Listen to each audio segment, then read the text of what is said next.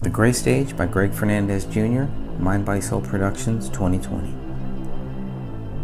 United States Army veteran and Minnesota filmmaker David Crowley was accused of murdering his wife and daughter before taking his own life in December of 2014. The Apple Valley Police Department suspects the bodies were inside the Minnesota home for 3 weeks after they were found by neighbors on January 17, 2015. Within 24 hours of finding the bodies, authorities assumed this was a double murder-suicide. The culprit was deceased, and the public was not in any danger. Hey everyone, you are listening to the Gray Stage podcast. I really appreciate all of your support and your help. I wanted to remind you that if you haven't heard of Anchor.fm, it's a great, easy way to make a podcast. First of all, it's free. There's creation tools that allow you to record and edit your podcast right from your phone or computer. Anchor will distribute your podcast for you so it can be heard on Spotify, Apple Podcasts, and many more places. I love it. You can make money from your podcast with no minimum listenership. It's everything you need to make a podcast all in one place. So if you're thinking about making a podcast, go to Anchor.fm and check it out right now. Now back to the show. On the day the bodies were found, authorities did not see a bullet hole in the living room ceiling or a bullet in the living room carpet. These were two of the most important items in this case, as they were tied to David Crowley and his daughter. It was only after investigators were told of their existence that they returned to the crime scene on 2 separate occasions and retrieved the 2 spent rounds. What did authorities find in the Crowley house that proved David Crowley murdered his wife and daughter and then killed himself? Without a motive, and with the absence of guilt, the case was closed with the status of exceptionally clear. If David is truly guilty of this crime, then authorities should be forced to prove their theory. The Gray Stage exists solely because of the official conclusion as stated on page 92 of the Apple Valley Police Reports PDF. With the conclusion of the review of digital devices, Detective Brian Bone reported on October 7, 2015, there is no other information available for further investigation. Throughout this investigation, the AVPD has not discovered any information or evidence that shows anybody but David Crowley is the perpetrator of these crimes, including the killing of his wife, child, and himself. This book, The Gray Stage, is a direct response to the allegations against David Crowley. Due to the lack of evidence against David, I felt it necessary to write this book. One of the reasons I decided to write The Gray Stage was to help convince the Apple Valley Police Department to reopen case number 1500303. Either the Apple Valley Police Department should be forced to prove David Crowley guilty or they should admit the case is unsolved. Because the official investigation failed to prove David Crowley guilty, I can only assume he is not. What other conclusion could I possibly reach under the current circumstances? My name is Dan Hennon. I live 30 minutes away from the Crowley family crime scene in Minnesota. I am the creator of the Facebook group called Justice for David Crowley and Family. I created this group on January 19, 2015, a day I'll never forget. Almost 5 years later, we have roughly 2,800 members. And my closest ally in the search for the truth is Greg Fernandez Jr. Although Greg lives in California, and like me, has no connection to this case, he has been drawn to the bizarre nature of this case. On a personal trip to California in 2016 to conduct interviews relating to the Philip Marshall family murder case in Calaveras County, I was able to meet Greg personally, as we are researchers in that case as well. I was struck by the similarities of these 2 horrible cases. As Greg and I are both Christians, I'm grateful that our paths crossed. We conduct faith-based research on several unsolved crimes. I consider Greg a brother and feel honored that he asked me to write the foreword to this book. As an accountant by trade, my focus is on banking transactions and anomalies that come into play relating to means, motive, and opportunity of a crime. Who benefits? Why was the crime committed? My attention to detail is something I take pride in. I'm continually amazed with Greg's tenacity to dig deeper and find the real deep details. He asks the hard questions and is persistent. Greg's attention to detail is something he's been blessed with and is a very important skill that makes this book stand out, in my opinion. The chapters Suspicious Activity, Chapter 9, and 21 Questions for Detective Gummert, Chapter 11, are very interesting. The chapter Suspicious Activity is extremely significant, and to this day is the number one area where the law enforcement investigation fell short. The lack of follow-up on essential details was stunning. The fact that friends were in the Crowley home prior to the professional cleaning being completed is nothing short of astounding. Once the investigation ended, Greg summarized the remaining questions regarding the case that weren't answered in the police report. Greg's relationship with the lead investigator, Detective James Gummert, allowed these questions to be forwarded to the Apple Valley Police Department to be answered personally by Mr. Gummert. He took the time to answer the 21 questions, and that was appreciated by both of us. Regardless if we agree or disagree with the findings/conclusion, we were able to have a cordial, respectful dialogue with the AVPD.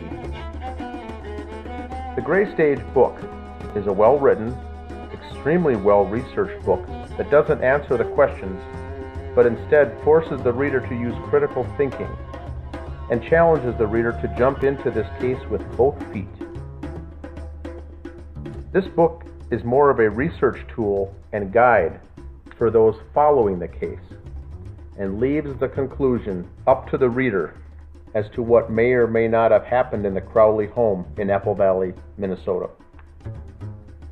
Greg's straightforward approach and writing style make this a quick read and one that could be accessed again and again during the reader's research.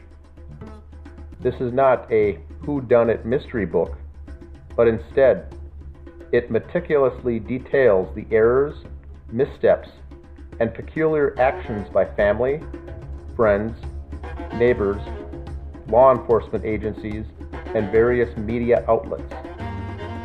Greg is careful not to point fingers, but accurately provides evidence why certain concerns are valid in a polite, respectful way.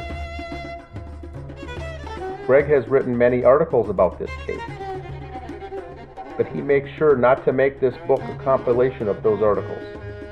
After poring over lab reports, ballistic reports, DNA analysis, and investigators' handwritten notes, Greg can pull tiny nuggets of useful information into the broader picture. Greg has appeared in numerous internet podcasts and radio shows relating to this case, and he and I are both interviewed and appear in the Netflix documentary A Gray State, produced by Eric Nelson. This book is a one-stop shop for all questions surrounding the case. The reason this case stands out is simple. It isn't a case that took place in the past, but a case that took place in real time on social media that evolved during and after the actual investigation was completed. This group uncovered Facebook posts on David Crowley's personal page that were hidden or removed after the bodies were found. We've tracked the dishonesty that family and friends were caught in the aftermath of this, and have exposed inconsistencies in witness statements provided to police. Our ongoing investigation continues to this day that involves dozens of talented citizen investigators on various media platforms that could lead one day to the actual solving of this crime. Much has been done to get this story into the hands and minds of the general public, but to date, there hasn't been traction on a case that we feel is exceedingly important. Getting a book like this published is crucial to raising the awareness of this case. Greg wants the readers to share this material and the book itself with others. This book is not intended to collect dust on your bookshelf, but instead be a resource that can be utilized, marked up, and sections highlighted to use along your journey to find justice for David Komel and Rania Crowley. The index to this book alone is 10 pages and provides the sources for each piece of information provided in the book. The title, The Gray Stage, is a well thought out name for this book. The evidence overwhelmingly shows that multiple rooms in the Crowley house were staged following this triple homicide. The living room, office, bedroom, and bathroom show that pre-planning and care was taken to confuse and throw off detectives in this case. Crime scene staging is a physical manifestation of a person's imagination for how things should appear when trying to turn a murder case into a legitimate death scene, says criminologist and death investigation consultant Laura G. Tetler, who is also vice president of the American Investigative Society of Cold Cases. Although it is not clear who committed the crimes in that home, we do know that the scene was in fact overstaged. A mistake often made by amateur criminals, and this should have been picked up by seasoned investigators. Examples include leaving the marijuana on the bedroom dresser, leaving the Quran opened up on the living room floor, writing the Islamic words in English on the wall in blood, leaving an alleged suicide note typed on a computer with no signature, playing a 53-song playlist, playing on David's laptop in a loop in the background, using hollow point bullets for a suicide, removing the dog dish water and water bowls from the home, leaving the rear slider to the patio unlocked and slightly ajar in winter, and finally, taking body parts from the scene, resulting in some to believe that the dog ate them, was all far too much for one to consider plausible. I personally believe the ugly truth will come out one day regarding what really happened to this family, and this book is a big step in that direction. I thank you for reading The Gray Stage and urge each one of you to get this book into the hands of at least one other person. Dan Hennon, October 2019. Hello and welcome. This is The Gray Stage new book written by Greg Fernandez Jr. It's a book, first of its kind, on the Crowley case in Minnesota. Today we're joined on the podcast by Stephanie, Sophia, Greg, and myself, Dan Hennon. We'll be going over the book in sequential order, in chronological order here. And tonight's episode is basically going to be chapter 1. We'll go through it in sequence and see where it leads us here with information and notable items here going through this book that we'll find interesting. Stephanie, do you want to go ahead? According to Apple Valley Police reports, the last time anyone saw David Crowley alive was on Christmas Eve of 2014. Between 6 p.m. and 9 p.m., a neighbor across the street told authorities he and David looked at each other through their window. The neighbor, Brett Millay, did not see any activity at the Crowley house afterwards. Brett was going to close the blinds on the front of his residence, Detective Tommy Booth wrote in his report. When he looked out of the front window and saw David standing in the front window of David's residence, he said that they looked at each other and then Brett closed his shade while David had turned and walked away. Mr. Millay did not notice the Christmas presents on the front steps of the Crowley home until the day the bodies were found. Millay and his wife did not socialize with the Crowley family, but would exchange polite waves. A few days after speaking with Brett Millay and his wife, Officer Tara Becker reported, "I attempted contact at 1048 Ramsdale Drive to follow up with the Millays, but they were no longer at the residence." When I was reading all of this stuff, it makes it seem like Brett lives directly across the street from David. That's right? what I thought reading it, if he could see right across to the front window to see him standing there. But it's totally off, and Brett's windows are really small, too. And this is supposed to happen between 6 p.m. and 9 p.m. on Christmas Eve. And this is Dan.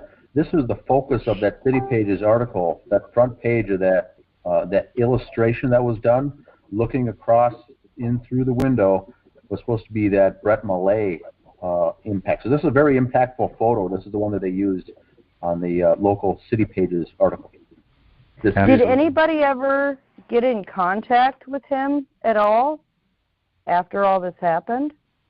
I talked to Brett Millay instant message a couple times, and I think I was on the phone once, but that was it. Then he didn't return any other calls after that. Yeah, he was interested in speaking, and then that was it. Then next thing I know, I tried to contact him, and it said that on Messenger, this person's no longer available. That's weird. So you just deleted his Facebook or blocked you right after he said he would talk? Yeah, deleted or blocked or something, and it got back to the question that we were looking at back at the time was when the officer says that Millays were no longer at that residence, and we were wondering if they moved, if they left, what happened, and he had clarified that they put the home up for sale. It didn't sell, and they ended up taking it off the market, and they stayed there and then ended up selling it a year or two later. But the question was, after a triple homicide like this, they were quickly, we thought, did they move out that fast? And he said, that wasn't the case. We had previously planned to put our house up for sale, but it was Tara Becker's statement that was strange because it said we tried to follow up that they were no longer at the residence. And then some people interpreted that they just weren't home. They were busy shopping that day, or they were out at a movie. What does that mean? They weren't at they were no longer at the residence. So I think what really drove the question was her verbiage that she used in the police report. If they're no longer at the residence, that means they're not coming back. That's the way that I would interpret it. That's how I took it too, and a lot of people on the group says, no, they maybe they stepped out for the night. And I said, well, she wouldn't have specifically used that phrase that they're no longer at the residence. Right. It also leads us to believe that the detectives never followed up saying, oh, they moved, they're gone, and we'll go on and get key witness statements from the next neighbors. We'll skip over these guys. So it raised questions on two fronts. Why did she use the phrase, and why didn't they follow up? Even if they did move, they still should have followed up to get information about this case. And Tara Becker made it sound like we're done. We checked that off the list. We'll go on to the next neighbor. So that was very odd. And I do like the way, by the way, Greg, you started this book. Those 3 or 4 paragraphs right there are very, very, a very good introductory to bring the reader in to the story, because it's very odd. I do like that intro though. Thank you. Because he's the last one. He's the last one that ever sees David, or that claims to have.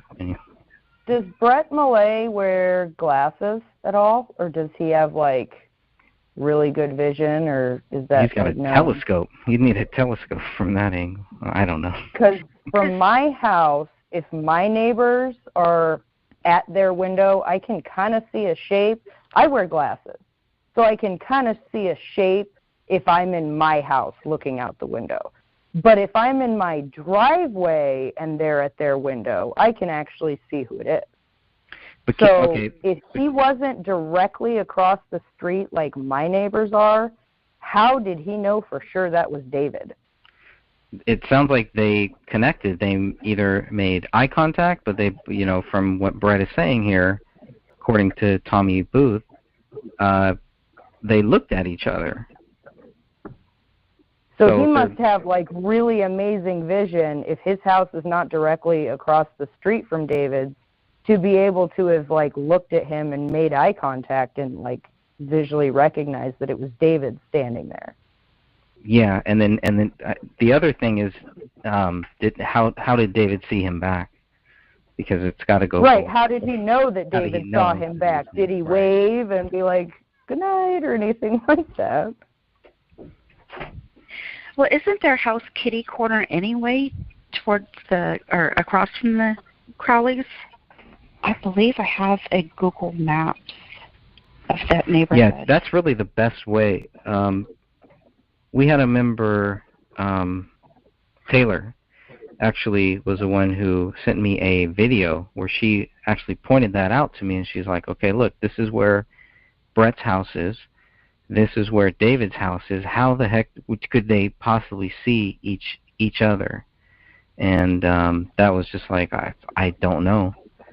That's what I'm thinking, because if I'm looking at my neighbor's house that's kind of kitty corner to my windows, I can't see who the person actually is, much less look at their eyes to see and recognize who they are. I can see a shadow. That's odd that he was able to. Maybe it's not odd. Maybe he's got like really good eyesight to see that far. I don't know. And it's too bad he just never clarified. Right. That's really too bad. I think what he saw, that would be interesting to hear. I think what he saw was an adult male across the in the window, and it wasn't that clear like it made it sound. So it's the whole entire comment is very suspect. I think personally, my opinion, it's kind of half right and it's kind of half wrong. It's partially right. It's not the direct view that he saw David standing there and they made eye contact. I think it was kind of kitty corner and he saw someone standing there, that it obviously wasn't a child or a woman, so he assumed it was David. I think he saw someone else, though. Well, that's so dangerous, though, in a case like this, to assume anything. Correct, exactly. Assuming is what happened, like that's where mistakes are made, when you assume things. Well, that's what I could assume that, the police department hid this and said David did it. That doesn't mean it's true. The investigators should have drilled in farther onto that question with Brett Millay to say, did you see a figure of a man or did you see David? And if you saw David, how would you know that? If you were to get him on, if this was a court case and you get Brett Millay on the stand, the defense would rip him apart, because how could he safely conclude that it was David Crowley? Because there's so much. Right. They would look at how far away the houses are and what his vision is like. They would be like, well, listen, if I was standing at my neighbor's house, I couldn't see exactly who it was unless all the lights were on. And, I've got 20/20 vision, if not better than that. Yeah, so that it reminds me of my cousin Vinny. that part in My Cousin Vinny where the neighbor is supposedly looking out her window while making grits or something like that, and could see the getaway vehicle, but then it turned out that they were basically blind and making the story up. I'm sorry. It just reminds me of that. There's hundreds of neighbors around serious crimes that, they'll call and report that they saw something just to get some kind of attention. It doesn't mean that they actually saw that, which is why the police are supposed to do follow-ups to make sure that what is being said is the truth. That's their job. That's what I think of when I picture what an investigation is, right? Mm-hmm. You know, so how come there's like this? This is where one of the dots stops. It doesn't connect to anything else because they didn't follow up with him. He just moved. Did they never want to find out for sure if it was David they saw, to find out, like, you know, a 100% sure date of death or something like that?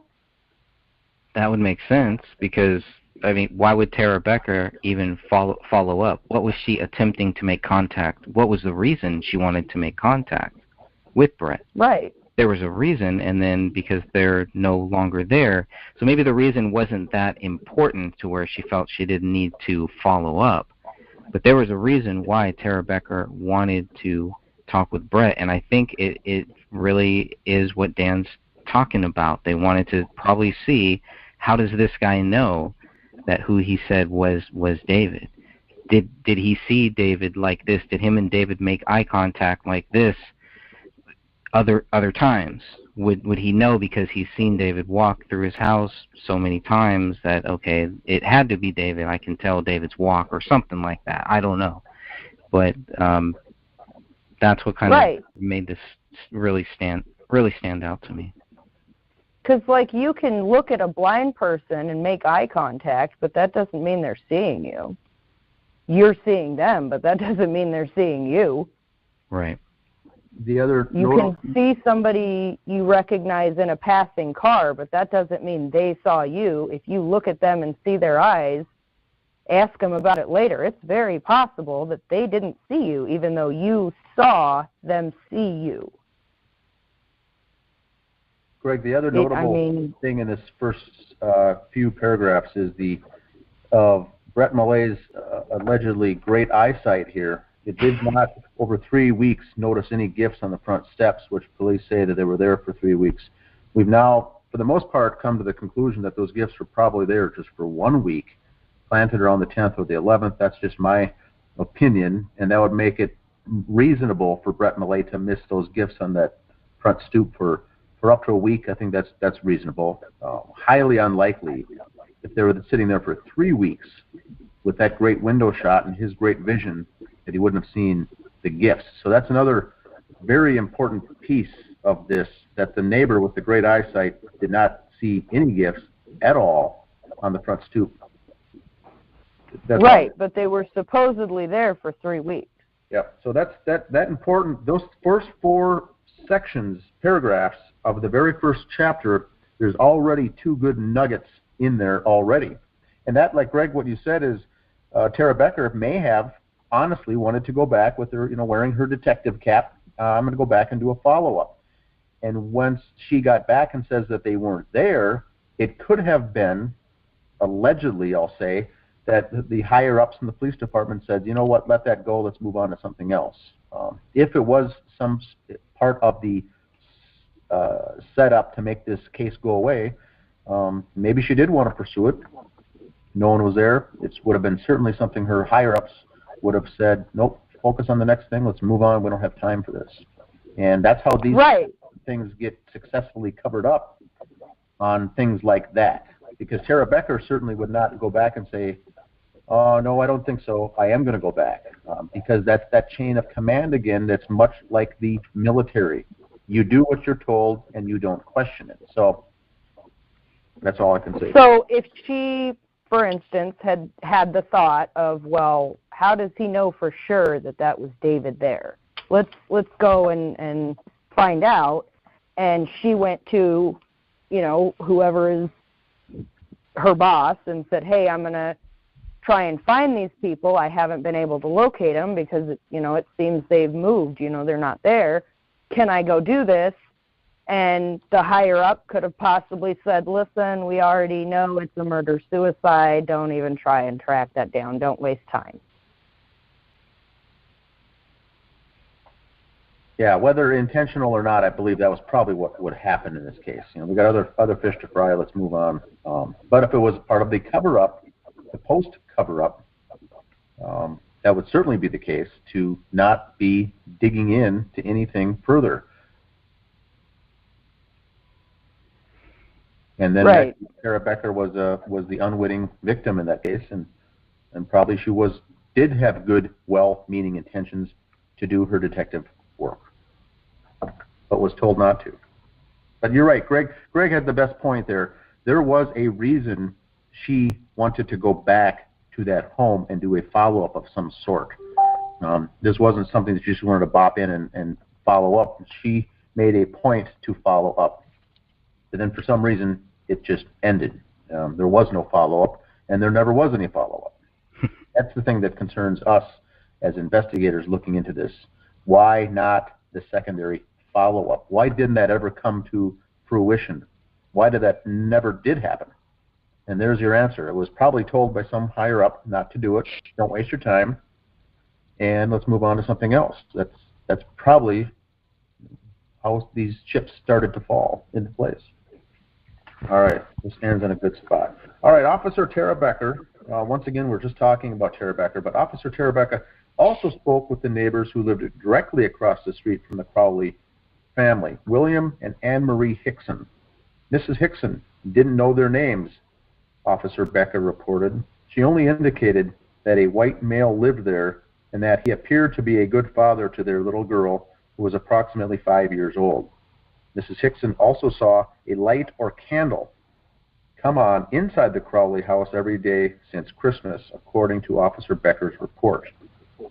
Teresa Shepard lived behind David Crowley on Lowell Drive. According to her interview with Detective Brian Bone, Shepard was out of town until December 23rd, 2014. Unlike Mrs. Hickson, Shepard did not see any lights on at the Crowley home and wondered if they were on vacation. Shortly after Shepard arrived home, Detective Bone reported she noticed that the rear sliding patio door was standing partially open. She said from her vantage point, she could not say if this was the patio door or the screen door that was standing open, but she could see a door was ajar at the rear patio door area. Shepard did not hear or see anything else unusual at the Crowley residence. At the end of his report, Detective Bone noted, quote, Shepard did not call the police about the door that she had seen ajar. You have this other neighbor who sees this light or this candle, but Brett doesn't talk about a light or a candle or anything like that. So maybe that was another reason why Tara Becker wanted to follow up, because maybe to ask about this light. What is this light? Because what lights were on there? What lights were on in this house? Just the one kitchen light. That's what I was wondering, is what light she could have been talking about. Because if it was a candle or a light, would she have been able to see it on during the day if it was just left on? I agree. Did we notice anything in the crime scene photos that would have been on a timer? That's I also, didn't, yeah. That was one of that was one of the good theories, was that maybe there was some timer. Maybe those Christmas lights that we see strung behind the back, maybe they were on some type of a timer. That would. And I also have an issue with the whole door being ajar, because it was slightly cracked open, 1/4 of an inch, supposedly, from what the police reports say. How would she be able to see that from her window? Well, now it was. That's Shepard. That's a different person. That's Teresa Shepard, who lived behind David. My thing with this is, Detective Bone noted Shepard did not call the police about the door she had seen ajar. If she didn't know anything was going on over there, why would she be suspicious that their door's open? So here's what I think. If she didn't hear anything and there was no, like, serious signs that something was wrong over there, why would she call the police when her neighbors had their door open? That'd be like calling the police on your neighbor for their car not being in their driveway. Yeah, these are some good points. I'm going to circle back and finish up with the Hickson item, okay. And I don't know, Greg, if you have anything more with Hickson either, but here's what I see in the Hickson. One is important for what we see in the notes, and the other thing that's even probably more important is what isn't mentioned from Miss Hickson. Number one, what isn't mentioned, her view is directly across the street. It leads us to believe it's actually a better view than Brett Millay. Hickson doesn't mention anything about gifts for 3 weeks being on the front stoop. I think that's the big thing that's missing from Hickson. And then the other thing she says is that light or the candle, and I agree with Stephanie, it could have been something that's on all day long. She just wouldn't have seen it during the day because the sun is out. And she would have seen it, of course, every night when the sun goes down. That could be easily explained away as something on a timer as well. So I don't know what that relates to. Hickson's account really doesn't give us anything. Now the Shepherd, if we can move on to the Shepherd, the house behind, I think this is where we get some good information. We get the first instance of a sliding door that's ajar on the patio. Now when we know that the officers first appeared on the scene, the back rear slider was slightly ajar. We're talking a quarter of an inch, something very, very small. Shepherd's account says that the door, whether it was the glass patio door or the screen door, one of those or both of those was open from her house, which means it was a lot larger than a quarter of an inch. She wouldn't have taken note of something being just open a quarter inch. I'm thinking this was 6-7 inches open or something, would have been noticeable from the neighbor's house. That's pretty right. It would have had to be open at least enough for somebody to fit through it or an animal to fit through it for her to be able to see it from her house. Yep, and she didn't notice anything unusual, and she didn't call, and that would make sense. I don't think I would call if I saw a neighbor's door open a few inches or something either. So, but right, like if it was a couple days open, she probably would have thought it was weird. Yes. But if it was just open one day and then closed the next, she wouldn't have thought it was weird, which is why she wouldn't have called the police. Yeah, they hadn't been there.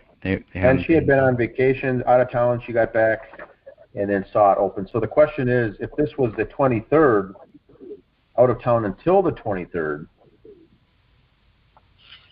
and then shortly after she arrived home, that door was open at one point. So then the question is, was it when the Crowleys were still alive, or was it after that someone was opening and closing that door? So the timing here hurts us because we can't narrow down.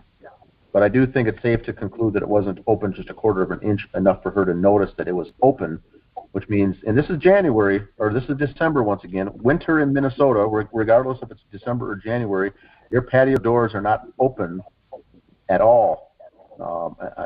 I yell at everybody who leaves the door open in my house. That's heat getting out. So I don't know why anybody, even if it's not like down below freezing, if it is still like a spring warm day in January, I'm still not leaving my doors open. They had a dog. I have cats, so I mean, not only that, but again, that's heat leaving the house. So, I mean, you might leave it open for a couple of seconds, but then you're going to close it. If somebody was going in and out of there, they would have closed it, and maybe not closed it all the way. And wasn't it broken or something, like the latch on it? It's not in police reports. I think that would have been mentioned if it was. It's only been mentioned by the friends saying that it was broken, and everybody who knew David and Kamel knew that the back door was broken. I think that's quite interesting that it's not mentioned that it's broken in the police reports, but all of the friends say it was common knowledge.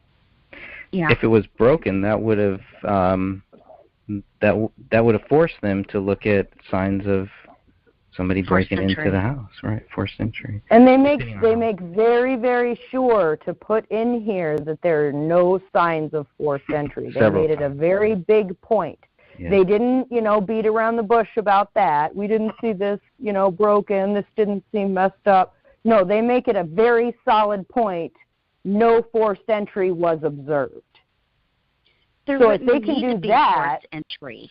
Right. So the door was open. So why would you need to have any forced entry?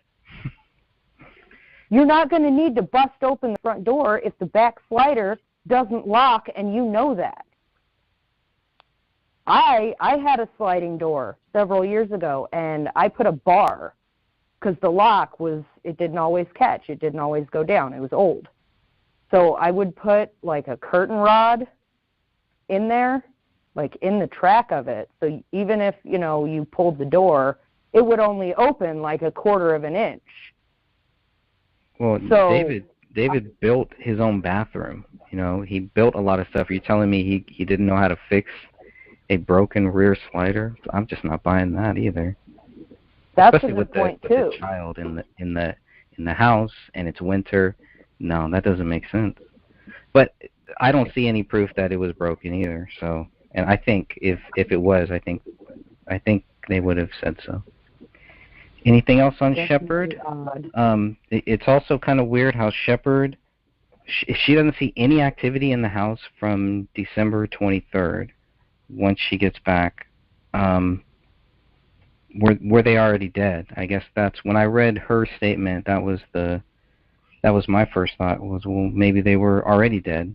But then you see Brett, who sees David on the following day. So, but and then see, like Christmas, nobody. That's what leads into the theory that they were taken out of the house or they were being tortured, because none of the neighbors noted any activity at weird random times that don't match up with how long the bodies had been decomposed for. Right. Nobody's saying, okay, we know, this is when we last were the family was gone from this time. Everybody just thought that they were gone for Christmas. What was the date that everybody was last seen? It was December 19th when they picked up their daughter, right? Mm-hmm. That's pretty much from the school. Yeah, from the school. Maybe I'm getting ahead of myself with that there, but anything else on Shepard? Just to clarify that Shepard didn't see anything unusual at the house. It doesn't say that she didn't see any activity at the house. She just said unusual. So that could be taken a variety of ways. And because they're behind the house, Shepard seeing the gifts would not come into play here. I see. Right.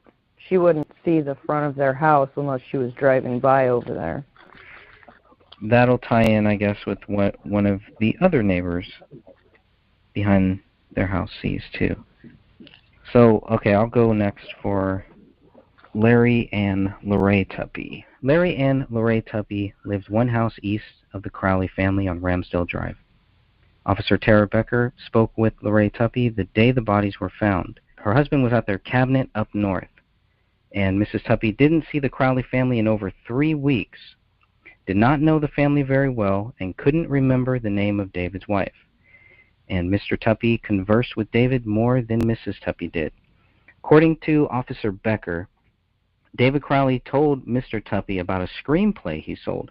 Tuppy stated that she knew David to be somewhat of an artist, wrote Becker, in that he was doing some work with screenplays and films, and had told her husband that he had sold a screenplay and was working with some lawyers, and that it had something to do with guns and gun control and or possibly the gun industry.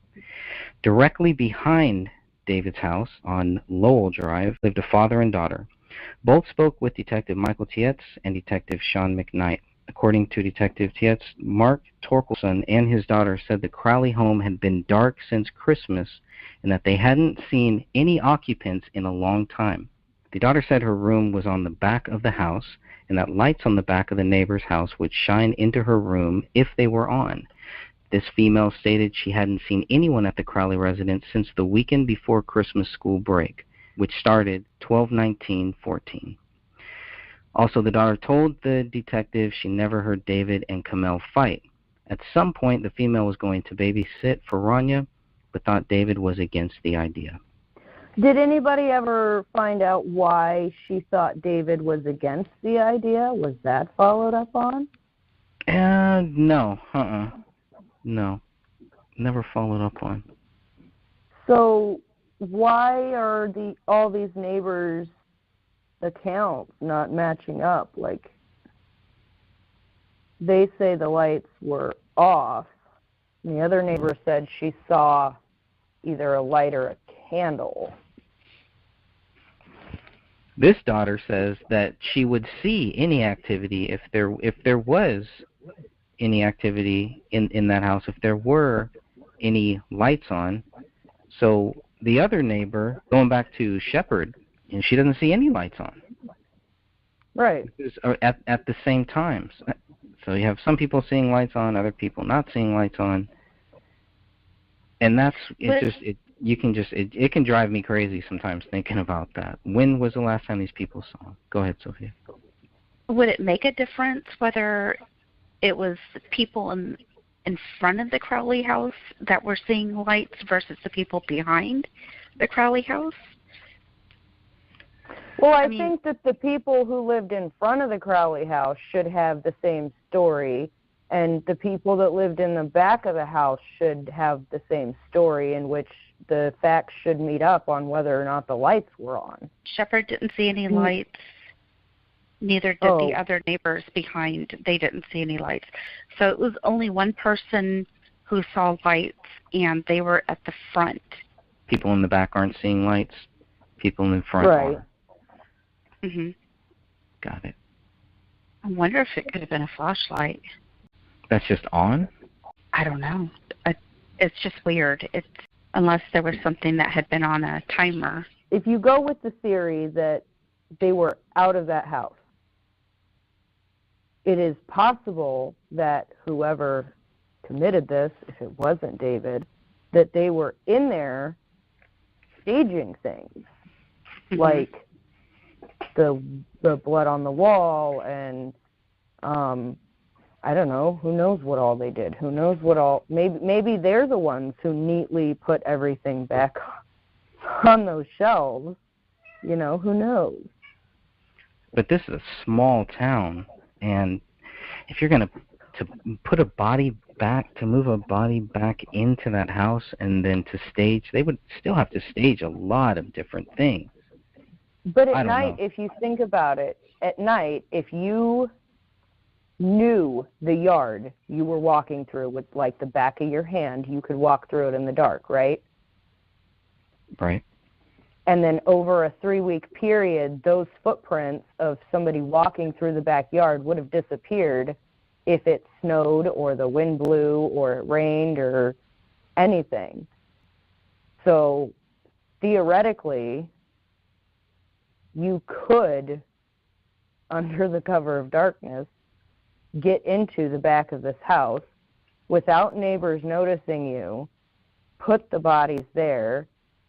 Before you put the bodies there, go in there and, like, stage things, and maybe that's the light that they saw, and then, you know, go and draw open the blinds and call Dan up and say, hey, come on, let's put those presents there. Nobody's found them yet. Or however it was done, you know, because this is theoretical. We can't find the proof yet. We're trying. That's the whole point. You could almost write a whole book of just questions on this. You'd go crazy. Oh, yeah. But yeah, you could. 500 pages of 500 questions. Question each page. Just on questions while you're reading this. You know, start at the front of a notebook and don't stop till you get to the end of this book. I mean, just questions, not facts, not anything. Just questions you come up with. They'll add up. And I bet you'd have more questions than any of these detectives asked, or at least that we're seeing the proof that they asked. The other thing with the Tupis family, there's one thing that's interesting once again, and one thing that's interesting that's not mentioned again. They're the next door neighbors. Neither the husband or the wife have seen gifts at all. Not mentioned. And the husband, Larry, makes a very fine observation here, which turns out, after the information that we know now is true, very fine information says that David Crowley sold a screenplay. We know that now to be fact. He did.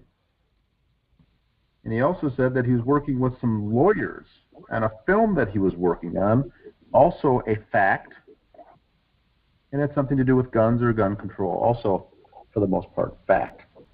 So, Mr. Larry, kudos to him, 100% spot on. So David was telling him honest-to-goodness things that was going on that even the Gray State Project guys weren't even aware of, that he had sold the script and was working with lawyers and moving forward with a contract. That's huge. How was this like how did it get brought up? Like between him and David is what I would ask. Don't like know. That's not something that, you know, if you've got a relationship with a neighbor where you just wave, that you'd be telling them, yeah, I'm Correct. working with lawyers and I sold a screenplay. You know, if it's just a neighbor that you don't really know any personal information about, why would you give that much personal information? I don't know why, but the fact of the matter is that he did. So Right. that's all we need to look at, I think. Yep. That's, He did. And it shows right there that, I mean,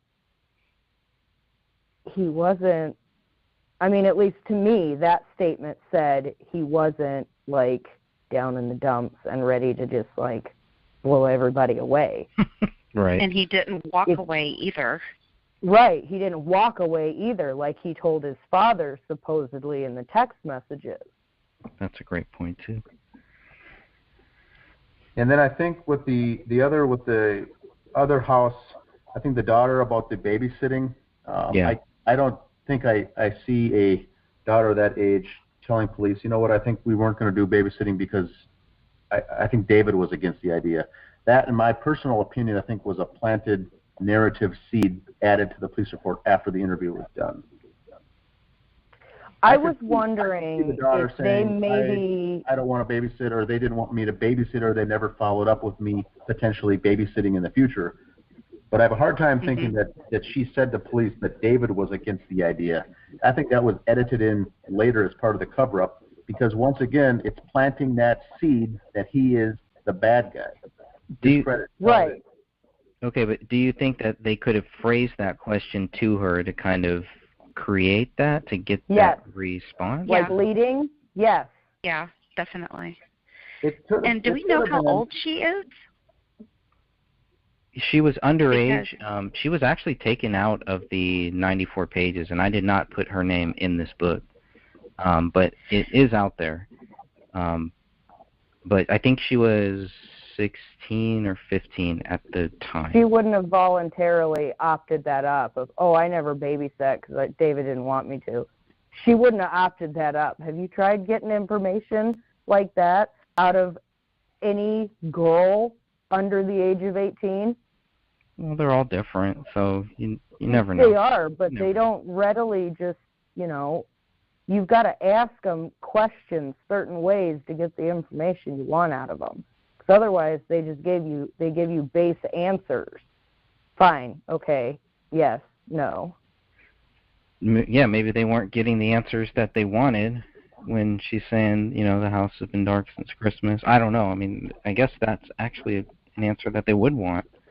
So, they could have said, like if she said, well, I was supposed to babysit one time, but it fell through, they could have said, well, why do you think it fell through? Do you think, like, you know, it was something against you, or like what was the situation? You know, plans changed or whatever. That way that idea is there for her to say, well, I think maybe it was more of a David didn't want me to, so it just never happened. That could have happened. yeah, her big statement for me is when she says that she hasn't seen anybody in the house since December 19th, which is the same day that anybody has ever seen David, or any of them. Yeah. It's an interesting date. So I don't know. I never thought about the fact they could be leading. And is she the only one who said that? Yeah. Yeah. But even to babysit, even for it to be a consideration, wouldn't you think there is a relationship there, right? I mean, somewhat of a good one to even think, oh, well, maybe we could have this person do it. Or do you think I've never asked my neighbors to babysit my kids. I always ask somebody I know, like intimately, that they're a good kid. Yeah. And we don't have teenagers babysit our toddler. It's adults that babysit. Where I live, you can actually go and take classes and get certified, like in CPR and whatnot. To be, you've got to be at least 14, but you can actually legally be a babysitter with that card. But I can tell you right now, we won't allow anybody under the age of 18 to watch our 3-year-old. Oh, I don't blame you there. Yeah. I'm very leery about leaving anybody with my kids because they're monsters. But how about a 5-year-old? Not a 5-year-old? No, not even a 5-year-old. No. I wouldn't. My 5-year-old, I would not leave with my next-door neighbor's kid. I wouldn't do it if I didn't know them intimately, if we hadn't, like, been around them to see that they're a good influence to be around a 5-year-old. Well, let's see. Unless you have anything else on this. I've got one last comment, Greg. The comments, and the ladies can maybe help me out on this one. The babysitter girl, this is the young girl now, said that she doesn't remember seeing anyone at the Crowley house since, quote, the weekend before Christmas school break. She was interviewed here probably January 19th, I'm guessing, 18th. Hasn't seen him since December 19th. That's a month. I think if you were a teenage girl, when's the last time you saw someone at the neighbor's house? I think the answer would be, I haven't seen someone over there in a week or two. Heck, maybe it was 3 weeks. But to say, since the weekend before Christmas break, that seems to be either something that quite specific. Once again, just to plant that seed, that I don't see a teenage girl saying, since the weekend before Christmas break, the 19th of December. That's something that happened a month ago. And a teenage, they probably, they're not thinking too much, probably forgot what they did the week before at that age. Boys and girls.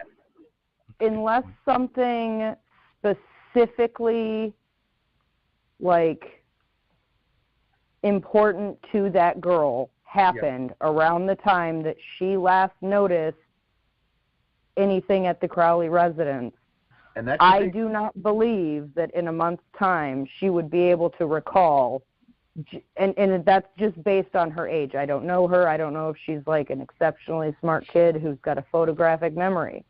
We don't know.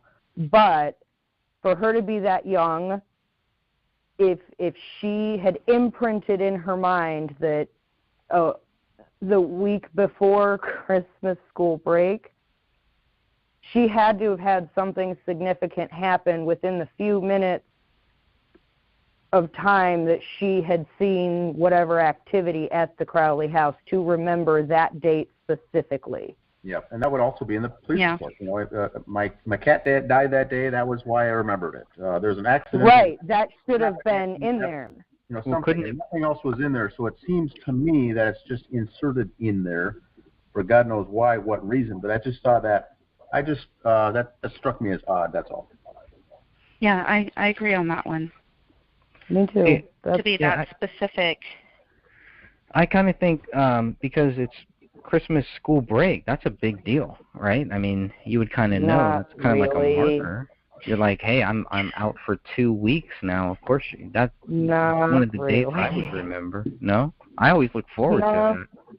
It was always a Friday. Well, this was a Friday. I agree she would look forward to it. The teenage daughter would. Yeah. But would that tie directly into when she last saw some activity in the neighbor's home in the backyard? Oh, I see. Right. I'm just saying from that, it doesn't correlate. What's the correlation there? If somebody was to ask you, Greg, where were you April 7th, 1997? Right. Would you remember? No. Like right off the top of your No. Nobody would. They'd have to sit and think about it. Correct. So think about a month ago. Right. But a month ago from date, today.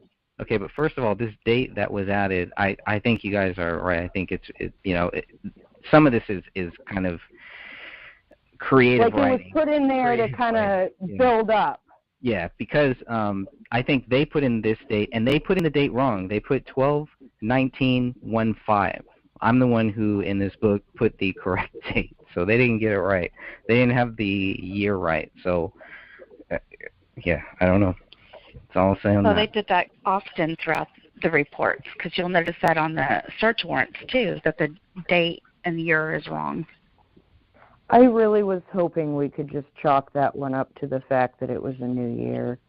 But the more you look at how many times they got it wrong, you really have to wonder if it is, in fact, just a coincidence.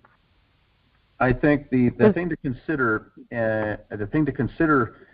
in going through this book that Greg wrote is the creative writing in all these lines here, because we do know to some extent the Apple Valley Police Department at some level was involved in this cover up. Was it right away though, or was it after? And so I think when Tara Becker and Detective Teets went door to door and started doing these witness interviews and talking, it probably started off very innocently enough, and they were asking honest questions. But when it came time to write the report, by this time we're starting to see potentially some of these creative phrases being fluffed up in the police report. And so that's what I'm talking about here. I don't know if they were having necessarily leading questions for this babysitter to get certain answers out, and that would be good, because that would be placing these detectives on the street here, the guys, the low-level guys, involved in the cover-up.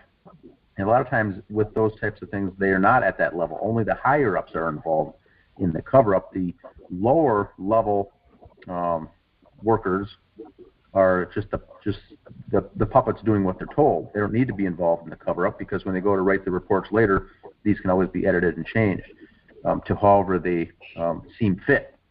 So that's just my opinion once again, but we do know that they were involved somehow in the cover-up because of the files that we received, the pictures, the various things that are not correct, the photographs, and we'll get into all that later. But we do know that they were involved at some point. All right. Not only that, but the moving and manipulating of the skull piece too, right there, while at the crime scene, they're doing it. I think it was possible. Sorry. No, I just think that the cover-up started almost immediately. Is it possible that Wish, as new to this as she was, she just really wanted to find something going door to door? So maybe she put an actual date in there just to have that information? I mean, it's plausible. It's possible. I mean, I don't want to ever accuse somebody of that, but, being so new, I mean, I've been pulled over, and given tickets by really young cops that, they're just graduated. This is like their first ride along where somebody gets pulled over and they just want to find something, so they're jerks. They want to find something, so they're trying to make something appear, And it's not really that they're purposely trying to mess up an investigation. It's that they want some sort of recognition as them having a part in a big case, if it was to go there. Is that like not online with this woman, or is it known, or? Speculation, I think, right? So I don't know. I mean, that's just my question, my thought. Mm-hmm. I have no idea. I definitely wouldn't want to ruin this woman's reputation by saying that, because I don't know. Right. And that's why I try to stay away from the speculation, all that stuff, as much as possible, but you can't help it. And there's nothing wrong with playing these scenarios out and thinking about this stuff. I think it's sometimes people will just kind of hook onto one theory or hook onto one thing and kind of they won't let go to it. In this case, that's really hard. If you're going to do that in this case, it's going to be really hard to really grasp all of these different things that are happening, all these spider webs that are just kind of leading into different areas. And it's very easy to just kind of get lost in this case and then just, give up. There are a lot of cases where they end up finding that it was a staged scene because one detective didn't like what everybody else thought. So who's to say in this case all these cops didn't just say, "Oh, you think it's that? What about you? You think it's murder suicide? All right, yeah, let's go with that." Right. Yeah, and that's why we want to keep those doors open, because we don't know. We don't know if there are people out there in law enforcement that are trying to help us. We don't know if there are, people out there in law enforcement that are trying to help us or trying to do the right thing in this case, which is just to help us get the case reopened, to figure out a lot of these unanswered questions. And the biggest question is, what proves David Crowley guilty? And I think if we ever get to that point, we'll get our answer. So, Sophia, if you want to at least read the next 3 paragraphs, that would be great. Alan and Gina Olson also lived behind the Crowley residence on Lowell Drive. Detective Brian Bone first spoke with Gina Olson, who mentioned her husband heard 3 rapid-fired shots from somewhere outside of their residence.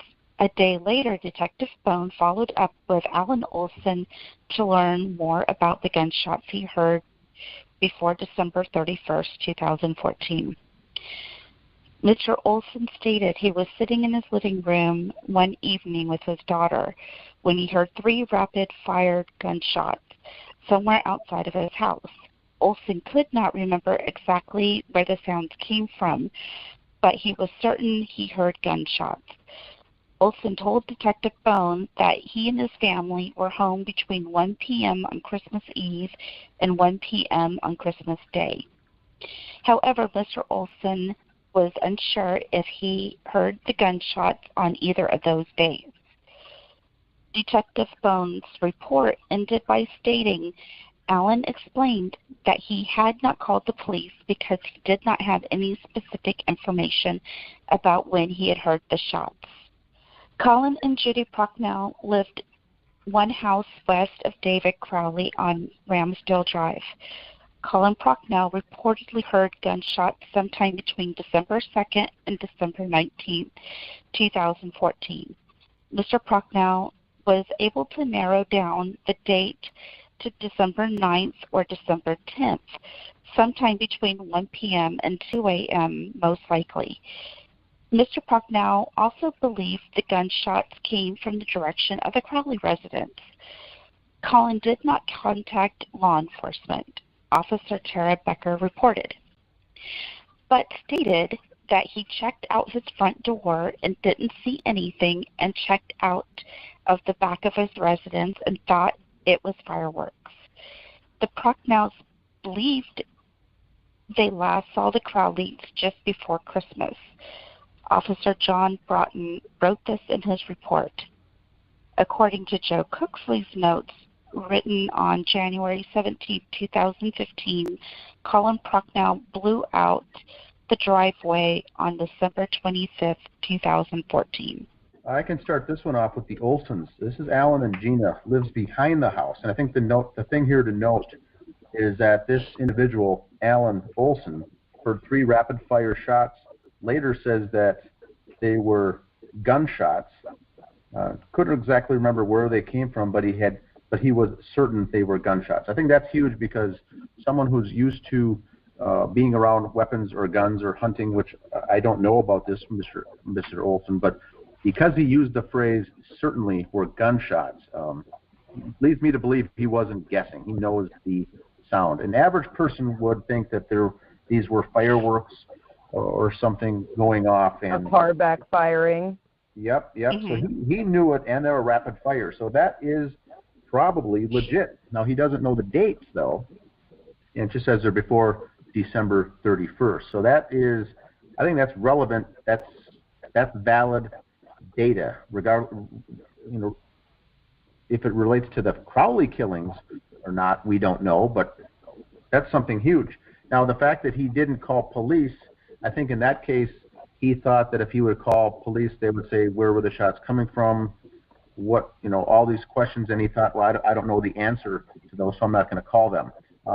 The difference with that is you would still potentially call police to report suspicious activity, gunshots going off, even if you can't locate what direction or answer any other questions to it. At least you could have something on record with police that gunshots were fired or heard in that neighborhood on that specific date. That would have been helpful if he would have called, even if he had no answers, just to get it on the record books that there was suspicious activity in the house.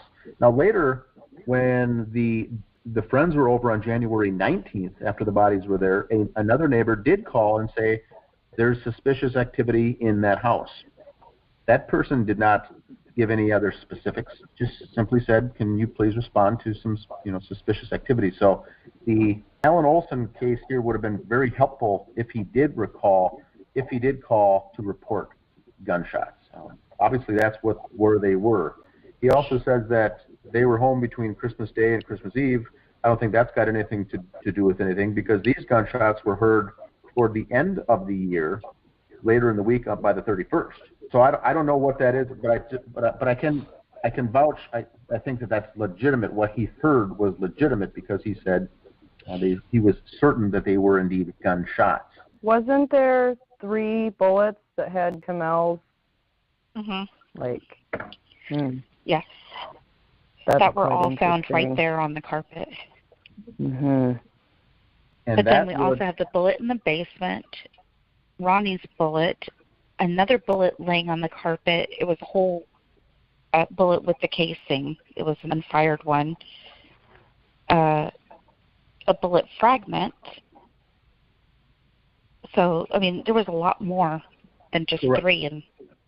Correct. And the point with this for Olson is, even though he's got it correct, if this does lead to 2 separate shootings, if this does relate to any involvement with the Crowleys, we know that at least 5 shots were fired, and so shootings took place at 2 different times. That would lead us to suspect, which doesn't really jive with the official story of everyone being shot once in a simple double homicide murder, double homicide suicide, with 3 nice right, because who's fired. To say that the first neighbor that heard the 3 rapid-fire shots, maybe he heard, the first set, and then the next neighbor later on heard the shots for, whoever, or the shot into the ceiling or the basement, or...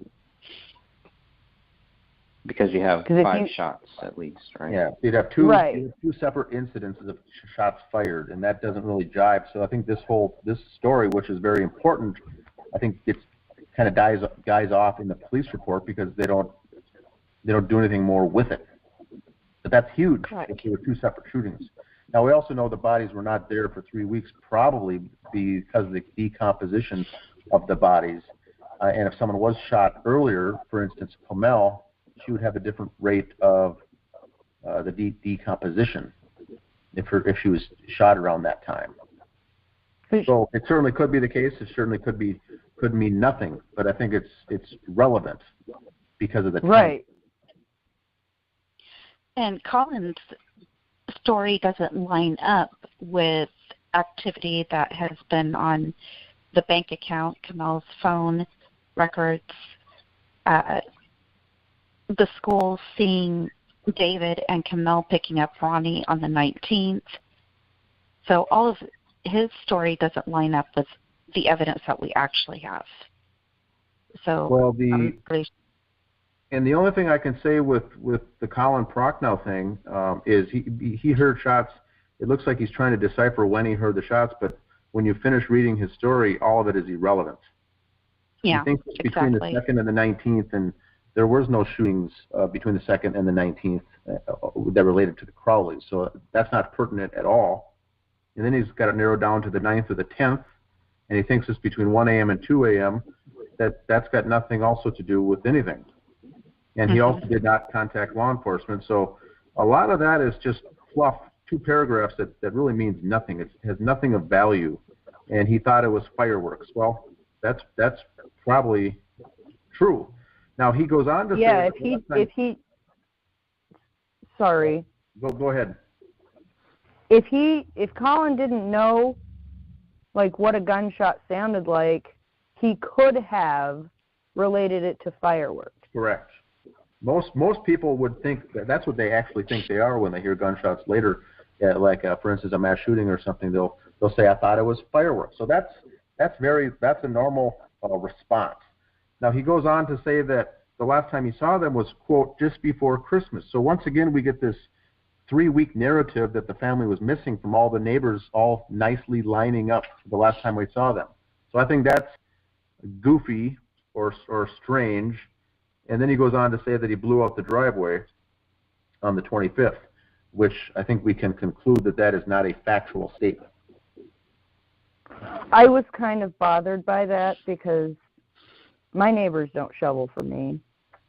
I've offered to shovel for my neighbors, and they give me dirty looks and tell me, no, I got it, thanks, in like a really terse tone. So if he is the type of neighbor that does that, I mean, more power to him. If that's what he did, that's really nice.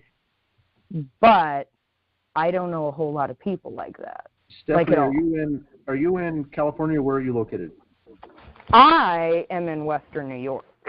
Okay. We've been having a lot of snow, and we have a plow that goes by on the streets and on the sidewalks, and everybody just pretty much does their own sidewalk and driveway. So there's a lot of folks following this case from other countries and also from the South here in the U.S., and we've had to go over this a couple times just to get the verbiage here as far as what it's like in winter in Minnesota. One is you use the phrase shoveling, and that is certainly something that we do here. That's something that happens with maybe less than an inch of snow, maybe an inch or 2 inches of snow, is shoveling the driveway, shoveling the sidewalk, those types of things. You don't get your snow blower or your snow thrower out unless there's 2 or 3 or 5 inches of snow from the night before. So, right. And if you're going to snow blow, if you have a snow blower, you're going to get the shovel out. And if you're going to shovel, you're not going to get the snow thrower out. You're going to use one or the other. Now, the records of the history in Apple Valley for those 3-week period of the weather forecast, the precipitation shows that there were some days that there was flurries and a light coating of snow that came down. Other days there was some rain, but there was no snowable, plowable snow in that 3-week period in the state of Minnesota at all. So then why was he blowing the driveway at all? He wasn't. So the question is, why did he insert that comment? Now, one thing you did. Now, Stephanie, you made a good, a relevant point that others, I think, take note here.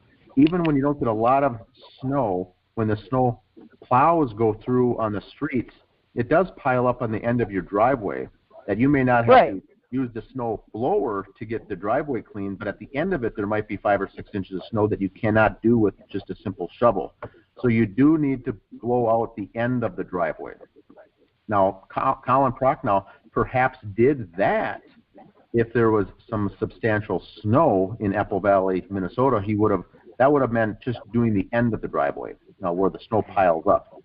But if there wasn't any significant snowfall or, it rained, you said there was rain even during that time? There was rain. You wouldn't really... There was 8/100 of an inch of rain and 3/100 of an inch of snow, and one other time there's 1/100 of an inch of snow. So there was none of those. So why was he? There's no way he would be blowing anything. Correct. Is he blowing water around? So Colin Prochnow did not blow anyone's driveway out on any of those days.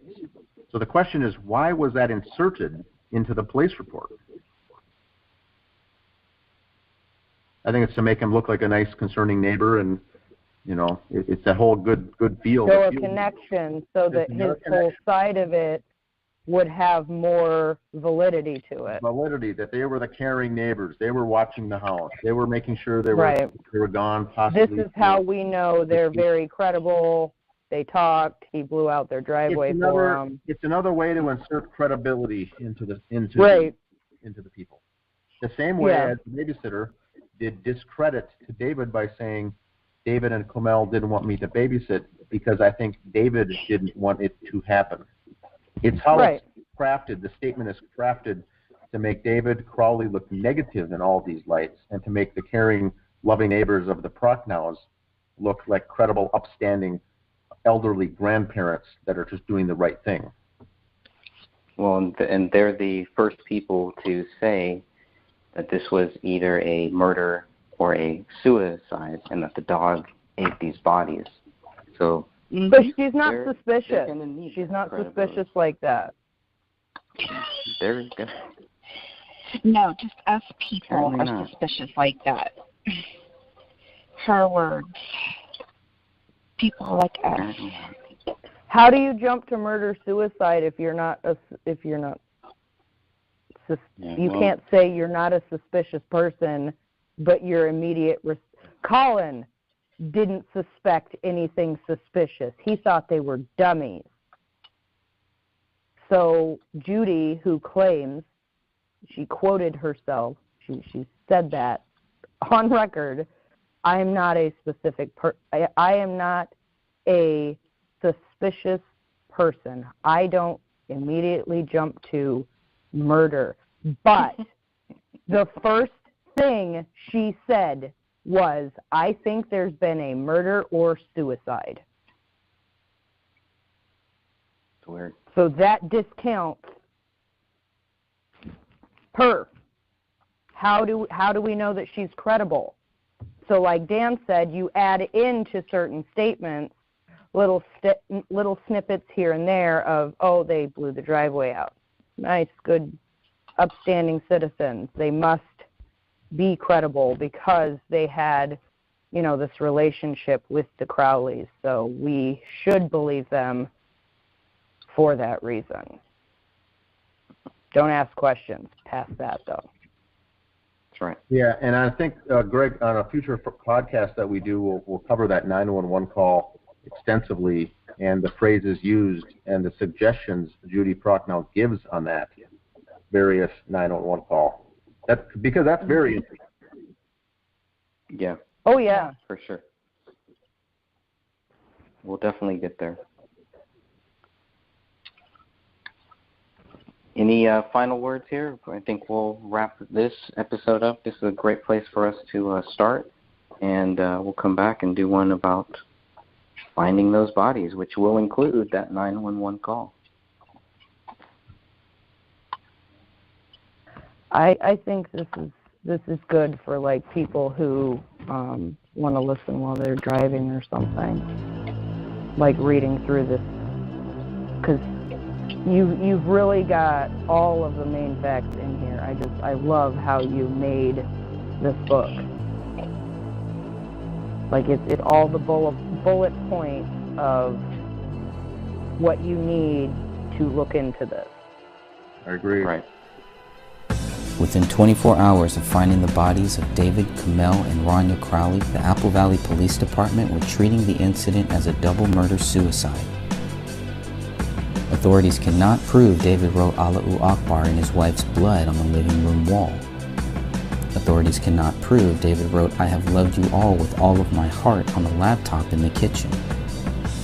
Authorities cannot prove David wrote Open the Rise most recent version Submit to Allah Now on a notepad in his office bedroom. Authorities cannot prove the dog trapped inside the house ate David's right hand, both of Kamel's hands, and their daughter's right arm, since dog feces tests were never conducted.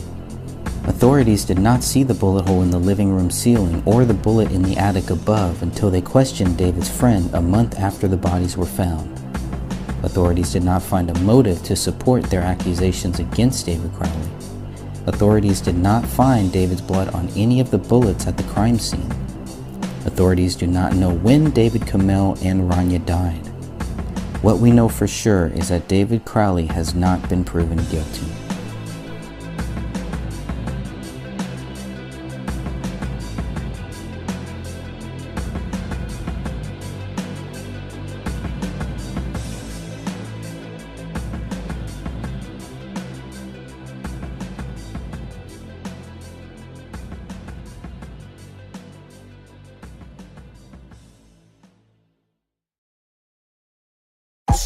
love getting prices that are lower than low on everything from fresh food to apparel, home goods, and even electronics? Then shop at Fred Meyer.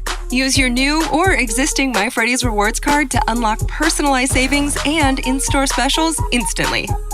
Now that's getting you prices that are lower than low. Fred Meyer, fresh for everyone. Flu season is just around the corner, and now you can get your flu shot right here for free.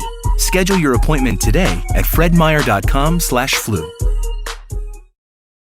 And now another edition of Obvious News from Geico. Obvious News! A study says that soft talkers do not make great radio personalities. We asked local librarian Steve Sage about this, and here's what he said. Honestly, I don't buy it. I think I make very captivating radio. Also in Obvious News, Geico makes it easy to save money and easy to manage your policy with the Geico app. So switching is a really smart decision. How does Steve feel about this? I love the Geico app. I use it all the time. That's Obvious News from Geico. Obvious News! The Gray Stage by Greg Fernandez Jr., Mind by Soul Productions, 2020. United States Army veteran and Minnesota filmmaker David Crowley was accused of murdering his wife and daughter before taking his own life in December of 2014.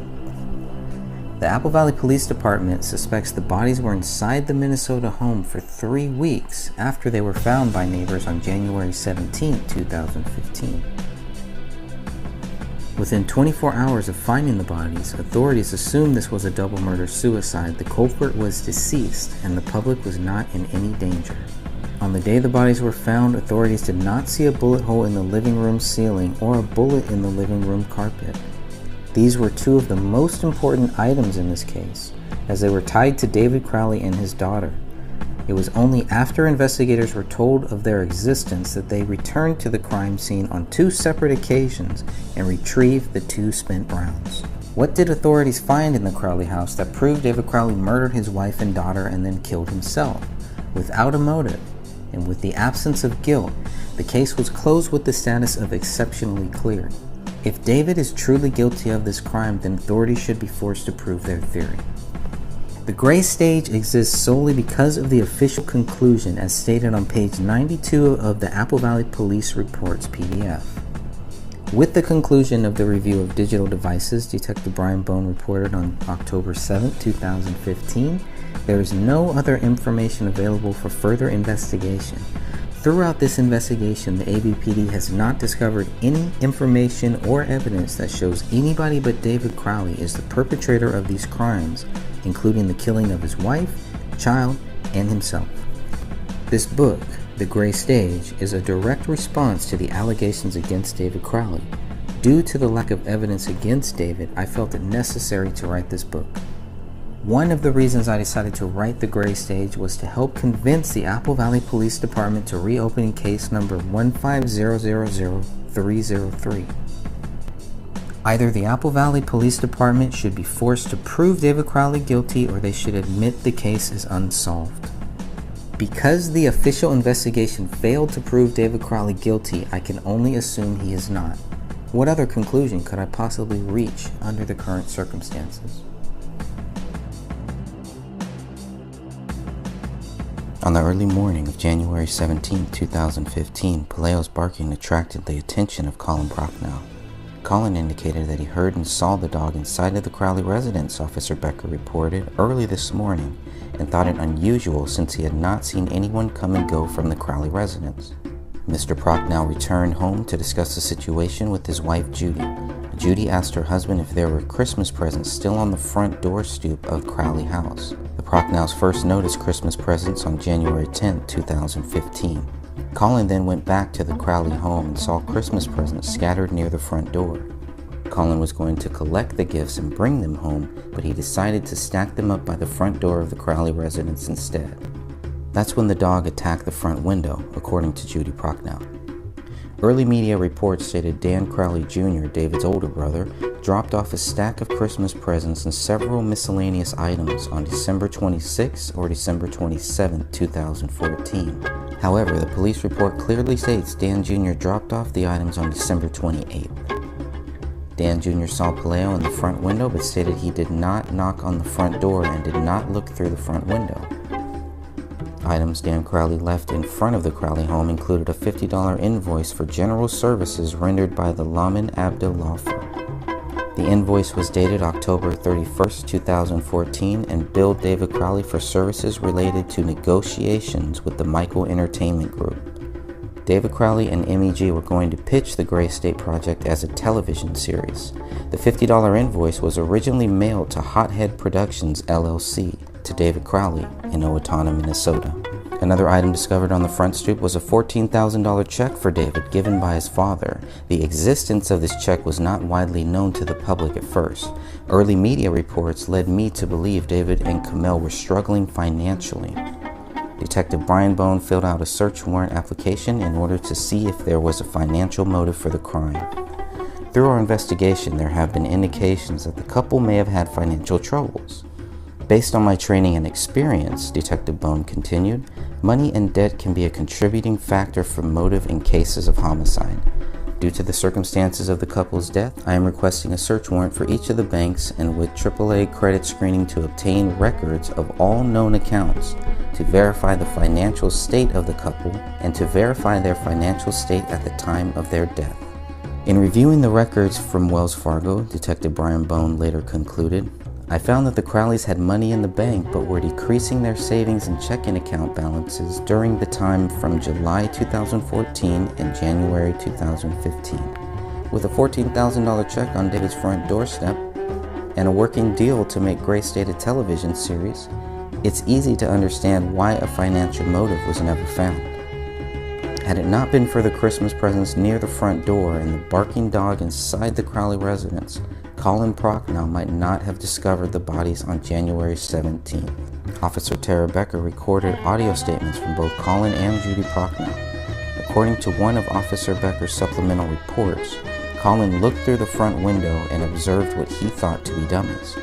Colin stated that he now knows that they were the bodies of the deceased, but initially he thought that they were dummies or some type of props that were left in the residence to appear as though they were home when they weren't. Mr. Prochnow then returned home to explain what he saw to his wife. Colin saw what he wanted to be mannequins, Judy Prochnow told me on March 24, 2017. And the reason he said mannequins is because of the condition the bodies were in.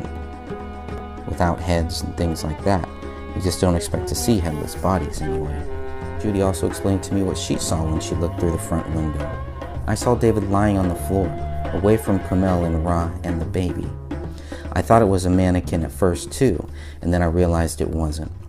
I couldn't figure out what was wrong until I noticed that there was a spine with a small piece of skull attached.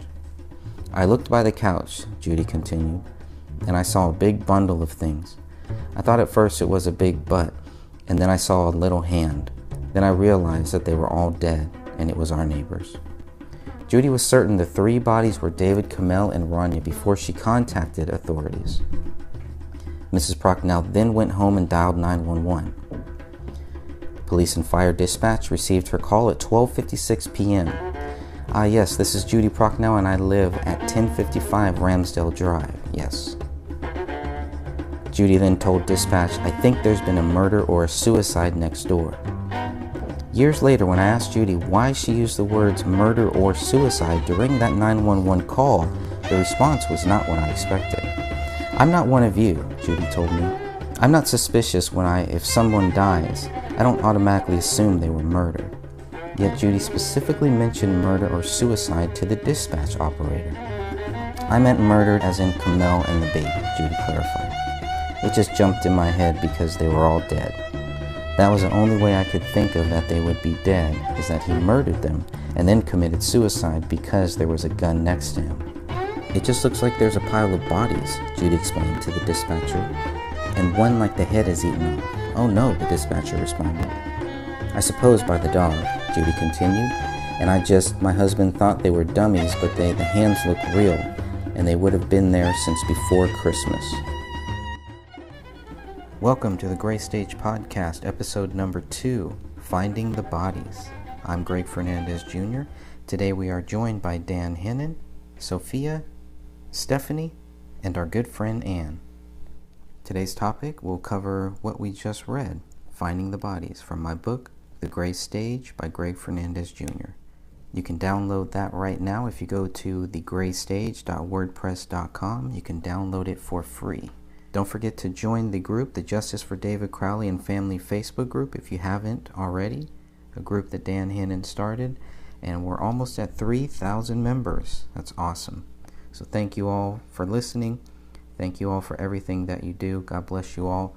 Let's get to the show. Can I ask everybody, who else goes over and rearranges their neighbors' doorsteps? I wouldn't. Yeah, I don't either. I mean, especially with all the packages that go missing, you're likely to, somebody would think you're trying to steal the packages off your porch if they were over there messing with them. Yeah, I live in an apartment complex, and the people right across from us were on vacation for 2 weeks during Christmas, and one of their HelloFresh boxes was out there. I didn't touch it because, I let the manager know about it for the apartment complex, but I didn't touch it because you just don't know. You don't know what could be in it. You don't know. Yeah. You don't know anything at that point. And, I just didn't want to get blamed for anything that happened. So I think the apartment complex sent them an email, but that was about it. And it stayed there. They were very lucky that it stayed there. Holland Proc now sees them scattered, stacks them up. Do they look like they've been there for 3 weeks? Looked like they had been there for a few days, especially because one of them looked rather damp. The one that was wrapped, that looked pretty damp. The paper looked warped. So, to me, it looked like a few days, but 3 weeks? No. I mean, they're not noticed until January 10th. I don't see that paper bag not being just completely saturated if they were there for that long. Yeah, I'm surprised that the paper bag stayed on that doorstep. If it had been windy and knocked those packages everywhere, I could see that taking it down the block if something wasn't weighted on top of it. I was going to say that walkway wasn't plowed or shoveled. There was snow accumulated on that. So it must have taken some effort to get from the driveway, which was plowed, to the front door, and then to make the effort to rearrange all the packages. If they really thought, hey, why are these packages sitting here? I haven't seen my neighbors. Why wouldn't you just call the police and do a safety check? Yeah, that's a really good point. Okay, so Dan Jr. dropped these gifts off on December 28th. You only have one person, really, who sees them January 10th. I don't think any of the other neighbors mentioned seeing any gifts aside from that day. And then, of course, you have the $14,000 check, too. Which I find is odd because Dan Crowley Sr. wasn't calling to say, hey, how come you haven't cashed this? There's no mention of any emails or text messages, from Dan Sr. I think that out of everything, that would have been a major key to reach out and ask about. I think that check being there is what really made me go, wait, what? Because, if it's just like little presents that don't really have much value, yeah, if I was going to leave presents, I probably would, but not a check that big. A check that big, I would never leave on anybody's doorstep. I don't care how rich you are, you're not going to leave that much money on a doorstep and not at least contact the person or knock on the door or something, like either when you're doing it or shortly after you've left them there, to make sure that, they got that check. Here's what I would say about the check, because this has come up over the last 5 years. So the concept is this: the size of the check is huge, and some say it's really large, some say it's not, and we found out that it's the tax amount that's I think the maximum you can give someone on a tax year for tax reasons to consider it as a gift. And so if Dan Crowley Sr. did this for each one of his 3 children, it would make sense. Now I also think that he gave that paper bag and along with some gifts, because he's 45 minutes away, Dan Jr. probably offered to say, I'll drop the gifts off at David's house on the way through to my house, which is where he was living on the way to St. Paul at the time. And so that part makes sense, which we have to assume that if Dan Jr. dropped the gifts off, is more than likely 100% true, Dan Sr. wouldn't have known that he wouldn't have stopped over, opened the door, dropped, given a hand-to-hand to David. We hear a lot of, why would the check be left there? Number one, Dan Jr. didn't know a $14,000 check was in that bag, more than likely, and Dan, he was probably mortified when he found out later that Dan Jr. just dropped everything off on the steps and left. So I don't believe it was intended on purpose that it was left out like that. Now, the other thing is what I have brought up myself right after we found out this information. I would be cognizant of the fact if I gave someone a $14,000 check to check with that person to see, assuming they would have cashed it right away, that's the intent, that's the purpose of the whole thing, and after a week went by and it still hadn't cleared, you don't have to wait till the bank statement to come. You can certainly log on and see that it still hadn't been cashed. And so 3 weeks later raises my eyebrows that he didn't check. Now, what Sophia said, we don't see text evidence or phone calls that Dan Sr. was calling David to say, hey, what's that check? How come we didn't cash it? It's still, sitting out there outstanding as if it hadn't been cashed. But I don't think Dan, the dad, knew that it was sitting on the front stoop for 3 weeks. Even if it wasn't sitting on, maybe it was only sitting there for a week, I still think that he took all that stuff from Christmas when he left the residence from celebrating Christmas, and maybe he hung on to it for a couple of weeks and then dropped it off on January 10th or so. As far as that's the first evidence that we see of any of the neighbors physically seeing gifts on the step. But I do believe that Dan Jr. had all this stuff in his possession the whole time. The gifts, the honest-to-goodness gifts from the family, some of the gifts from himself, and a package from his father that was just in a paper bag that I believe was stapled shut. So I don't think Dan Jr. knew the contents of what was in the bag. If he did, he probably would have signed over that check for himself, I guess. But I don't want to assume anything. But the last thing on that, too, is if Dan Sr. was in on this scheme, it certainly makes him look good, like a caring father, giving cash to his son. Well, we know they were on bad terms and they weren't speaking, and David wasn't telling him the truth of what was really going on in his life. If Dan Sr. was in on it, that's a great alibi here. A big sizable check there, knowing that the recipient would never cash it. It's only going to make him look good when the investigators get there. So that was also tossed about as an option, that he left it on purpose, that amount, that huge amount, as a gift at Christmas time as a loving dad and a doting father to his son and wife and granddaughter. That could also be the case, because that's what alerted me when I saw the amount and the size of that check. I thought that's very convenient, because who's going to blame or even want to point a finger at Dan Sr. by being such a nice, caring, doting dad? But if he did that on purpose, knowing that it would never be cashed, I'm surprised he didn't write a check for $50,000 or $100,000. But it was at $15,000, which means he probably did have some logic in there about that tax code. Maybe he had done this in the past. We know that Dan Sr. was on not good terms, and Dan Sr. was caught lying to authorities in the police report with his various phone calls and text messages that were not validated or supported by evidence. So who knows? That's some really good insight. Thank you so much. Yeah, absolutely. Anything else on the $14,000 check or the all those presents and all that stuff that was found on the front stoop? I have. This is Dan. I have one more comment on the gifts. Some of the presents, if you did look at those photographs of the contents of the gifts that were Christmas gifts from the brother Dan, there were target and shooting practice and targets, not just of regular, simple bullseye targets, but they were all morbid and zombie type of images and skin falling off and skeletonized kind of images, which leads one to suspect that this was planned and arranged and he was included in the killing. Was this some type of a message sent or a coded, something else? That the images in some of those of the hand, of the skin coming off the hand, and the skeletonized fingers of these dead zombies, on the shooting targets were very strange.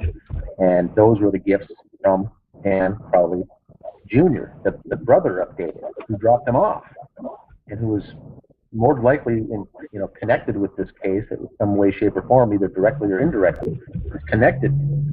Did he buy those on purpose in the target practice? Very, very strange. Remember, he had been not on good talking terms since August of that year with his own brother, and whatever was said by Dan Jr. resulted in David ultimately crying, and Commell had to console him after whatever happened. So we know whatever it was pretty serious, and it caused the irreparable connection there with that they stopped talking altogether. It damaged that relationship so bad. But who knows? But then to go out and get them nice target shooting gifts and be nice to drop off the gifts there, who knows? It was very, very strange. And then to go back earlier to the dates, we know we got the dates wrong, but just to clarify, it wasn't Dan Jr. who got the dates wrong. He said to police that it was the December 28th that he dropped them off. The Star Tribune article that was quoted by another friend, Mason Hendricks, said that he thought that the brother Dan dropped him off either the 26th or the 27th. He couldn't remember. And so he may have gotten the dates wrong, or it may have been what Dan told him. But we don't have evidence that Dan Jr. Told Mason that it was the 26th or the 27th. So we don't know that Dan got it wrong. He certainly may have, but we know the Star Tribune just quoted what Mason said, and he said 26th or 27th, and that was coming right from Mason Hendricks. Okay. So we really don't That's know. great. It may have been on purpose once again, all to serve as a distraction, being the first 2 dates were wrong, and then we finally get the 28th, and now we find out 5 years later that the 28th more likely wasn't true either. All three of those dates could have been set as a trap, as bait, to get us focusing on what date they were dropped off, when in all reality, all three dates were wrong. Yeah, because they have a habit of giving us wrong information. Correct. And I think it's just a game to them. That was done on purpose. That could have been a misinformation. The difference between, for the newer listeners out there, the difference between misinformation and disinformation is really one word. It's the word intent.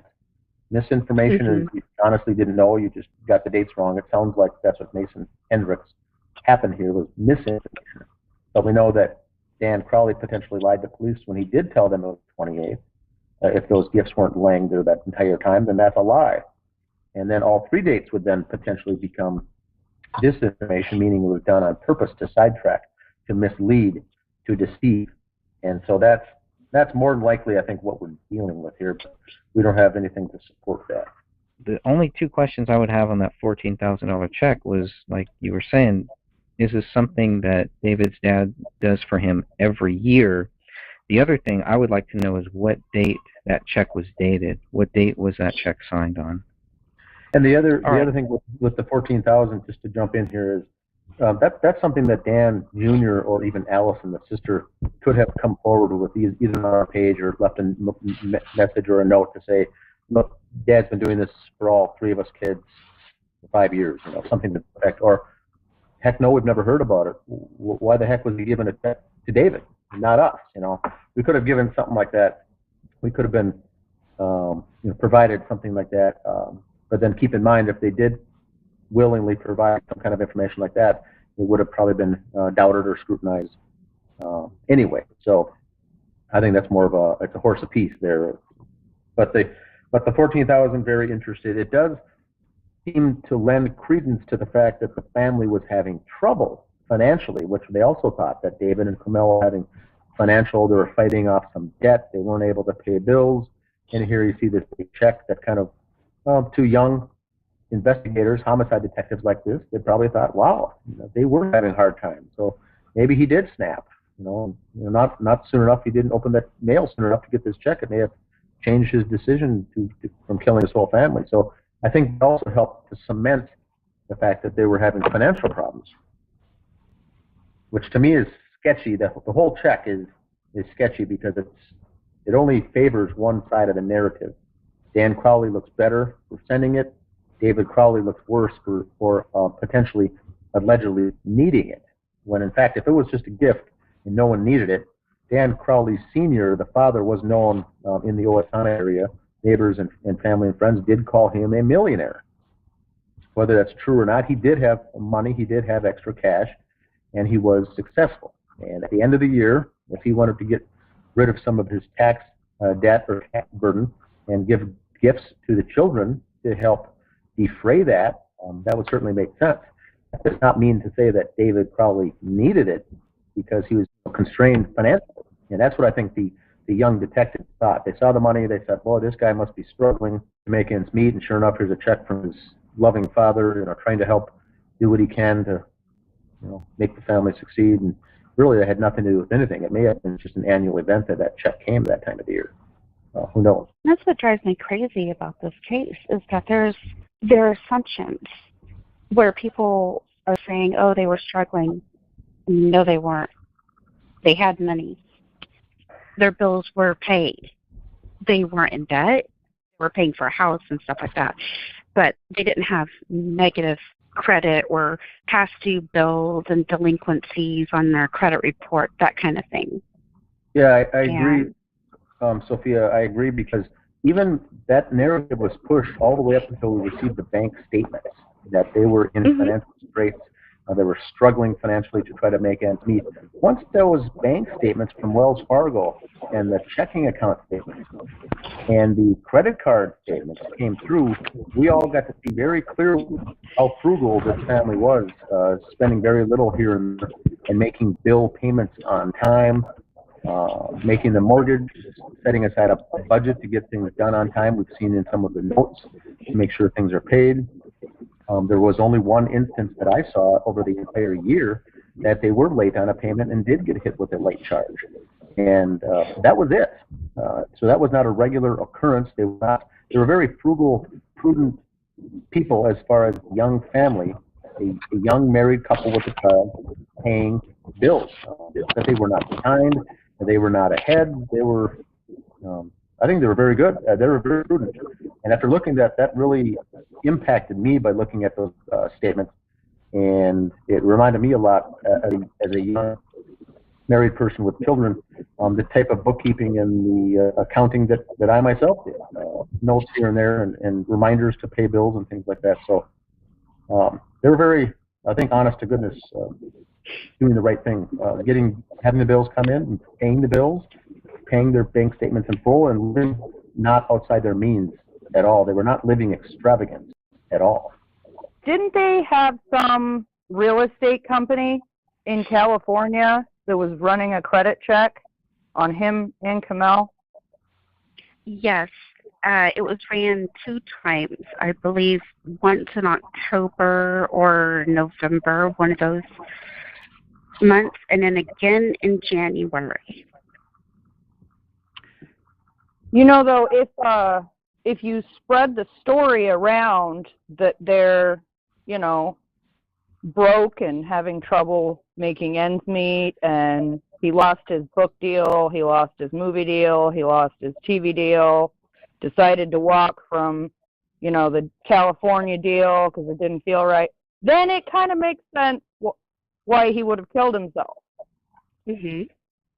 But if you look at all of the credit reports, all of the financial information, that's when that whole story falls apart, because you realize that nothing in any of their credit reports or credit history at all shows that they were struggling at all, anywhere. Hey everyone, you are listening to the Gray Stage Podcast. I really appreciate all of your support and your help. I wanted to remind you that if you haven't heard of Anchor.fm, it's a great, easy way to make a podcast. First of all, it's free. There's creation tools that allow you to record and edit your podcast right from your phone or computer. Anchor will distribute your podcast for you so it can be heard on Spotify, Apple Podcasts, and many more places. I love it. You can make money from your podcast with no minimum listenership. It's everything you need to make a podcast all in one place. So if you're thinking about making a podcast, go to anchor.fm and check it out right now. Now back to the show. Then Kamel makes 2 phone calls the very day that the payment for the house bounced. And basically that was just a automatic withdrawal from David's other account. I'm trying to remember this. Like it was set up already. Mm-hmm. It was a transfer into one account. Correct. And so she just made 2 calls, and the second call was the one that transferred the money from David's account to that account, their joint, that paid for the house. So it was done very quickly and settled. And there was a rumor going around over the summer saying that their house was in foreclosure at the time of their deaths, and they were behind in their bills and struggling and everything, and that was not the case whatsoever. Yeah, I was going to say, I think it was in the Apple Valley Police Department report. Did they find some, like, silver bars in the basement, too? I remember seeing that. Or gold coins? Yes. Yeah, something both like of them. that. Yeah. So Silver. if they were struggling financially, they could have just cashed in. Right. That's a really good point. They had so much in that basement. They had so much stuff in that basement that he could have taken to a number of places and gotten enough money to make a mortgage payment. If he was really honestly struggling for the money, that is. I'd like to, bottom of page 5, just clarify 2, what I would call carefully crafted statements by police, whether it was intended or not. But you do see that Detective Brian Bone says that through our investigation, there have been indications that the couple may have had financial troubles. Key word there is may. I think a statement like that could be written about any family they find in a murder, suicide, or a murder. It's very open-ended the way he phrased that there may have been financial difficulties. That could be with anybody. And then he goes on to say, based on my training and experience, which is very interesting to say, this is it's beefing up his credibility, a statement like that. It says money and debt can be a contributing factor for motive in cases of a homicide. That statement I would agree with 100%. That's most of your motives for crimes are that, money and debt. He's not saying anything about the Crowleys here. He just says history and training shows that money and debt can be a contributor to homicide. That's a fair statement. Yeah. He goes on to say that due to the circumstances of the couple's death, he's requesting, a warrant for the banks to verify the financial state at the time of their death. I think that's fair to say, and he did get that. He did get the information from Wells Fargo. Then he goes on to say, and this is the last thing, is I found the Crowleys had money in the bank, but were decreasing their savings and checking account balances during the time from July to January, 2014 to 2015. That I feel is a very interesting word sentence by Detective Bone. It helps lend credibility to the fact that they were canceling and closing out everything on their way to being despondent and depressed and to kill the family. It helps push that narrative that they were decreasing their balances. Now, I've seen the bank balances and the credit card statements from every month that Brian Bone is talking about here. In some balances, they're higher. Some balances, the monthly balance is lower. There's no trend there whatsoever. So I find that very odd that he put that in there like that, making it sound that the trend was going down, that it was getting down to almost zero. It's kind of what he's alluding to here, is what he's trying to make the reader think by reading this. So I think he's planting, more seeds are being planted with a statement like that. I found it very normal, I guess you could say, if they were planning on moving from Minnesota to another state. It, to me, almost seemed like they were just going through getting everything set and ready to move. Like they went to the dentist, which that's something I did before I moved to a different state. That way I had everything up to date, and I didn't, in case there was some time between losing one insurance and getting onto another one. But in looking at that kind of stuff, in my opinion, I didn't see anything that really said that they were desperate or hurting for money. It all seemed pretty natural with what they were doing. It didn't seem at all like they were planning a double murder suicide or anything like that, because why would you care if you go to the dentist or not if in 2 weeks you're going to be blowing everybody's head off? Yeah. Yeah, and they had, not only were looking, they were actually had I believe they had a real estate agent in California that were already looking at homes for them. And so they were planning on moving, and they had already decided, which state. It wasn't just simply to move, and they had zeroed in on a location in California that they were looking at homes already, and narrowing down the criteria search as far as what kind of home they would like to live in. So they Detective Bone, I think, was wrong on that information. He could have done further drill down searches on this to conclude that they were not having financial problems. In fact, they were looking to move because of this contract deal. And the other thing to consider, too, they had their daughter enrolled in a very expensive school. Yeah, I didn't think about that. That is correct. That was in Minnesota here, that type of the Montessori that she was enrolled in was no cheap school. That was a higher end learning option for her at that age. And you got to go through, and they'll do a credit check and a background, and you got to qualify just to send your child to that school. So I think all this information lends with the actual evidence that lends credibility to the fact that they were not in financial dire straits. Comel had even went to this at length to say that she was writing a book and let her dietitian license in the state of Minnesota lapse. She let it expire. So that also leads to the fact that she's probably looking to re-up her license in another state. Then we go to Officer Tara Becker, and we get to what Colin actually saw. Colin looked through the front window, and he observed what he thought to be dummies. Here's the thing. He thought that they were dummies or some type of props that were left in the residence to appear as though they were home when they weren't.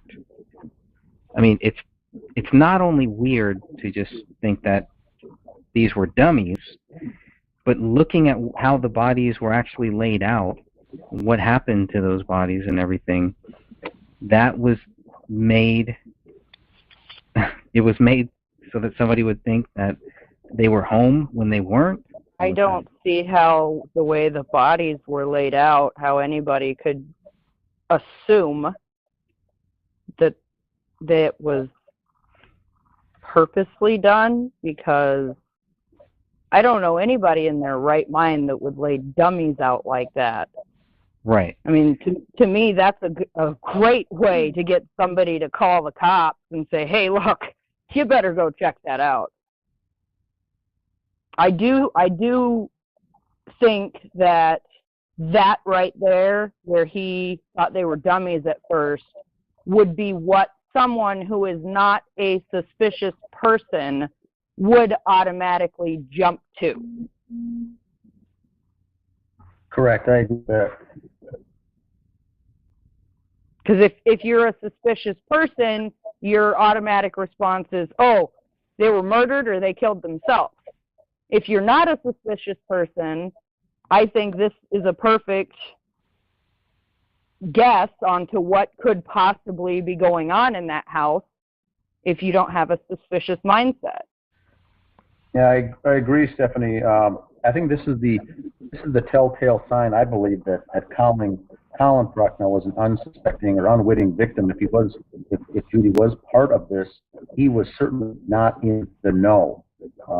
The response and the answers that he gave were, I think, would be consistent with that of a normal person stumbling upon bodies like that. Mannequins, dummies. I think that's what most people would think. Now, right. The part that I agree with on Greg is I don't like the fact that he used the phrase they were made set up to make it look like someone was home. And I don't know if that's just Colin not knowing what he said, or if he was in a state of shock when he made that quote. That doesn't make sense. It's not like they were sitting up in chairs and fully clothed, like some kind of a prank or something, or for a movie set or a prop or something. They were laying on the ground with missing limbs. I don't get that statement as far as made to look as if someone was home. But I do agree with the mannequins and dummies. I think a normal person seeing something like that would probably think that's what it was. And so I think that's when Judy, I think at that point, had to do something to get him back over there, because I feel she was in the know, and they were intended to find the bodies. And she said, no, I think you better go back. Her response is not a typical response of someone that's consistent with being shocked at what they've seen.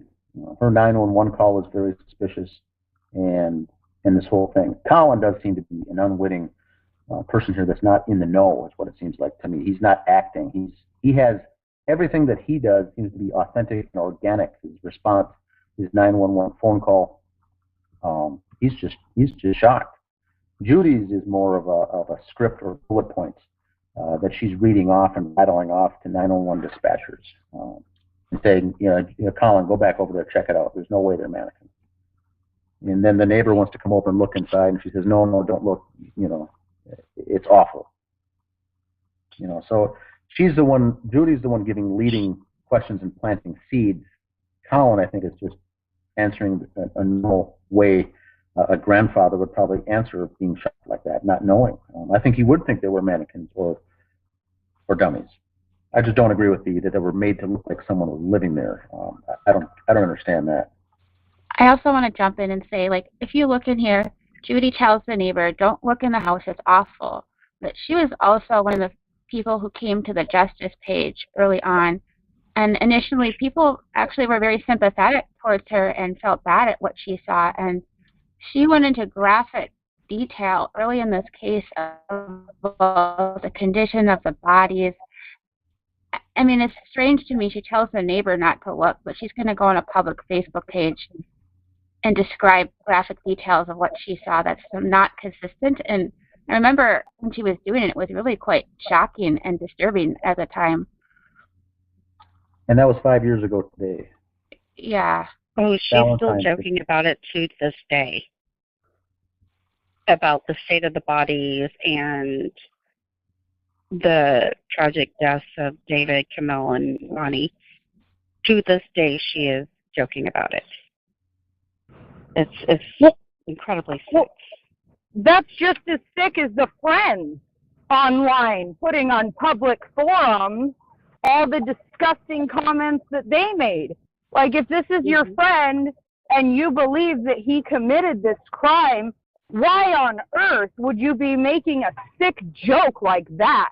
Or it's not just one thing that they said. It's at least 10 different comments that several of these friends made.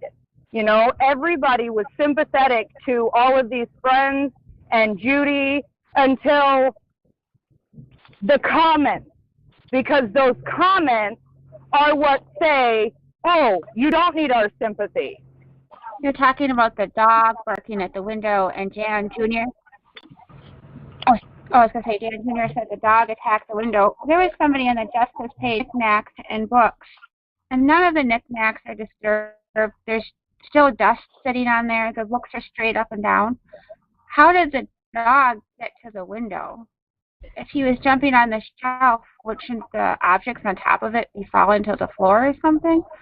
That's a very good point, is they should have fallen if he was viciously attacking the window like it was said.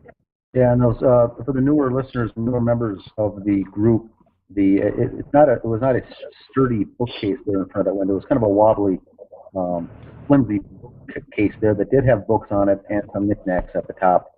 Beside those two bookcases, I think there was two, there was a very little space in the middle for a dog to get in to jump up at the window, and there was no space on the left side of the window because that's where the Christmas tree was. The right side of the window had a little space from the bookshelf to the opening of the window that the dog could have jumped up onto the barking. But we see images from the crime scene showing that that curtain was closed, overhanging that section of it. But then later on the same photos that they were taking, that curtain was subsequently wide open. So the curtain was moved, but it does allow us to see where the dog could have potentially jumped up to attack the window, but that space was very small to do so.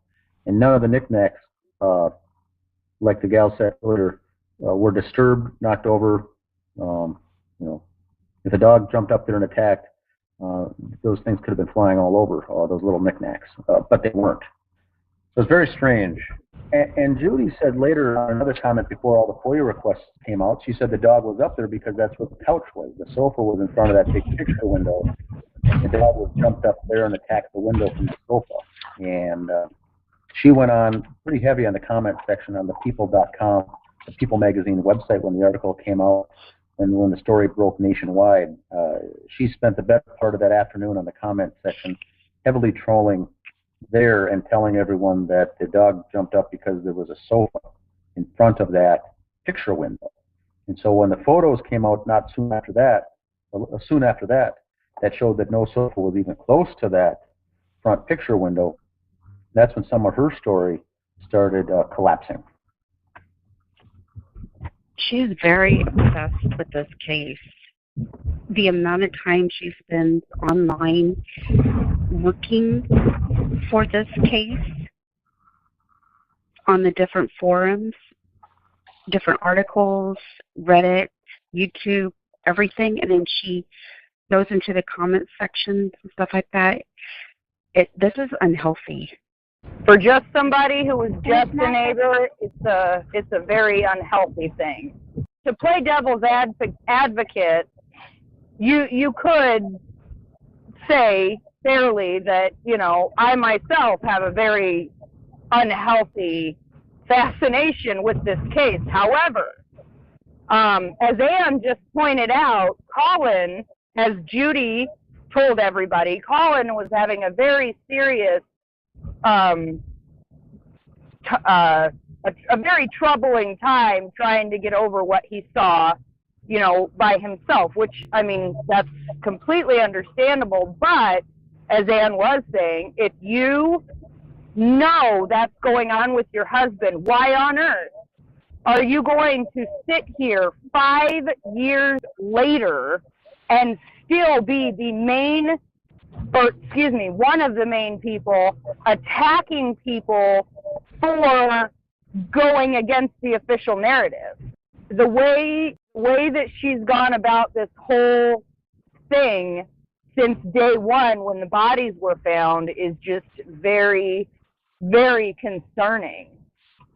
When she calls in, and the second thing that she says is, I think there's been a murder or a suicide next door. Mm-hmm. She has to understand why people would start asking questions about her, jumping to conclusions so early. And it's not just that. Just like how Dan was saying, if you compare the two 911 calls, they're like night and day. Looking through the same window, the exact same window. These are two people that have lived together for a very long time. Looking through the same window, one sees dummies, the other sees a murder or a suicide and describes dog scavenging. It's a big, big difference. It's confusing when you have two people also calling in about the same thing that, again, live in the same house and they're not even on the same page about who's going to call 911. They both end up doing it.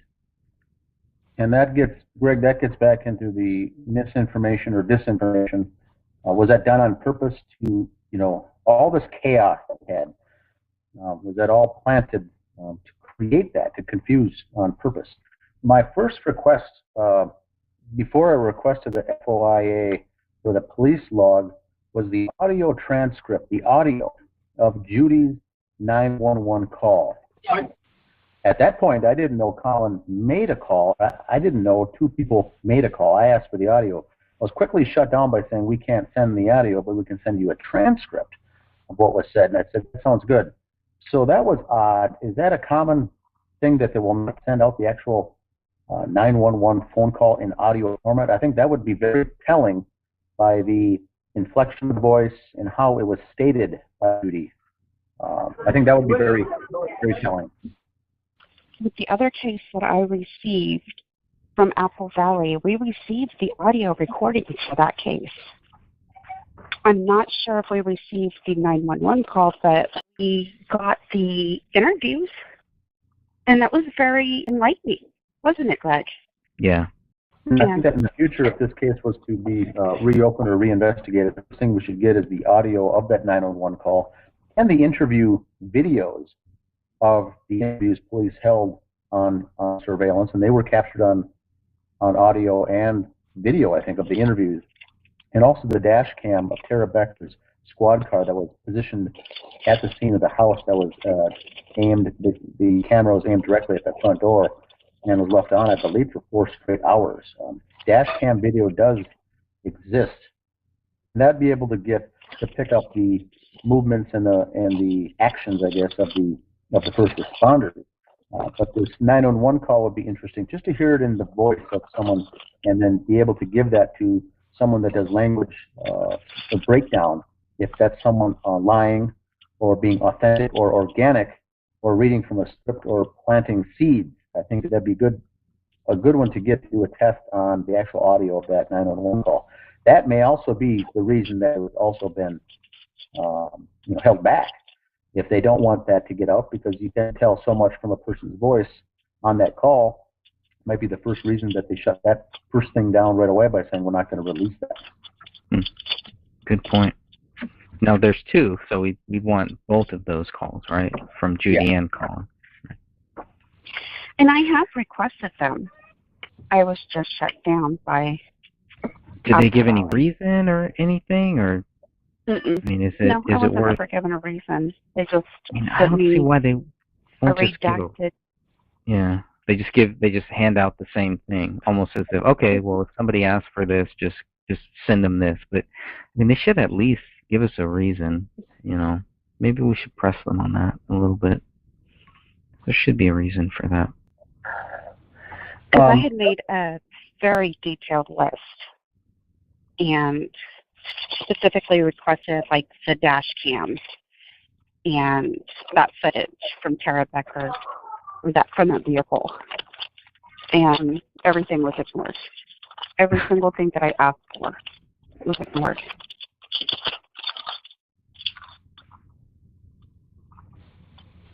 So, and Dan, I'm happy to give you a copy of that for you so that you can see exactly what I had requested.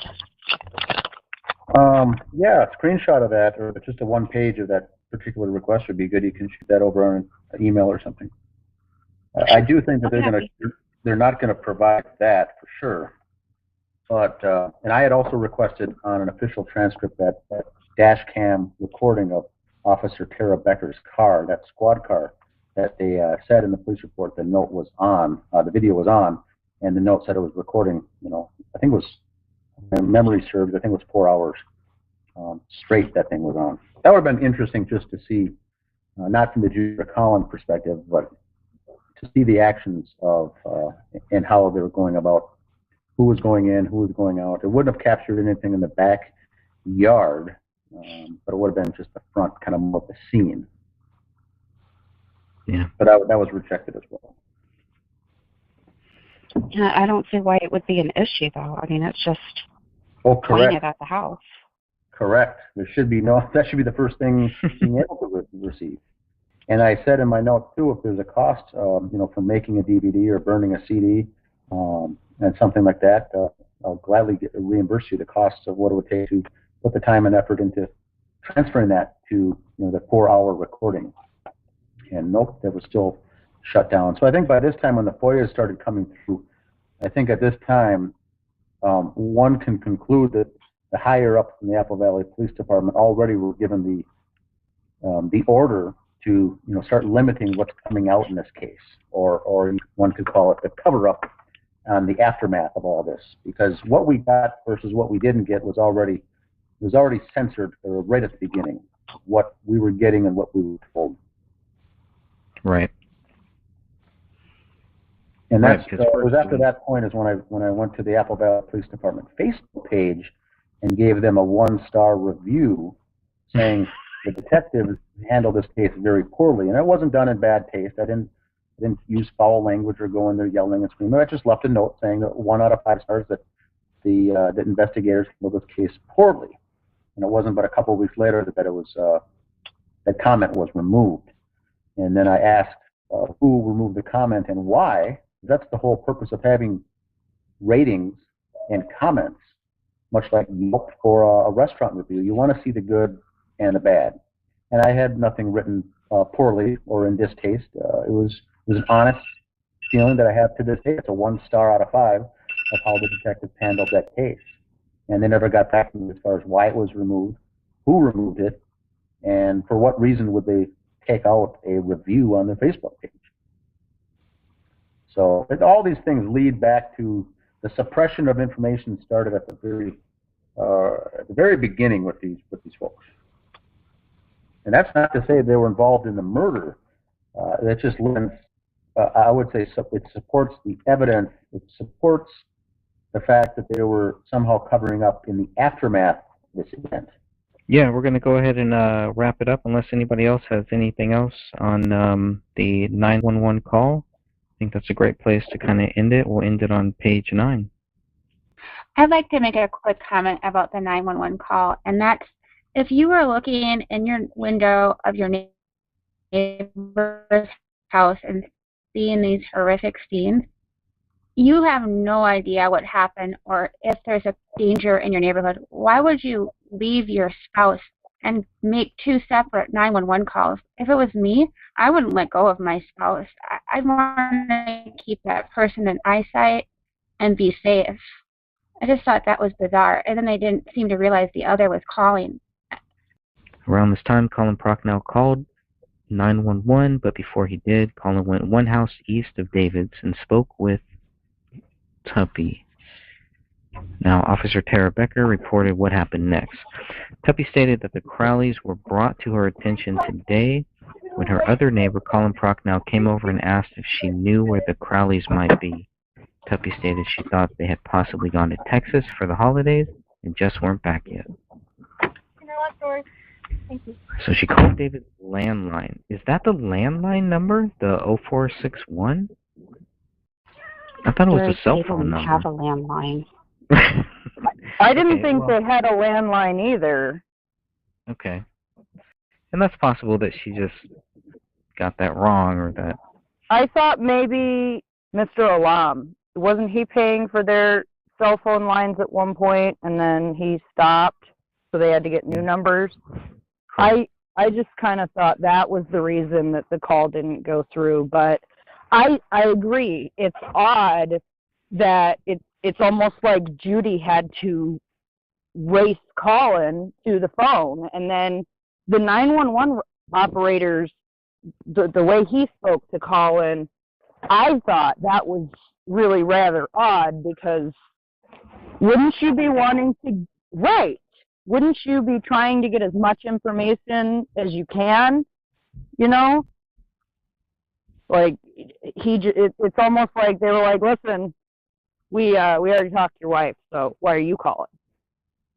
Like, it's wrong that he was calling, which, I mean, maybe I'm wrong. Maybe they only want one person to call to report a crime, and that's it.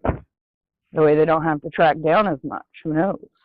If you looked in your neighbor's window and saw this, why are you leaving your husband at all? You don't know if there's somebody still stalking around coming to do the same thing to you next.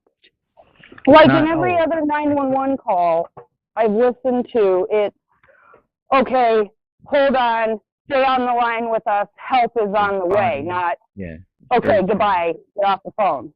I think the only other thing that I want to get everybody's thoughts on are this gun, because if you read the 911 transcript. It's not clear by that if Judy saw this gun. Just in this call. If we're just looking at this call here, she's saying that Colin saw it. She never really says that she saw it. And that kind of bothered me because I wanted some type of statement in this thing. She's so clear about all of these things, it should be clear whether she saw that gun or whether she didn't.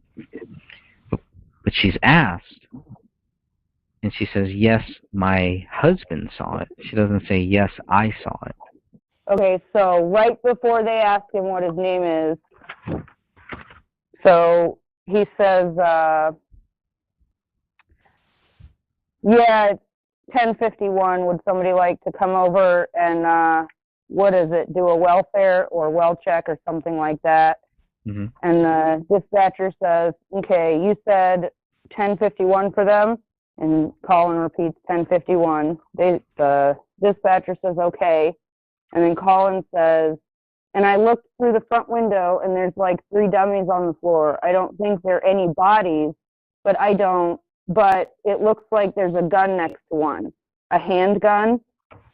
And then they say, okay, and what's your name again? And he spells his name, and they ask for his phone number, and they give a cell phone number, a house number, and then the dispatcher says, okay, all right, just 1 second. And then Colin starts explaining that, they were out of town and they saw presents. And after he gets done saying this, the dispatcher says, okay, did you already call? And Colin says, what? Yeah, we tried calling that cell number and nobody answered. And the dispatcher says, no, did you already call us? Your wife already called us. Judy just called us. And Judy says, the dispatcher says, okay, you saw the gun on the floor. And Judy says, yes, my husband saw it. He's not here right now. He's talking to the other neighbor. We hadn't seen any movement over there and all that. So Colin saw the gun. She didn't. But it's not clear. Right. It's not clear if she did. Right. Right? Right. If she did, she does not specifically say it anywhere. She does specifically say her husband saw it, but she doesn't specifically say, yes, I saw it too. Which, if she could see in such detail the fingernails, wouldn't you think she would have noticed the gun? Because that's something more recognizable. You could recognize a gun better than you can a body that's just got like a little bit of a skull and hair stuck to it. It's kind of how you don't call 911. They should use that. Yeah, this is the exact way you don't call us. Don't do this, because it's just really bad. There's nothing here that you just go, oh my, like what are you talking about? It's way too much guessing going on. Okay, I want to thank you all for listening to the Gray Stage Podcast number 2. I really appreciate all of you. This will be a monthly podcast. We're going to try to put out something new every month. Our goal is to try to reach as many researchers as possible, to put the information in this book in the hands of as many people as possible. That is the goal of this podcast. That is the goal of the book that I wrote.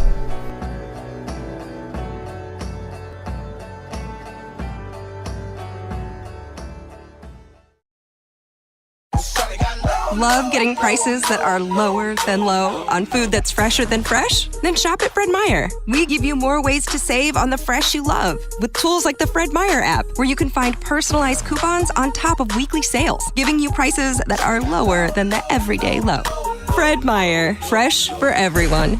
Right now, you can save on your Labor Day essentials. You'll find hot deals for the grill, plus savings on chips, dips, beverages, and more. Fred Meyer, fresh for everyone. Did you know Geico's now offering an extra 15% credit on car and motorcycle policies? That's 15% on top of what Geico could already save you. So what are you waiting for? Your teenager to help around the house? Okay, Mom, I emptied the dishwasher, vacuumed the basement, and folded the sheets out of the dryer. Wait, what? Oh, and next, I'm going to clean Mitten's litter box. Are we in some kind of prank show or something? That's a camera, isn't it? There's never been a better time to switch to Geico. Save an extra 15% when you switch by October 7th. Limitations apply. Visit geico.com for details. Welcome to the Gray Stage Podcast. My name is Greg Fernandez Jr. I'm one of many researchers looking into this case. I began looking into this case trying to prove David Crowley guilty. 5 years later, I still don't have any proof. We have a lot of speculation. But we have a lot of speculation about many different theories, including what the investigators told us. We're going to go over my book thoroughly, looking at all of the different points made in that book. And where we go from there, we'll see. This is the monthly podcast, and I want to thank everybody for joining us here. God bless you all. Let's get to it. First responders. At 1:04 p.m. on January 17, 2015, Apple Valley Police Sergeant Greg Dahlstrom arrived at the crime scene. There he saw Colin Prochnow standing in Lorraine Tuppy's driveway. Mr. Prochnow approached the officer stating there were bodies in the living room of the Crowley home. Sergeant Dahlstrom then approached the front window and looked inside the residence. I noticed several obviously dead bodies lying on the floor near the front picture window, Sergeant Dahlstrom wrote in his supplemental report. I noticed a black handgun on the floor as well. Lastly, I noticed a medium-sized dog barking and running among the bodies. I advised dispatch of my findings, Sergeant Dahlstrom continued, and requested the channel be restricted to emergency traffic. The sergeant then informed Captain John Bermel of the situation. Officer Tara Becker was the second responder to arrive at the crime scene. Sergeant Dahlstrom advised me that there were in fact 3 deceased parties that could be seen from the large picture window at the front of the residence. Officer Becker did not report seeing the bodies in any of her supplemental reports we received. Officer John Broughton arrived third. With all 3 officers standing on the west side of the house, they could smell the odor of decaying bodies. Officer Broughton was the first officer to check the back of the house. I was instructed to check the rear of the residence for any signs of forced entry, Broughton documented. The backyard is fenced in with a chain link fence and the gates were closed but not locked. Officer Broughton entered the backyard and saw fresh animal tracks in the snow. Signs of forced entry were not found on any backyard windows, but there was an open door. The rear sliding patio door was found open slightly 1/4 of an inch, wrote Broughton. I opened the door and found that it was not locked or secured with a bar lock. Paleo continued to bark as Broughton opened the rear slider. When I opened the patio door, there was an overpowering odor of decaying flesh. One light was on in the dining room, Broughton continued. The Christmas tree lights and other strings of Christmas lights were still on. After walking around the back of the house, Officer Broughton looked through the front window and saw 3 bodies on the living room floor. They were all badly decomposed, Broughton wrote in his report. One adult body was lying on its back with a black semi-auto pistol nearby. The second adult body appeared to be laying on its stomach and or side. Between 2 adult bodies was the body of a small child. Officer Adam Keeler arrived fourth and helped secure the scene until Paleo was removed from the house. Once Community Service Officer Brian Booth arrived, Officer Keeler opened the rear sliding door and the officers attempted to lure Paleo outside with dog treats. Officer Keeler reported it took 5 minutes for Paleo to come outside. The dog was scared upon arrival, wrote CSO Brian Booth, but appeared to be friendly. I was able to catch the dog with a choke pull and get it into the bed of my truck where it stayed until roughly 1900 hours. CSO Booth then took Paleo to Palomino Pet Hospital and advised the kennel to only feed and water the dog but not to do anything else with it since it was part of an investigation. Next, Sergeant Dahlstrom and Keeler entered the house through the rear slider. Prior to entering the residence, wrote Sergeant Keeler, I announced officers' presence. There was no response. The 2 officers cleared the garage first, then the main level, ending with the basement. I noted the writing on the living room wall, wrote Keeler, which appeared to say Allahu Akbar. It appeared to be written in blood with fingerprints. Sergeant Dahlstrom also noticed blood writing on the living room wall. I noticed letters on the wall that appeared to be written in blood. Dahlstrom also reported seeing several bloody footprints on the floor in the area between the kitchen and living room. Below the wall on the living room floor lay 3 heavily decomposed bodies, 2 adults and 1 child. At this time, Broughton reported, the bodies are presumed to be that of the homeowners David Timothy Crowley, born 7/7/85, and Kamel Rasul Crowley, born 11/20/86, and their daughter Rania Crowley. With all 3 levels cleared, officers left the house and waited for detectives to arrive. The Crowleys' mailbox was full. After Officer Becker photographed the mailbox, she opened it and removed 2 pieces of mail, one belonging to David and the other to Kamel. The postmaster was arriving at this time, wrote Becker, and handed me today's mail, which was placed inside the mailbox. An interesting note found in the BCA notes stated mail in mailbox, December 29th/front packages 11015. Alright, so that was reading from pages 13 to pages 15 of The Gray Stage by myself, Greg Fernandez, looking at the first responders. 1, 2, 3, 4, 5 first responders is what we're looking at here. All before the detectives arrive and all before the BCA shows up. And obviously, way before the medical examiner shows up as well. What you'll see here is some of the most important information about what happened to the Crowleys. And with that, we're going to take you right into our call with Dan Hennon, Sophia, Stephanie, and of course, our good friend Ann.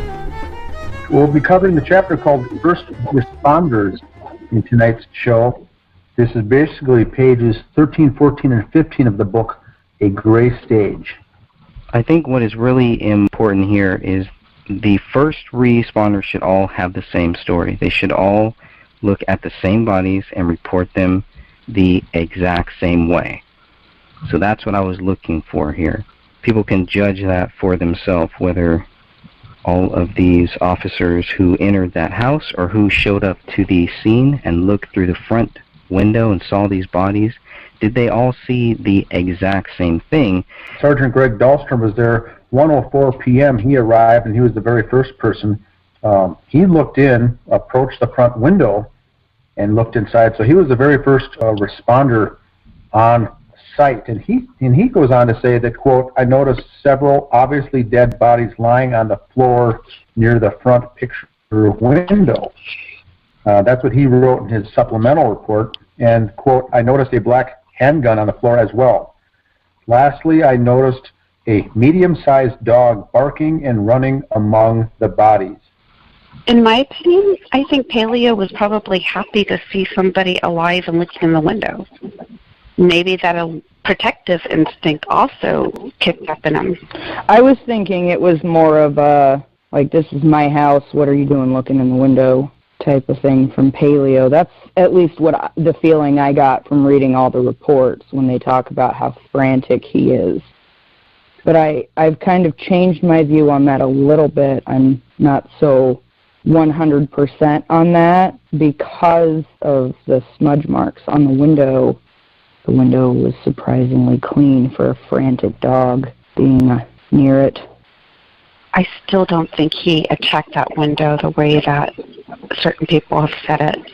Yeah, these officers don't say anything like that. Correct. Very different. And Paleo knew them. Paleo had at least seen Colin Prochnow and Judy Prochnow at some point, I'm guessing. So Sergeant Dahlstrom then basically lets Captain John Burmel know about the situation. And then Officer Tara Becker is the second to show up at this crime scene. And what was very curious to me is that it doesn't sound like, if you read Officer Tara Becker's documents, it doesn't sound like she sees these bodies, period. Maybe I'm reading more into it than I should, but... Should she have looked? She had to have looked, didn't she? Confirm what she was told? Like, shouldn't she have had to look? And I would think so. I don't know why she wouldn't, but if she did, shouldn't it be here? Shouldn't it be in these documents? Yeah, in her report, I saw like the other guys put in. Right. Whereas with hers, it's so-and-so advised me. And she does see them later because she's taking photos. She's either taking photos or taking video, but she's in there later on. So you would think that at that point there should be some documentation from her. And she is, I don't believe she's a tall woman. I think she's very short in stature, so she wouldn't have been able to see through that window anyway from the outside. Even being on her tiptoes, she wouldn't have been able to see in. So that would make sense. I agree that she wouldn't have seen by first responding, officer until she actually went around through the back and went into the residence. I agree with Stephanie. I think the dog was just frantic, running around. May have been excited to see living human beings as well, or just frantic, excited, or all of the above. I think the dog was just running around, didn't know what to think. I don't know if the first couple of squad cars came on there with their lights and sirens on and everything, and may have been very startling. Or maybe they just showed up with no lights, no sirens. We don't know. The dogs above us, every time that sirens go by our apartments, they freak out. And I don't know how Paleo was, but if they came in with sirens on, it's very possible that could have set them off too. Now, I know that like ambulances or police that go by our apartments, when they turn into a residential area, they leave their lights on, but their sirens are turned off. But we're next to a really busy boulevard, so when they're on that, they leave them on. But as soon as they turn down the residential road, they turn the sirens off, but the lights are still on. So I don't know what the procedure is in Minnesota or Apple Valley. I mean, you would think, okay, if it's just for a welfare check, maybe not, which is what Colin, tells him. That's what he wants after seeing the bodies. Just, can somebody come and do a welfare check? But listening to what Judy said, you can, it's like there's a murder or a suicide and the dog is eating bodies and there's presence out there. At this point, they don't know that there isn't a killer in that house based on her call. It's a big difference than just coming over and doing a welfare check. But the officers, they don't act like there's some impending danger or anything like that. It's more about seeing those dead bodies, and obviously they're going to clear this house at some point, but they have to get that dog out first. So at this point, do we already think that they're not worried about finding anybody in the house who might have killed these people, and they're not worried that there's presence out on the front doorsteps? That could be bombs or something. They really don't know anything at this point. Why would they think they were bombs? Well, because they don't know. That's the thing. They don't know what they're walking into. They have no idea if they're about to walk into a house that's going to be, blown up any second. They don't know. But given Judy's phone call, she was who they first talked to. And from her phone call, it doesn't sound like there's kind of any imminent danger. And then, you get to Colin's part, and it's more or less like, okay, well, there's dead people in there, but there's really no threat anywhere else. Correct me if I'm wrong, but I don't remember reading anything outside of the gossip from the friends that there was any suspicion of bombs. And they don't mention it in the reports, do they? No. Okay. I think it was only Nathan Hendricks and Sean White that mentioned that. Correct. Now, Greg, if I could just jump in here. When the first officer came, Dahlstrom, he did see the neighbor, Colin Prochnow, standing in the driveway of the other neighbor, chatting, and then he came up and told him that the bodies are in the front in the picture window. So I think the imminent danger may have been relieved at that point when they saw the two neighbors just chatting calmly in the driveway and saying, yeah, they're inside, the bodies are inside. So maybe that led them to assume that there was no imminent danger, perhaps. I don't know. It's just weird. Like, I guess everybody reacts to things different, so it's not really my place to judge how they responded. But when Judy's telling Lorraine Tupy, yep. To don't go look in there, don't do it, don't look in there. That seems like she's very bothered by that, as anybody would be. But if Colin and her just kind of standing there chit-chatting when the cops get there, it kind of makes me wonder if there's not more to the neighbors calling and saying what they said. Like if maybe there wasn't some sort of checklist, if you will, given to them to say what they said to the officers. Just going through the reports, the things that are put in there, like the things that the police say, that the neighbors said, just weird little things that don't seem like they would be important to this case. There's no real reason why it should be there. We talked about it a little bit in the last conference call where Dan had pointed out it seems like it was just like put in there to kind of push an agenda. That idea is seeming more and more realistic to me, at least. And I think, too, to piggyback on what Dan was saying, Judy did talk to the police at some point, and she said comments that David was acting strange in the last few months. He had a mohawk. He was wearing military-type clothing. So the police might have been given at some point the impression that there was an intruder and it was him. And it's interesting that Judy is also saying these things because she also told police that she had limited contact with the Crowleys. So how would she know if David's behavior was strange or not? She doesn't even know the family that well. I mean, this is a woman who said that her grandkids she used to allow the grandchildren to go over and play at David's house, and then she turns around and the next comment will say, I really didn't know David that well. It's like, which is it? Do you let your grandchildren play with strangers inside of that stranger's house?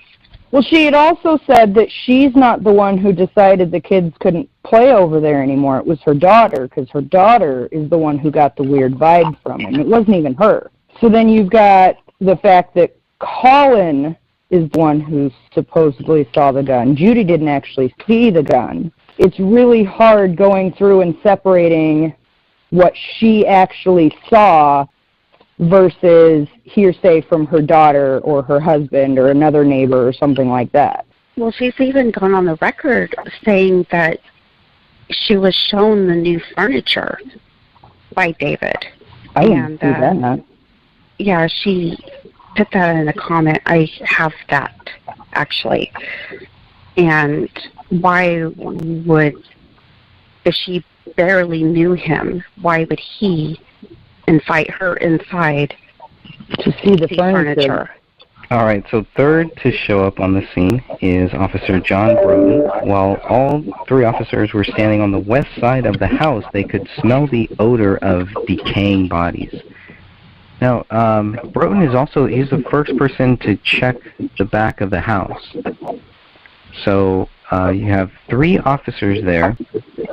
They've already looked through. Yeah, one has already looked through the front window. You have three neighbors that are hanging out, and so Broughton is told, go check the back of the house. Is that another common thing too? You have one officer in front, one officer in the back. Do you want two officers going through the back? To me, it just kind of seems like they're not that concerned about another person in that house, and they're not that concerned about this being a triple homicide. So when Broughton goes to the back, he says, I was instructed to check the rear of the residence for any signs of forced entry. That's what they're looking for here. The backyard is fenced in with a chain link fence, and the gates were closed but not locked. I thought that was another interesting thing too. I don't know. Over here, we don't really lock our side gates. I don't know what people in Minnesota do, or in Texas, or or wherever the rest of you are. He had a small child and a dog, though. I would think that would be like the back door not being secured, even if it was broken. That not being secured, plus the gate not being locked, you wouldn't have need to force your way into the property. You've already got a clear path. The back gate's unlocked. The back door's broken. Why would you need to break your way in? Here's what I think here. You get these, the calls come in from dispatch, 911 dispatch. And so the people responding are just typical patrol, traffic patrol officers. And they're showing up to a scene with bodies inside and a dog running around. So I think they're mainly waiting for instruction as far as what to do and what's their role there. So they're chatting, and the house faces south, and the back of the house faces north. And so I think when they get to Broughton showing up there, the officers were at that time wandering over to the side, which is the west, and that's where they can first get the glimpse of the smell. The front door and the side doors and windows were closed. Only in the back was the door open just a little bit, that slider. So I think when they walked to the west and were about to go into that gate is when they caught the first whiff of it, and which would make sense. They're getting closer to where the door is open. And Minnesota, not common to lock. You have a chain link fence like that there. There's just a clasp that closes it. There's not a lock. I don't know of any neighbors that have locks on it. And that fence, as I stood there before on the scene, was, I think it's a 4 or 3.5 foot high fence, very short. It's like just for dogs, pets, and little kids. Any adult can just basically jump over that fence or leap right over it. So it's very small, but so that would make sense. Now Broughton goes out of his way here to mention all these steps, and I think this is all just protocol. He's throwing in there, we're looking for forced entry. We're seeing if things are locked and things are not locked. Those are the kind of rhetoric that I think that's how cops speak when they enter a scene like that, or what they're instructed to say. So he's making sure that there was no forced entry, and there wasn't. And so that's, I think, that's what we're hearing a lot from his statement. The door was less than 1/4 of an inch opened slightly, and they found it was not locked or secured with a bar lock. So he goes out of his way to, clearly explain how it was seen. It makes sense. I'm just wondering if they had found signs that somebody had forced their way into that house, would that change what they did from that point on? I don't know. I'm not sure. I think it's they're trained in a certain way. Like when the crime scene photographers came in, all the time they spent right off the bat was taking 18 photos of the door, because that's their training, is to show was anything on the door, the jam, was it jammed, was it locked, was it pried open, how was the door open? So like Broughton here enters, the first thing he's on his mind is there any kind of forced entry? Now I think with the neighbors standing around, that I think lessened their alert for someone in the house, and the dog barking, and the first call came in saying that bodies had been here for a while, but I don't think there was any urgency that there was a threat on the scene. But they still have to go through the process of clearing the house, which is coming up on the next pages. Well, they did a good job starting out with protocol, so what happened?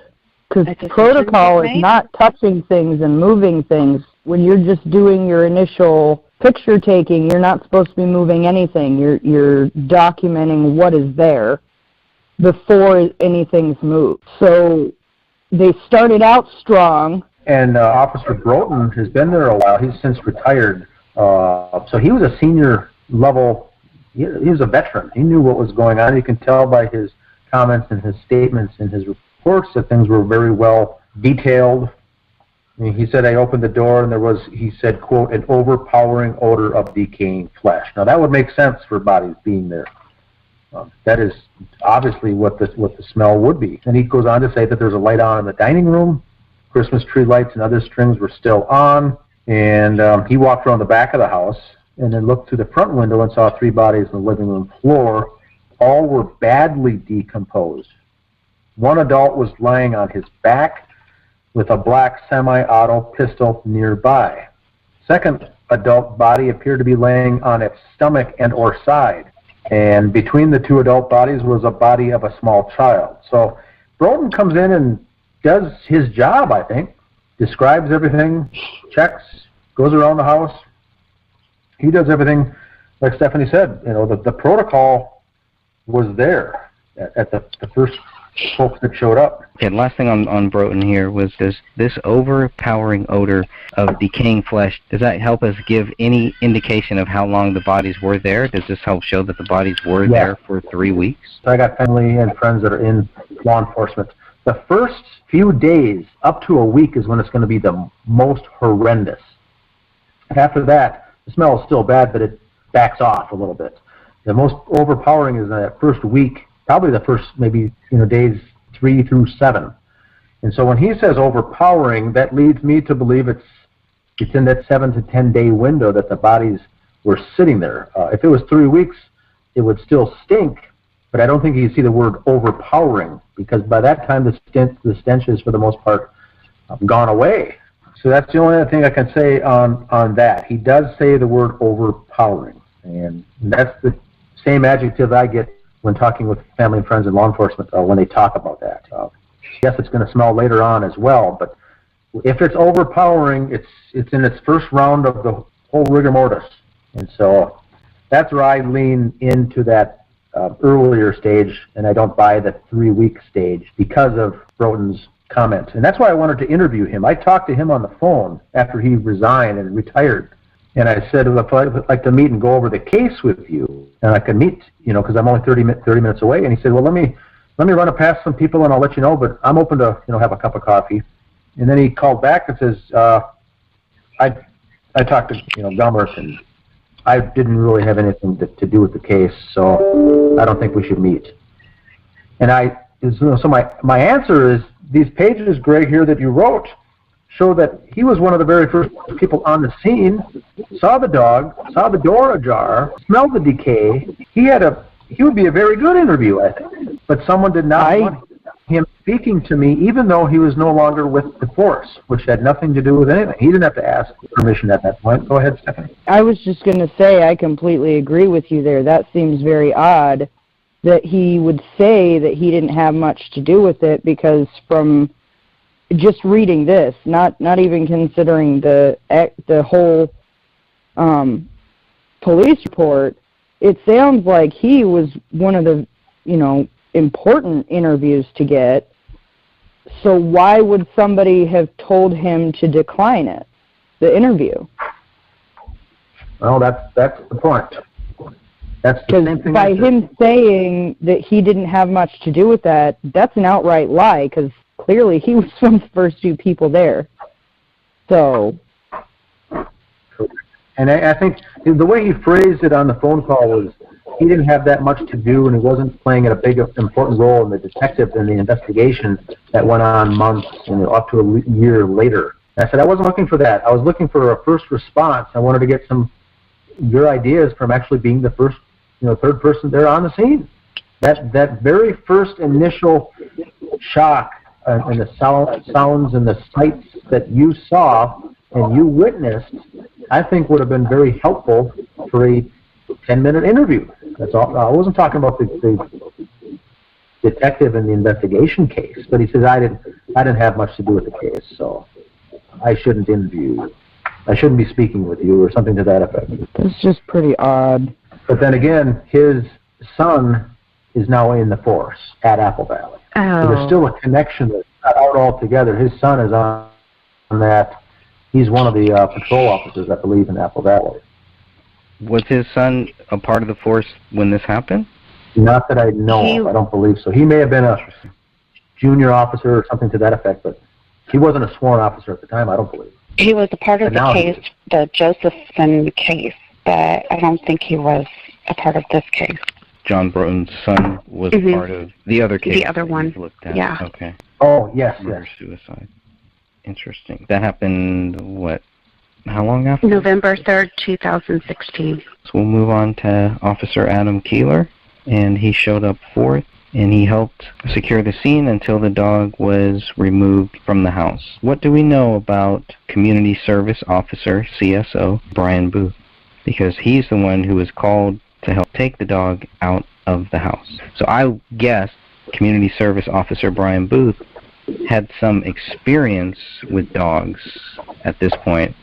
There was a reason why he was called to help take this dog out of this house. I just always assumed that he was like a dog catcher or worked for the pound. That's kind of what I thought, too.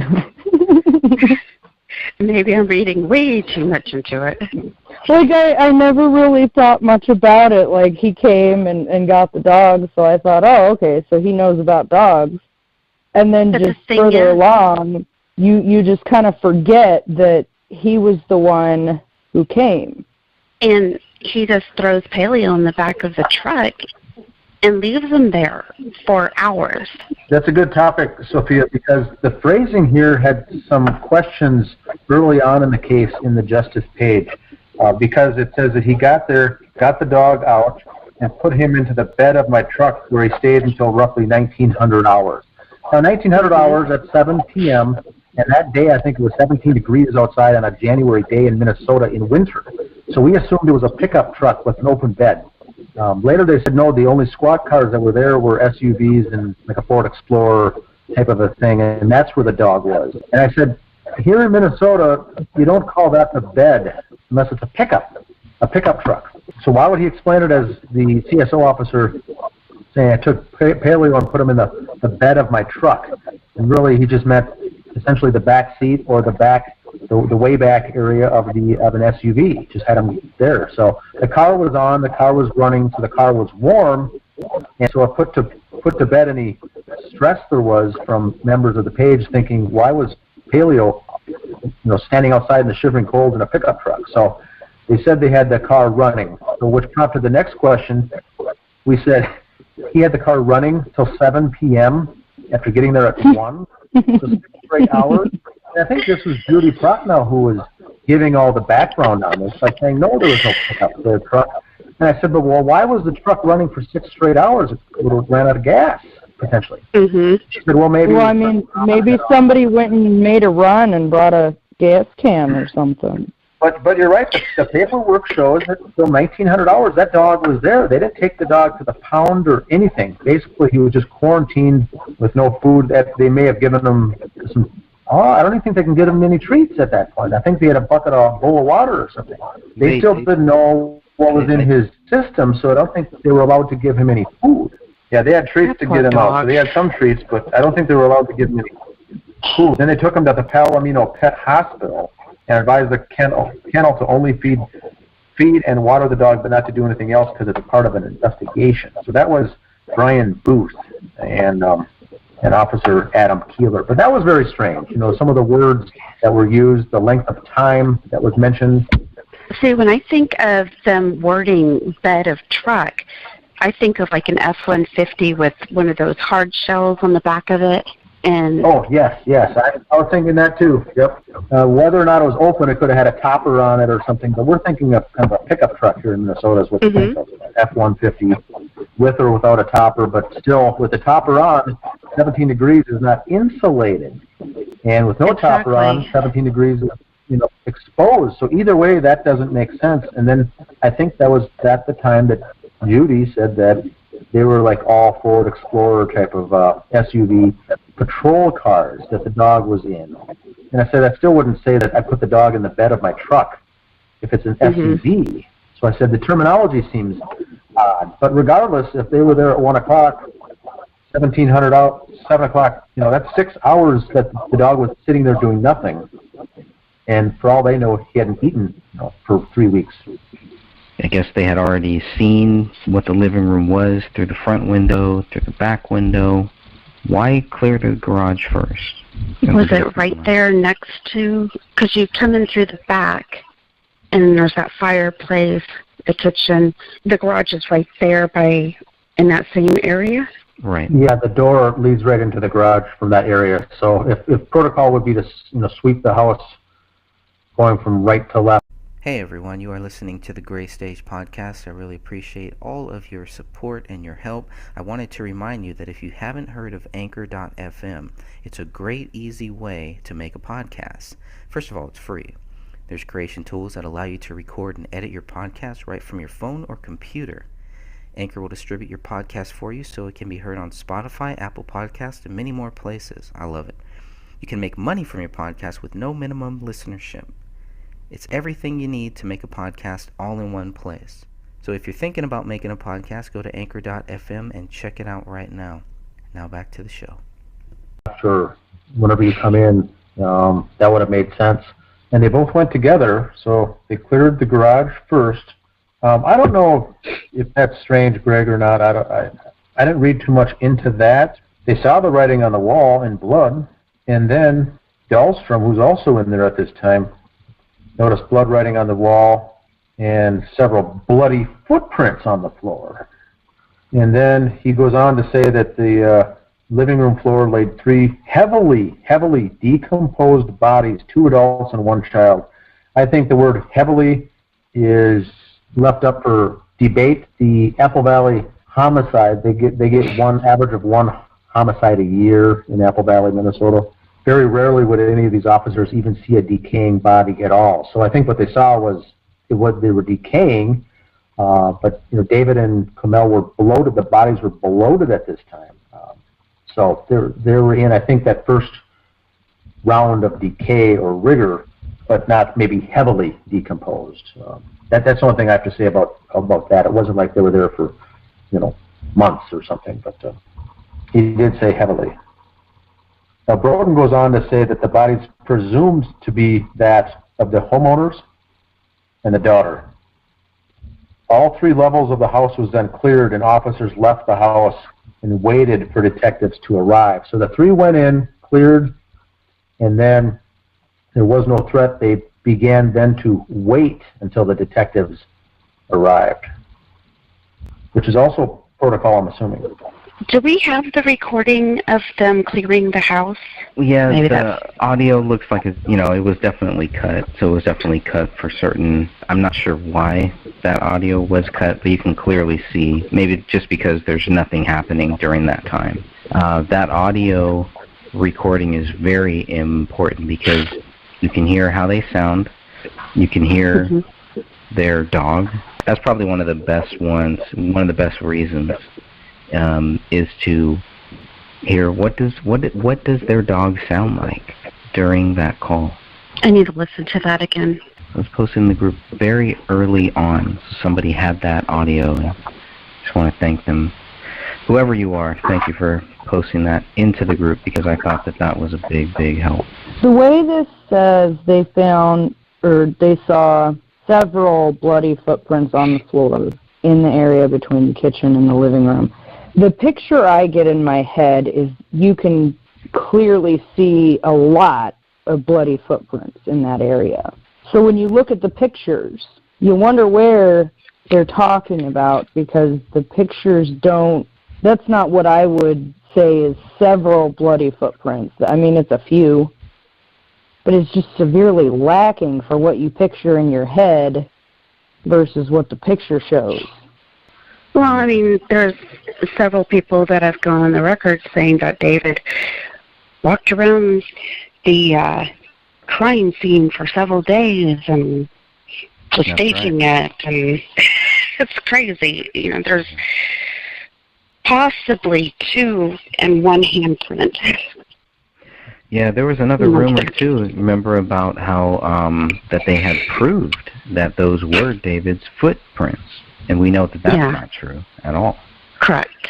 And I don't think that the people who told us that, I don't think that they really looked at it. I think somebody told them that. Mm-hmm. I don't think that a lot of these people, a lot of the family and friends, from what I've gathered, they have not looked at a lot of these documents. I do not believe that they have looked at these documents. And if I'm wrong, then I have no problem being wrong. Only they know what they have looked at and what they haven't. But based on the conversations that I've had with family, friends, I do not believe that they have read a lot of these documents. Well, how could they make a documentary, or a supposed documentary, of this case, but not read the documents? Yeah, they didn't want to read them. They didn't want to look at them. Well, I mean, that's just like the private detective. Yeah, he had it all. He looked at it, and it's like he just skimmed over it. They weren't looking for anything that might stand out. It's all just speculative, and it's all based on feelings of them wanting David to be guilty, not on giving him the benefit of the doubt that we are innocent. We are supposed to be until proven guilty. I would just say that the raw audio that you guys mentioned is on YouTube, and if anybody's interested, you can look it up and listen to for yourself. Also, if anybody's just catching on to the case, like Greg had mentioned, make sure you read the documents Greg has posted. Look through the crime scene photos and see for yourself so you can be better informed about this case. And just to let everybody listening to this podcast, all the files pertaining to this case are located within the Justice for Crowley, or David Crowley and Family group, and it's all located at the top of the group.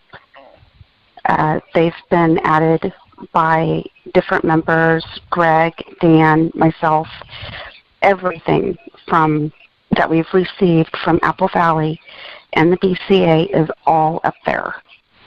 We still got one more paragraph here to cover. So the Crowley mailbox was full. After Officer Becker photographed the mailbox, she opened it and removed 2 pieces of mail, one belonging to David and the other to Kamel. The postmaster was arriving at this time. So this kind of gave us an idea of when the mail was being dropped off every day. Based on this, kind of assuming around 2 p.m., maybe 3 p.m. Another interesting thing is that the postman handed her David Crowley's mail. Where the mailboxes are, because this isn't like David Crowley's mailbox is at his house. It's actually towards the sidewalk with 2 other mailboxes too. And what's in those mailboxes is also another thing here, but I think that's covered later on, so I won't get too much into that. But as a mailman, as a postal service, or a postmaster, as it's written here, aren't they supposed to put the mail into the mailbox, not hand it to somebody? My mail people won't even hand it to my kids.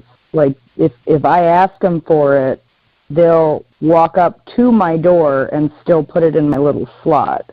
When we lived in another town where we had a mailbox, like kind of connected with the other neighbors, they still wouldn't hand it to any of my kids. They would go and put it in the box. So I'm wondering why this postmaster handed it to her Officer Becker. Maybe that's why, because she's an officer? She's an officer. I've walked up to our mailman plenty of times and asked him before he's started putting mail in the mailboxes and asked for mail for 2201, and he hands it right on over. But he drops packages off at our home all the time, so... Well, I would think if Tara Becker, if she asked for it, I think he would give it to her, but maybe he just felt like, okay, well, she needs to have this, because she was going through David Crowley's mail right at that time, at the same time. So, well, she talks about 2 pieces of mail, but the mailbox is about 2/3 filled. I'm looking at the photo right now. Right, and we don't know if that photo was taken after, because after she does all this, she puts everything back in there. I do believe it's put back into the mailbox, if I remember correctly, and then it's filmed, or then it's photographed. This is from BCA 488, page 100. This is a note found in the BCA notes that states, there's mail in mailbox, and the dates are from December 29th, front packages, 1/10/15. The 1/10/15 date is something that still baffles me. I don't know what that means. So if anybody wants to look that up, you can look that up in the BCA 488 PDF on page 100. Okay. Joe Cooksley writes this. So, quote, mail in mailbox December 29th / front packages 11015. So the 11015 is what really interests me here, because that is the first day that the packages are seen. So maybe that's what they mean by the front packages 11015. It's just not really clear. Well, the great thing about this book is it's like Dan said in the foreword. That was amazingly well the way he put that. It's not to tell you who committed this crime. It's not to tell you why you should believe the way we do. It's to give you enough information for you to go and find your own decision. It's a tool. It's like a reference guidebook, if you will, of the basic facts that you need to know of what happened, so that then you can go and track it down and decide what you think happened. Any final words here from anyone? I wanted to say thank you again to Dan, even with all the drama that came from it. Thank you for putting up the money and hiring the private investigator. I think that was a really important step. He may not have done a great job, but the fact that you stepped up and did that, I really respect you as a person just for that fact. You know, not even considering all the work you guys have all put into this. Just that alone, you guys are all some pretty amazing people, and it really should be noted that, you know, without any horse in the race, we're all, aside from our busy lives, trying to find justice for this family. Since 2015, I'll tell you, I've lost a lot of respect for a lot of people that I thought were real truth seekers. I really thought that these people were looking for truth, and now I don't. You know, now I think it is all about money, and it's all about fame, and it's all about them. It's not about truth, because this case is so toxic. There is no winner in this case. You know, nobody wins here. All that we can do is try to find justice and try to bring justice to this case, and that requires a certain amount of a sacrifice. And for people that are public, for people that are known, for people that have following, for people that want to get likes, people have share their data and everything, want them to treat them special, wipe their feet and kiss their ass. Those people are, you know, look at this case and don't want to touch it. So how real could those people be? You know, and it's just like every day we hear, not every day, but very often I hear, well, we should get this person to look into this case. And then we get a person to look into this case, and they don't want to look into it. They don't want to touch it. You know, but yet I'm supposed to follow them. I'm supposed to think that they're this great person who is good at cracking these cases and looking at these unsolved cases and everything. They're so great at that. We give them a slam dunk case and they won't touch it. Something wrong with that. Very much so.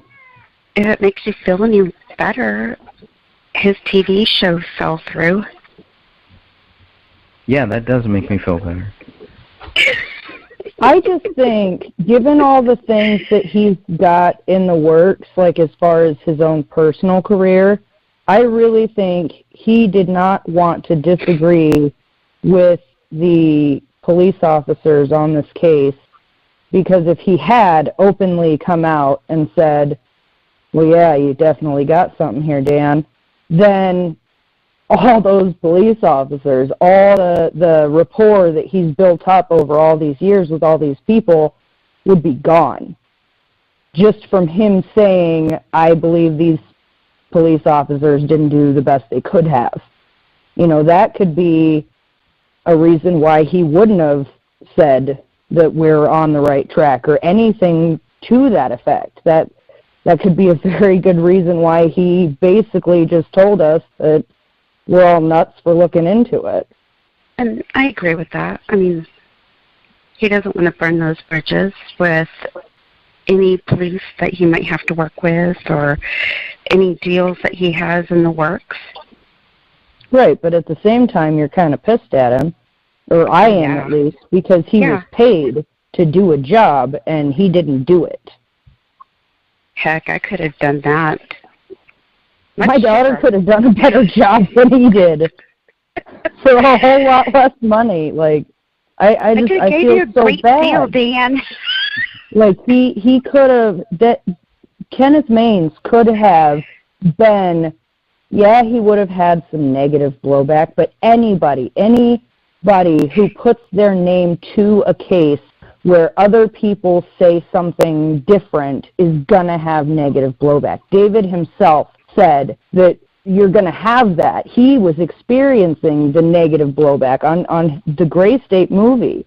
You know, there was all those people telling him that, you know, oh, you're not actually going to do this, are you, right? That's going to happen no matter what, because there's always going to be somebody who doesn't agree with what everybody else says. But in order to get this properly looked into, there has to be somebody who's willing to say, fuck it, I don't care if I lose my job. I don't care if all these officers are mad at me. If they're really going to be mad at me for telling the truth, well, then I don't need all them. Because, like Greg just said, it's a slam dunk case, but it's almost like people are afraid to put their name to it because of all the other crap that's attached to it. But these were people. These were human beings. If we're going to say that, why even have police look into murder cases? Why even have a justice system? If we don't believe that every single person on this planet matters, why do we even have laws? It's stupid. Every single person matters. No matter if you knew them or not, they were a human being. The laws are there to protect us. And if the police are not going to look into a case and investigate it to their best ability, there's something seriously wrong. You know, Dan is a very smart guy. There's a reason why he picked Kenneth Maines. And if the guy that he picked can do such a horrible job, it was a big downer. It wasn't a setback, though. It wasn't like we had to regroup or anything like that. You know, the truth is on our side. I mean, I can show this case to family, friends. I can show this case to people who are teenagers, people who are in grade school, people who are in their 60s, in their 70s, and they get it.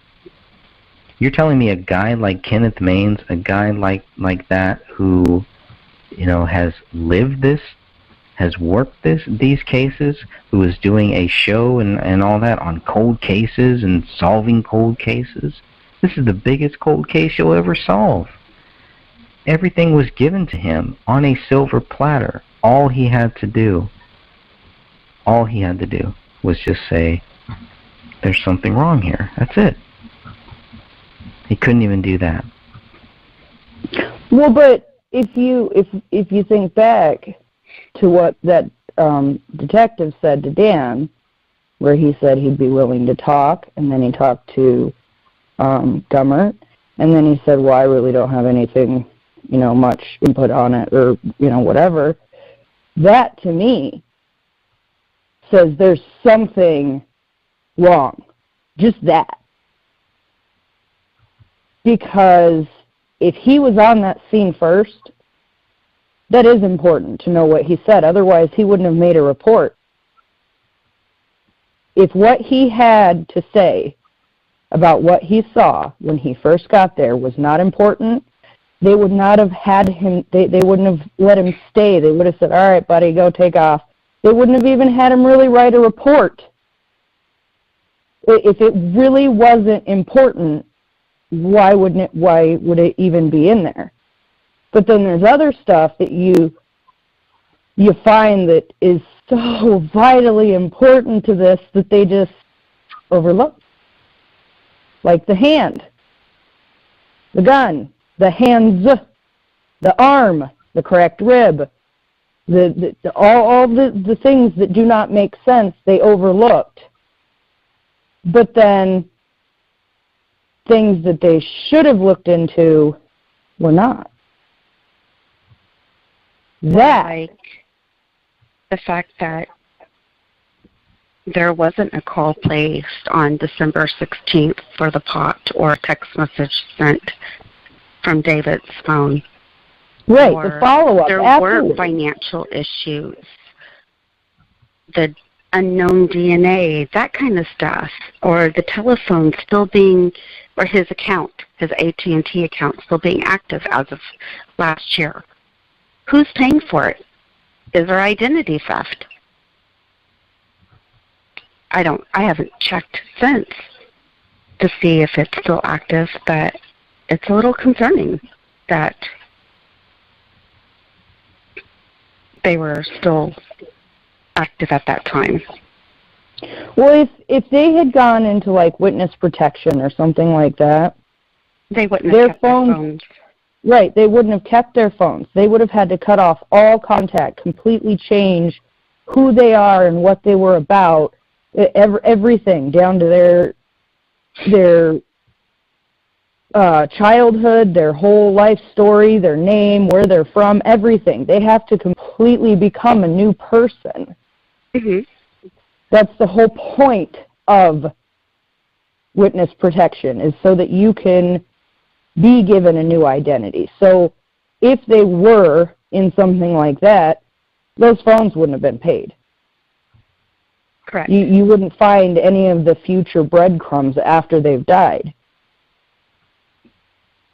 If they did it on their own, in this day and age, that is insanely hard to actually pull off, because there are cameras everywhere. Every single, well, not every single person, but pretty much every single person on this planet has a phone with a camera and a recording device of some sort, whether it's an app or just the phone itself. They would be found. All right, I want to thank you all for listening here. This is episode 3. I hope you enjoyed this discussion with Dan Hennon, myself, Greg Fernandez Jr., Sophia, Stephanie, and our good friend Ann. So these 3 pages are from the first responders and what they saw when they first entered that house. This is what happens. This is the gray stage. Right now we're going to play the audio from when the first responders enter the house and clear this house. The 2 officers to enter the house and clear the house are Sergeant Greg Dahlstrom and Sergeant Adam Keeler. From this audio, I'm not sure which officer's voice you will hear. This is the raw audio from one of our members, Ken Pasquale. 45S41, I'm in the area of the suspicious vehicle, territorial drive. 10-4. 10-4, go ahead. 4933 Sam 14 for suspicion, 1055 Ramsdale Drive. Cop reporting suspicious behavior next door, went over to the home to the right of the RP, sees dead bodies inside the house, dog inside, sees a gun in the house on the floor. 933, copy. 10-14, copy. 4933 additional. Go ahead. According to the RP, residents have been out of town since before Christmas. Now there are Christmas presents out front, a dog inside, and what looks like possibly bodies inside, a gun laying on the floor inside. Copy. Want me to start medics? You can start them. I'll be en route in about 1 minute. Received. Wait, Anthony, you can put me on that call. Just 10 minutes, and I'll have comments later. 714 to 7 medic stage. Yep. Of the residents where the bodies are is 1051. 1051. 714 about. 10-4. 1305. 49 714. 49 714. Stand by, man. 10. 49 20, I'm out. 934, send me the Ramsdale Mall. 49 714. 49 714. There's several obviously deceased bodies in the front. Why don't you give us 1033, wait for 34 to get here, and we'll make entry. 1033 traffic for 4900 squad. All others go to TAC 10. 1033, 4900, 1307. 1034, still on. Separation. 49 Sam 14. 49 Sam 14. Do you have our CSO come with his catch pole as well? It's a very angry dog inside. 10-4, 49 Charlie, 1 copy, I'll clear you. 4933, rear slider is unlocked, slightly ajar. Copy, rear slider, unlocked, slightly ajar. Charlie, 1 copy. 33 up 2. 33 2. Kids, just let Apple Valley know if they get busy with pending calls, we can help out. 10-4. Copy. 4934, 76. 10-4. 3517, I copied. I'll take care of it. 10-4, thank you. 49 Sam 14. We're going to make entry as soon as CSO can get here near this dog. 10-4. 3311 for 3 vehicle, 1050 display and pilot. 11, I copy. And they're pulling into the gas station. 10-4. 1350. 34 is C1 on the main. Go for C1, go for C. What's your 20? Right around the corner. Alright, when you get here, bring your pole over back. Copy. 4934. 4934. You make an entry into the house. Copy, making entry. 10-4. 49 14. 49 Sam 14. First floor search complete. 3 obviously dead. We're in the basement. 10-4. First floor search, now in the basement. 4934. 4934. We're code 4. Let's just keep the channel for a little bit.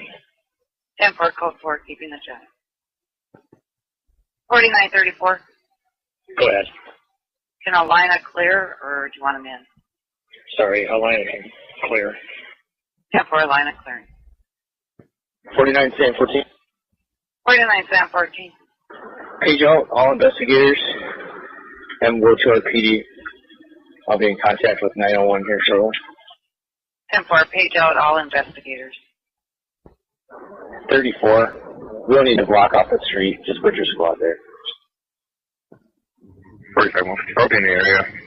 I go here in PDM. 10-4, 1338. Well, I'm also in the area. 10-4. 49 Sam 14. 49 Sam 14. When you get BCA call, have them call the number on my login screen, please. And what you have are people that are accusing David Crowley of this crime without the evidence. Looking through all the evidence here, as we are going to do by going through this book, is to show that there is no evidence that proves David Crowley guilty. None of this does. It's all based on feelings. It's all based on what the investigators quote unquote believe. And it doesn't mean that all of the investigators have come to the same conclusion that their superiors have. But it's very clear at some point the investigators and everybody else had to fall in line with what the official theory would be. And let's not forget how quickly that the Apple Valley Police decided David Crowley was guilty and the public was not in any danger. We're talking within 24 hours, possibly within hours. We can clearly see by the 94 pages of police reports, by the over 500 pages of BCA documents, and by the medical examiner's report, there's nothing in here that proves David Crowley guilty. They can suspect him. He might be their suspect. But being a suspect and being the perpetrator of the crime are two completely different things. Give this to people. Hand this book out. Share the information in this book. You can download all of the information for yourself right now by going to thegraystage.wordpress.com. Scroll down to the bottom of the homepage and you can download all of these documents right now. A lot of these documents can also be found in the Justice for David Crowley and Family Facebook group and Dan Hennon's website, theuglytruth.info. Once again, I want to thank you all. If you have not listened to the first 2 episodes, I think it is well worth the effort, well worth the time. We try to keep these to a maximum of 1 hour, about 60 minutes, and these will be released on the 1st of every month. This is not about me, this is not about you, this is about getting justice for this family. That is the purpose here. And it's very clear. We have a slam dunk case, and it doesn't take a rocket scientist to figure this out. It really doesn't. But it does require you to remove your personal feelings and to remove what you think happened here. Look at the documents. Look at the images. You can clearly see David Crowley is innocent until proven guilty, which can never be done for multiple reasons. Obviously, one reason being that David Crowley is dead. But let's say that he wasn't dead. Even then, based on all of this information that we have here, these authorities cannot even prove that David Crowley wrote anything in that house. They can barely prove David Crowley ever put his hand on that gun. And we know for sure that they cannot put the pen in David Crowley's hand. They cannot tie the footprints in the living room to David Crowley. They cannot tie any of the prints on the laptop in the kitchen to David Crowley, and they cannot tie the blood writing on the living room wall to David Crowley. More so, they can't even find the bullet that killed David Crowley. His blood is not on any of these bullets. That's about it, my friends. I want to thank you all. Alright, I want to thank you all again for listening to the Gray Stage podcast. This has been episode number 3. We truly appreciate all of your help. Please consider joining the group, Justice for David Crowley and Family Facebook group, created by Dan Hennon. Think about joining some of our live calls on our YouTube channel, The Gray Stage. And of course, we want to thank you again for listening to this podcast, for listening to every episode of this podcast, and for helping to spread the word to let people know justice is coming. Justice is coming. It will be coming. Don't worry about that. Until next time, episode 4 will be next month. And of course, episode 4 will be the suspicious deaths.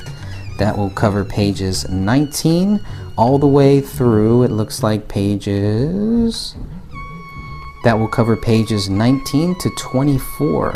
And in this, we are going to finally get the detectives who show up, the BCA who shows up, and of course, the medical examiners. And what they report when they walk into the house. When they go through the house thoroughly and find everything. Oh, but 2 important things they don't find. Item 53 and item 57. Item 53 is a bullet hole that rolls out of the living room carpet a few days after the investigators leave the house. And of course, item 57 is a bullet that is found 1 month later.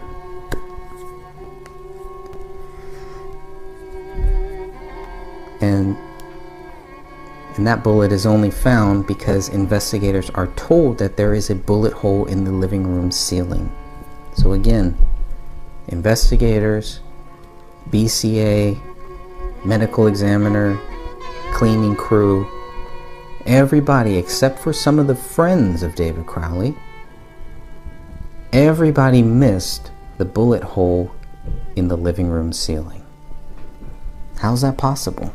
Well, we're going to talk about that on our next show, Suspicious Deaths. We'll see you then.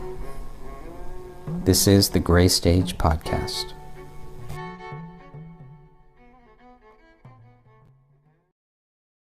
Shawty got love. Love getting prices that are lower than low on food that's fresher than fresh? Then shop at Fred Meyer. We give you more ways to save on the fresh you love with tools like the Fred Meyer app, where you can find personalized coupons on top of weekly sales, giving you prices that are lower than the everyday low. Fred Meyer, fresh for everyone. Right now, you can save on your Labor Day essentials. You'll find hot deals for the grill, plus savings on chips, dips, beverages, and more. Fred Meyer, fresh for everyone. And now another edition of Obvious News from Geico. Obvious News! A study says that soft talkers do not make great radio personalities. We asked local librarian Steve Sage about this, and here's what he said. Honestly, I don't buy it. I think I make very captivating radio. Also in Obvious News, Geico makes it easy to save money and easy to manage your policy with the Geico app. So switching is a really smart decision. How does Steve feel about this? I love the Geico app. I use it all the time. That's Obvious News from Geico. Obvious News! Within 24 hours of finding the bodies of David, Kamel, and Rania Crowley, the Apple Valley Police Department were treating the incident as a double murder-suicide. Authorities cannot prove David wrote Allahu Akbar in his wife's blood on the living room wall. Authorities cannot prove David wrote I have loved you all with all of my heart on the laptop in the kitchen. Authorities cannot prove David wrote Open the Rise most recent version Submit to Allah Now on a notepad in his office bedroom. Authorities cannot prove the dog trapped inside the house ate David's right hand, both of Kamel's hands, and their daughter's right arm, since dog feces tests were never conducted. Authorities did not see the bullet hole in the living room ceiling or the bullet in the attic above until they questioned David's friend a month after the bodies were found. Authorities did not find a motive to support their accusations against David Crowley. Authorities did not find David's blood on any of the bullets at the crime scene. Authorities do not know when David, Kamel, and Rania died. What we know for sure is that David Crowley has not been proven guilty. Hello, my name is Dan Hennon. Today is April 19th, 2020, and we'll be covering another podcast here on the book by Greg Fernandez Jr. called The Gray Stage. Today's episode is Chapter 3, Suspicious Deaths. And I think we've got 15 bullet points to go over in this chapter. If you're following along in the book, it's pages 19 through 24. And joining us today will be Sophia, Catherine, Stephanie, and Greg Fernandez Jr. himself. Hello, Greg. Hey there. Greetings from California. And hello, Sophia. Hello, greetings from South Texas. And hello, Catherine. Hi, everyone, and I'm here from Colorado. And Stephanie, how are you? I'm doing all right. I'm over here in Western New York. Oh, perfect. And I am here in Minnesota, 30 miles away from the Crowley crime scene, and here we are 5 years later going through the book. Glad to have everyone here with us. It's a very interesting chapter. It talks about who arrived at the scene, what time, what their actions were, and what they did. And we've got some good things to cover. Where should we start off today, Greg? Should we start off with? Yeah, let's start off with the first bullet point there, because the timeline, obviously the timeline of who came into the house, that's all very important. Who showed up at the scene, the timeline of who showed up at this scene, to me was very important to try to get in as many details to make it as easy as I could possibly do for people who really want to take a look at this case, who want to understand who showed up when, and who goes into the house, who doesn't go into the house, and all of that. So I think kind of breaking it up, it's kind of like a Jim Gummert timeline, because he is the lead detective in this whole case. So I kind of started there, where Jim Gummert was actually notified. Jim Gummert was notified at 2 p.m. about this case by Sergeant Greg Dahlstrom. And Greg Dahlstrom is a very important person because, as we covered in the last podcast, he was the first responder. He was the first person on scene, the first person to look through the window as an investigator or as a policeman. And so I thought it was very interesting and just that Greg Dahlstrom is kind of he's like the front man until Jim Gummert gets there. And I don't mean front man as in a bad way. I just mean he's out front. He's the first person there. Yeah, and he gets there. He's Sergeant Greg Dahlstrom. He's the first guy on the scene, and it looks like then they go on. Sergeant Gumbert, lead detective, he's the sergeant of the detective unit, basically the manager of that group, and so he was notified at 2 p.m. Dahlstrom's already there as the first basically responder on the scene. And once again, this is at 1051 Ramsdale Drive, Apple Valley, Minnesota, and they're responding to essentially just bodies, suspicious deaths, bodies, and a handgun at the scene. And so this goes over when they show up, when they arrive, and what they see. Who wants to start off with this? I would like to get your take on this piece, Catherine, as far as anything notable on page 19 here on your side. On page 19 itself, not really. I really liked this chapter, though. I thought it was very informative. I really liked how, so far, Greg, it's interesting. I've stopped off at, I ended at chapter 3, so when you said we were going to cover chapter 3, it was like, that's really good. But, right now I really don't have much to say, just because I've been out of the loop for a little bit. Is it okay if I kind of take a back seat for a little bit until I can get caught up? Oh, yes, no problem. One thing I will mention here, this is Dan, as Detective Gummert arrives at the Apple Valley Police Station, and six minutes later, a search warrant was filled out by Detective Brian Bone, and already it was signed by the district court judge, Karen Aspog, already. So the bodies were found at, what was it? It was a 1 o'clock p.m., and now we're at about the 3 o'clock time frame, 2 hours later, where they're getting search warrants and whatnot. The patrol officers were the first on the scene. Now the detectives are showing up, and they're getting what they need to go in, getting the warrants signed. And it says here that Gummert says that he proceeded to the residence to work with the patrol officers at the scene. And so at 3:30 p.m., and kind of goes through the timeline here, it was at that point that the police department issued the first of their 5 press releases in this case. And the very first press release that went out to the public saying that the deaths were treated as suspicious. The words murder and suicide were not even mentioned in this first one. So this was just the initial responding officers located 3 deceased persons inside the residence, the first press release stated. And it said that the investigation into this matter is ongoing. So, and there also says it goes on to say that they're getting assistance from the Minnesota BCA, the Bureau of Criminal Apprehension, and also was assisting the Apple Valley Police Department detectives. And the phrase "the apparent murder-suicide" line is not even mentioned until the following day. So that's when we first get the murder-suicide narrative. Right now, it's just suspicious deaths, 3 of them, 3 bodies, and that's why Greg's got the title here called simply "Suspicious Deaths." Sophia, what's your thoughts on this first couple of paragraphs? Well, I kind of found it interesting that just the time frame, the breakdown of what happened after the bodies were discovered, how the detectives stayed at the station.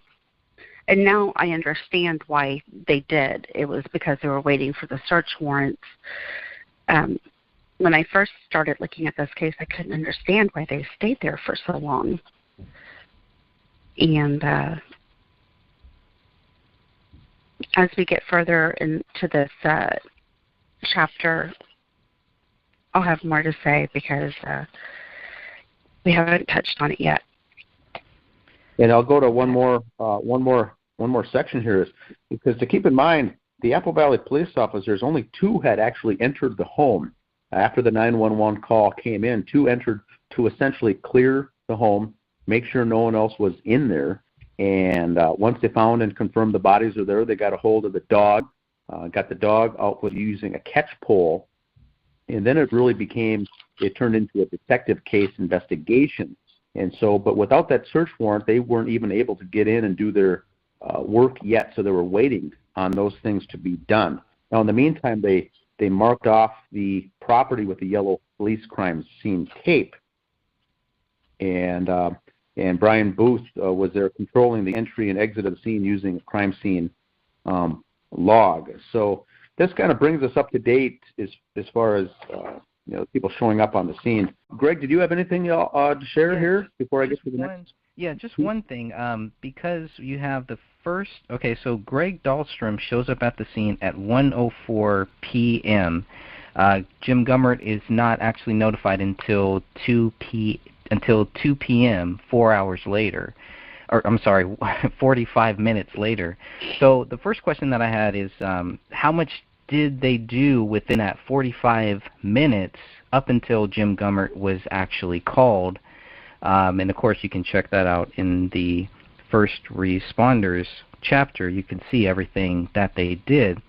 As somebody who doesn't know anything about law enforcement or anything like that, I wanted to kind of document this so that people who are in law enforcement or people that know how law enforcement should treat this situation, my biggest question to make sure, the biggest question I have is to make sure that I want to know, did they follow the proper procedures through everything? And it's not because I want to play gotcha. It's not like I want to point out everything that they did wrong. I want to understand why they did what they did. Is it normal for it to take 45 minutes before the first responders notify Jim Gummert, and then they get everything signed and all of that? So that would be my first question, is how much did they also do in that 45 minutes? What did they do? So within 45 minutes, if reading these documents, if I'm correct in reading these documents, it took the first responders 45 minutes to first get the dog out and to clear that house. That's my only... So I think that's fair to say, Greg. I also do not have a background in the detective and the investigation stuff, but I do know that because this was a Saturday, James Gummert was not working, and so he was at home that day, and so it took him a while to get to the office and to get prepared, because this is Saturday in the afternoon, so he had to just get there and show up to work. Then we have the patrol people showing up as actually the first responders to the scene, and then they determined that the bodies are there, which means now it triggers, we need detectives on the scene. So they had to call and notify them, and then also had to call the BCA. So that's a question that I've got, is what made it, this Apple Valley, they deal on average of one homicide per calendar year. And so there's 3 bodies there. Did that warrant them to say, let's get the BCA involved? Because Special Agent Beth Eilers was notified by the BCA Operations Center at 2:17 p.m. So right away they get the BCA involved. And that may be because, look, we need help, we need assistance, this is over our heads, or is that a normal thing? I don't know, but that's the only thing that really stood out for me. Anything else on this one, Greg? Or is Stephanie back? Can I jump in for a second? Sure. Yes, Catherine, thanks. Yeah, it is normal for them to contact the BCA, which is similar to the FBI for that. I don't know if it's for the entire state of Minnesota, but yes, in this type of situation where you have a murder and then, obviously there's a murder of some sort. The suicide thing came later. So yes, it would be normal to contact BCA. But my question to you, Greg, is now, did it take them 45 minutes to call Gummert, or did it take 45 minutes for Gummert to show up?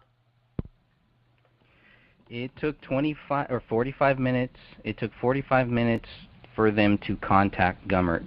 If you look at the time from when the first responder was on scene at 1:04 p.m. up until the time that Jim Gummert was actually notified at 2 p.m. So maybe about 40 minutes. Okay, do I have them mixed up? Should I be saying Dahlstrom instead of Gummert? But whoever it was, they were on scene for 45 minutes without contacting anyone else. Is that how I'm understanding this? They were in contact with, based on the 911 call, right? Or not the 911 call, but the police audio. They were always in contact with the dispatch, but it doesn't sound like Jim Gummert had any contact until 2 p.m. Okay, so, I mean, that is something that is not normal. If it would take them, even if they are speaking with the dispatch, it should not have taken them 45 minutes to determine that they needed to contact the investigators. So to have just 2 responding officers show up on scene and then talk to dispatch for 45 minutes, that is not right. Interesting. If I could jump in for a minute, the other murder-suicide case that I looked at that happened in Apple Valley 18 months after this case, the BCA was not called in for that one.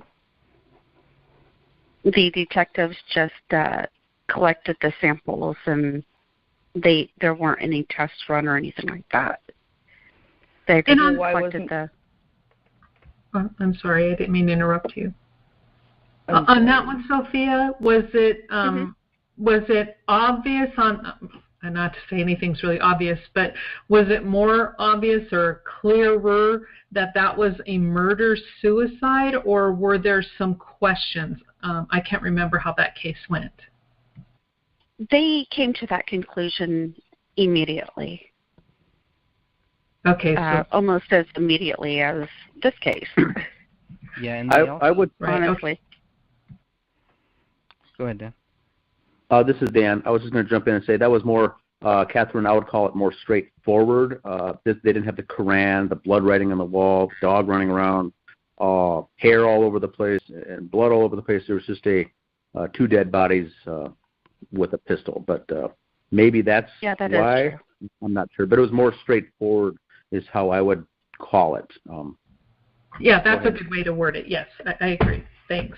That helps.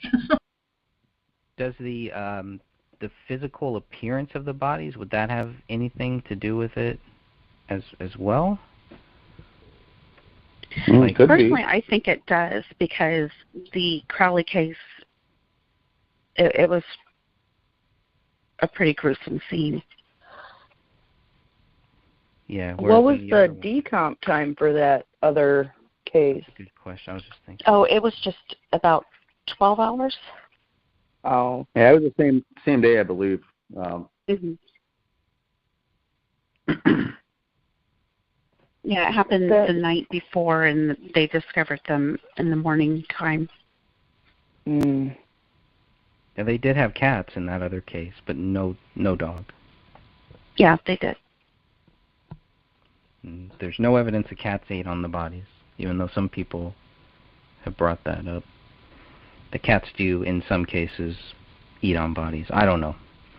It's a horrible thought, but it should not be what the investigators who show up at a house, that should not be one of their first thoughts, is that, the dog ate these bodies. But of course, because of Judy's 911 call, they have to take that into consideration just by default, because there is a witness there, and this is what they said. And it's so crazy because they blame Paleo for everything. And so many people, this is only because the documentary left the information out, and I believe that they did it on purpose. But the dog food is right there on the floor. And he had 2 bags, right. He had food to eat. That's left out of the police documents too. I don't remember reading anything about the dog had a food source.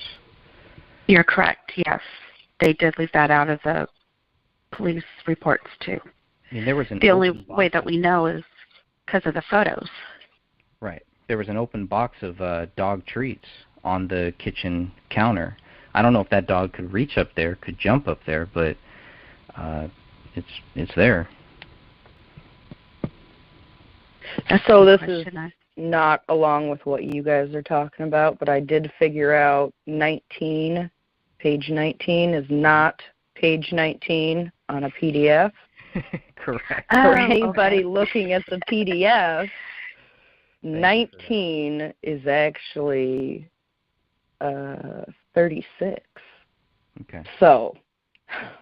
Yeah, good. Thank you for that. Thank you for pointing that out. Thank you, I was looking at 19 on that, and it's way back in the first couple chapters where we're talking about what the neighbors saw and everything, and I was trying to find where Dan was reading, and it wasn't even in there. So that is good. I will make sure that I note that in the future, because I do expect that more people are going to be looking at the actual PDF, that free PDF that anybody can download right now.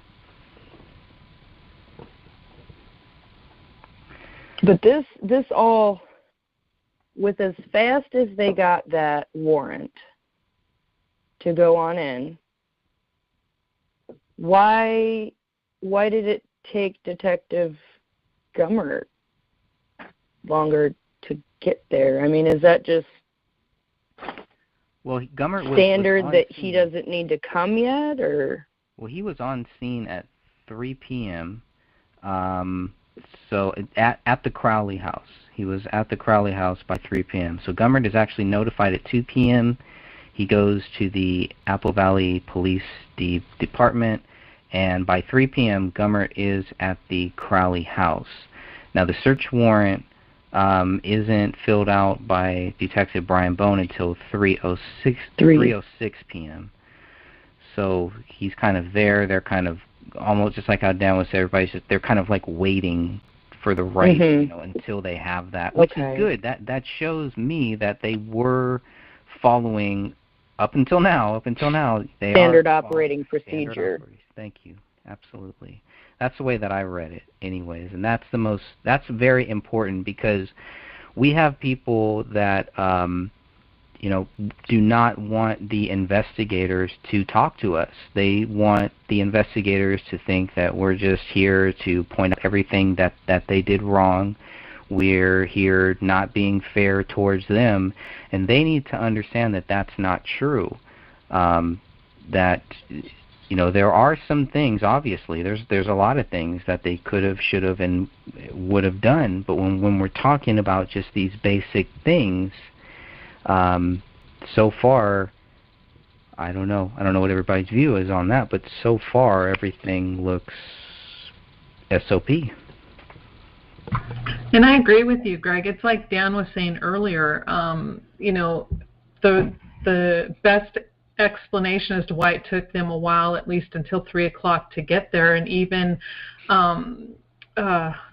Detective Bone to even get to the judge. I mean, it's a weekend, and it takes time to get dressed and get in the shower and get to work and then get the warrants filled out and then wait for the judge to show up. All that takes time. Yeah, and I'm glad that was pointed out, that this is a weekend. I don't know if I pointed that out in the book either. I'll have to go back and check that, but that is a great point there. Now, the first, like Dan was saying, the first person from the BCA was notified at 2:17. So within 17 minutes, I don't know if it was Gummert that contacted the BCA to let them know that we need somebody there just in case. But we just know kind of who showed up when they were documented to show up when. So she's kind of she's the first BCA person. Jim Gummert is the first detective to be notified, and these two people are going to play a very key role in this chapter here, I think. Well, I was wondering if anyone has anyone ever spoken with Sergeant Dahlstrom. Reading his reports, he seemed to be very on point. He didn't seem to leave anything out, but I am curious as to why, because he seemed like he was one of the more senior, my take, could be totally wrong, but he seemed to be one of the more senior officers where he had a little bit more experience. So I'm curious as to what his explanation was for waiting 45 minutes to call the next person to say, hey, we need you down here. Right. And is that because it took them 45 minutes to clear the scene, because they first cleared the scene and then they got the dog out first and then cleared that scene? To me, that's the only thing that would make sense why at some point Greg Dahlstrom must realize, okay, we need to let Jim Gummert know, but I don't know. I think that's a valid question. And this is Dan. I want to jump in too. I mentioned earlier that it was Dahlstrom that retired from the force. That is incorrect. It was Broughton. Officer Broughton later retired. So Dahlstrom is still there, I believe, to this day. But yeah, you're right, Greg. They get there. They do all the right steps. I believe they assigned someone to do the log of people coming in and out. The BCA crime scene specialists both show up. That's Joe Cooksley and Beth Wolf. And then we've got Detective Tommy Booth on scene, Detective Brian Bone, and Special Agent from the BCA's Chris Olson. So they get in. Brian Bone smells this strong odor that he knew was decomposing bodies. Brian Bone, the detective, starts taking photographs of the crime scene. They see the Allahu Akbar written, which appeared to be in blood. They notice dog feces on the floor, and they go on to say that the front door was secure, no signs of forced entry. They check the doors and windows, all are locked, and they were intact. And they go out of their way to say the thermostat was set at 68 degrees in a hold position. And so this was January once again, so that would make sense. They noticed some Christmas tree lights were on, and they noticed an open laptop on the kitchen island. And so I think the steps that were taken when they show up all are legit in my belief. They're all doing their steps and not stepping on other things, and they're not overstepping their bounds. They're doing what they need to do, and they see the adult male lying on his back, and so we're getting some of those steps next. And I'm on to page 21 in the paperback. Okay. Yeah, because Catherine brought up a great point about Greg Dahlstrom, and that's the thing. Is the reason why Greg Dahlstrom was the guy who contacted Jim Gummert, is he because he was senior, like a senior officer, or is it also because he was the first person who was on scene, or is it just some other issue? And maybe to a lot of people these aren't questions that we have the right to ask, but these are questions that I would ask people who are in law enforcement. How does this work? How does all of this stuff work?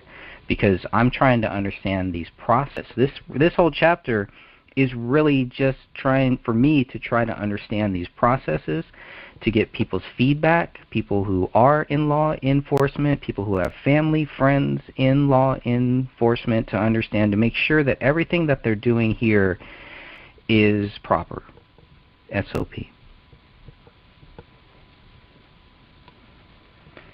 In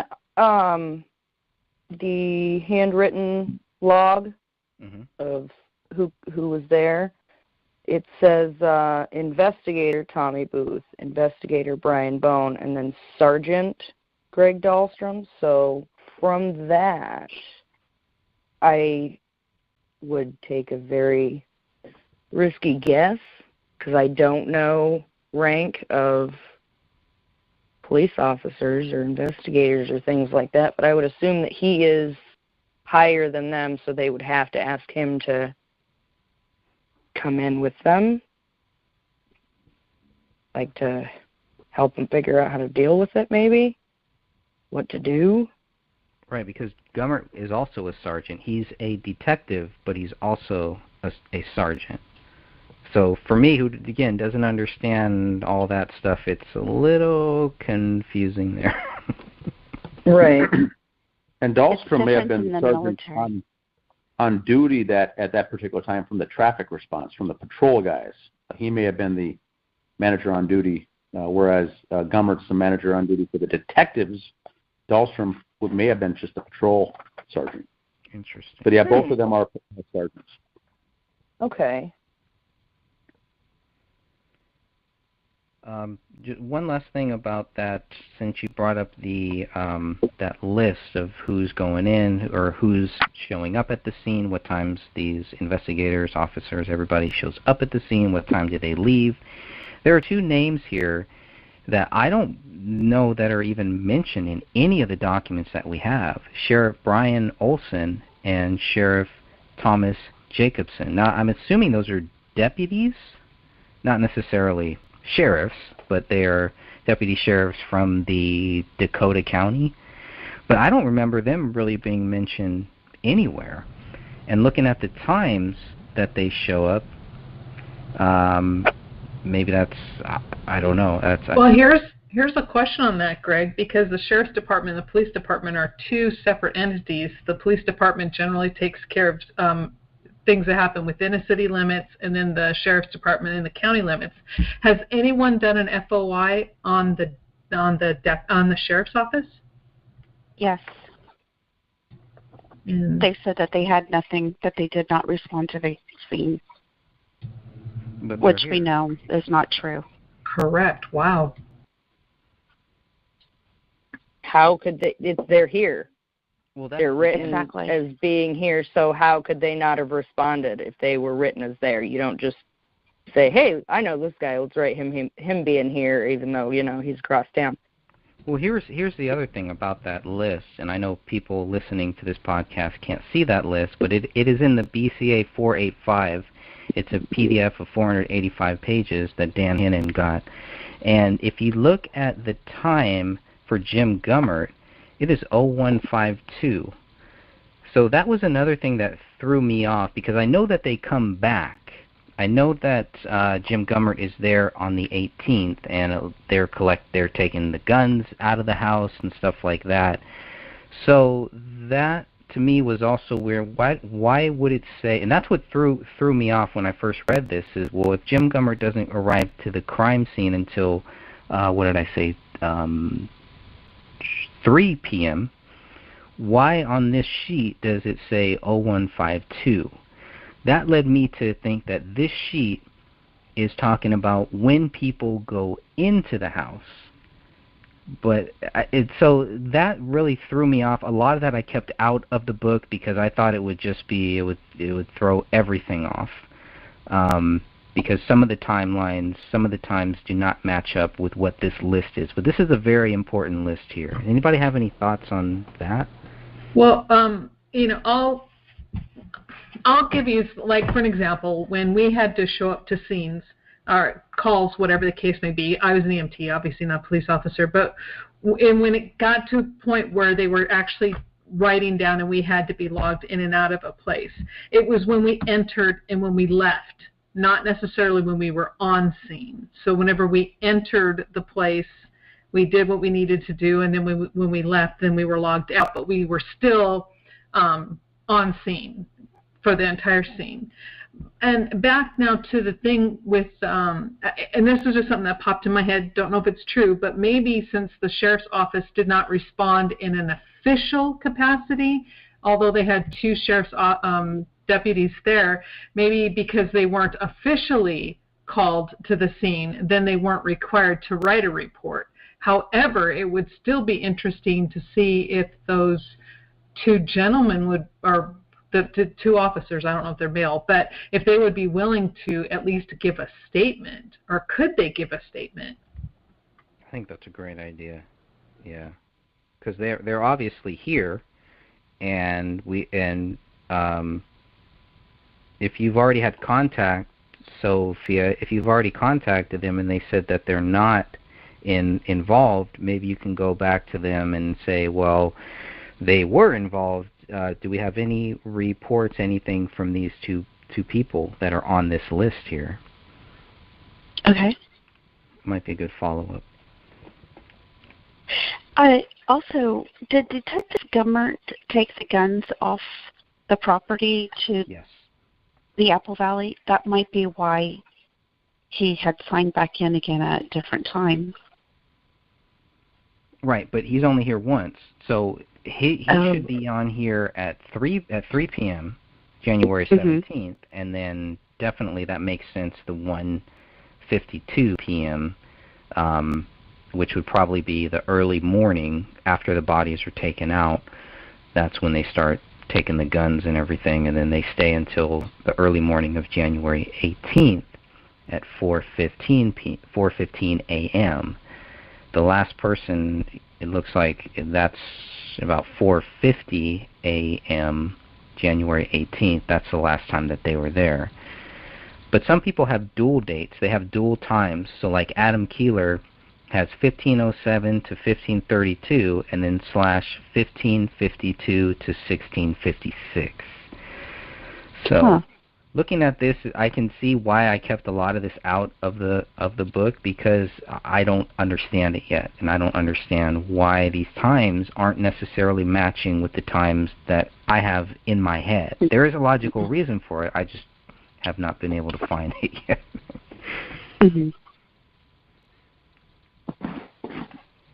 Yeah, you would think, this is Dan, but you would think that Officer Gummert would have a log entry sometime around 1500 hours, meaning 3 o'clock on that Saturday, and there isn't any. There's a 1:52, which is almost 2 p.m. or 2 a.m. or 2 p.m. on one of the days, but it may have been the early morning. Oh, yeah, it would have been the early morning hours, but nothing there as far as a 1500 hours entry date for Gummert.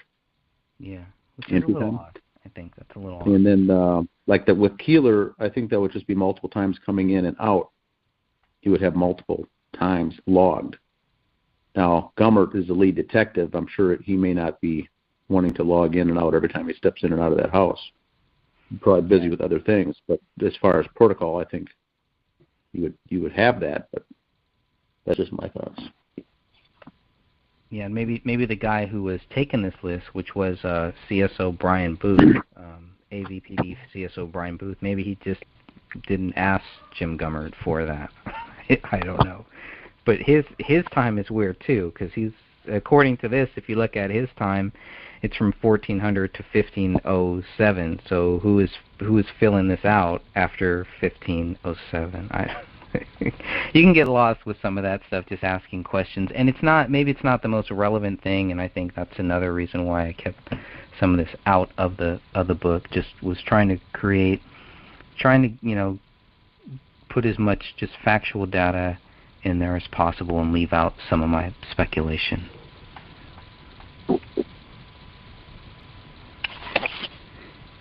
Anybody else have anything on that? So we covered the first AVPD press release was at 3:30 p.m. Just mentioned quote-unquote suspicious deaths. No mention of murder or suicide like Dan was talking about. That is not mentioned until the next day.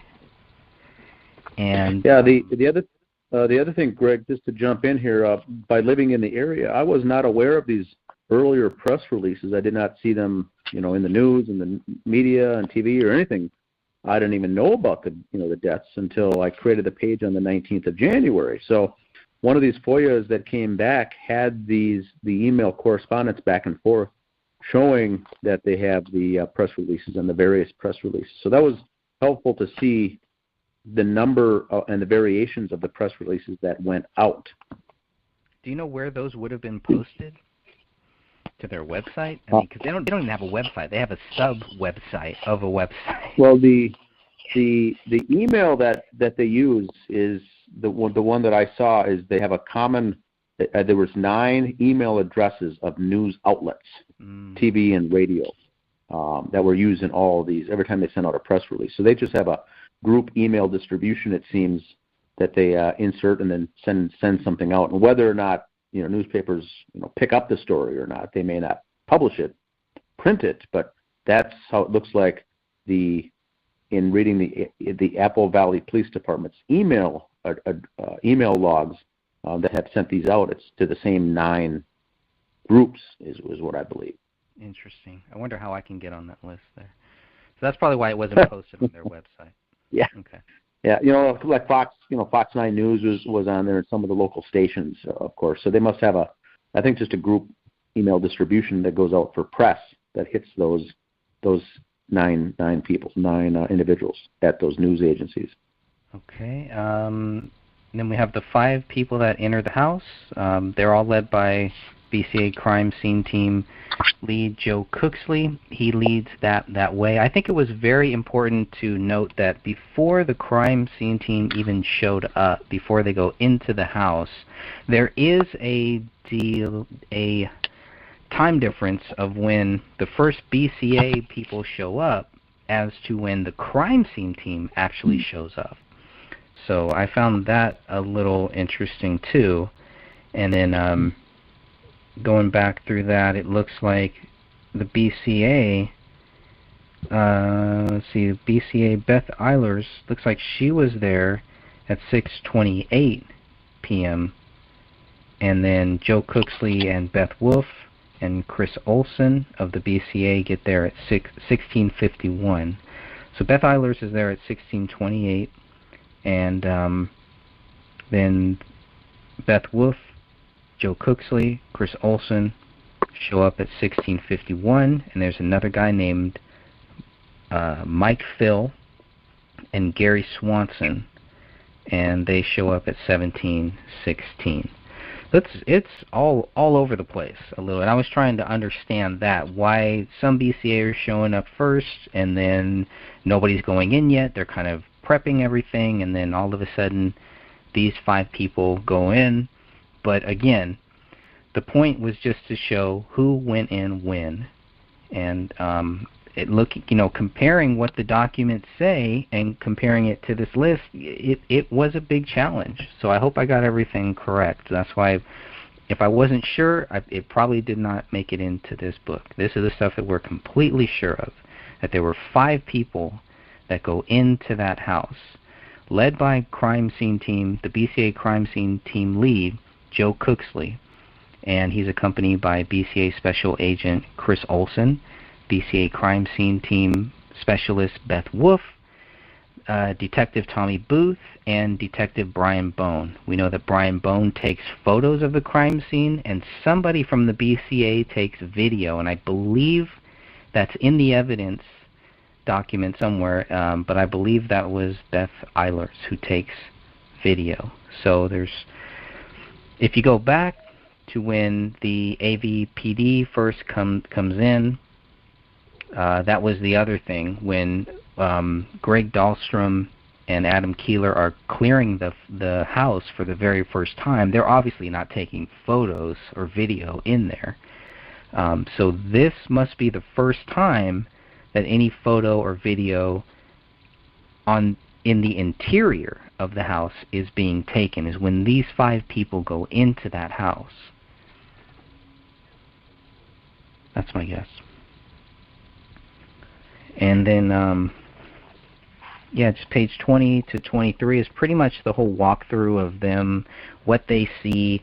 You can kind of see that who sees what, and it should match up. You have 5 people in the same house. They should all report seeing the same thing. The body is in the same way, same hands missing, same heads missing. Everything should line up. And so people, I know all of you on this call have read those documents. Does it all line up? Are they all seeing the same thing when they go into that house? No. Is there no, anything... if you separate the report by officer and read it, you'll see that it doesn't actually line up, like Catherine said. And I think that for new members coming into the group, that big report is kind of intimidating and overwhelming at the same time. Plus there's supplementals thrown into there. But if you separate the reports by officer, that tells a completely different story. And it's easier to understand. that was a tip given to me by a good friend, and I'm very, very grateful for it. I also wonder if these 5 people were, I wouldn't say coached, but obviously they were briefed before they go into this house. I wonder if they're briefed on what they are going to see, what they should expect, because Tommy Booth is talking about how the front door was fine, there were no signs of anybody forcing their way into this house, which again to me is a big, big deal, because they're walking in through the back door that is open. Why is there so much effort put into showing that nobody forced their way into this house when we all know that wasn't even necessary? It's almost like a moot point. I don't know. Yeah, to me that was the first hint of a pre-ordained narrative. Was that right there? Yeah. The fact that they kept going back and stating that there was no forced entry over and over when there's the back door or the backslider, that was a huge red flag. Stephanie, anything you want to add to that? I don't really understand why they go through the point of saying no forced entry here, no forced entry here, no forced entry here. You didn't have to force your way in. The back door was open. The sliding door was open. So there was no, I mean, they do point that out in their reports, that it wasn't secured with a lock or a bar. But you don't need to bust your way in the front door if you're going in the back. The gate wasn't locked. So, I mean, I just, that's one thing that's been bugging me since I started into all this. You wouldn't need to have forced entry into any residence if the back door and the back gate are open.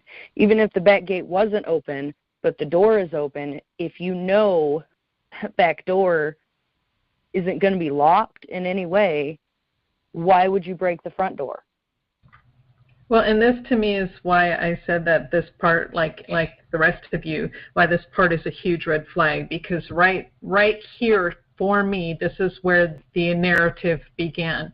And the reason why I see them pushing there's no forced entry, no notice of forced entry, is because they're starting now to put together and piece together the final decision that they're going to come up with. So see, there's no forced entry, so therefore David had to have done it. He was the only one there, the only one who had access. The front door was okay. But even though we'll all say, briefly mention the back door's open, but we're going to document the no forced entry. And again, that's right, to lay the foundation for their narrative of David was guilty. Yeah, and when you think about what is mentioned in there, like the Christmas tree lights are on, there's a single bulb from a chandelier by the rear. To me, those are things, especially the proof that they looked up, that they at some point looked up at the ceiling, the front, to find that there was a single bulb from a chandelier on. They looked at the Christmas tree. They looked at the Christmas lights. They looked at all of that stuff, but yet nobody is seeing a bullet hole in the living room ceiling. Exactly. Right. All of these people that are in that house, nobody sees it. They see everything else.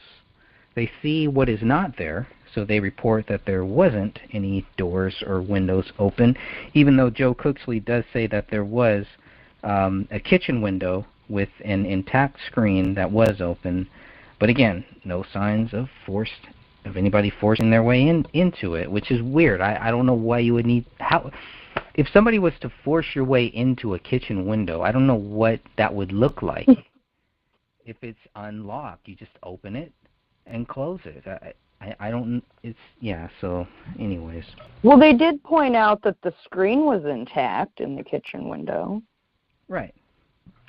windows unlocked. Yeah, so I mean, what they would be looking for would be anything knocked over from the windowsill, and was anything, that's what they're looking for. So if there would be something displaced, then they could say, okay, somebody came through the window in the kitchen. But yeah, like you were stating, I find that absolutely crazy or ludicrous that they would note all of these things that they would absolutely have to specifically look at, and then they're looking up to see things, but they don't look up above the door right where they're at to see things on the tree, and then they don't see this hole. None of that makes sense at all.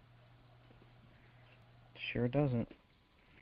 It says David's hands were fully extended, almost in a crucifix position. His right hand was missing. His right forearm was purple and black. David's mummified left hand was purple with a leathery textured appearance. They noticed a hole in David's head, in a portion of his skull next to his spine. That's what Joe Cooksley says. And Joe Cooksley also noted the hole was in the back of the skull. So the back of the skull, where would that be? Because unless they turn the body over or something, I'm having a hard time understanding when they say the back of the skull. I guess if they get really close up, you can still see the back of the skull, part of the back of the skull. It's all on the left side, right? Well, the rest of the skull was missing, was it not? Just the only thing remained was the back of the skull. So they would have seen it without having to move or manipulate anything. But to see a small bullet hole, you would have had to have gotten close to identify that hole, right? Yeah, that's what they say. Only the back portion of his skull remained attached to his spine. So, I don't know.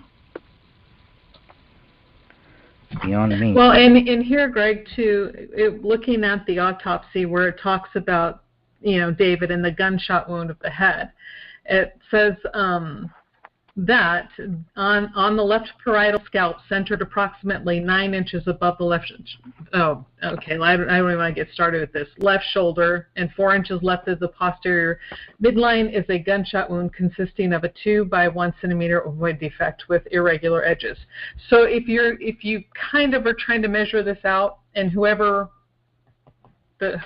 which doctor signed this? Let me check this out. Holy cow. Was this Lewinsky? Yeah, Lewinsky. Oh my gosh. Basically, if you're going and you put your finger right in the middle of the back of your head, and if you go toward your left of approximately 4 inches, so it's maybe right between where the back of the ear and the back of the head would be. If you go about midpoint there, say the middle of the back of your head, go over a few inches, and then that's where it's going to be. So it's not quite to the back of the head, but it's not at the side of the head either. Gotcha. So they could see that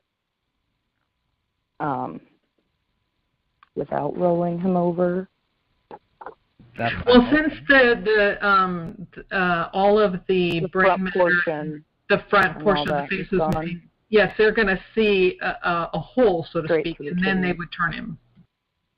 Hey everyone, you are listening to the Gray Stage Podcast. I really appreciate all of your support and your help. I wanted to remind you that if you haven't heard of Anchor.fm, it's a great, easy way to make a podcast. First of all, it's free. There's creation tools that allow you to record and edit your podcast right from your phone or computer. Anchor will distribute your podcast for you so it can be heard on Spotify, Apple Podcasts, and many more places. I love it. You can make money from your podcast with no minimum listenership. It's everything you need to make a podcast all in one place. So if you're thinking about making a podcast, go to Anchor.fm and check it out right now. Now back to the show. Gotcha. Right, because his head is kind of tilted to the... I always thought his head was like facing the ceiling, but it's not. It's almost like he's kind of turned... Like if you look at the photo, it's almost like his face is tilted towards the camera. That's right. That's right. Like looking at you. Yeah. Okay. Which is another thing that points to the bullet that went through his head was not the one that ended up in the ceiling. Right. There's no way, not from this position. Well, I mean, excuse me, there is a way. He would have had to have been moved, like a person moving him out of the way for that to have been his bullet. But if it was the bullet that killed him, it would have had more than touch DNA on it. Is there any way that the dog could have moved his body there? I mean, we're not seeing any of that. There's nothing to, even where they say the dog ate everything, there's no way that the dog eating anything could really pull David's body. And if it did, it would probably be by his left hand, is my guess, or by his left arm. And there's no evidence of that the dog did anything to David's left arm or left hand. And you can clearly see David's left hand is in that weird hand sign, which is a whole nother issue. But that's like jerky treats for that dog. If the dog was going to go after anything, why not go after that? Why go after David's head and then randomly choose these other body parts? There's no logic to it. Right, and there's another thing that the police failed to not only mention and also the medical examiner. If the dog had been tugging on David's clothes and on him, you would see the clothes bunched up in one area. It would be, catawampus, but his clothes are almost like they were put on. So there's nothing on those clothes and the position around the shoulder area or head area that it is indicative of a dog grabbing on and dragging a body. So to me, like you were saying, it would make no sense. There's nothing there that shows that he was moved by a dog. One last thing on that, I guess, just looking at going over page 23 of the physical book here, is there any reason why the temperature and the stiffness and the temperature would be checked for some people and not for all of them? Why check it for just one person or two people, but for Kamel, it wasn't checked? And they should have. That is another red flag. You don't, if you're going to check for rigor and body temperature, obviously her body temperature was going to be cool to the touch. You could tell that, but you could tell that by looking at all three of them. So they should have checked to see where her body rigor was at that point in time. But the fact that they didn't, another huge red flag. Now, this is from Joe Cooksley's notes. So is it possible when he says temperature and stiffness wasn't checked, is he just talking about by himself, or as the crime scene lead, he's got to be talking about everybody, all 5 people in that house, right? Well, I'm assuming and this is, we know what they say about assumption, but the fact that he's writing this, he's writing what he did, and he's not reporting on what anyone else did or didn't do, but no one else has mentioned that they checked her at all. And so the fact that he does state that he checked, I believe he checked David and Rania, but he did not check Kamel, and for someone who's coming from BCA, he knows better.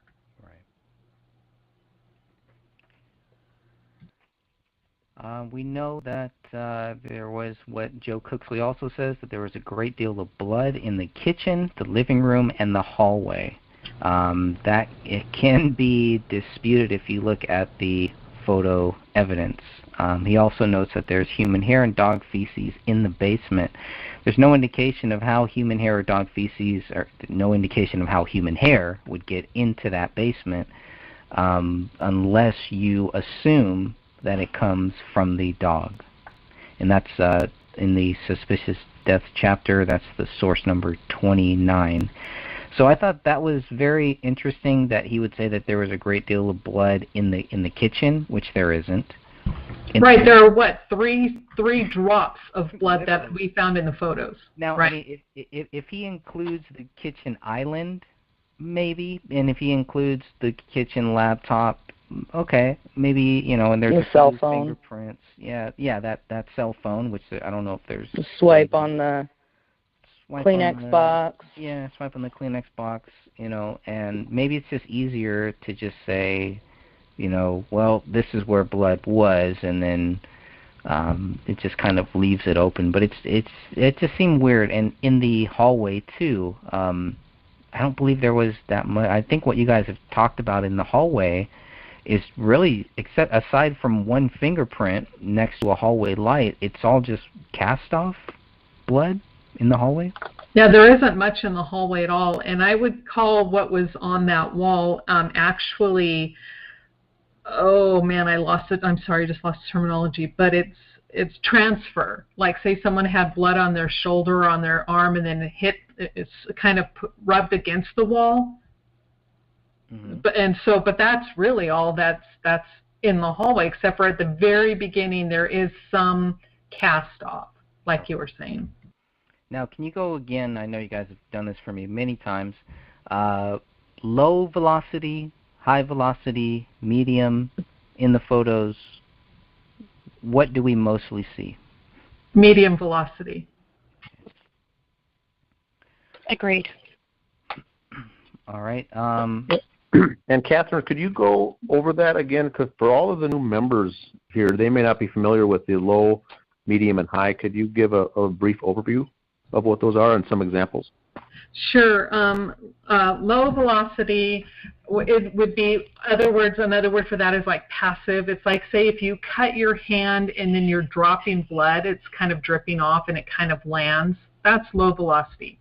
Medium velocity comes from like blunt force trauma, anything. That would be like a bat, a club, anything that would hit a body and then produce a spatter pattern. High velocity is going to come from something with a very high projectile, guns, say a crossbow, something that's going to be shooting and flying relatively quickly is going to leave a whole different distinct pattern. That tends to be small aerosolized droplets that you will see everywhere. In the medium velocity, which generally comes from blunt force trauma, you will see what it'll be like a little spot, like a big round spot with like a spine coming off of it. And then that also determines direction. So they are very distinct patterns.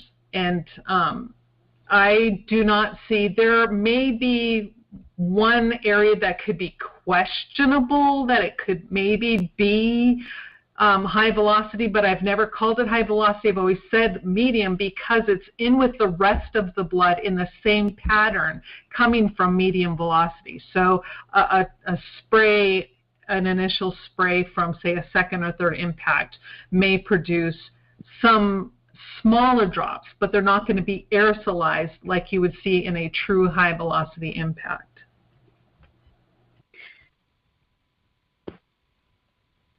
Very good. And the official narrative is that everyone there in that house was shot, which would mean, from a detective standpoint, looking at it, everything should be high velocity blood spatter throughout that house. And what we're seeing is most, if not all, the blood spatter is medium velocity, which means that it means that there were beaten, tortured, or something with a blunt force instrument in that particular location of the house.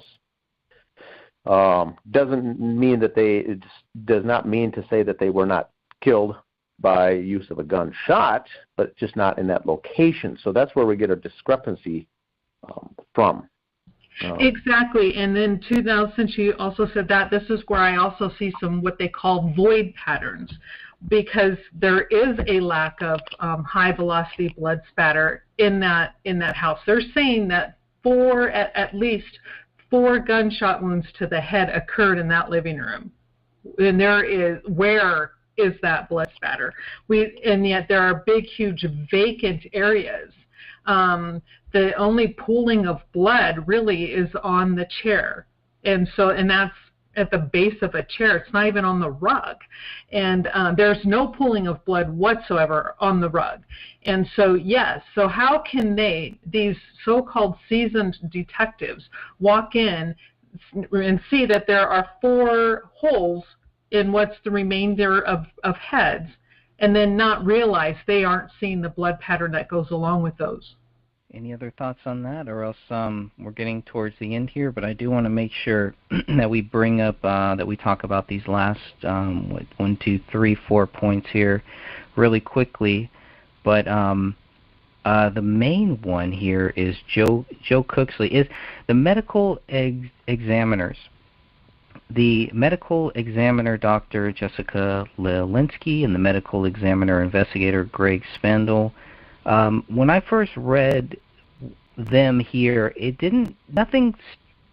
nothing stuck out to me at first. And then I think one of you mentioned, maybe several of you mentioned, how long there was before the investigators, before the medical examiners went into the house. And looking at some of Joe Cooksley's notes, if you look at the BCA 488 document, this is on page 106, Joe Cooksley says that the medical examiner responded a long time ago. I think they responded around 6 p.m., but they don't go into the house until 6 hours later, until 12 a.m. on January 18th. And he says, that they waited, quote, they have waited until the living room area is ready. I don't understand that. What would it have to be ready for? Excuse me. What would the area have to be ready for? Why would the medical examiners wait? What are they waiting for? Is this proper? Is this SOP here? Yes and no. Yes, in the fact that the medical examiner won't go in until the BCA has collected all of their samples, because you don't want the medical examiner to go in and move and possibly contaminate or, disrupt the scene. So, the BCA needs to get their samples. But here is where I have issue with the amount of time that not only the medical examiner but her investigator only stayed on scene for 45 minutes. Let me give you an example. One time I went with my friend. I told you I have a friend who's a coroner in Sacramento County. Well, was a long time ago. So I went on to a call one time. They got a call. They knew the mechanism of injury. They knew it was a murder. It was one person. It was gunshots. And so get on scene, and the person I was with, now they already knew everything. They had already arrested the person. They found who was guilty, all this other stuff. Now this person stayed on scene for 4 hours with the body. 4 hours for one person. And yet this medical examiner's office wants me to believe they walked in and stayed there for 45 minutes for 3 bodies, 4 gunshot wounds. I'm not buying it. This, again, is another situation where it's telling me they're like lining up their narrative as they go, and it just gets, it's more obvious that there is a narrative the more the case goes along. Anyone else? Another thing to add for the newer members and newer listeners out there. The crime took place in Dakota County, Minnesota. They do not have their own medical examiner's office, so they outsource through Hennepin County, which is where Minneapolis is. So they use the medical examiner's office from Hennepin County. So what they do then, in this case with 3 dead bodies, they've got to call that office and get someone to come on down there, which they did. And they got 2 people, one medical examiner and another person's Greg Spandl, I think. And so then they come out there, and like you said, this is a Saturday, and now it's getting later in the evening, and the technicians and everyone are finishing up, and then they get these 2 folks to come down when the scene is ready. And my question is, for someone in that background, how do they assign which medical examiner, for instance? In this case, they used Dr. Jessica Lelinski, who was very young at the time. Is that who's ever just available, or who's ever on call, or who's ever nearest to come on down there to do that? That was one of the other speculations as well. If this was some sort of a cover-up, you would get someone who would be very easy to compromise or control, therefore a younger individual rather than a seasoned veteran. Any thoughts on that? Yes, and I can only go by with the other medical examiner's offices that I've had experience with. Now, looking at the autopsy reports, you see all three of the medical doctors that worked at the Hennepin County at the time. One being Lauren W. Jackson, MD, who was the pathologist, so they basically were in charge of the whole facility. Then you have Mitchell Morey, who is the assistant medical examiner, and then you have Jessica Lelinski, who she is the deputy medical examiner. So if you're looking at rank, it probably went Dr. Jackson, Dr. Lelinski, and then Dr. Morey. And so basically, and then yes, they do a rotation. And either Jessica Lelinski was on call or she was the one who pretty much handled things in this manner for that office. Was that all you asked? Did you ask something else? No, I think that was it, how they get assigned essentially. In Minneapolis, from this location would be about, I've got it pulled up here on MapQuest. It's maybe a 30-minute drive to get to that Apple Valley location, about 24, 25 miles. And the same for the BCA. The Minnesota BCA is housed in St. Paul. And so that would be about a 24-mile drive for the BCA officers and agents to get there. Once again, roughly 30-minute drive on a Saturday afternoon for both those, the medical examiner coming from Minneapolis and the BCA folks coming from St. Paul. That's all I wanted to add for that. There's a lot of newer listeners, and I think it helps with the visual to see where they are, coming from and whatnot. Yeah, and to help everyone else, like Dr. Lelinski was the medical examiner, and then the ME investigator, Greg Spandl, he's kind of like her helper, so to speak.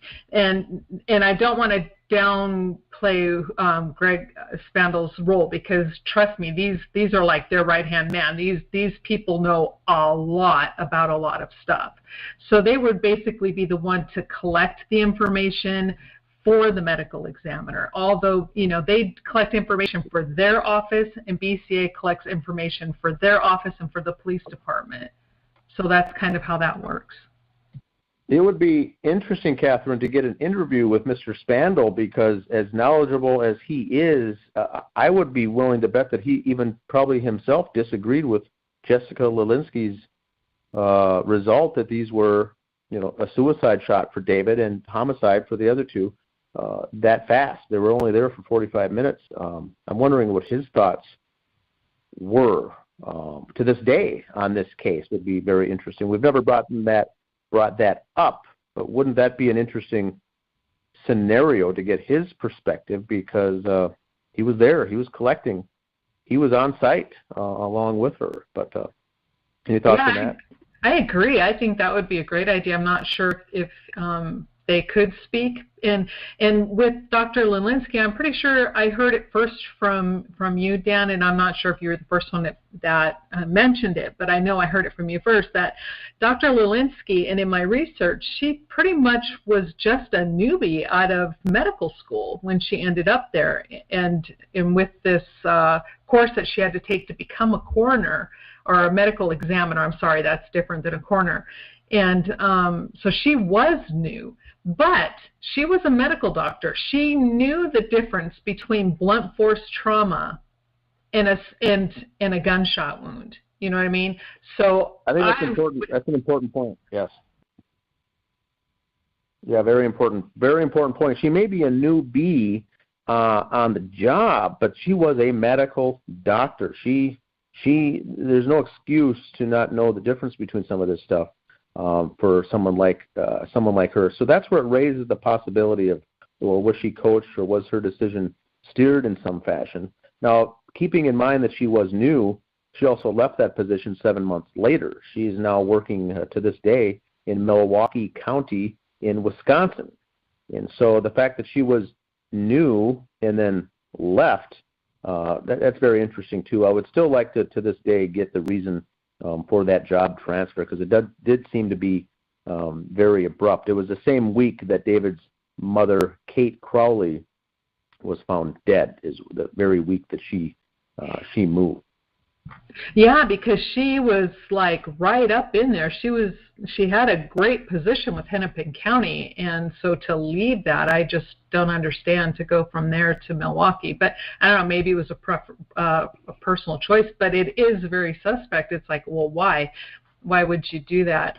And like I've said before, it is so commonplace when it comes to crime scenes that a narrative is come to, depending, and not everybody does this, and I'm not saying it happens in every single department, but it is more common than people are probably comfortable understanding and accepting. But to have the police and a medical examiner say, hey, what do you guys want to call this? Okay, let's call it suicide because, geez, this is just going to be crazy. We probably won't be able to figure this out anyway. This happens far more often than people realize.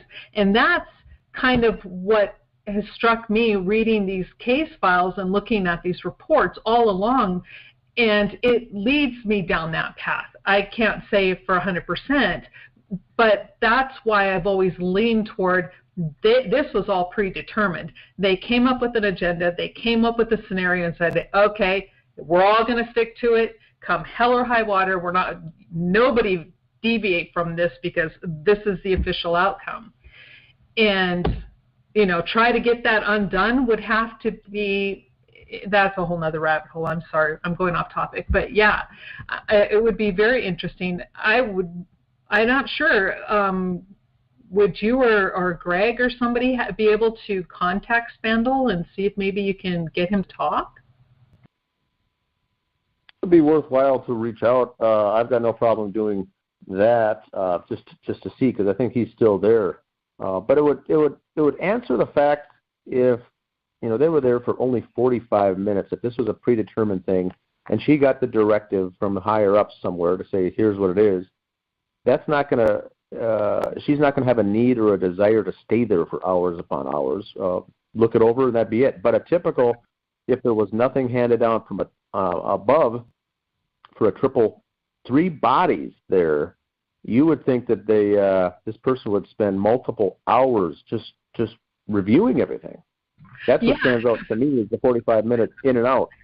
Exactly, because Spandl himself would have to take his own photos, would have to do the measurements, would have to do all of that, okay, kind of like similar to what a blood spatter analyst would do. He's got a whole lot of work himself he has to do. It's almost like doing double work, again, because BCA and Spandl are totally different. They have to have their own stuff for each place.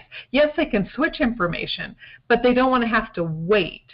So Spandl himself should have been there for a long time just gathering information and, again, measuring how far was the gunshot wound from from where was the weapon found to where's the blood spatter patterns.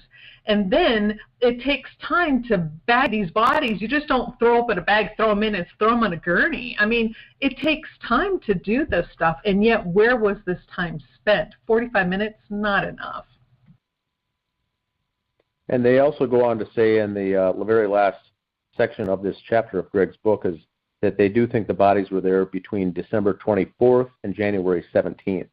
They don't have a pinpoint date, which they can't do, but why I find it odd that they do not even have a narrowed down version to say, we think it's within this week, but more than likely, January 9th or January 7th or December 31st.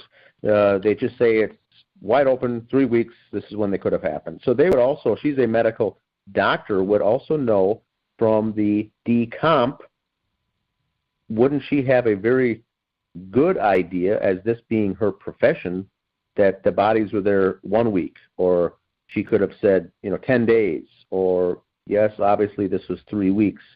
She doesn't go on to lead that, which is also very strange. They keep it just wide open to a 3-week range, which is very odd, because everyone else that we have talked to, including yourself, Catherine, is the ones that you've talked to, have narrowed it down at least somewhat to the number of days of what they think.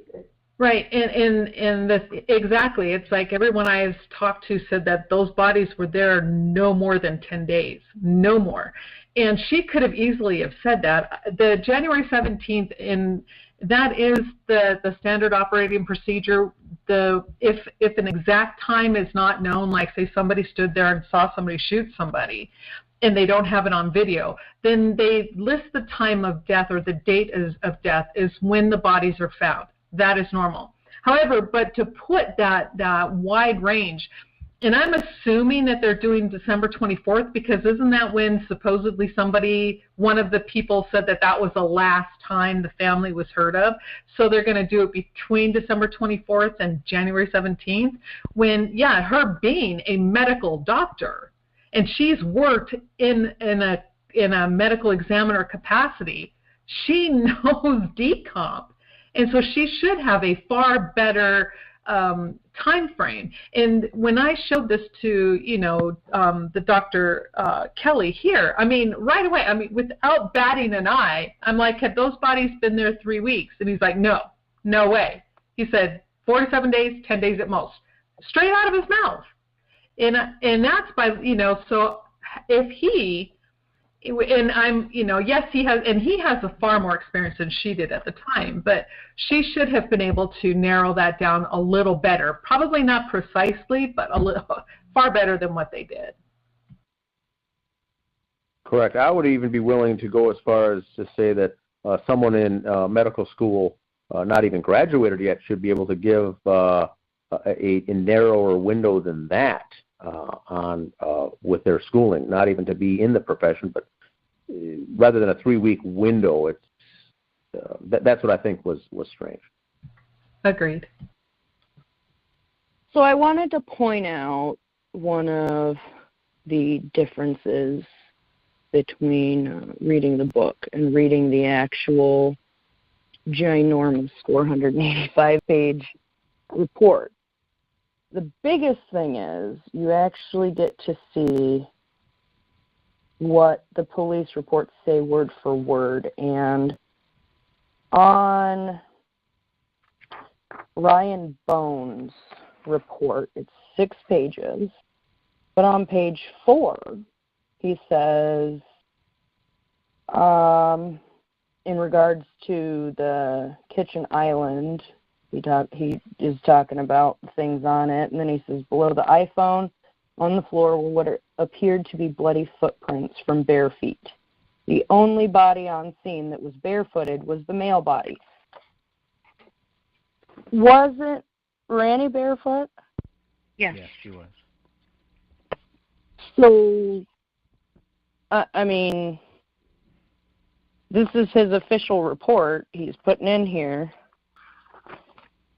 Yeah, so that's wrong. There's no way that he could have not seen that. Because right.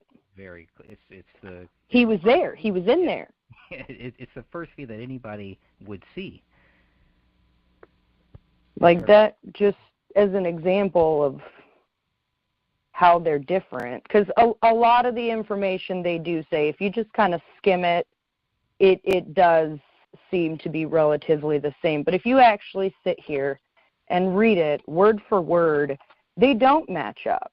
It's almost like these guys are talking about a different scene because, some of them are like, well, yeah, both the male body and the child were barefoot, but the female adult was wearing, like, heavy socks. Like, they explain it, and, that lines up with somebody else's, but then there will be something else that the person it lines up with didn't say, but this person said. And if they were all there, they all saw the same thing, there should be minor differences. Like,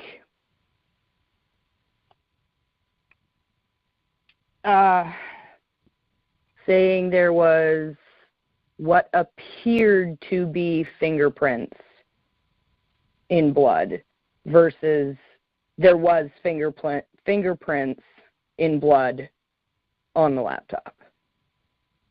That would be something minor that, you'd be like, okay, whatever. But to have the big difference of, the kid was not wearing socks. The father was not wearing socks. The wife was wearing socks. But we're going to say because these look like bloody footprints on the floor, well, he's barefoot, so it's him. In doing that, that to me takes away the whole investigation part. Because yes, there are what seem to be bloody footprints on the floor. There is a male body there who, it does relatively look like his foot size, but his feet are clean. Did he do that and then go take a shower before he shot himself with his non-existent right hand? It doesn't really match up. A good point, Stephanie, and I think that's, to put it in a visual once again, I would think that the patrol officers that show up in looking at the scene would say, oh, I'm guessing it's his footprints. But the detectives whose job it is to arrive at this answer, it's odd that there's no testing or forensics done to prove that it was his footprint, that it was David's. That's what we're getting at. I think the frustration here is with the police reports is this is their job. Now, what they're doing is deducing. 3 people in the house, 2 adults. One has socks, one isn't. Bloody footprints, bingo. It's got to be his. Well, any one of us could have come to that conclusion. What we're expecting more is people who do this for their career. What was the test done to prove that it was David's footprint in there? Or was it even a footprint? And so that's the question we have. Any one of us can come up with the assumption of these types of things, but that's why we have the frustration we do, because these simple tests were not done and performed to back it up or to support their theory. You've got cases from 20, 30 years ago where they just flat didn't have the testing and the resources that we have now. They didn't understand the importance of not contaminating a crime scene way back then. So, anybody and everybody could have walked through there. So they couldn't figure out whose footprints were there because everybody went and tromped through there. Whereas now, even back in 2015, we have so much literally at our fingertips to solve these crimes. This is their job. This is what they're being paid for. This is their life's work, supposedly, that they're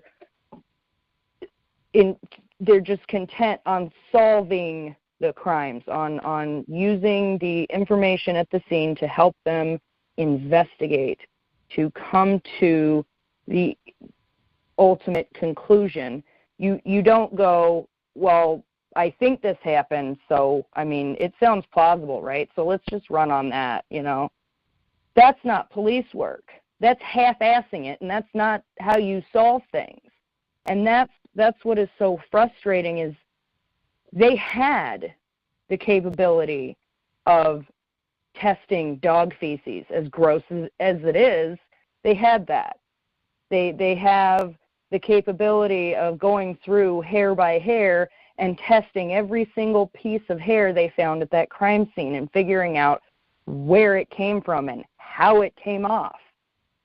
And they didn't. And I can't even begin to understand what they thought, walking into this, because I personally have never walked into a situation like that.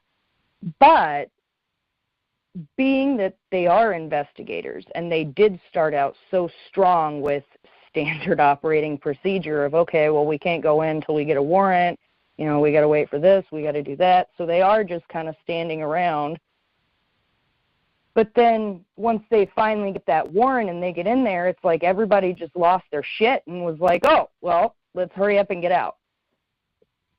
Now, at least I would have been happy with it if it said, we were contemplating doing the testing on the feet, but it would have cost X amount of dollars, or it would have taken 2 hours to do that, and we felt we didn't have the need to do that. At least the question was asked. That came up on some of the latent fingerprints and I think the handwriting maybe analysis, where they did some of it and then came back to the Apple Valley Police and said, we can do these additional tests. Would you like us to pursue those? And they said, no, we're good for now. At least the question was asked, and then they turned it down. Here, I don't think it was even, it doesn't appear in the police reports that it was even suggested or even brought up, to look further into it. And so, which, if you're going to say a dog ate all these things, you've got to have. If David was alive and he was in jail right now, I guarantee you that test would have been done. Every single test available to do on an animal or feces would have been done to prove David did this. So the fact that he's dead, it's almost like, well, why waste our time? There's other people that are alive to prosecute. And it's sad because that shouldn't be the case. It shouldn't be, well, he's dead, so, who cares? It should be, yes, he died. He possibly did this. Let's investigate and make sure he is the one who did it, not just say, well, yes, he did it, and that's it. You've got to have the lab reports to back it up. You've got to have all the tests and fingerprint analysis and handwriting analysis and all of that, and they didn't. They didn't do a lot of this testing, and it just really kills me. If he was alive, being taken to trial for committing this crime, they would have done all of this.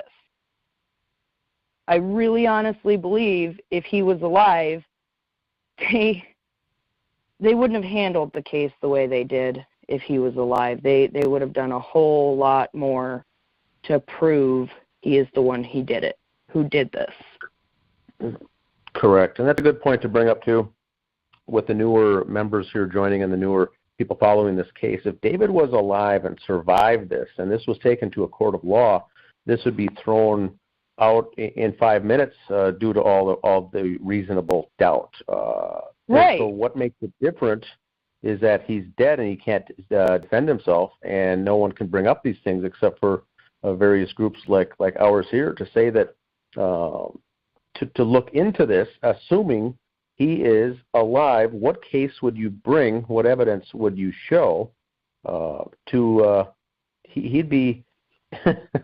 There's no way that Dave would be a charge on any of these things. This case would be thrown out as far as he doing anything here. So that's what the difference. That's what the difference is. In order to prove David did this, they would have had to show more than a bloody middle fingerprint on a notebook and a gun being found by his left hand. Our feelings do not give us justice. Things aren't so just because we think it's so. And the family and friends have got to understand that. We're people that are just looking at this from a distance. I want to thank you all again for listening to this podcast. I really appreciate it. This is the monthly podcast, the Gray Stage Podcast. Thank you so much. We will be back next month. Thank you.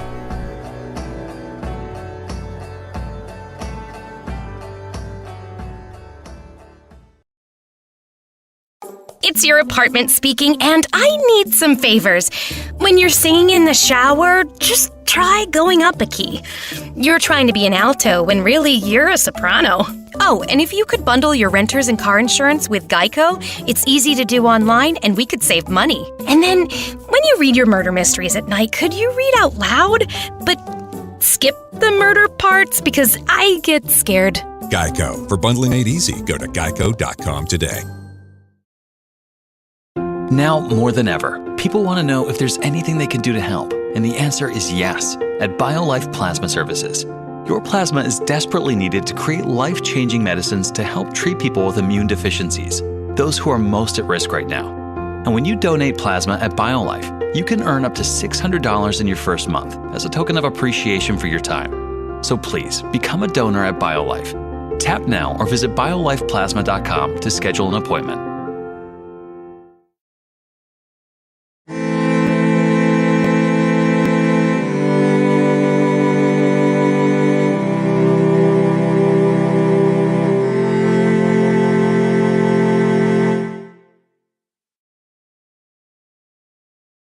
my name is Dan Hennon. Today is May 31st, 2020, and today's podcast will be going over the book The Gray Stage, written by Greg Fernandez, Jr.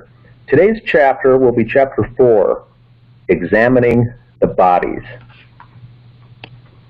Joined with us today will be Sophia, Catherine, Greg, and myself. If you got the book handy, it's on page 27. And what I'll do is I'll start off and I'll read the first paragraph, and then we can get the show started. Here's where it starts. Title: Examinations.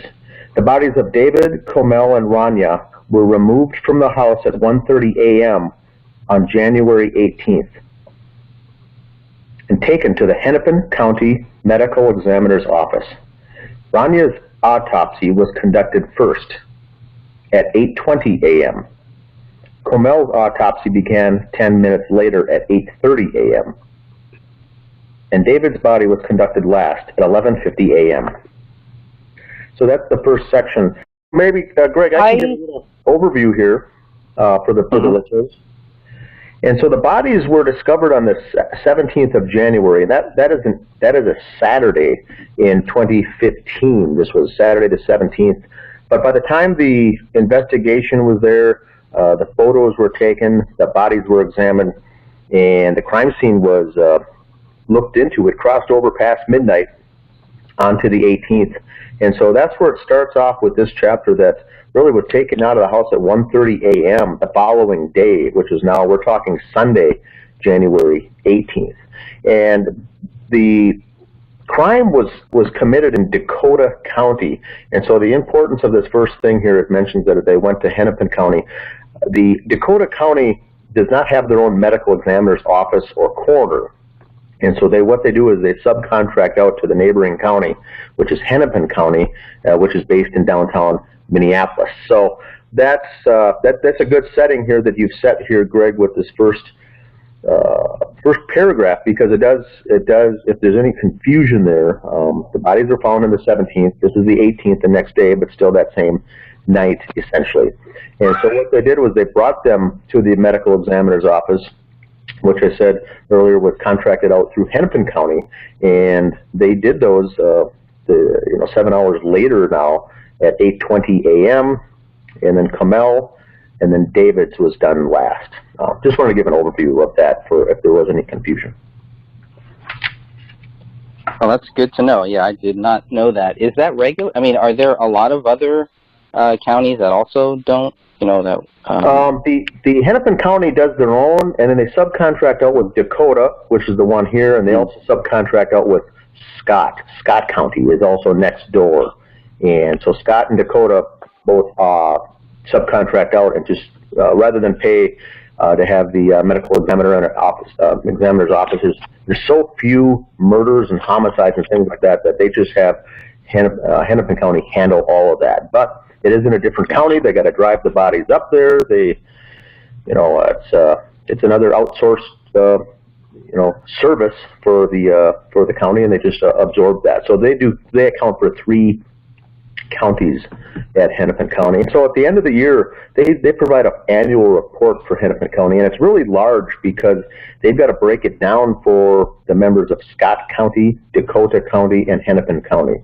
Even though they're doing they're doing them all, they do have to break that out. So their annual report is quite large. But once again, even in Apple Valley, the city of Apple Valley, there's only average of 1 homicide per year. So they're still doing deaths, suicides, and things like that. But actually, full autopsies like this, they don't have the staff or the funding to do it themselves, so they just hire it out. Okay. Yeah, because one of the things I was wondering is, okay, the bodies are taken out at 1:30 a.m. The first, Rania's autopsy doesn't start until, 8:20. So again, I was just trying to understand if this is all proper. If everything that we're seeing here is just all proper, to me it seems like a long time, but I don't know if that's kind of standard, and maybe that's because they had to drive it, somewhere else and maybe that's part of the reason why. Maybe I don't Catherine would be a good person to start off with this, because I also don't know, but I'm just guessing that there was in a situation like this, there's still going to be a queue, a Q-U-E-Q, and once they get into the queue, maybe they're 7 hours later. Would it make sense that it would be that late? But I don't know. Well, to jump in, I would assume that the reason why the first autopsy didn't begin until 8:20 is because Dr. Lelinski more than likely needed to go home and get some sleep. And I want to go back and notice, because according to the records and her sign-in sheet, she was there from 12 until 12:45. She left. Mm-hmm. It is also stated that the bodies left with her. Now, this is saying, and Greg, according to your book, you're showing that you found information where the bodies didn't leave the house until 1:30 a.m. That's, as we know, a 45-minute difference. But to get back to the point, I'm sure she probably just had to go home and get some sleep before the autopsies began, and that would be my best guess. Okay, that makes sense. Any other points or any questions anyone has? Yeah, I'll have to look at that time and figure out where I found that time. It could be from Joe Cooksley's notes, so I'll look at that. The first autopsy is obviously Rania, and that is another question that I had. Okay, is that normal?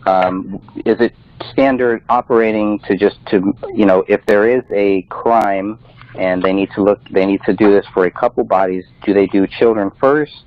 Is it just random? Is there any logic? Am I thinking too much into this? Does it really matter? It really doesn't matter, and it's just, they probably just said, let's do the child first. It's, probably what was, easiest, or, but there's generally no rhyme or reason. They just pick a body and go from there. And they have, this is the only autopsy, I believe, where there are 4 officers. I think in the other 2 there might be 1 or 2, but not 4. So I was also wondering about that. Again, is that just standard too? Did they feel some special need to actually be there during this one, and not the same need to be there when they're looking at Kamel and looking at David? I think there might be 2 for Kamel, and then for David, I'm not even sure if there is 1, if there's any cops in there. Yeah, there is. There's 2. But why 4? And again, maybe I'm thinking too much into this, but as somebody who just wants to learn about, what they do, and what are the proper things? Is it normal to have that many people in there? Is it a little intimidating for the people that are doing these reports to have 4 cops standing right in there, or is it just not a big deal? Yeah, I can't think of anything or any reason why they would need 4 officers in on her autopsy. That makes no sense. There's no rhyme or reason to that at all. We don't know how big the autopsy room is. Is it a big bay? Are they individual rooms? We don't know, unless someone has been into the Hennepin County Medical Examiner's office. So to have 4 police officers with 2 medical doctors, that's 5 people in a room, and that's pretty crowded. So that doesn't make sense to me at all. It's just crazy.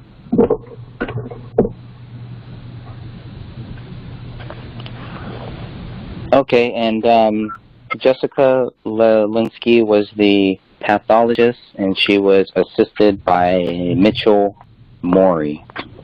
She's the medical examiner. The pathologist was not there, although they signed off on it. Okay. The pathologist is the one who's ahead of everything. That would be Dr. Lauren Jackson, but only Dr. Lelinski, the medical examiner, and Mitchell Morey, who is the assistant medical examiner, were in the room. Okay, so that needs to be changed then, I think, right, in my book? She's the medical examiner, not the pathologist, because I wrote the pathologist. Can you explain the difference? Yeah, well, the pathologist. I'm I'm sorry. unclear on that myself. Go ahead, Catherine. I'm unclear on that myself. Go ahead, Catherine. The pathologist is generally going to be the person who's going to be running the entire facility. They're kind of like the top dog. The medical, and I do believe they have to have extra education. And Dr. Lelinski is just basically a physician who has training within the forensic and this type of field. So she doesn't have as much education as Dr. Jackson, and Dr. Jackson runs the facility. So Dr. Lelinski would answer to Dr. Jackson. And so, yeah, she's not a pathologist. Okay. Good to know there, too. The main thing, I think, that everybody should be bothered by, or at least should have questions on, I know this was a big question that came up, is how they positively identify this daughter. And it's listed as circumstantial. So, okay. I'm sorry. Before I read too much into that, go. Well, I spoke with a coroner, and I asked them that same question. I'm like, is that normal? Is that standard operating procedure to identify, especially children, in that manner? And they said yes, because if they have two parents and all this other stuff, basically they kind of go, well, the circumstantial evidence will be the child is in the house, the child looks like the parents, the child looks like the photos. There's someone there to say, yes, that is our granddaughter, that type of thing. So they don't have to then do blood tests to say, okay, they don't have to basically do a DNA test, because circumstantially they are able to prove that this is Rania Crowley. So that is very normal. Excellent. Another note that I have here about this one, unless anybody has any points they want to jump in there, still staying on the Rania Crowley autopsy. No suit or stippling. What does that mean? It means she wasn't shot. She wasn't shot close up. It was from further away. Stippling would be left behind if the gun was close to her head. If it was up close and personal. Okay. Like 1 foot, 2 feet? Well, it's hard to say, and that's the thing, is unless something is put between the weapon and the head, are they at a further distance, or is it just, I mean, with this type of weapon, I would find it hard to believe, like Sophia was saying, that the stippling and soot, they should have found something within her hair, you know. So obviously, but yet, and still, isn't her autopsy the one that says that there was a circular pattern left on her scalp? So that's the thing that didn't make much sense to me. You know, because if they're going to have a circular pattern, yet there isn't stippling or soot, why didn't they question that? And I guess that was kind of my question to them. One of my questions to them is, why didn't they look further into that?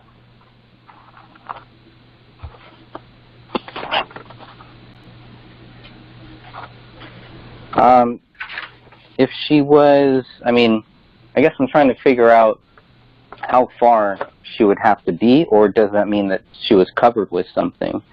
If her face was covered, if her head was covered, could that be the reason why there wasn't any?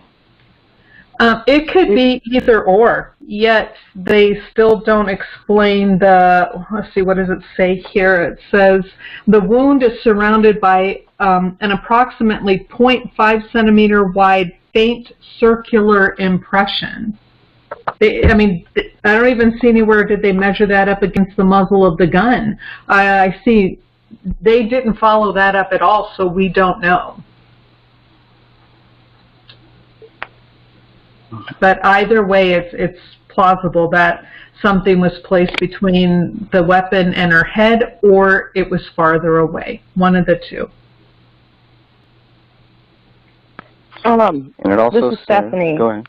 If like if a pillow was put in between her head and the gun, that would keep it, like, soot and the impression from the gun from being there, just to clarify. Well, again, it would probably capture the soot and the stippling or the little gunpowder pellets that shoots out. But I'm not sure if it, depending on how thick of a pillow, if it's thick, it's not going to leave an impression from the weapon. So, you know, I think right here in this situation, we're guessing, we're throwing things out to the wind and seeing what's going to come back at us, because there's really not enough information, and they just did not investigate this at all. I see nothing in any of the records or in any of the reports where they did any follow-up to this situation. Correct. And they didn't test things for the gunpowder, so we don't know what covered her head, if anything. Correct.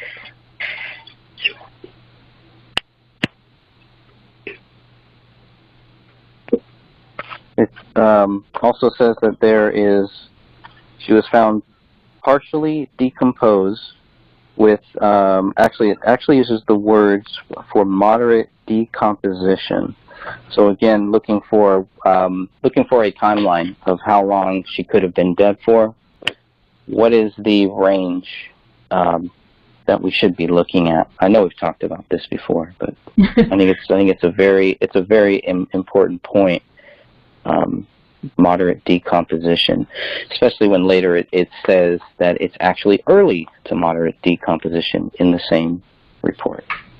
Yeah, so early to moderate is going to be like right after death to maybe about a week. And with the rest of her decompositional findings on autopsy, when they say moderate, I'm assuming it's going to be getting closer to about a week in after death. She's starting to show some signs of decomp. So it's not obviously a fresh death where, you know, okay, something happened, they walk in and, okay, this child is now dead, where, you know, we now have some type of skin discoloration and some blistering. So, you know, again, roughly about a week. Wow. And so they would have known that too. And then how do they account for their 3-week story? I guess they're a separate agency, right? So I guess they don't really have to. But if push, they would have to say that the bodies were not there for 3 weeks. Yeah, and then when you look at these autopsy reports, I don't see anywhere anyway, unless, of course, I looked past it, but I don't see anything in these reports that show that these bodies had been laying there for 3 weeks. They, everything that's, you know, when they describe the decomp and the condition of the bodies, when they're stating early to moderate, they're saying right there that it isn't advanced decomp, which is what you see in every single police report, advanced decomposition. And then these medical doctors are coming back saying, no, it's early to moderate decomposition. So right there, I find a huge discrepancy where the medical examiners kind of do not follow the narrative of the police officers. Can I jump in for a sec? This is Dan. Yeah. A question is, what I've got is for Greg. At this point, this is the following morning after the bodies are being found. So at this point, was there only one press release given by Apple Valley Police, just simply stating suspicious deaths? They're looking into it. They have yet to make this determination within, I think it was a 48-hour period where they said, we think the bodies are there, or a double homicide-suicide. But they didn't get into the narrative until later as far as the bodies were there for 3 weeks. So at the time of this the medical examiner, they're looking at the bodies, and they don't know how long the bodies were there at this point. Is that correct? Correct. Okay, gotcha. It doesn't come in later till we get this 3-week narrative, but right now we're just getting some very preliminary verbiage that's inconsistent, I'll say, as far as, you know, the moderate versus early or late. But even the cops at the scene there don't know that, you know, hey, the bodies are there for, they just know they're decomposing, in the process of decomposing, but they don't know it's even 3 weeks yet, much less, you know, Jessica Lelinski on the scene. They're just looking at the bodies knowing that they're decomposed. But wouldn't at this point, too, Catherine, they would at least have it narrowed down by saying, looks like the bodies had been 7 to 10 days or 11 to 15 days. They would start at this point already narrowing it down regardless of what they get from police.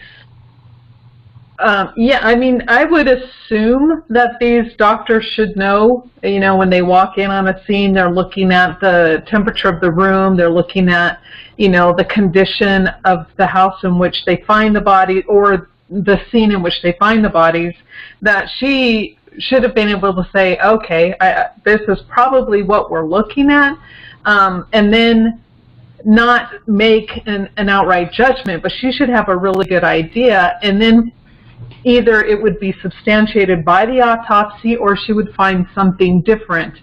So yeah, she should have had a pretty good idea. Even though she was almost freshly out of school, she still should have known. Yeah, I think she would have been 30, 31 years old at this point. I looked her up today. I think she's 36, and this was 5 years ago. So she would have been roughly 31 years old. Does that match with being freshly out of school for her degree, her career?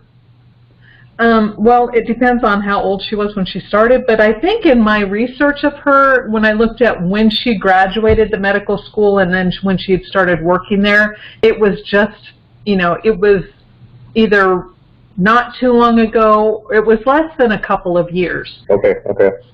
Yeah, she was young, a young person at the time in her position. Okay. Yeah. That's all I had for that.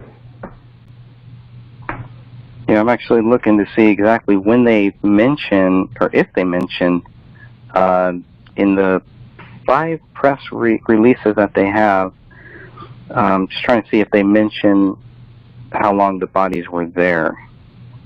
Just looking at it right now. I don't see it in the first 3. So, but that, again, goes back to, well, where did this 3-week theory come from? You know, is it because people hadn't heard from them in 3 weeks? They hadn't been seen in 3 weeks? I had a hard time with that.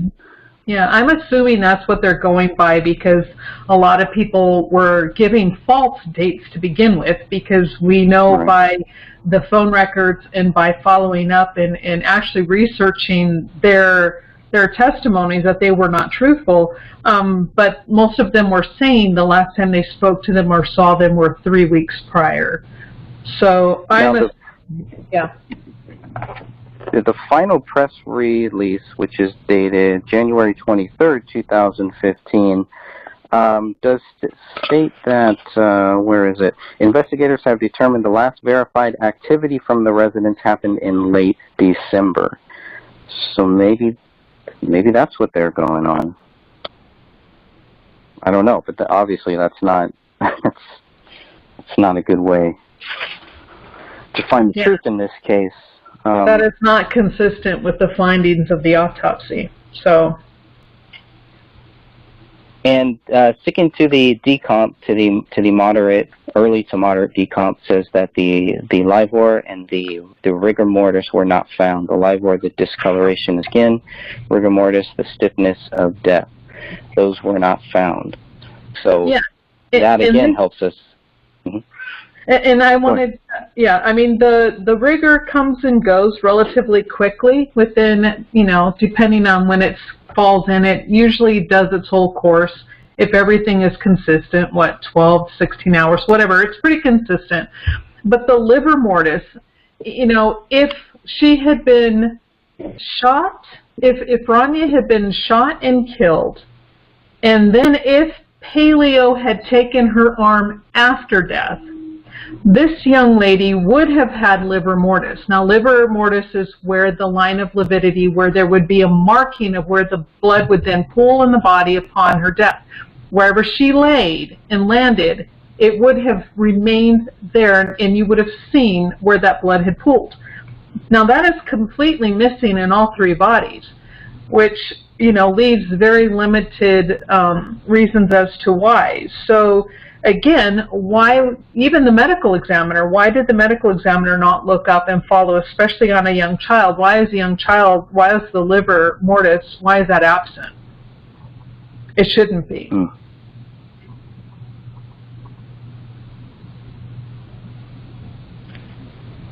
And then, even so, according to the external examination, early to moderate decomposition is evidenced by skin discoloration, marbling, blistering, slippage, and partial mummification of the face, left hand, and feet. I mean, this is pretty brutal to think about, but again, we're just trying to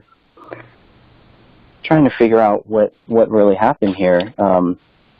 So, does this contradict what they had just said, that there were no livor or livor mortis? Livor mortis is just where the blood pools, which is not the same thing as skin marbling.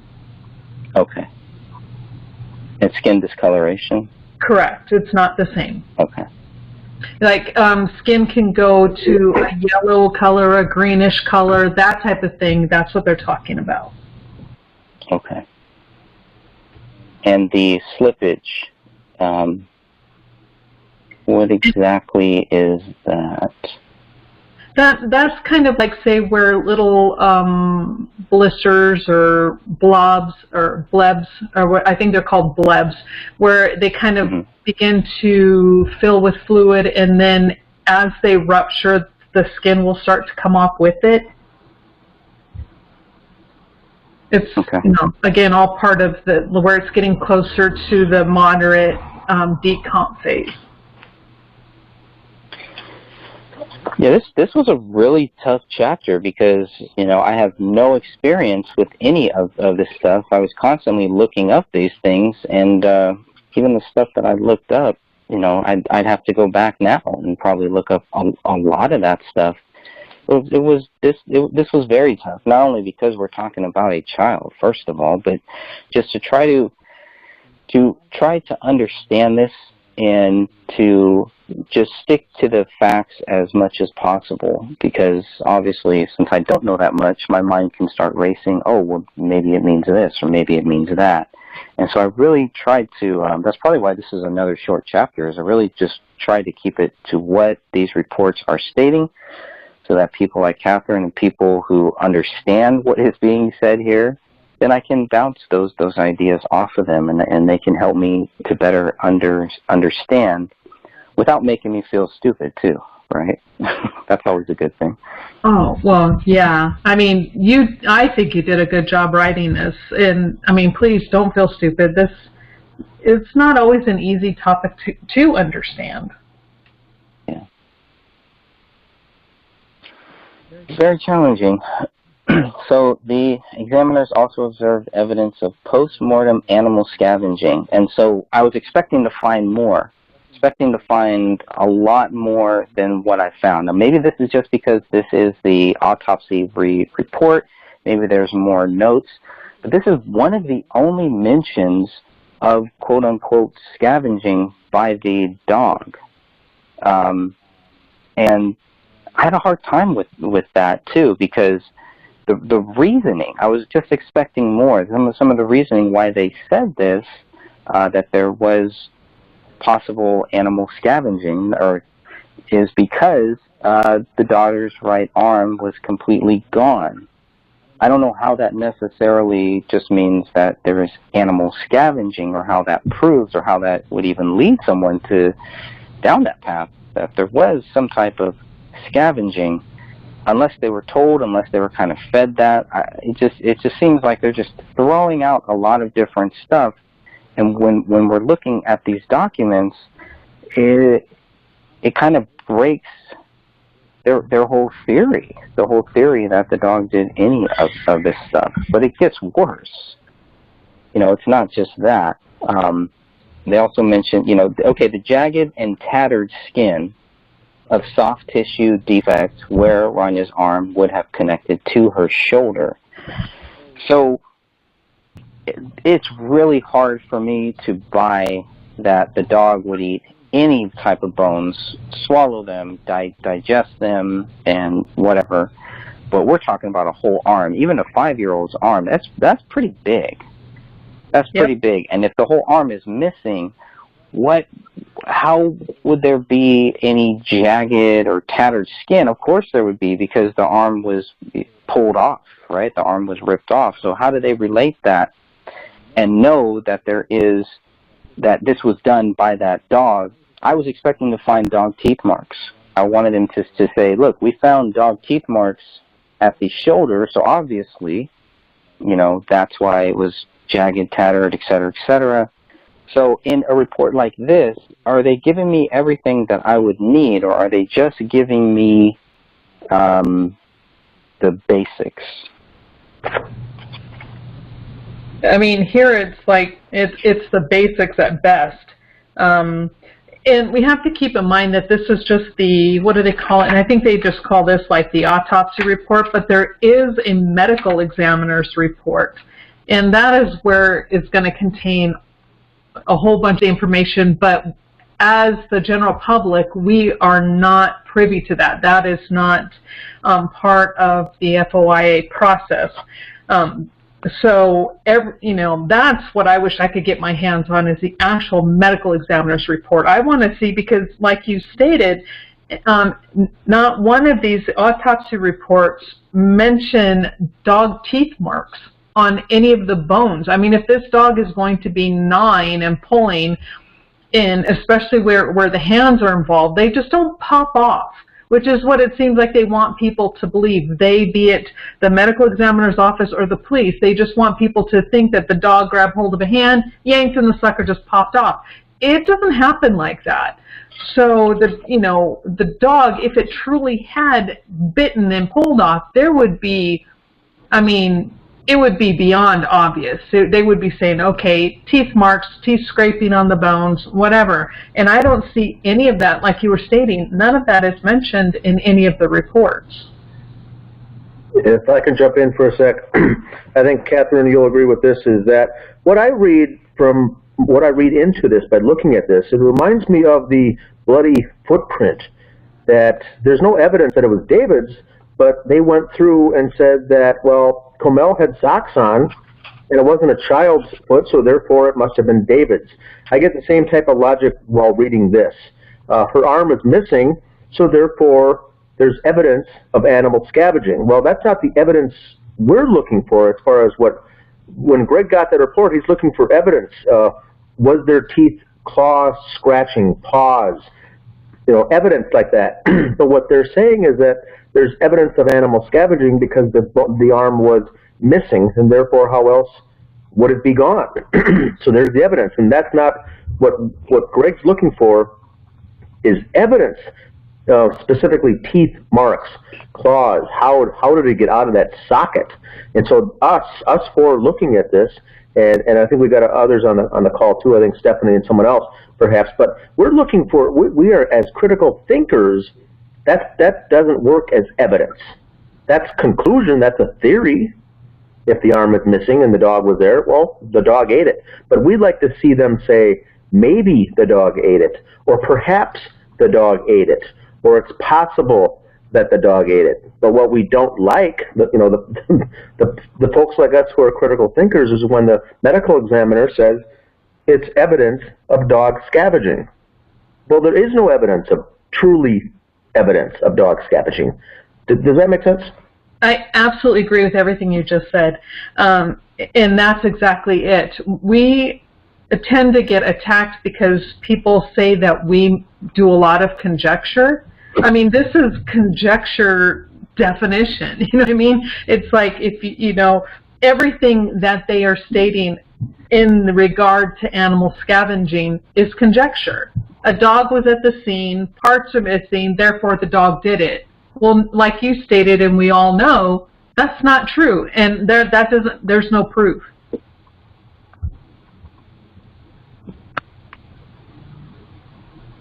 Is there a difference between scavenging and the dog being responsible for this, or is it pretty much the same thing? It's the same thing. Scavenging would be the consuming consuming, taking, eating of an animal on a body. Predation, scavenging, depending, I think, on predation, I think, really kind of goes to the wild animals, and scavenging would be considered maybe household pets. But yeah, basically the same thing. It would be the eating or tearing at a human body by an animal in the home. Okay. The only other thing I have on Rania is the fractured third rib. How does a rib get fractured? Even in a child's, for a child's rib, how hard, how difficult would that be? Have we ever heard of any dogs ever fracturing a rib? What type of force would need to be? A lot of force. When people do CPR, oftentimes you can fracture and break ribs then. But when CPR is done correctly, you are pressing down. What you see on TV it's a joke. That's not true compressions. I mean, you are pushing down with everything you have and as fast as you can. There's a lot of pounds per square inch being put on those ribs, so they crack and they break. The same thing, especially in this area under the arm, there's no way Paleo could have fractured her rib. None whatsoever. And so a lot of pressure would have to have been applied to that section of the body to fracture that rib. And where's the location of this rib, Catherine, for the listeners out there? It says that it is under, let me see, I think it's under, the lateral right first to fourth ribs are showing, and the lateral right third rib is fractured. Lateral meaning the outside, so it would be the side of her. Okay. So basically where the under the arm would be, somewhere in that area where that third rib is. And some have suggested on the Justice page in the past, years back, that maybe after she was shot, she fell awkwardly and maybe fractured it. Or was in an argument and her dad yanked her arm or something, and during a struggle that could have fractured it. And those are not examples of a fracture. No. At all. Okay. No. If anything, if there was a struggle or a yanking on the arm, there would have been maybe a slight dislocation. But I mean, you would have to pull pretty hard, even for a 5-year-old. Up until like young children, 1, 2, it's easy to dislocate their arms. So that's why doctors will, a lot of times, pediatricians will tell parents, don't hold your kids between you and swing them, right? Because that used to be a fun thing to do. But I can't tell you how many children every year come into the ER with dislocated arms because the parents were simply swinging their children, not doing anything to hurt them. And that's because the ligaments and everything truly aren't really set, so to speak. But in a 5-year-old, that would be extremely difficult to dislocate even a 5-year-old's arm, in the sense of, I mean, you would have to seriously yank and pull. And there is no evidence of any kind of struggle, or there's no bruising to her body that would show a struggle, ensued, nothing. So there's nothing to substantiate David dislocated her arm. I mean, her arm's missing too, but we know that who David was as a person does not fit with that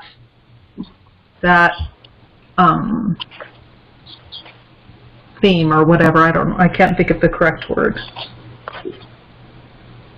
Is there any reason? It doesn't fit with the narrative. Sorry, go ahead. No, you go ahead.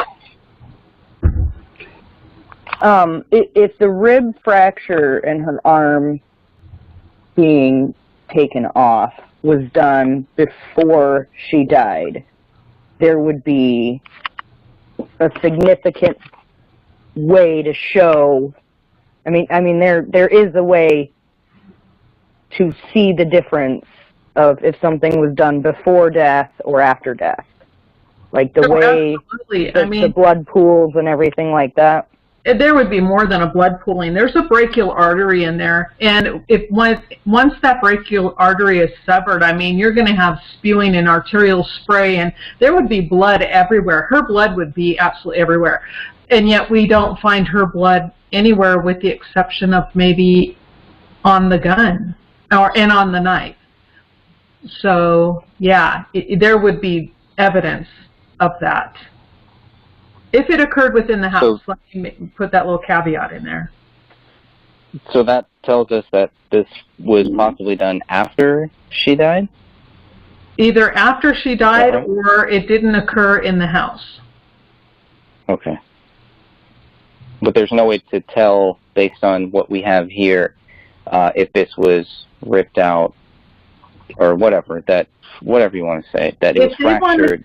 If we'll put it this way, if they want to say that she died in the home, then the arm was removed after death. But if she didn't die in the home, then it's possible it was not after death. Correct. Okay.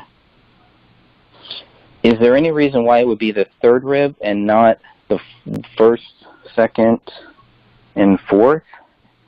Probably because the first and the second ribs are going to be up higher to the clavicle. So they're kind of like a little bit shorter. And in the third and the fourth, that type of thing, it's going to be easier underneath the armpit to be able to either apply pressure to that area and fracture those ribs than it would be the first and second. Is there one stronger? Are they strong? Because we're going from north to south, right? 1, 2, 3, 4. They're all going to be roughly the same. It would take the same amount of strength to fracture any of those ribs, but it's just where they're located within the body, and where it would be easier to apply pressure to those ribs versus the first or the second rib. The first and the second aren't going to be as accessible to that type of pressure where the third and fourth ribs would be. Okay. Catherine, I have a question. The theory right now that we're working with because of this arm being off is that someone killed Rania and then threw their foot, leveraged a human foot in there and then yanked it off post-mortem. And then the dog may or may not have scavenged on it after that. But during this autopsy, would the medical examiner doing it see a footprint or a shoe print or an impression in that armpit that would be noticeable, or would that be something that would have gone away, or what are your thoughts? It's a little bit harder to bruise the skin after death because the blood ceases to flow upon death. Once that heart stops beating, blood stops flowing, and so you have to have like that blood going through that area in order for it to be the vessels to be damaged and have that blood come out. Okay, as opposed to bruising, how about an impression, like a boot or a hiking boot or a shoe or a tennis shoe impression? Would that be left behind? And again, that kind of goes along with the same thing. You get the impressions by the damage that's done to the tissue, and is there going to be like, it would be harder on a fresh kill or whatever. Oh, I hate saying this because she's such a child, but I don't mean it that way. There's really no swelling that's really going on to leave an impression. There's really no blood vessels are going to be active to let blood seep through to leave an impression. So I think it's possible, but maybe not as probable. But yet, that doesn't mean maybe they saw something underneath when they pulled back that skin, but I don't see where that type of description is given to us in this report. This is really so vague. Maybe there was but we don't know. And then my last question is, if this was taken off and kept by the killer or killers as a trophy, what would the smell or the stench be like? You know, a body goes through the phase of stinking, Right. say. But would a body part, if someone kept that as a trophy, how well sealed or in kind of a plastic wrap or something, or buried? You know, would it cause a stench that would be noticeable? A body part? Yes. Decomposition and when tissue begins to, you know, decompose and rot and stuff, it stinks. Even if you have like a small piece of hamburger, like say you had, you know, raw hamburger the size of a hamburger patty, and you left that out, you know that's going to smell horribly within a few days. It's the same thing with the body part. It would smell horribly. However, if it's wrapped up enough, or was it stuck in a embalming fluid or something else stuck into a jar in something that would preserve it, then that could mitigate the smell. There are ways to mitigate, but it's not easy. Okay, thank you. Mm-hmm. Any other points or anything on that before we move on to Kamel? I mean, I had a few questions, just personally, I guess. You know, we're just, well, why would her arm need to be taken out? And if the dog is going to eat the arm, why not eat both arms? And there's just no logic to any of this dog theory, which again, all could have been proven if they just would have done some testing. But I don't understand why would they need, if there is foul play, and I think we all agree that obviously if David is not guilty, then somebody else did this. Why would her arm, specifically her right arm, need to be taken from the scenes? Was there something that the police were going to find that would have showed a sign of struggle? I mean, personally, to me, the fact that her arm is missing is a possible sign of a struggle. The fact that you guys have clearly pointed out about the third rib, how is that not a sign of a possible struggle? Well, I think it's possible. I think it's very possible that something was that could have given the police or the medical examiner a hint or a clue as to who truly did this. Did they leave their DNA on her arm? Was she trying to get away and then they accidentally scratched her or something? You know, there are lots of different things. What, you know, was there, I mean, who knows? Everything at this stage is just a big guess, you know. They could have easily have left, somehow their DNA could have been left on her arm to where they couldn't have gotten rid of it, unless. Or was her arm taken because David was somewhere else, and then was that a form of torture for him? Look what we're doing. We don't know. And yes, I know that's an extreme, but it's just, you know, another example. We just don't know.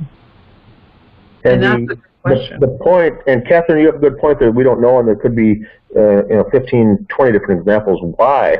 But the main thing to focus on for the listeners out there is that a arm could not be pulled from the socket by a dog, correct? So there's human intervention in there at some point of this whole scenario. Some have gone so far to say that, you know, after 3 weeks of decomposition, there was not much left of the skin or the bones, and paleo did not have to try that hard to rip it out of there. The point we're trying to make on episodes like this on this podcast is the fact that the socket, after 3 months of decomposition, or after 1, or after 2, whatever, the dog would not have been able to pull a girl's arm out of its socket regardless. So some human did it, and that's the catch. Yes, there certainly could have been some torture involved, or evidence of torture left behind that warranted the killers requiring to get rid of that, or it could have been a trophy, it could have been, who knows what kind of symbolism, maybe it was left behind, maybe it was a coded message or something, but we could talk forever on those possible examples. The fact is, and the fact that what we say the Apple Valley Police Department did not consider is that the dog could not have done it. When I spoke with lead detective James Gummert at the Apple Valley Police Department in the lobby, I said, what happened to that arm? And he said, well, I'm assuming the dog ate it. I said, but where's the bones and, everything else? And how could the dog have done it? Well, I don't know. The arm wasn't there, so therefore the dog ate it. And see, we get back into that same thinking of what we're missing here is critical thinking. It couldn't have happened that way.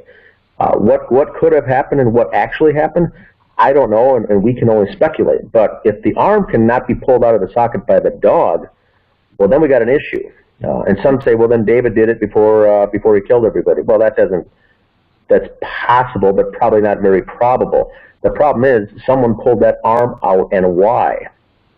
And so that's we're trying to get at the facts here, the facts, and steer away from the speculation. There could be a dozen reasons why that arm was missing. The point is the arm was gone, and it was pulled out of the socket, and something that paleo cannot do. So that's the question, is why. And so obviously with that broken bone underneath that armpit in that rib, I think there was some leverage used, and some can speculate, well, maybe Kamel did it during all this, and maybe David did it. Well, maybe so, but then where is the bone? Where is the bone remnants? Where are the bones? They're not in that home.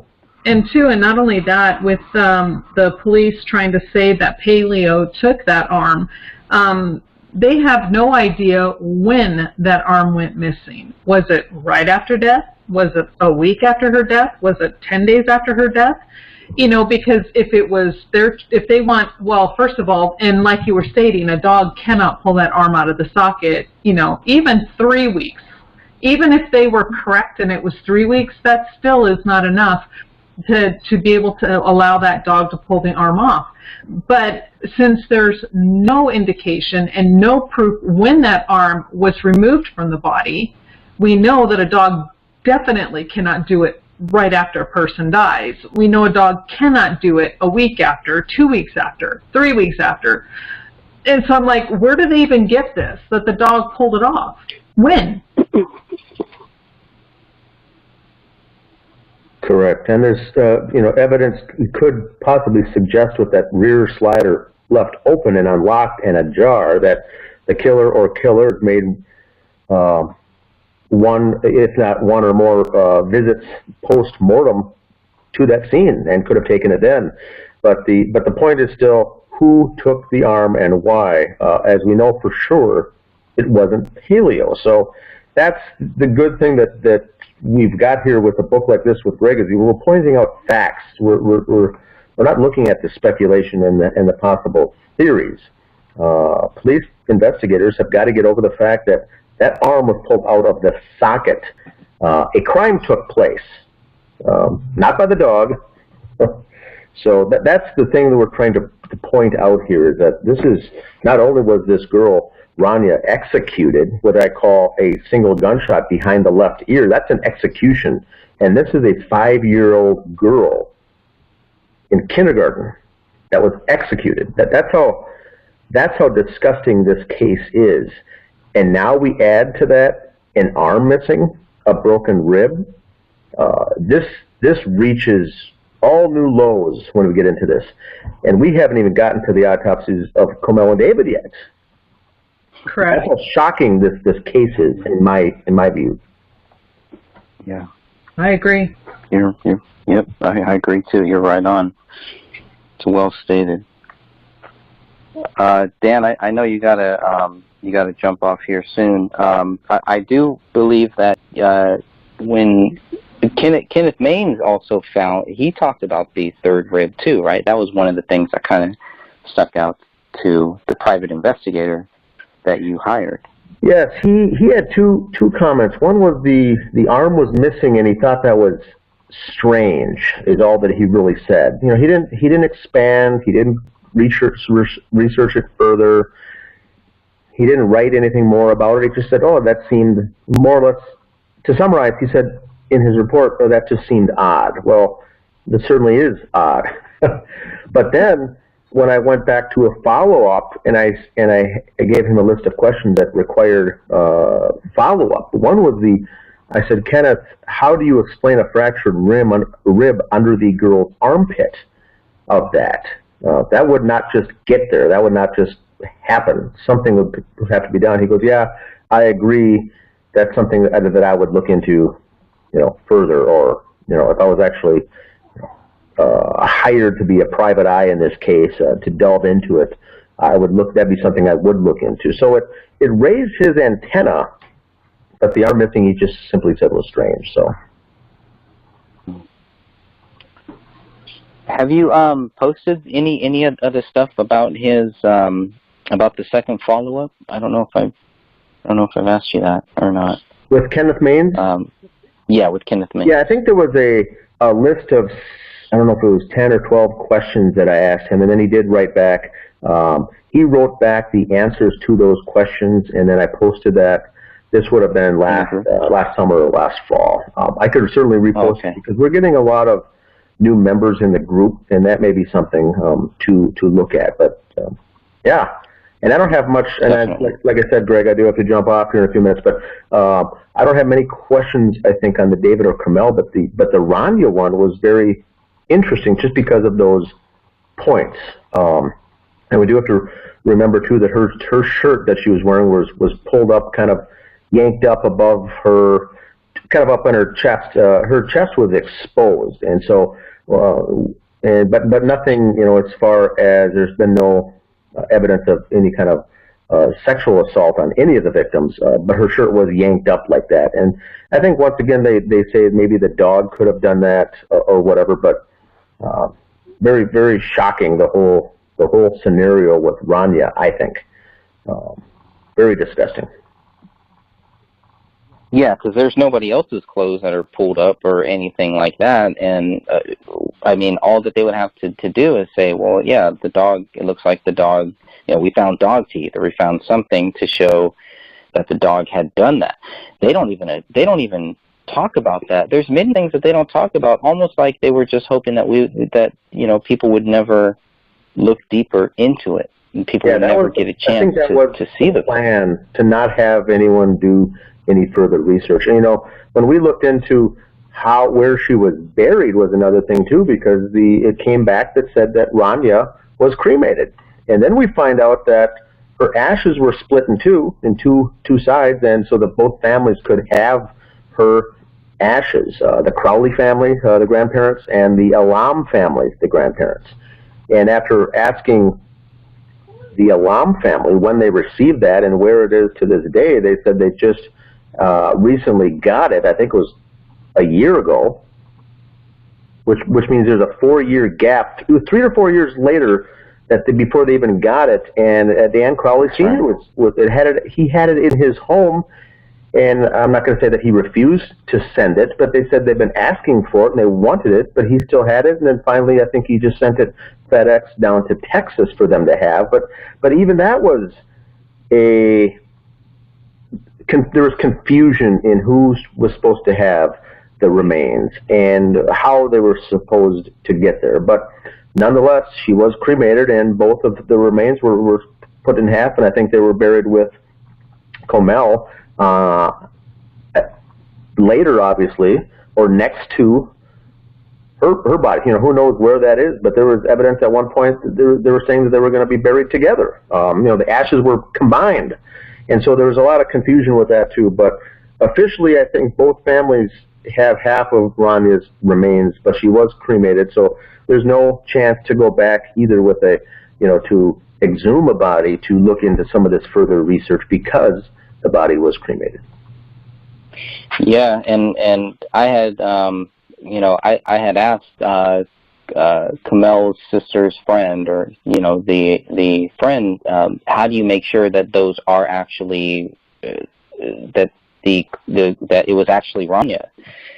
Now that it's cremated, how do we, how do they make? Is there any way to verify that the ashes that they got are actually hers?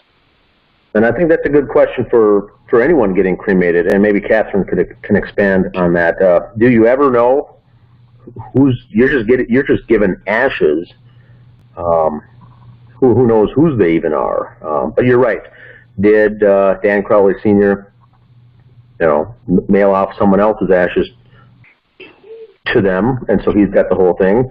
I highly doubt that, but whatever he got, he was still sitting on for a couple of years before he mailed them off. And I think there was some, expense related to that, and it was expensive, and they didn't want to do that right away. But the whole thing was fishy with the remains. They were sitting in Dan Crowley Sr.'s house, both sets of Ranya's remains. So there had to be some level of trust between the two families that, okay, at least we know that we're getting Ranya's, that these, that it actually is coming from Ranya, that the ashes are hers. So I guess that shows that there is some level of trust between the two sides of this family, who have been mostly quiet throughout the whole thing and might not even know a lot of this stuff. And they might be listening now. And it might be a good time for them to go through these documents, to look at them for the first time, if they haven't. And they might have some of the same basic questions that we're all having now. Yeah, and I think, too, I wouldn't be so sure about that level of trust. There may have been a little or maybe a small amount of trust, or maybe perhaps no trust at all, but I do know that it took repeated efforts to get Dan Crowley Sr. to mail those down. And it wasn't until he actually did it, when it got exposure on the Justice for David Crowley and Family Facebook group, when we really exposed that, is when he finally followed through and did it. So, I don't know if he, I wouldn't even say that we have evidence to show that there was even support between the families as far as trust, I should say. He may have done it begrudgingly, but it's because we brought it up and voiced the concerns that really brought the action to take place.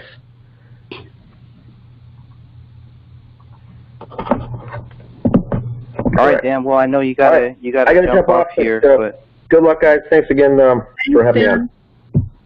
Thanks, Dan. Dan. For all your help. All right, bye-bye. There goes Dan. All of this is his fault. He started all this, and yeah, that's it. Any final thoughts? Anything else anybody wants to say on Ranya before we move on to Kamel?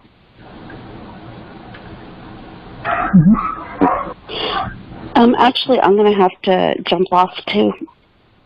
Okay. But it was great speaking with all of you. Thanks, Sophia. Have a great weekend. What's left of it. All right. Okay. You too. Bye.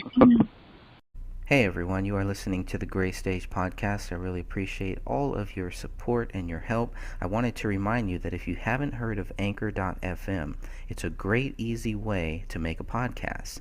First of all, it's free. There's creation tools that allow you to record and edit your podcast right from your phone or computer. Anchor will distribute your podcast for you so it can be heard on Spotify, Apple Podcasts, and many more places. I love it. You can make money from your podcast with no minimum listenership. It's everything you need to make a podcast all in one place. So if you're thinking about making a podcast, go to Anchor.fm and check it out right now. Now back to the show.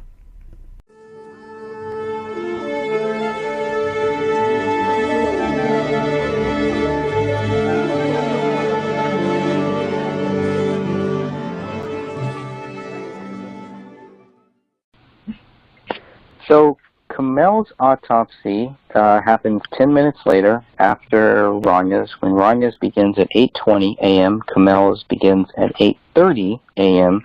And just as a different note, we also see that David's doesn't start until 11:50. And again, that was another question that I had. Well, why are they so? Are they doing the victims first and then they're going to do David's last? Is there any rhyme or reason to that, or is it just kind of random? Just okay, well, let's do this one first. Maybe I'm thinking too much into that. I'm not sure. Yeah, I just think they just it was just luck of the draw and said, let's just do them in this order. I'm not sure if it really meant anything. But I see where you did get pathologists. The reports do state, so, don't change your book because you're leaving it according to where their reports are. And it does list Walensky as the pathologist on Ranya's autopsy, and then Mitchell Mori on Camille's. Although I will disagree with that, just based on after speaking with some medical examiners and coroners as to the difference between a pathologist and a medical examiner. But I wouldn't change your book. Leave it as it is. Okay. Yeah, and maybe that's just how their template. They just have a template, and they just put whoever's looking at the body, they put that there. Yeah, that's what I think. For Mitchell Mori, so he's going to be the only, if you look at Camel's autopsy report, he's the only one there. Yep. For that one, that's listed for that one. So that was another thing too. It's I just wondered why that is. So he's there. He sees the first one. 10 minutes later, after Ranya's autopsy starts, Mitchell Mori goes to do the autopsy on Camille. Is there a reason? Could they have waited? Or? Well, we know that an autopsy takes a whole lot longer than 10 minutes. So why Mitchell is even on Ranya's autopsy, I have no idea. Because again, it takes a while to do one, and then 10 minutes later he's starting Camille's autopsy. So they had actually had both of these going at the same time. Really, both autopsies at the same time. Right. Maybe and they also have two figured, of the cops. Maybe they figured what? Maybe they figured it would be if he's not actually a pathologist, maybe he's put as the pathologist on Camille's because she was already on Ranya's.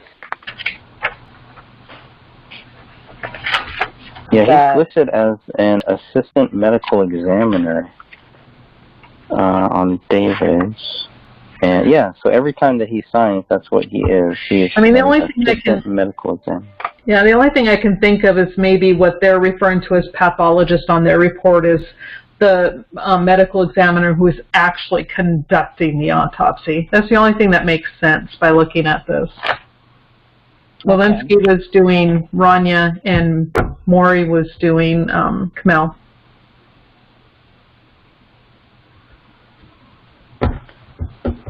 All right, so Camille, during her autopsy, Detective Sean McKnight and Detective Brian Bone are both there. So they were also with Ranya's, and so now you have probably, I'm assuming then Jim Gummert and Tommy Booth probably stayed with the Rania autopsy while these two cops go to the Camille's.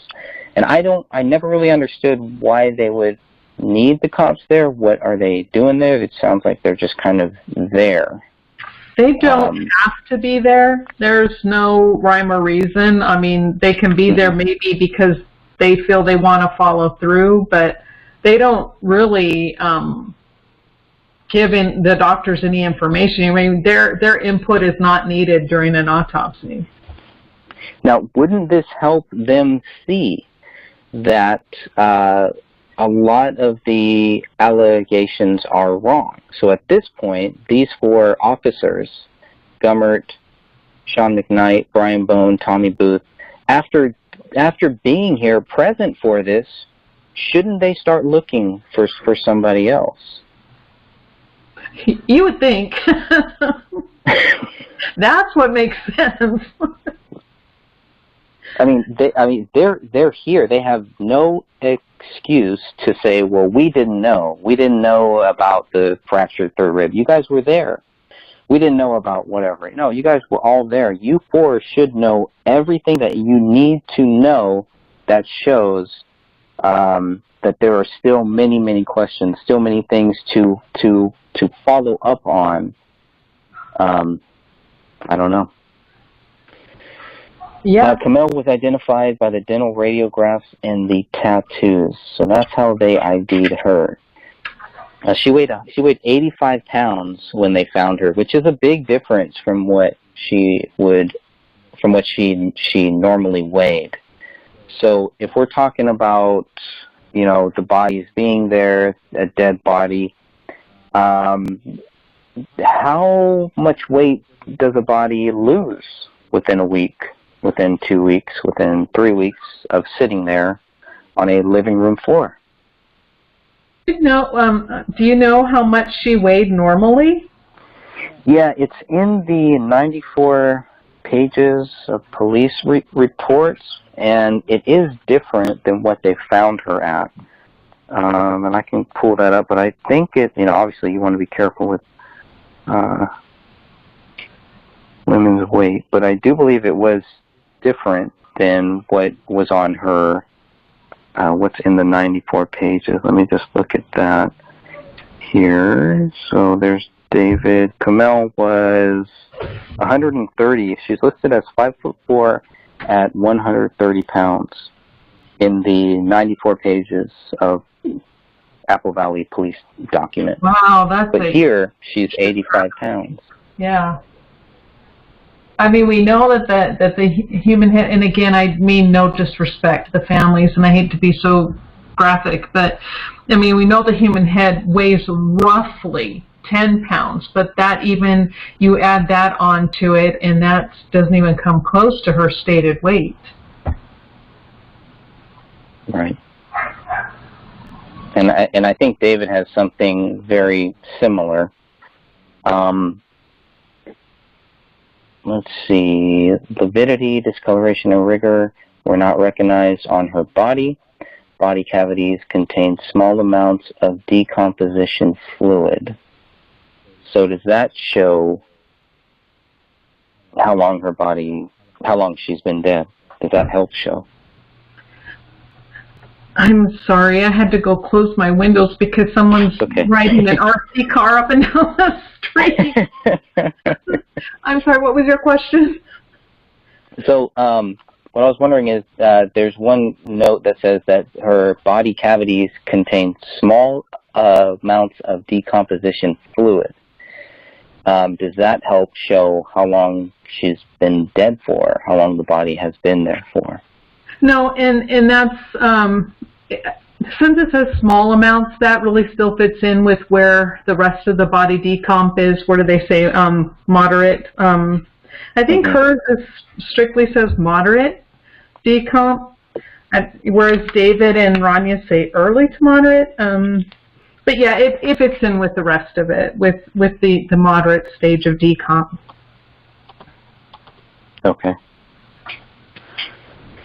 Let's see. Camille was shot twice with both entrance wounds in the left posterior parietal region of the skull. So this looked like a double tap. That was the way that I read it. These two shots are very close. So I don't know. And that would kind of line in with some of that quote-unquote rapid fire that we've been hearing about from some of the neighbors in a previous chapter where they had heard several rapid-fire shots. So I don't know. But, the two gunshot wounds to her head, I mean, that would be like pow-pow. I mean, that would be rapid fire. And if they're hearing multiple rapid fires, there just isn't enough projectiles found within the house to say that had to have been the same event.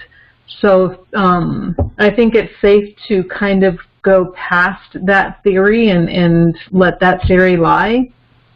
Mm-hmm. And I think that's probably why the police never followed up with that theory, because it doesn't mesh up with what was found at the scene to have them appear to be the same events. Right. And they're also, I believe they're two separate dates too. So two different people are hearing rapid fire shots on on different dates. Exactly. Now, what page? No, go ahead. I'm sorry. What page were you reading where it talks about the gunshot? I have her autopsy in front of me, where the entrance wounds are in the occipital region. Where are you reading that from? Oh, let's see. I wonder if that was from. That was probably in the. I wonder if that's the external examination. And I was reading. Oh, from page 4, I believe, of Kamel. Okay. I think that's where it is. Yeah, there's some of that stuff there. I remember it was with the gunshot. Wasn't really mentioned. Yeah, that's page 3. I mean, not that it matters. I'm sorry. I shouldn't have interrupted you. That's okay. No, that's okay. I mean, that's very important. Page 3? Is that where it is? Yeah, in page 3 of her autopsy, under external examination, it says the head consists of a portion of skull which includes most of the left occipital bone and portions of the adjacent left parietal bone. Okay. There is... Okay, go ahead. Thank you. The scalp is absent. Yeah. That bothered me too. Yeah, all the soft tissue is on the hyoid bone, and it's just gone. Everything is. It's just weird. How is the neck stable though? Like, what does that mean? It says the neck is stable, but most of it's missing. Like the. Her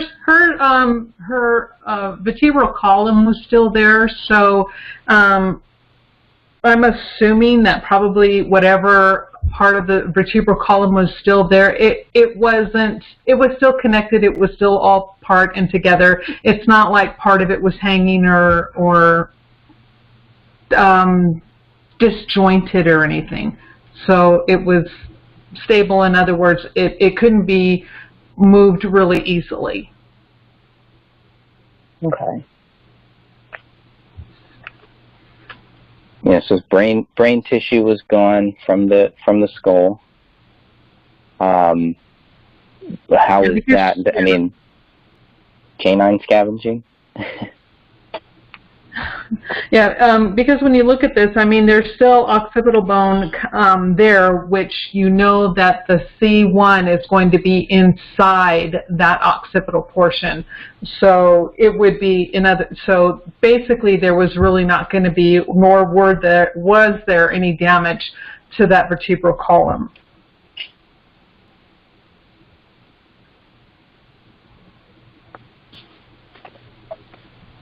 We also see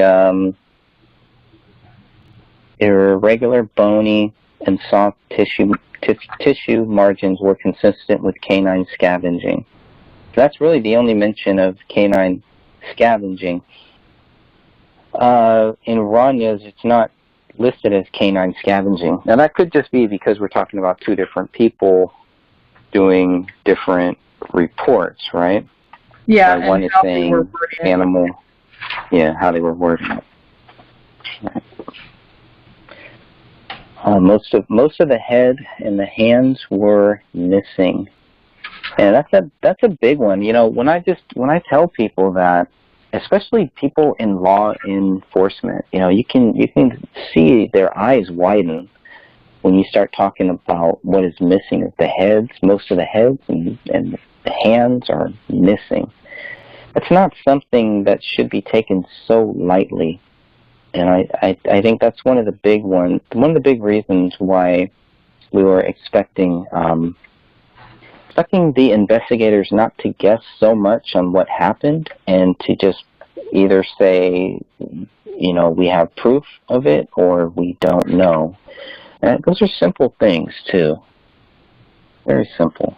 Yeah, when you have people who have knowledge of crime scenes or bodies or death or decomp, you know, medical people, police officers, people who actually have a history within these workforce areas, looking at these autopsy reports, they're going to be like, excuse me? This doesn't make sense. But when you have the average Joe Blow citizen who doesn't have a background in these areas, they're going to take it at face value at what they say and go, oh, well, they say that, so it must be true. And it's like, you know, that's where I think a lot of times where cases are allowed to remain the way they are, because the vast majority of people don't know and don't understand. And that's what departments like this who either don't want to investigate or choose to cover up, whatever the case may be, that's what they're counting on, is the general consensus of those who have no knowledge, that they can tell them anything they want, and since it's coming from a person in a position of power, they're going to believe them. And unfortunately, that's true more oftentimes than not. Most definitely. Many of the bones found were consistent with fragmented digit bones. The distal aspects terminate with absence of the hands.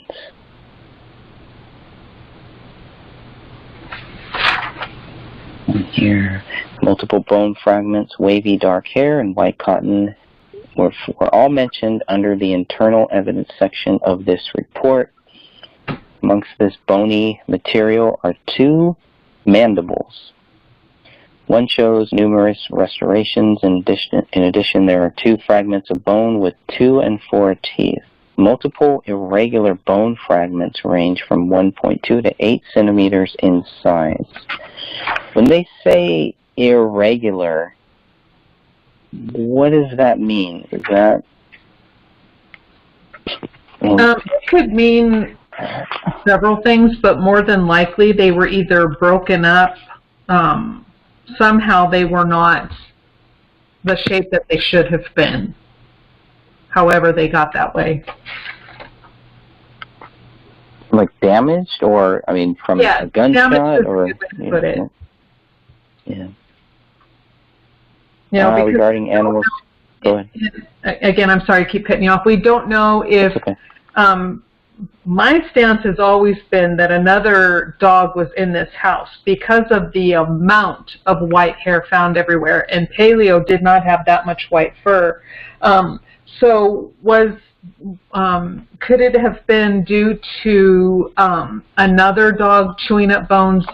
Possible. Could it be due to were part of their facial bones, you know, broken up? Could they have been beaten? Possible. You know, there's just so many things that it could have been, but we don't know what it was. So, because they don't know what caused it, they've just put irregular. So this could have been tied to blunt force trauma? Depending on the bones, yeah, on what they're talking, which bone pieces and fragments they had, yeah. Interesting.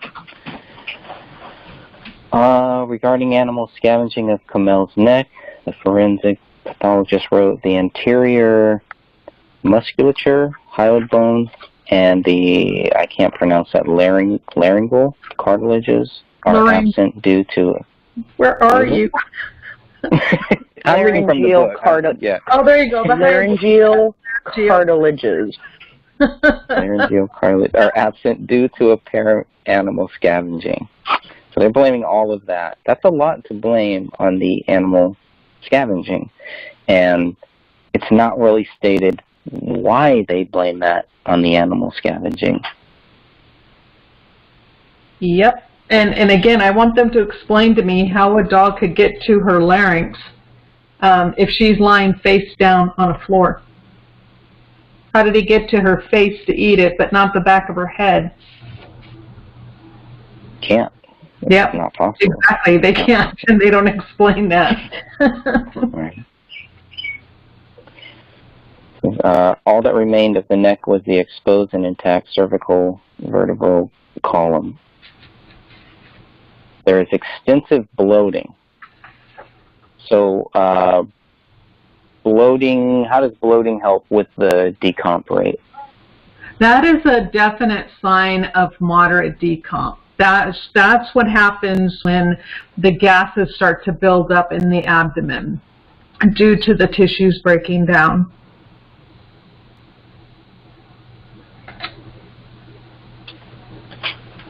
Let's see, hair was found on Camille's right sock and anterior left leg. I thought that was kind of weird too, because it's not really, I mean, it just doesn't say what type of hair, human hair, I don't know. Yeah, exactly. Hair everywhere. I made note of that because when I was reading your book and I came across that, I went to the reports and I made note, because what I find interesting is her, because again, my theory has been that she was positioned and placed there after all of this, and that the bodies were then staged once everything was done. Now, how is it that hair can be on the anterior or on the front part of her leg, the leg that is lying on the ground, but the posterior, the back part of the leg that is exposed to the elements and to this dog who's supposedly tracking all this hair and debris around the house, the hair isn't there. It's only on the front that is lying on the floor. So does this show then that her body was actually moved at some point? It doesn't necessarily show it, but it's a good indication that something's awry with their theory, because how did that hair get on the ground? And like you said, it doesn't necessarily stay, and they don't know whose hair. Was it David's hair? Was it her hair? Was it Rania's hair? They should have, again, you would think they would go, okay, there's hair on the anterior portion of her leg, and that was on the floor. So whose hair is that? Was she's walking on somebody's hair? Or, yeah, I don't understand. Right, her leg across somebody's hair. Yeah, I mean, and then if hair is on the floor prior to her being there. Now we know that from looking at photos of how she kept house prior to this incident. Now people tend to look at the police photos and they see stuff all over, and your first thought is, wow, they weren't very good housekeepers. But that's what the police did. In, you know, they tend to tear things up as they're doing, you know, collecting evidence. That's all normal. But when you look at her other photos of their house prior to that, she was actually a really good housekeeper. So I find it hard to believe that this hair would have been on the floor prior to, you know, just due to a lack of housekeeping.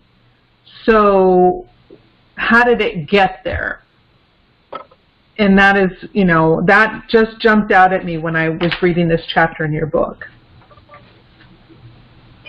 Yeah, it says her left sleeve of Camel's sweater was frayed. And of course I had a hard, like, what do they mean by frayed? What is it frayed? But I guess it's kind of like, I don't know, I guess like ribs, kind of. I mean, when I think of frayed, I think like those. A fraying is where the, like if it's knitted, which it probably was a knit weave fabric, where it starts to come apart. So it starts to unravel. Okay.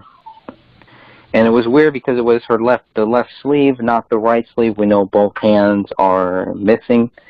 So that was another thing. I would expect it to be frayed on both sides, but maybe not. Maybe it's just more related to the sweater than anything else. And again, you bring up an excellent point, because her left hand and arm is underneath her body, according to all of the reports from the police officers who were on scene. So that portion of that sweater was under her body. And like you said, her right hand was outside of the body. And the dog supposedly ate her right hand, but that sleeve is not frayed. However, the one under her body is frayed. And the dog can't even get to it. And they don't even bother to look into that further. So all stuff I think will hopefully one day help the case get reopened. I also found that it was interesting, still at the bottom of page 29 here. I think this is the last thing that I have on this page, but that she was wearing a Gray State shirt. And the reason why that was important is because we had heard so much about how Kamel didn't like this project. She wasn't for it, et cetera. I just found it, I didn't, from reading David's posts and from looking at all of the stuff there, it seemed like, she was his biggest fan. I didn't get the view that she was jealous of the whole Gray State project, that she felt that, slighted by it. I mean, she's wearing a T-shirt. I don't know. I just did not get that feeling that she had any issues with David's projects. And I agree with you, because everything that is filmed of her while they're doing David is doing the filming of the trailer, she is smiling, she's excited, they're talking, she's having a great time. I don't see one look on her face that says disgust, boredom, or anything. She's in it like everybody else.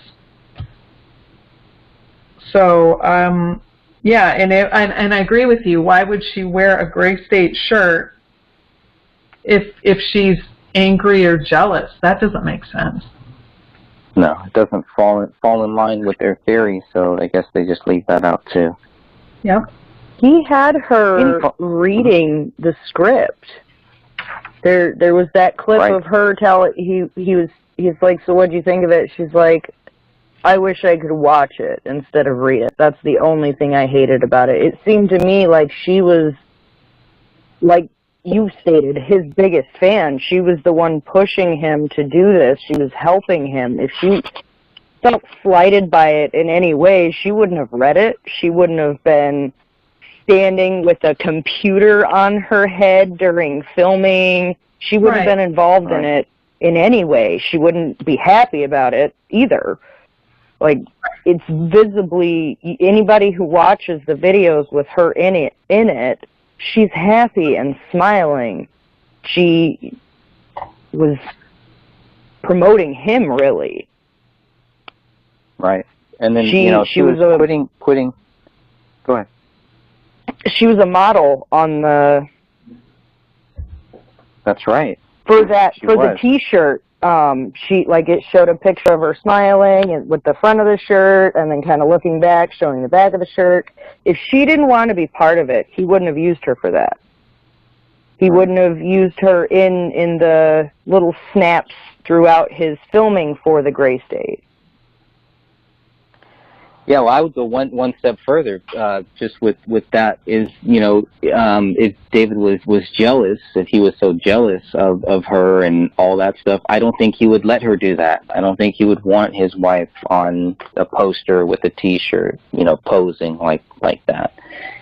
So that to me was just more proof that he was not as jealous as some might want us to think. Right. Okay. Any final words on Kamel? Yeah. One thing I do want to add before we move on to David is we know that according to the toxicology report, Rania was clean. There was nothing in her system. We know David was completely clean. They did the toxicology report. We'll talk about that when we get to him. But with Kamel's, hers was clean with the exception of salicylate being found in her system, which basically is just aspirin. So, again, she is clean too. There are no drugs, no alcohol in their systems at all, none. And when they're doing the toxicology reports on their liver, since they're doing here, this will follow through to David's as well. But with Kamel, when they do toxicology reports, toxicology on liver, they use the liver because it tends to hold in drugs longer, because medications and everything tends to metabolize in the liver. So it will remain in the liver a lot longer than it would blood and urine. And when the liver drug tests come back completely clean, they had no alcohol, that means no absinthe, no marijuana, no drugs, nothing in their system, with the exception of Kamel, who had aspirin. And wasn't she prescribed ibuprofen? That I don't know. I'm pretty There was sure some found at the house. Yeah. Yeah, like on the in one of the drawers there was prescription for Camel of, I don't remember if it was $750 or $800. Basically, but it was ibuprofen. She was taking a something very natural like aspirin, a pain reliever, and that was it. Right. They are clean. So the marijuana being on the dresser and that staging of trying to make it look like they were potheads is out the window. Their toxicology reports prove that's out the window. The theory that David was, loony and crazy due to absinthe, out the window. He had no alcohol in his system whatsoever. So all of those theories, all of those stories can be put to rest, according to the autopsy reports. Interesting. Love it. Thanks for bringing that up, too. I think that's a huge point there. Yes, thank you. I've been wondering what that is. Salicylate. I mean, David had, I think he had back issues. He had some problems. So I was really expecting to find that here. I was expecting to find him on some painkillers or something like that. Yeah, something, because when the IED exploded and it damaged his legs and hurt his legs and his back, you would think, because he did state that he was in pain. However, I think he treated his pain with exercise because he was always exercising. That's true. That is true. So for David, his autopsy begins at 11:40 a.m. on January 18th, 2015. No, that's not correct. The second press release happens at 11:40 a.m. on January 18th. 10 minutes later, at 10:50 a.m. is when David's autopsy begins. So by this point, they have already accused David of being guilty of killing his wife, his daughter, and himself. And 10 minutes later, they start to go over his body, which I did think that was, I don't understand why they were so quick to just, like they really needed to get the answer out first. But generally, we would want you to research first and then get the right answer, not just a answer. Go ahead. Right, and the whole thing is that they had no results from anyone's autopsy. Toxicology had just been, being done and collected, hadn't even been sent off yet. They had nothing. And then they just go ahead and they start calling it murder-suicide. And in fact, you...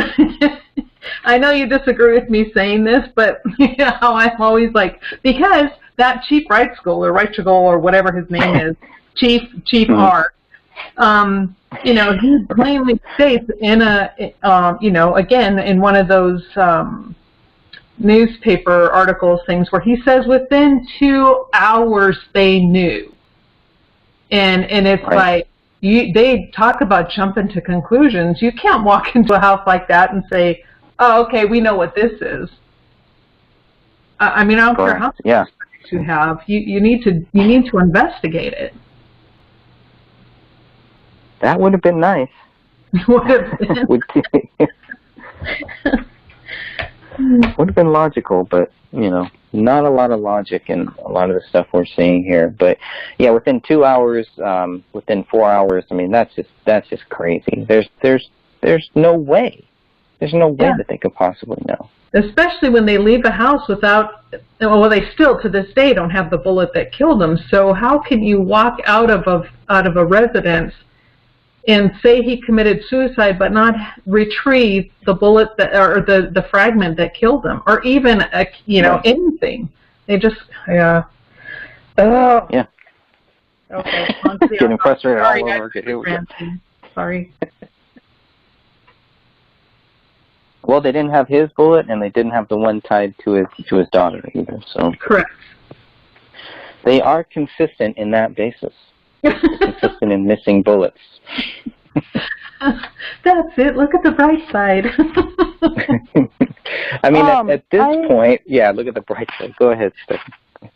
I had so who puts all the things in the body bag? Like at the crime scene. Do we know that? I don't know if that's the BCA. I'm assuming the BCA. Or it could have been also the assistant that it's the name we've only heard or seen a few times, that Dr. Lelinski's assistant that showed up there with her. It could have been that person as well, or was it the police? I thought I read somewhere. Now I can't remember. Yeah, you're talking about Greg Spandl. Yes. Greg Spandl was the medical examiner investigator who was with her. Yeah, he's there, and that's it. He's done. His investigation is over. Trying to figure out how the two mandibles got into the same bag. Well, because the reports state that the bones, and this is, again, a good question, because there was a mandible found on top of the blue blanket, but where? But the reports state that any bone fragments, whatever was closest to that body, was collected and sent with that body. So that's probably why those mandibles were closest to her, so they just collected it and stuck it with her. And then, let the medical examiner figure out who belonged to who.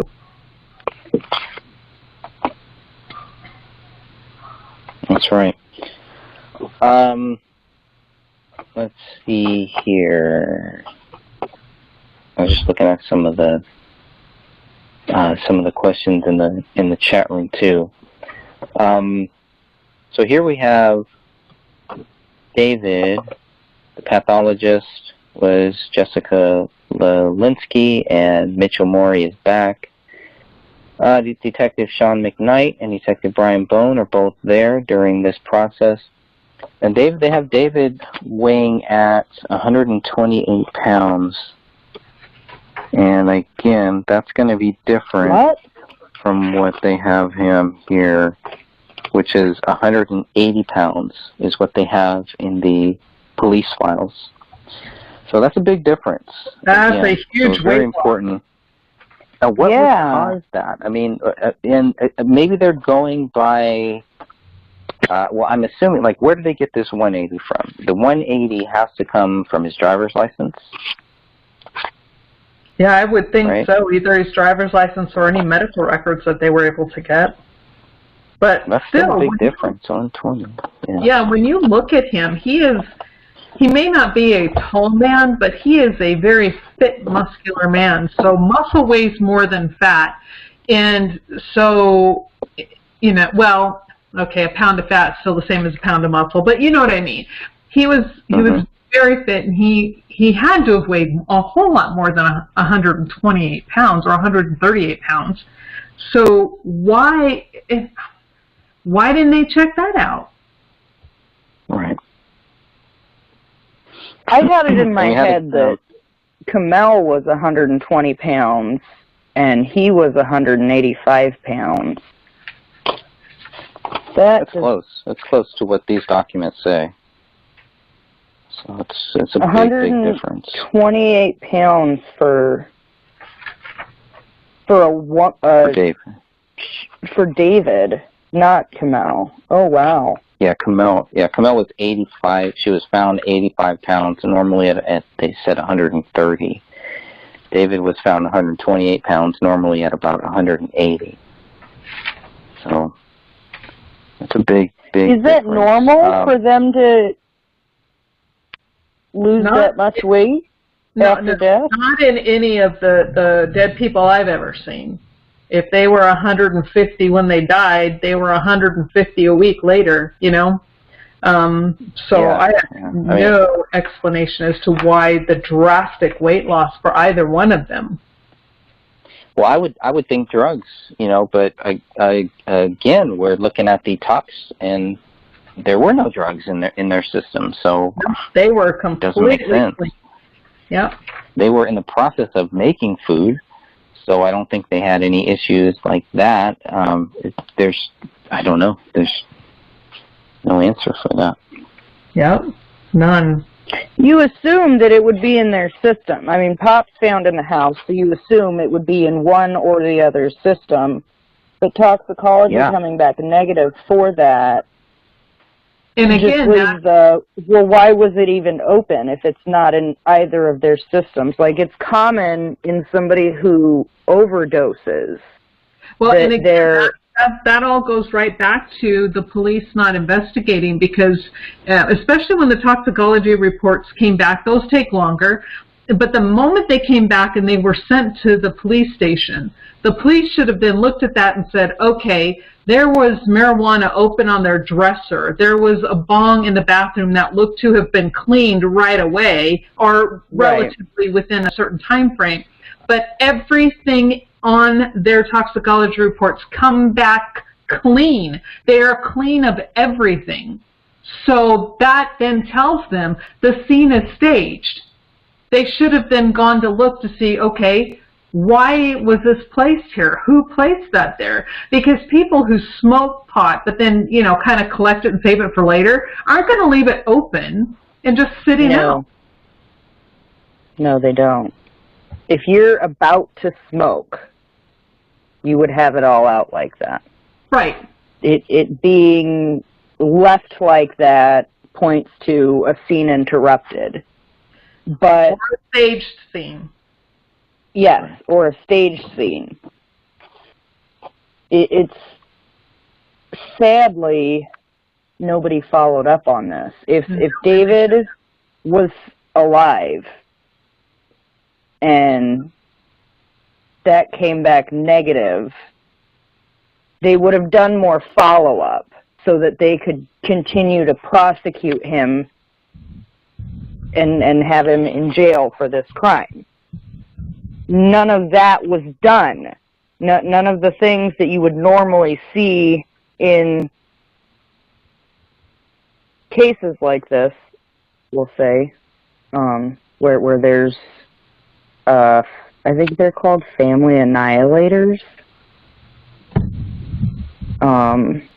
Like a person who just kills their whole family. Just snaps and kills their whole family, to take them to court and show that they did this crime. There's follow-up questions, there's testing upon testing upon testing to prove what they say happened so that any judge or jury is completely clear on what happened and why that person needs to be put in jail. Right. With them saying David did this, there's no... it's almost reminiscent of like 1930s era detective work. You know, oh, well, they're all dead, the dog's alive, so the missing body parts are from the dog eating it. And the gun's by him, so he must have done it. Case closed. Like, there's no... I'm sorry to interrupt, but I want to jump back to a point you were making, and then maybe we should probably get back to the autopsy report. But I think this goes along with the autopsy and with his mental status. The fact that they keep stating, and that Captain R in the little sloppumentary was stating, oh, well, we think he just snapped. That is an extremely rare psychological event. There was no evidence of David being under stress. There was no evidence that he was had flashbacks. There was no evidence that he was under anything that would cause him to have a reason to quote-unquote snap. And for someone to snap without reason generally doesn't happen. So nothing, and we know it wasn't due to alcohol, we know it wasn't due to drugs, we know it wasn't due to flashbacks or PTSD, we know all of that is fabricated and not true. So there is no rhyme or reason for him to have been accused of this crime. None. Right. Right.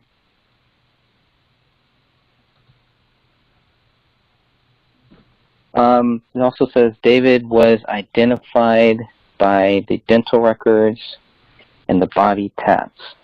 The problem here that I'm having with the identifications is the date that these reports are done on January 18th.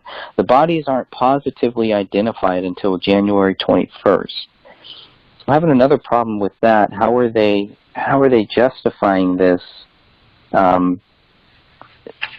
At this point, the bodies, it sounds like the bodies should have been identified on January 18th. The positive ID is not mentioned in the AVPD press releases until January 21st. And some could say, well, maybe they just waited until January 21st. Yeah, but they have, there are other AVPD press releases that say that the bodies have not been positively identified. So I'm trying to understand this logic here. If they haven't been identified, is that because the Hennepin County Medical Examiner hasn't told the Apple Valley Police Department yet, even though the Apple Valley Police Department are in these autopsies, so they're there, so they know that the bodies have been identified? Why are they still saying after January 19th, January 20th, January 21st, that the bodies have not been positively identified? Well, there's a difference between being tentatively identified and then positively identified. And they went on looking at photos and the bodies were in the house belonged to. So tentatively, yes, those were more than likely the victims. So they can be identified as. But the positive, without doubt, identification comes after the medical examiner office then gets a copy of his dental records from the dentist. They make comparison with the teeth that they have, and then they can make the positive identification. Gotcha. Makes sense. David's autopsy shows early to moderate decomposition, and that's evidenced by the skin discoloration, the marbling, slippage, blistering, and the mummification of the left hand and feet. Now, the mummification of the left hand, everybody can see what David's left hand looks like. There is an image, BCA 4777, shows you exactly what David's left hand what his left, I don't want to say a sign that his left hand was making, but you can see the condition of his left hand. And it is a very curious left hand, I think. Well, yeah, and one then of the more weirder things. Here's the problem I have with that, and this is what I just sent you in my email to, what was his name, Tom Lydon, the one who did his little expose on the news. Yeah. And I have not heard back from him, not hide nor hair, and this was my second email to him. But I pointed out to him, and I sent him both photos. When you look at the photo of the bodies, I did some lightning and zooming in on that hand, and then you compare the position of the hand in that photo to the close-up of that photo of the hand being next, like the photo you're talking about. That hand is in two different positions. The first one with the bodies just lying there with his arm outstretched, the right finger, the index finger, is not next to the thumb like it is in the close-up photo showing the OK or the 666 or whatever the case may be sign. So who moved the finger? And that's why I asked Tom Lydon. I'm like, shouldn't you be asking who moved that finger? Here's the photo where it shows his fingers are all up and outstretched. Then you have a close-up where the right index finger is now touching the thumb. Who did that? These photos both were taken when the police got there and then during their time they were there. So the only people in that house to move that hand were either the police or the BCA. Who did it and why?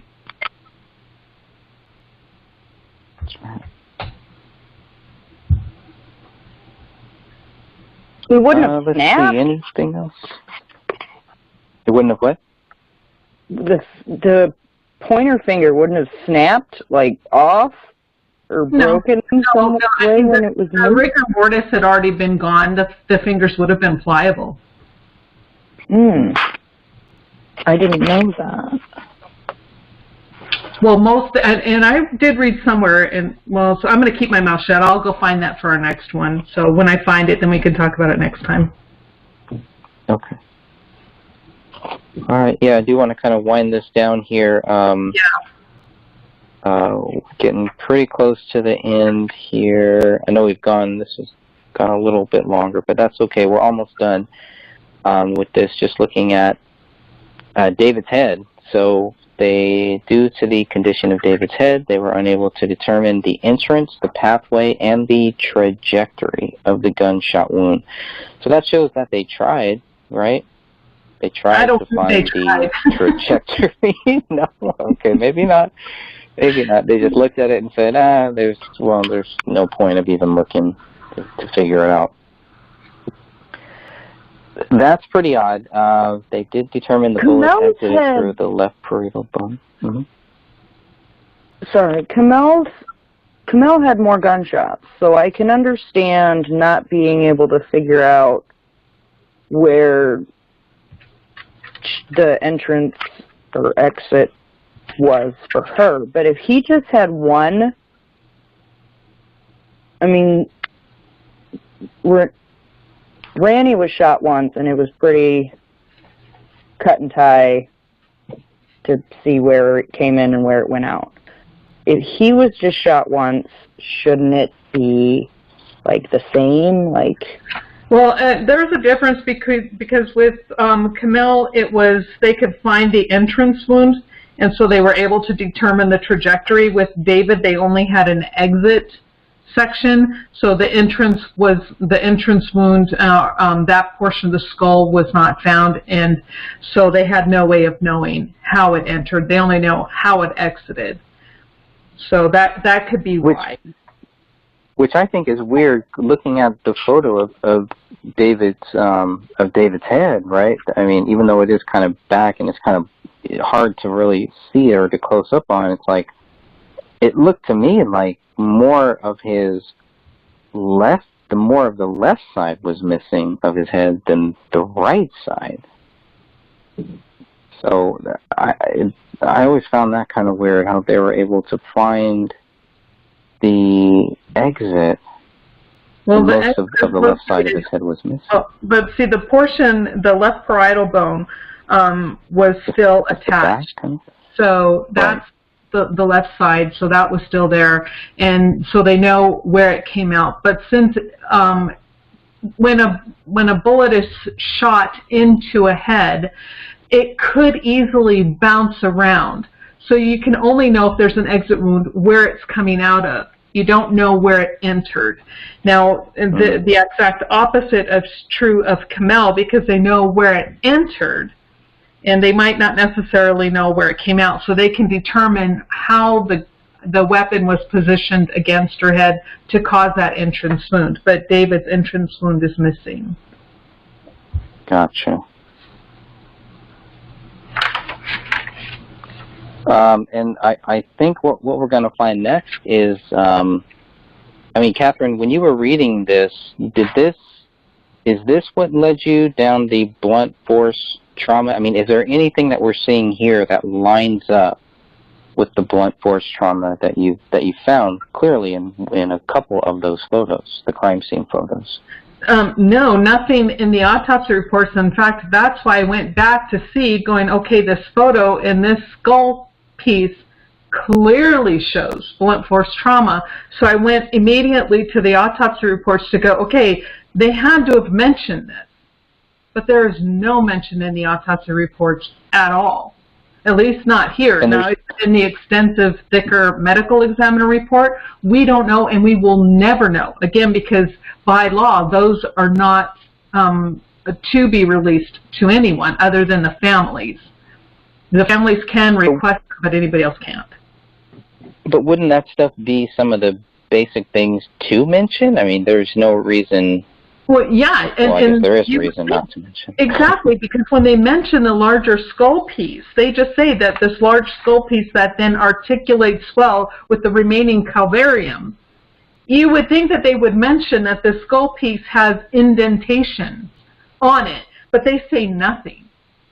Not at all. And the indentations are clear. I mean, a 2-year-old could look at it and go, oh, look, there's marks. Compare that with a regular skull cap, and then you look at his, and I mean, you know, I hate to say this, but a 5-year-old could tell you that there's something wrong with David's scalp. Or I'm not sorry, not scalp, but his skull. And these skull bone fragments ranging from 1.5 to 14.5, is that would the image of the blunt force trauma, would that fall in line? Would that fall into this category, 1.5 to 14.5 centimeters? Well, what I did... Or is that something different? Mm-hmm. Well, I guess, wait a second. Were you trying to ask me? I don't think I understood. Oh, I'm just saying, so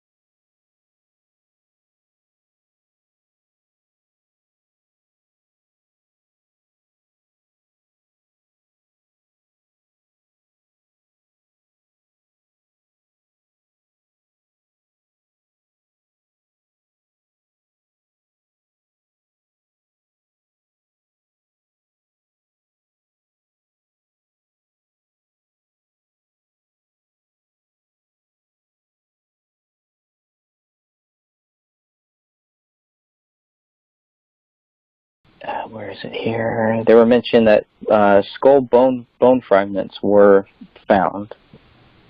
And does that line up with the blunt force trauma image, or is that something different? And is okay, I see what you're saying.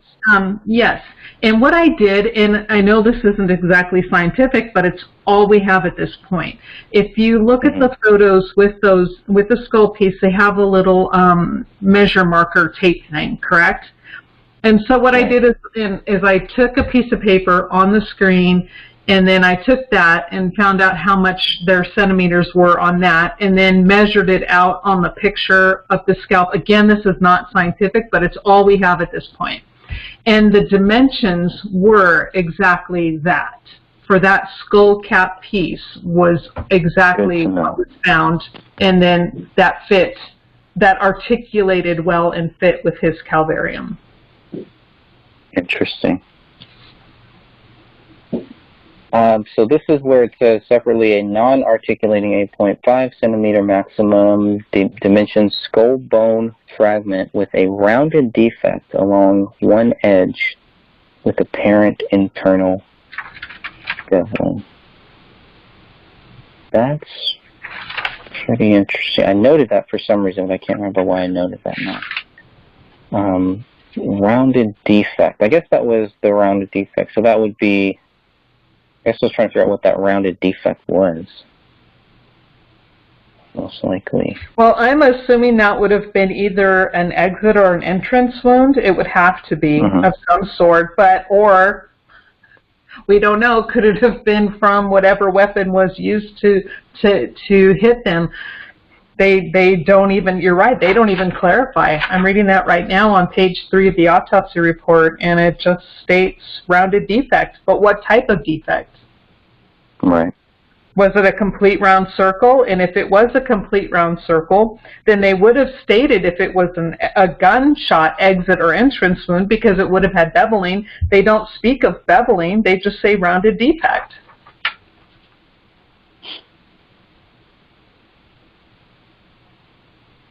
Oh, these guys.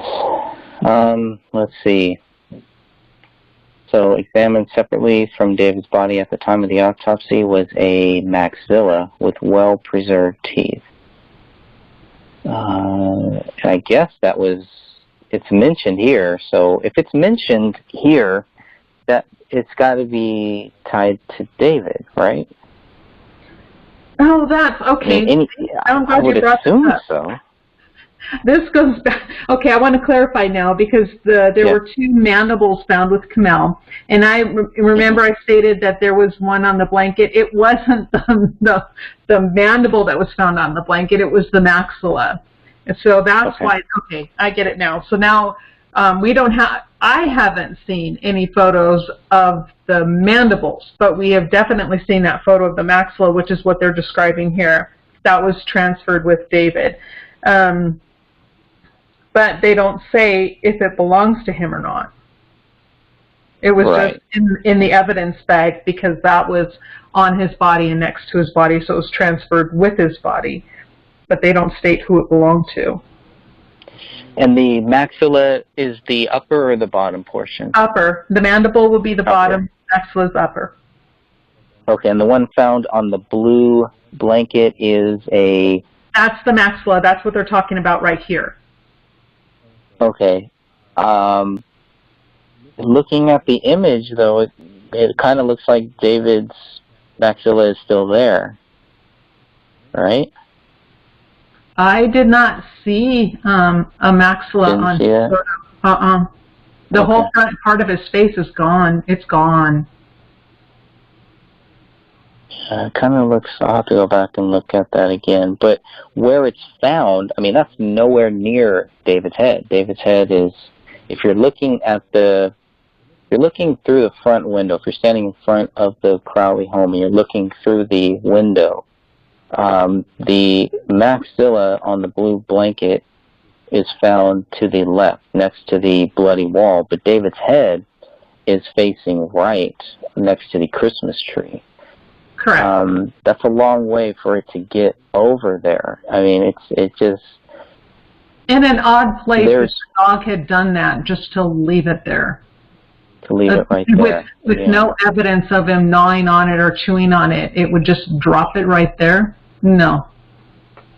It looks placed. Again, that looks staged as well. In my opinion. Hardcore. Yeah.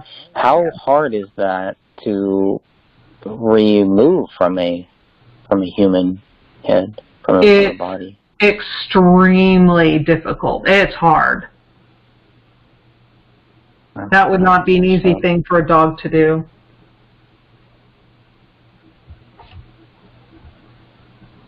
That's disturbing.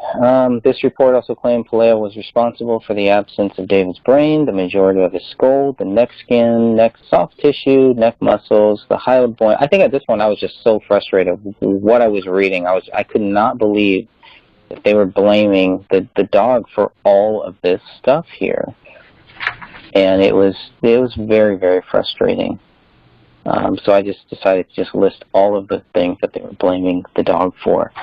Yeah, and not only testing, without anything. Yeah. I'm sorry, Greg. I keep cutting you off. I'm so sorry. But it's interesting that they blamed Paleo for so much of this stuff, but yet this is one very picky dog, very discriminating taste. It's going to choose just this, the hardest bones of the body, over what is easy to get to, easy to remove. But let's go for the hardest bones, and we're just going to eat them all up. I'm like, wow, really? Okay. How gullible do they really believe people are? I don't get it. I don't either. I mean, you can see his left hand. Those fingers are they're just there. They're up there. You know, it's very easy to take those, but instead, the dog apparently only goes for David's right hand and doesn't touch the left hand. Yeah, again, it's baffling. Yep. Regarding the missing right hand, the distal right forearm shows intact smooth ends of the radius and ulna and irregularly contoured soft tissue, muscle, and skin. So does that line up with animal scavenging?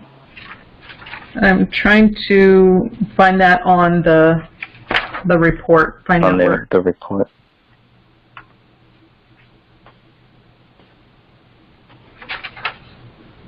Wait, that's intro. We need external. Okay, I'm sorry. What part are we reading? The remaining. Wait, where are you? Yeah, oh, it's actually regarding the missing right hand. Okay, I see. Yeah. The right hand is absent. The distal right forearm shows intact, smooth ends of the radius and ulna and irregularly contoured soft tissue, muscle, and skin. That to me does not say, and my first thought process on that is not dog scavenging. That could be consistent with a pulling away of a hand, a pulling, same thing like with the arm.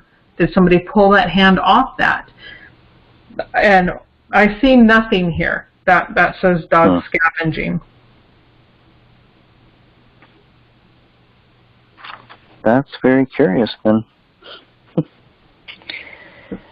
Now, especially with the smooth ends of the radius and ulna, if a dog is going to be chewing on a hand to remove it from a body, if it could do that, there would be teeth marks. It would no longer be smooth. There would be, gnaw marks on those bones, and there's nothing. It's smooth. It's smooth. That's a key. That's a key word too. That it was smooth. It's like, wait a minute. It says jagged, I believe, for one of the other body parts, but for this one, it's there's nothing mentioned like that. It's really weird. It's really odd. There's nothing consistent in this. So, I agree. See. I think that's about it. Unless you guys have any final questions here, we can go ahead and shut this podcast down. I did anticipate this one being a little bit longer because of all this, and because I knew I had 1,000 questions that I was going to ask you, Catherine. And you were able to answer everything for me, so thank you again. Thank you again for joining us here. Oh, no, thank you for having me. The only thing I really want to reiterate, and I know I've said this 1,000 times, is I really once and for all want to put to rest the theories out there that have been going around about David being, drinking on drugs, and that's what caused him to do this. According to the toxicology reports, which were the samples were taken from his liver, tested from his liver, he was clean of all alcohol, all drugs, everything. His system was completely and totally clean. They will check the liver because the liver tends to hold on to drugs and stuff more because that's where things are metabolized, is in the liver, so it will be stored. And since the liver tissues were clean, he had not in anywhere, any time prior to, close to, near the time of their deaths, and I'm talking at least a month or two, maybe longer, prior to that, did he have, especially pot, that for sure was not in his system. Not prior to their deaths did he have any alcohol. He was clean. She was clean. Other than aspirin, Rania was clean. So those who are saying that the toxicology reports show them wrong. Awesome. Great points. Stephanie, any final words before we shut this down here?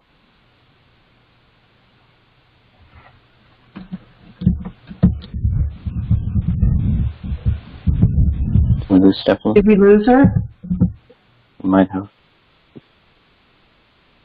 Okay, well, thank you. Well, yeah, thank you very, very much. And next time we'll come back next month. Remember, we do these on the first of every month. This was the first live podcast that we've done. So I want to appreciate everyone, all of your efforts, all of your help to get the case reopened. That is the goal here, to get justice for this family, to let people know that David Crowley is not guilty, has not been proven guilty, and will never be proven guilty.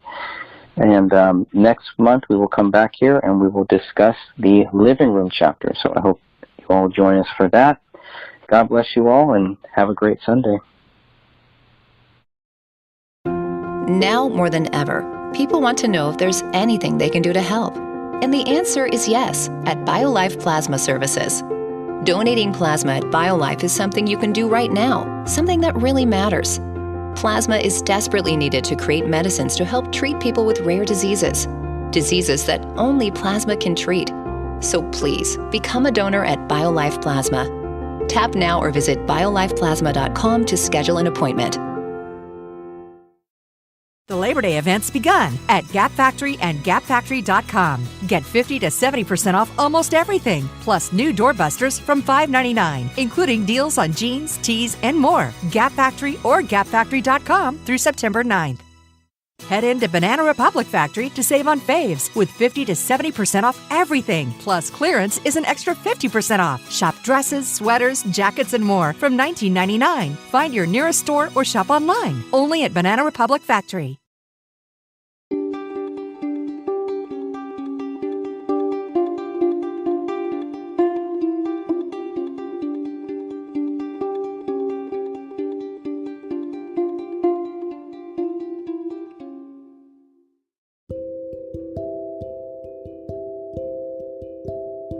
Okay, Dan, take it away. Hello, my name is Dan Hennon. Today is June 28, 2020. We'll be reviewing on this podcast number 6 of the book, The Gray State, written by Greg Fernandez, Jr. Joining us today will be Catherine, Greg, and myself for this episode. How is everyone doing today? Awesome. Doing great. Good. Well, we've got an interesting chapter to cover here. Greg's book is, for the new listeners out there, it's a 16-chapter book detailing the Crowley case murders. And this chapter today is called The Living Room. And because most of the details took place in the living room, this is going to be one heck of a chapter to cover. We may have to break this down into several parts, but we'll try it. We'll see how far we get here today. I'll start off by reading the first paragraph. Blood spatter in the living room was, quote, mostly on ground, according to BCA crime scene team lead Joe Cooksley. a black Springfield XD40 handgun, which is item 1A, with a rubber Hogue grip sleeve, was found cocked on the living room floor, quote, several inches from David's left hand, according to Detective Tommy Booth. Detective Brian Bone was more specific, stating the gun was approximately 1 foot to the south of the left side of David's body. According to the firearm worksheet, some apparent blood-like substance was found in the barrel of the gun. The worksheet also mentioned apparent rust-like material, which could have been found on one of the 3 unspent cartridges in the gun. Now, the nice thing, if you're following along in Greg's book here, this is page 35 of the book. Once again, it's chapter 5 of the book. And Greg adds the sketch, the police drawing sketch, the handwritten sketch below in the book that shows the layout of the individuals and the bodies there. And remember, we have to keep in mind that the CAD or the drawing, the computer-aided drawing, number one, does not match what that was really at all. So that's another thing we could cover. But that's the first paragraph, Greg. Do you want to get us started on some of your questions and comments? Yeah, I think... Or Catherine. Let's start off with Greg. Sure. I think, obviously, the biggest question is to make sure that this is where the crime actually happened. Now, I can't prove that it did or that it didn't, but this is where they say that the crime happened. And I think the most obvious reason why they say that, obviously, is because this is where the 3 bodies are found. This is where the gun is found. Everything seemed normal until a lot of people started mentioning blood and the lack of blood. And I was still very skeptical and still trying to give the police the benefit of the doubt. Well, maybe the blood isn't there. Maybe we're just not seeing it. And so it was pretty interesting to hear people's views once they started mentioning velocity, blood and where the blood should be. How come we're not seeing more blood? And I still went back and thought, well, maybe we're not seeing it maybe because it's on that blue blanket. Maybe because it's on the living room carpet. That carpet, I do believe the carpet is a little deceptive, and that there might be more blood on that carpet than we could see through those cameras. And the police obviously were not using the best cameras. I think that's clear too. But so that was the first thing, was to, I kept going back and saying, well, why are we having so many people, so many different people with so many different views on this case that are all saying that they don't think that the crime happened here? So what I wanted to do is just kind of document what the police were saying, why they think that the bodies were here, why they think that the whole crime happened here. They pretty much are saying that these 3 people were killed here, in this room, in this spot where the bodies were found. They do not mention that the bodies were ever moved. Which leads me to think that the police think that how they found these bodies were how the bodies were found when they died. I guess maybe that's the wrong way to say, but the way that the bodies were found when the police saw them, according to what they're saying, they died right here in this spot. I don't see any evidence in their documents, in anything that they give us, where they are even open to the possibility that these 3 bodies might not have died where the bodies were found. And on the surface, that seems like, okay, that's possible, but when you start digging into it and start getting deeper into it, start looking at the recliner, item 34, and you can clearly see that somebody's blood is on item 34. Well, that's not anywhere near any of these 3 bodies. So that was the first thing that helped me understand that at some point, one of these bodies was actually moved. And of course, go ahead. And I think too, when we get into this discussion further, Catherine will be able to help us out. Greg, you and I have both backgrounds with very limited with crime or crime scene investigation and backgrounds, whereas Catherine really is going to bring this to a whole new level, but we can point out at this juncture the anomalies already. The gun, even though it was mentioned to be listed on one instance fairly close to David's left hand, and in another instance about a foot away from David's left hand, the thing we have to keep in mind is that David was right-handed, never fired a gun with his left hand. So the question is not, was it wrong that it was 2 or 3 inches away, and another detective said it was a foot away? The problem we have is, why was it next to his left hand? Now, it obviously couldn't have been near his right hand, because David's right hand was missing from the scene. There was no right hand. Comel had both of her hands missing. Left and right hands were missing from the scene. So they assumed, of course, by looking at that, to an elementary detective, a very beginner investigator, would look at 3 bodies and say, yes, this is obviously where they were shot and killed. Obviously, the gun was right there. David did it. Done deal. But as we look further, as Catherine will get into here in a minute, the blood spatter that's on the scene, which is very limited, is all medium velocity. A handgun produces high velocity. A handgun produces blood spatter on the ceiling, on the walls, on the furniture, like in a mist form all over the place. We have some medium velocity on the hardwood floor, very little on the carpet. And the only spot, like Greg mentioned, that had huge amounts of blood actually got soaked on the bottom of that recliner cushion is where no body was at all. So, Catherine, if you could start off with some of those things. I know Greg was alluding to a secondary crime scene. That's when a crime took place and a secondary crime scene was used. Now, we know the bodies, of course, were found here, but the evidence does not suggest that these 3 individuals were killed here, which means we have a secondary crime scene. And that's what I'm going to give there for the lead in there, Catherine. But can you give us more of the details with your background and some of your folks that you've talked to that are experts and professionals in this field? Sure.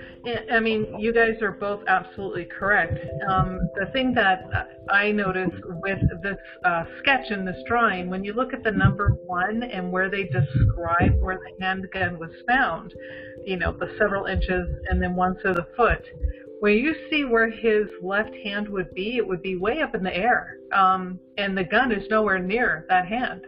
And, you know, it would be way up there toward the top somewhere.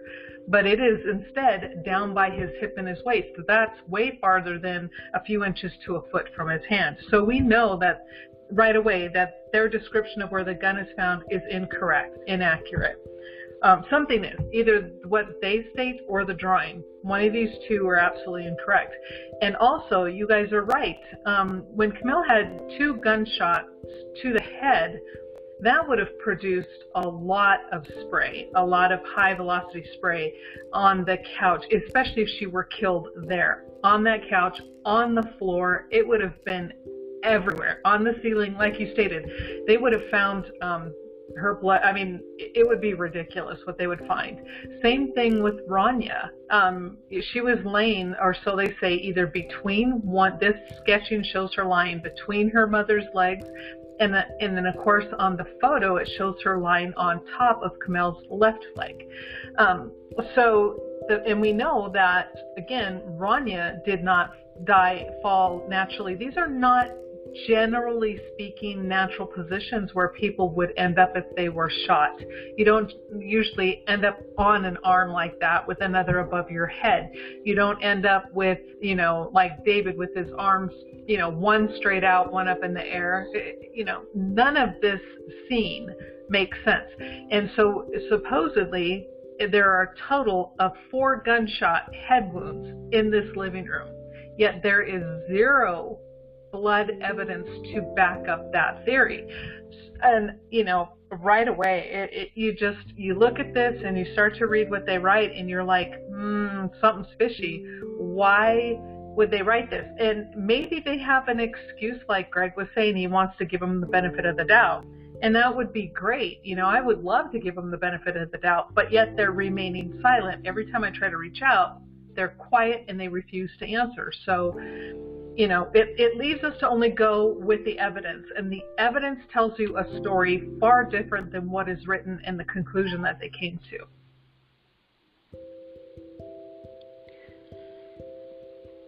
I think one important thing here, just taking a few steps back, that I found interesting, point number 3 here, is that the gun was found cocked. Now, I don't know if maybe I'm reading too much into that, but I did make a note of that. I don't know if that's, again, if that's normal, if that's how we should expect to find this gun. Well, and that's it too, because I think he had a Glock, correct? I think is the Springfield. I don't know much about handguns. I just know I find one and I shoot them at a range and I have fun. That's about all I know. That's all you need to know. Yeah. But when I look at this handgun, it's not it would always be quote unquote cocked if you chamber a round. And from what I understand, there was a round in the chamber. So is that what they're talking about by being quote unquote cocked? But that's an automatic thing. As soon as you shoot, the next one comes up. You shoot, the next one comes up. So, again, like you said, why would they write that? It would be expected to find, something in the chamber. Especially if there are extra bullets in the magazine. That's correct. Just weird. I agree with you. It's weird. Is that more, this is Dan, Greg, if you're talking about a revolver, it would need to be cocked or in a cocked position. This is a semi-automatic handgun with a magazine. And like Catherine says, once you fire that round, the next one automatically loads. Not to say it's cocked, though. Is that, once again, I don't have a background in this. Can Catherine expand a little more on that? Or why would they use that terminology like this? Yeah, that's a good question. And like you said, and I like how you use the revolver. Take a revolver I have a 38 as well as a 9mm. My 38, on the very first one, you have to pull back that, I lost what it's called. The hammer. The hammer. You pull back that hammer, and then you when you fire it, you don't have to keep pulling it back to continue shooting. So that would be, once you pull that thing back, whatever it's called, maybe it's not a hammer, I don't know, but you pull it back, that would be considered cocked. Okay. So, but on a gun like a 9mm and the Glock, same thing. When you pull that slide back, and it's called chambering around. So when you pull it back, a cartridge, a bullet, then comes up into the barrel. And then from that point on, you don't have to do anything other than shoot it. And once it's empty, then you put in a new magazine or refill it. So this is just, like you guys are saying, to word it this way, it's just weird. Yeah. The other thing, I guess, getting back to the blood a little bit, that it was mostly on the ground. So, to me, that, again, somebody doesn't know anything about this, just looking as a complete outsider, never studied this stuff, never really looked into it. I'm trying to understand it, and that's another purpose of this book, is so that I can bounce these ideas, bounce these thoughts off of people who do, and try to learn more about what we are seeing here. But the fact that the blood was mostly on the ground, does that indicate that all 3 people were on the ground when shot? It seems to me that that's what they are inferring, or implied. I'm sorry, that's called implied. They're implying that. Yet, again, the evidence doesn't support it. However, I want to jump to what you were saying about the rug, how the rug had different colors, and it did have some dark brown. And I could see where maybe when you first walk in, you would go, okay, it would be possible to hide some blood within that brown color on the rug. However, it's not all brown, and that blood would have gone everywhere. And yet you don't see the blood spatter patterns on that rug. And there would be a lot of brain matter, especially since Kamel was shot twice in the head. There should be brain matter all over that floor. Well, of course, then they're saying the dog ate it, but the dog couldn't go around eating all of it. They would find something, but they found nothing. They didn't even do the like a string that you can follow blood spatter patterns by using strings, using lasers, or sometimes they use these sticks. I forget what the sticks are called at the moment, but they had a lot of options to figure out where these people were standing, what happened, but I don't see any of that, especially on this drawing. There's no mention of anything. Yeah, it was implied that the bodies were almost shot execution style, as if the individuals them from above in a downward trajectory, causing the blood to be down there. That certainly could be what happened. Evidence doesn't support that, but we still have the David Crowley suicide shot, which was up into the ceiling, which means even if the other two were killed by someone pointing the gun down, allegedly David at them, would result in that blood on the floor. David's would be all over the ceiling. And like you said, Carmela, I think, was actually shot. Evidence supports that she could have been shot 3 times. And so if they're all in the down position, I could see that the blood being down there on that floor, on that hardwood floor, it would make sense. But it doesn't explain David's. Find the gun in the left hand. He's right-handed. It's already cocked. He allegedly shot himself from a kneeling position or something, a sitting position, into the head. The bullet found in the attic after it goes through the sheetrock and the ceiling. And that bullet wasn't even there on January 17th when investigators completed the investigation. I think on the next day. This bullet was not found until February 18th, or that hole in the ceiling. So it's another month later. So we've got so many discrepancies here. But yes, the blood's it's very interesting. I think it does look like there was some blunt force trauma possibly in the area, because it does look like medium velocity versus spray or a mist coming from a high velocity 40 caliber weapon. Exactly. But we haven't brought up, and we haven't even brought up how loud that weapon is yet. So that's not for this chapter. But the neighbors there are very close proximity, and no one heard any of these alleged shots. Correct. And two, to mention the blood, when you look at David in the photo, all of his blood it's like almost makes a perfect line down the center of his body on his left side. Now, he supposedly fell backwards, according to them and what they are implying. He shoots himself, falls backwards. Well, that doesn't explain the amount of blood on his shirt and only on his left side. It would have been all over his back or maybe some on his front, but not in the pattern that you see. And so, I'm just like, okay, nothing. You look at the photo and you're just left with, whoa, what really happened?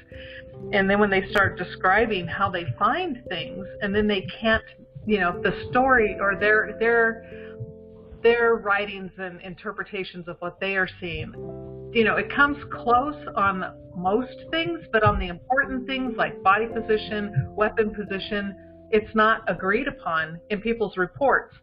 And that is another odd thing that I see.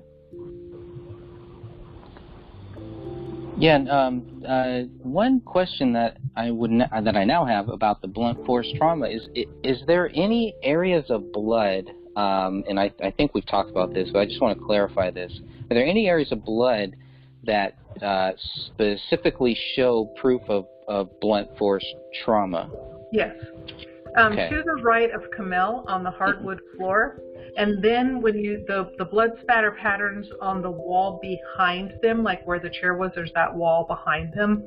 There's a proof of blunt force or medium velocity blood spatter that hit that wall as well. So yes, there is that proof. And what about the blood on the top of the recliner? There's actually hair and a little bit of flesh piece that are found there. Yeah, that's weird. When I look at that part right there does remind me, and that is where I could see where maybe the dog had kind of maybe threw up or gagged and it got stuck there, or it could have also been flying off either during a hit or a gunshot. Who knows? But again, there are a lot of what they call void patterns. So you have all of these massive injuries, to the head, which is highly vascular, lots of bleeding would be going on, lots of blood would be showing, brain matter, bone, it would be everywhere. But we don't really see that. But we do see lots of areas where there's nothing, but then a medium velocity blood spatter pattern, which tells me that there was some type of, I don't know, covering tarp. I don't know, but something was put in place that captured and caught a lot of the blood, because the patterns aren't making sense to the injuries and where the injuries are located. So this is Dan. Catherine, what do you think the odds would be of this being the sole crime scene as opposed to a secondary crime scene, something being laid down, a mat, a canvas, a painting mat, or something that collected the gunshot blood, but was not there during the alleged beatings that obviously did take place there? Or do you think the blood that was there could have been staged to make it look like a beating? Or is that authentic blood from medium velocity beating? Yeah, the blood patterns that I see look authentic. It came from an actual injury, someone hitting somebody in the head, so to speak. I'm just throwing that out there as an example. However, I think both instances are correct. I agree with you, like you said at the beginning, that this is also like a secondary crime scene. I don't believe that they were all killed in that living room. There's just not enough proof. There is no blood that they showed from Rania or David in the living room, correct? It was all Kamel. Am I wrong, or did I remember that incorrectly? I think you're mostly right. There were some that were, we're not sure, right? It's like, it could be two or more, and we can't rule out Kamel or David, but yeah, for the most part. Yeah, all that talk, and however, there was nothing now from any of the blood that they tested that stated, okay, this belonged to Rania, other than like on the knife or on the gun. I'm leaving those out. I'm talking, like the blood on the floor, the blood on the walls. They took one swab of the writing in the living room, but that's pretty much it. They, the rest of the blood did not seem to be tested. However, what was tested only belonged to Kamel. Now, so that tells us then, where were Rania and David killed? Because if their blood isn't in that living room, they were killed somewhere else. Or it could be just the primary crime scene. Somebody put up a tarp and killed them all there, but the tarp or whatever that they used was not really sufficient, so things got through, and the people who did it just didn't care that some of them were there. However, my best guess is I tend to agree with Dan that there at least one of them was not killed in that living room, and so it's like a primary for Kamel. I believe Kamel was killed in there, so primary for Kamel, but it could have been a secondary for David and or Rania. So I kind of think it's both, if that answers your question. Yes, and so I got a quick comment here. It does, the evidence that we see and the facts suggest that Kamel was beaten by blunt force trauma, blunt force instrument in that living room. May or may not have subsequently died or was shot at that point, but was beaten in that living room. That's what the evidence suggests. The problem is there is no baseball bat or tire iron or anything in that residence that shows proof that something was. So if this was done by a third party, they obviously took that weapon with them. Correct? Correct. And if David had done it, it would have been sitting there. They would have found it. Well, see, that's the point that we have an issue with. Is officially the official narrative is David did all the shooting. David killed his family and then killed himself. But if he beats someone, Kamel in this case, his wife, with a tire iron, baseball bat, or something, it would be in the residence. It's not, and that's just the fact. Correct. That's not a theory. It supports the fact that Kamel was beaten in that living room. May or may not have died there with gunshots, as we found 3 of them. But there's no instrument that caused the beating. And the problem was there was a knife found at the scene, which we'll get into in the next paragraph or two. That seems to be an afterthought from the investigators. Correct. And that bothers me as well, because when you have, missing limbs, you don't just and they just automatically jump to the dog did it. So they had a really good patsy to blame everything on, so they didn't really have to do the work. But yes, that knife being there in the open position next to a body with all three of their blood on it, and they, like you said, it's to this day it's an afterthought. They never looked into that knife. That's right. I think it should also be noted that we were talking about the bullet that was tied to David that didn't have blood on it. So I think it's safe to assume that they don't have any bullet that is tied to David. I mean, what are the odds that item 57 killed David and then there is no blood, but only DNA found on it? It's impossible. It's totally impossible. So, again, how the wounds were on David's head, they know that there's an exit wound on the left side of his head. So that the trajectory of what the bullet would take would not be to go from possibly right to left and then turn around and go east to west, south to west, or whatever. That it would have to do a complete switch, turn around, and then shoot up into the ceiling. It's impossible. Absolutely impossible.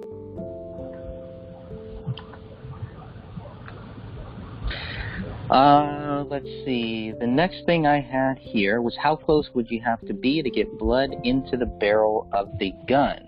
It was an interesting thing where we kind of found out that in the last podcast that there's no gunpowder or anything like that close to any of the three bodies. Am I correct in that? Right? There's no evidence that shows that any of these three were shot from close range. On a few of them, I'm trying to remember who it was. There was no, there's no gunshot residue that they found. However, and what is in the barrel is called blowback. So in order to get that blowback into the barrel of the gun, they would have to be relatively close. So with it being that close, one would assume, especially with Kamel, with two, at least, we know two gunshot wounds to her head, but like Dan said, there's a third bullet fragment with her blood on it. So, with the evidence, and we have to go with what only the evidence is showing us, is that she was shot twice. So there should be gunshot residue on her hair, on her clothes, and, somewhere it should be there, but yet it's mighty convenient that it is missing throughout the entire house.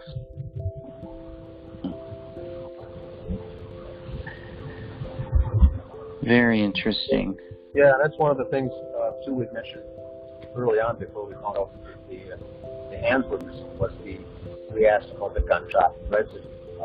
If David did this and shot himself, shot everyone else, the evidence would be on his right hand, gunshot residue that could be tested, showing that. And we don't have that because the gun was found next to his left hand. The only hand that was on the scene from an adult. It's the left hand, it was sitting next to his left hand, but at this time now his hand is all in a leathery, decomposing stage 3 weeks later, and so they were not able to test that. I don't believe it. Correct me if I'm wrong. But then you're talking a close range gunshot, back of the head execution style. For instance, you would have that stippling, I think it's called, or the powder burns into the skin, showing that that gun was fired with 1 to 3, potentially 1 to 3 inches away. But we don't really have that either, because with the heads being missing. So we can't tell who was shot where or anything, much less. So we don't know if they're from a distance, from close range or not. So I think any kind of testing like that is also now inconclusive for the most part, because we can't get that information. Correct. We literally can't get that information. So that's where we're stuck too. But I was confused too, like Greg had pointed out. There was a bullet-like substance inside the barrel of the gun, and if that is common or not, as far as the blowback coming back in to the barrel itself, I find that strange. Yeah, it's very common if the gun itself is held close to the body, but especially like the head, you would expect to see blowback. So yeah. Okay, but there's no way. That's not out of the question. Okay. I got nothing else on page 35, but mentioning that, staying on the blood in the barrel, how does the blood get to the magazine? Now that would definitely not be related to blowback or to anything like that, right? That's somebody reloading right. The gun with bloody hands. Exactly, and that again, it's like this scene, this evidence is giving them so much information. Someone was bleeding prior to that magazine being picked up. Whosever blood that was, they were bleeding prior to, obviously before they were shot. So this is, again, like you said, it does not go from shooting somebody to a thumbprint on a magazine. Yeah, and the DNA profile, the blood that was found on the magazine did match David. Now, it said 2 or more DNA profiles were found on the magazine. The major DNA profile on the magazine matched David Crowley. An estimated 99.9997% of the general population was excluded from being possible contributors, but Kamel and Rania could not be excluded. So if Kamel's blood was everywhere, I had kind of thought that it would be an open and shut case, that it was Kamel's blood on that magazine, but it's not. It's David's blood. So, okay, then that right there, oh my gosh, I mean, I've read that so many times, but it didn't click. But that right there tells you that David was bleeding prior to that gun being loaded. He was already injured. So what, do they want us to believe he went and hurt himself? He's bleeding, he's doing that, and he's going to load a magazine and then kill himself in his family? None of that makes sense. That evidence right there shows that there had to have been someone else involved. And when you look at that print in that blood, it's a pretty good, clear print. You can clearly see ridges and valleys. And yet, from what I was reading, is that they were saying there wasn't enough ridge detail for them to determine whose thumbprint that was. Correct. And I don't know how they could do that, because there are ways that they can, recreate it, and that print looks pretty darn good. It's right in there. It's not smeared. Nothing. Clear as day. How come they couldn't, figure that out, whose it was?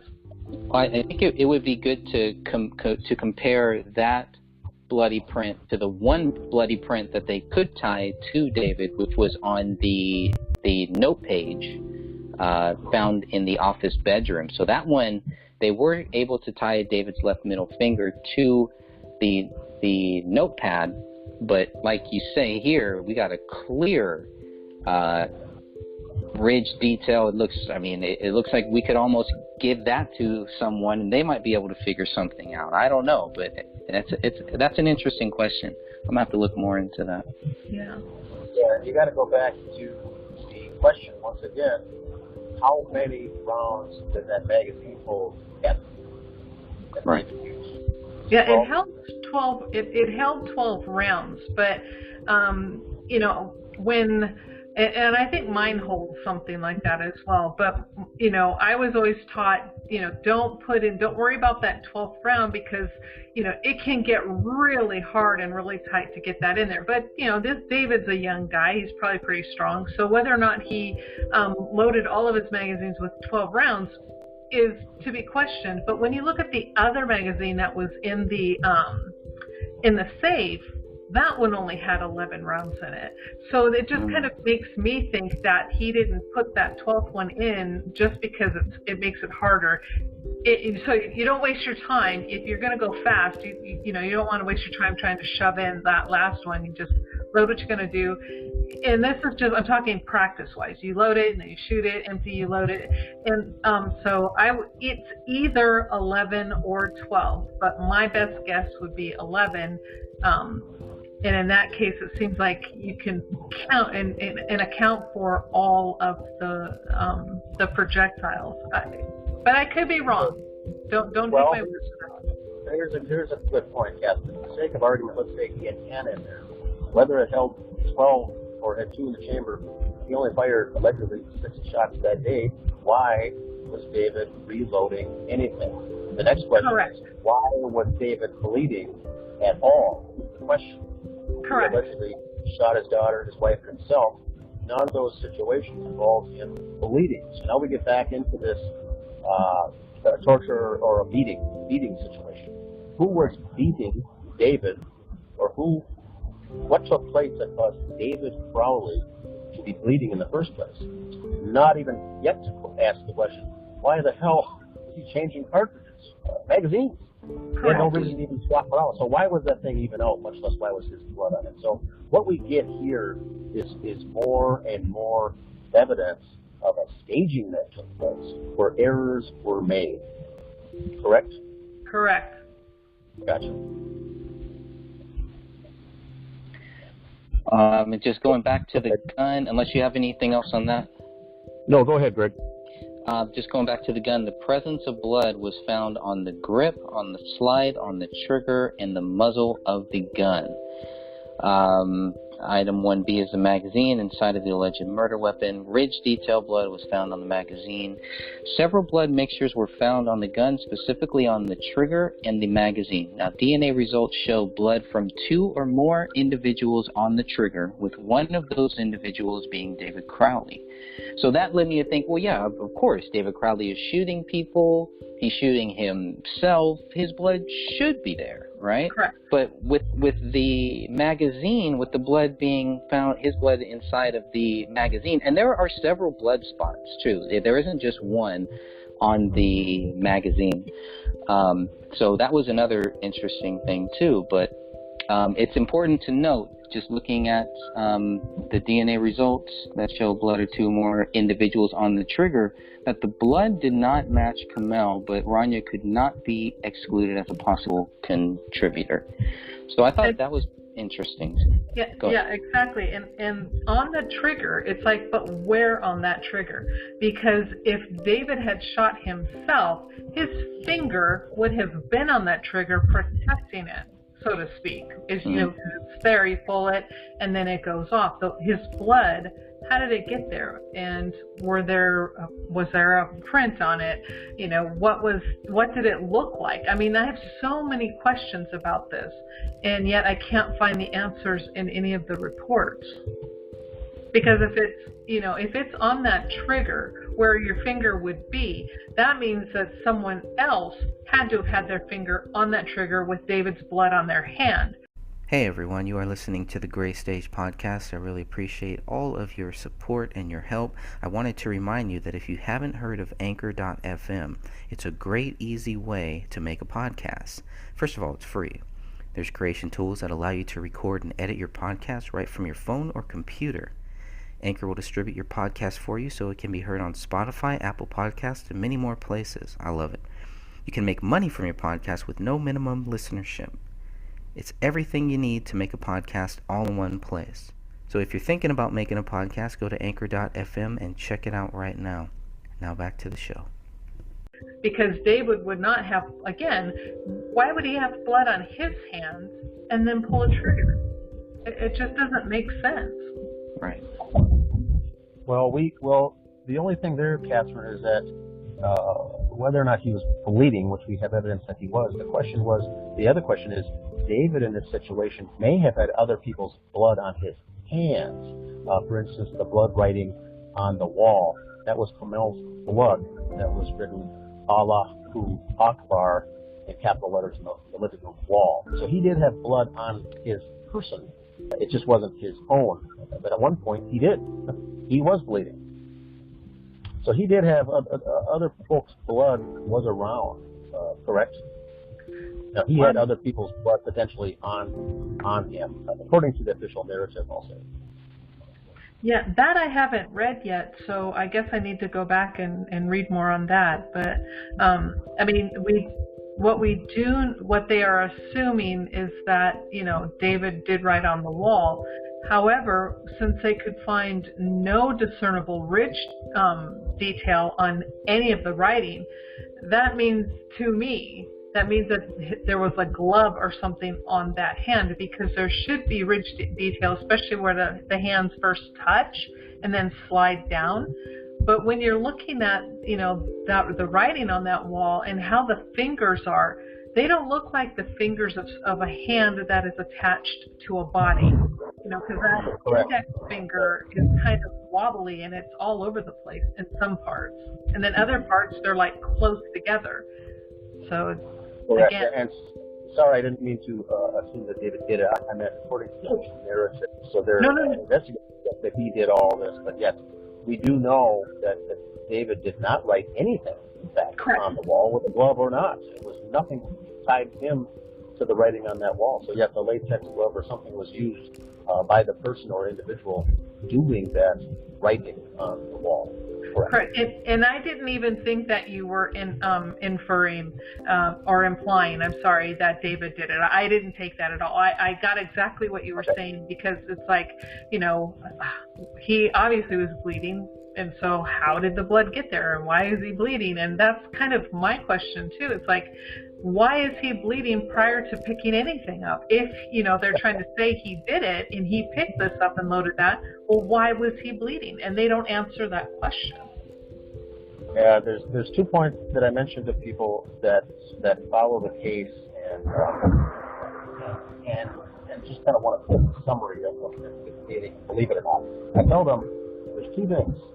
There's 2 instances where one is where there is blood of David's where there shouldn't be. That's in the magazine. David shouldn't have been bleeding at all if he killed himself.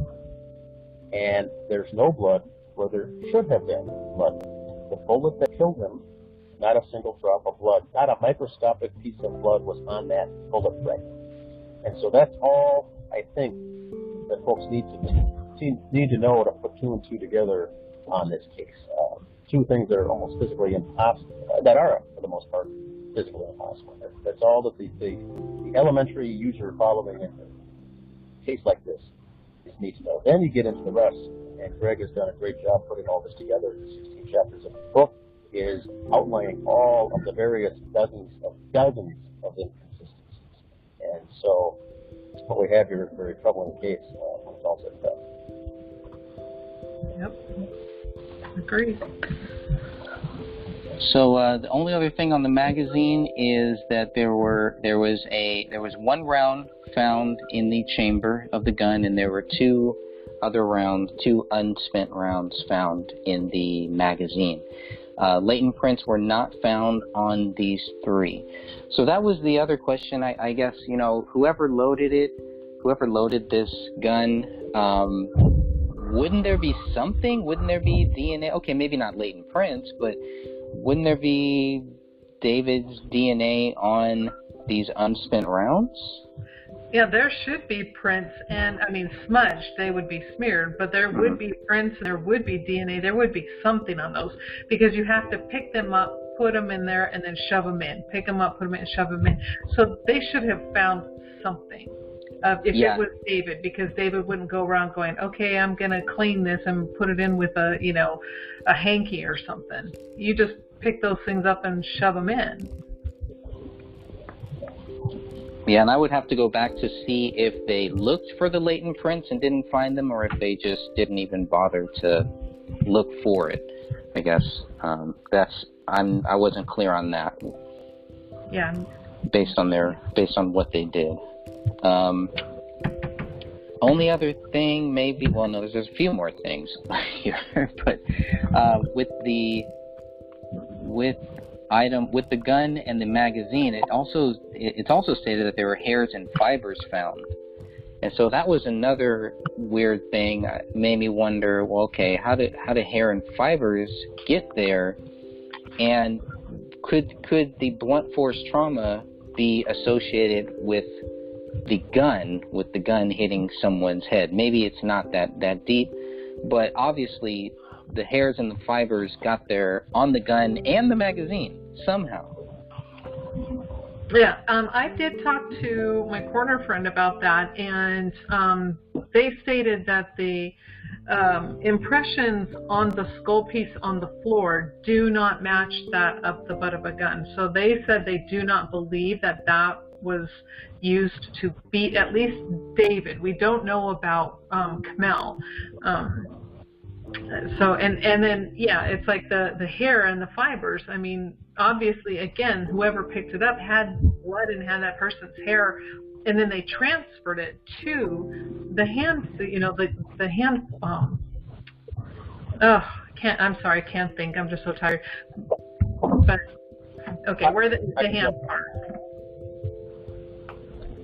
So the question is, blunt force trauma is a very violent act, and I like to use examples of a tire iron or a baseball bat where someone's winding up and swinging with full force, full velocity.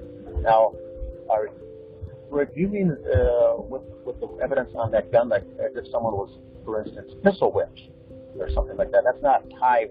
That's not relates to blunt force trauma to that extent. As far as the seriousness of the indentations we found on those bone fragments that were hexagon in shape. So I don't think that was the case, but are you alluding to maybe that one or some of these victims were maybe just pistol whipped a little bit as part of the beating? Yeah, I would think so. Maybe they were pistol whipped, or I mean, that's the only thing to me, because if you look at the back of the gun, it kind of does look like that. The back of the grip of the gun, it kind of looks like maybe somebody was hit over the head with it. Now, yeah, I don't want to say that it's tied to the blunt force trauma. I think you guys have made some great points there about, you know, obviously a gun in general being pistol whipped is not going to be categorized as blunt force trauma. Is that correct? Oh, it would. It would. Yeah, if they found proof, blunt force trauma is pretty much anything other than, you know, it's running into a wall would be blunt force trauma. Falling down on the ground, and if you bust your head open, it becomes blunt force trauma. So it's just, you know, injuries basically to the body. I see. And I think just clarify that is the pistol whipping, for instance, if that was, and if that did come into play, I don't think it played a major factor, if at all, in this particular case. Does that make sense? Yeah. This was a violent, the impressions left on someone's skull is a violent attack, not just a backhanded swing with a pistol in your hand. Which may, I don't want to rule that out, but I don't think it came into play with the blood coming out, the spray, or the damage to the bones from that, although it could have been. Correct. Pistol whip could have been involved, is what I'm trying to say. Yeah, and maybe it was that they don't write and nothing tells us that, but it's easy to transfer blood and hair to the grip of the gun if you have blood and hair on your hands. But like you were saying, Dan, this was very violent and it was very personal. So, yeah, that's all I have to say with that. Now, should we move on to the knife? Oh, that knife. So it did look like the knife was open and in the locked position. There was blood and there was blood on it, which means someone was being cut or tortured or sliced up. Who knows what was taking place. But it did look like his was cleaned or cleaned off or wiped. But there's a little hole on the blade that wasn't. So someone once again missed that, and when they swapped it, it did come back with blood. So what role did this knife play in this event? Thoughts, Catherine? And yes, this is the thing where I wrote one of the officers, or maybe it was the chief, and I'm like, it's the only piece of evidence that they had that contained the DNA and or blood of all three victims. And that should have been playing a major role. They should have looked more into this knife, but they just discarded it, pushed it to the side. Let's note it because it's there, and then we're just going to ignore it. This knife really, I see it as a major key piece of evidence. And why didn't it go further? That is, I would just love to have that answer. When you know, again, it has the DNA and the blood of all three, and all three are missing limbs. So, and they're showing, you know, evidence of something with a straight edge being applied to their body. So why didn't they look into it? I was just like, this frustrates me. The knife frustrates me. Well, I think here in the closing minutes, the one thing, Catherine, is that I do believe it held all of that information. The DNA, it should have been explored further and really delved into, but because it didn't fit the narrative, I think they had to move on. And like I mentioned earlier, it was basically treated as an afterthought in the police report. It was just there, but in a normal case, a holding knife with a locking blade with blood on it, it's going to raise some suspicions in any case.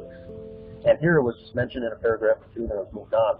So I think they eliminated it because it didn't fit the official narrative of David shooting everybody, because now you have to explain why a knife was used and why a knife in that room had all three of their blood on it, and it was wiped and cleaned off. If David is going around killing people and knifing people, would he take the time to wipe that down? That's the question. So once again, we've got errors in the staging of this scene. And to say, the missing body parts, we've got 3 adult hands missing. Now, I'm not sure about this myself, but could a knife have aided or assisted in that? Probably, more than likely. But I don't think actually finishing the job with those ligaments and tendons and whatnot. And then you've got a 5-year-old girl's arm completely missing. That would include the shoulder socket, ligaments, those strong muscle pieces that I don't know if a common knife would have done those things. So we've got some serious questions here as far as what role did that knife play. It obviously played some role, but it couldn't have done the damage that has been accounted for. And I think that's where we see that broken, fractured rib of the 5-year-old girl, that third rib down on her right side, just under that armpit of hers, where her arm was missing, alludes or allows someone to say that evidence does suggest that arm was ripped off by a human with his foot lodged in there for leverage. Correct. That's exactly what the evidence is saying to me. I totally agree with you. Yep, and the sad thing with all this is these individuals are out on the loose and walking about freely in public today, and that's what I don't think folks understand from a big picture perspective. Yep. This is Stephanie. I just wanted to say I have been going over all that paperwork. I printed it all out, and I am so glad you guys brought up how weird it was that the knife was just pushed aside, because that is just right there one of the biggest pieces of evidence in this case, yet they dismissed it completely, it seems. Yeah, it's like they didn't even want to talk about it. The knife is not mentioned. It's not credited with anything. I think if people would have known that from the very start, that there was a knife there, I think it might have raised more questions.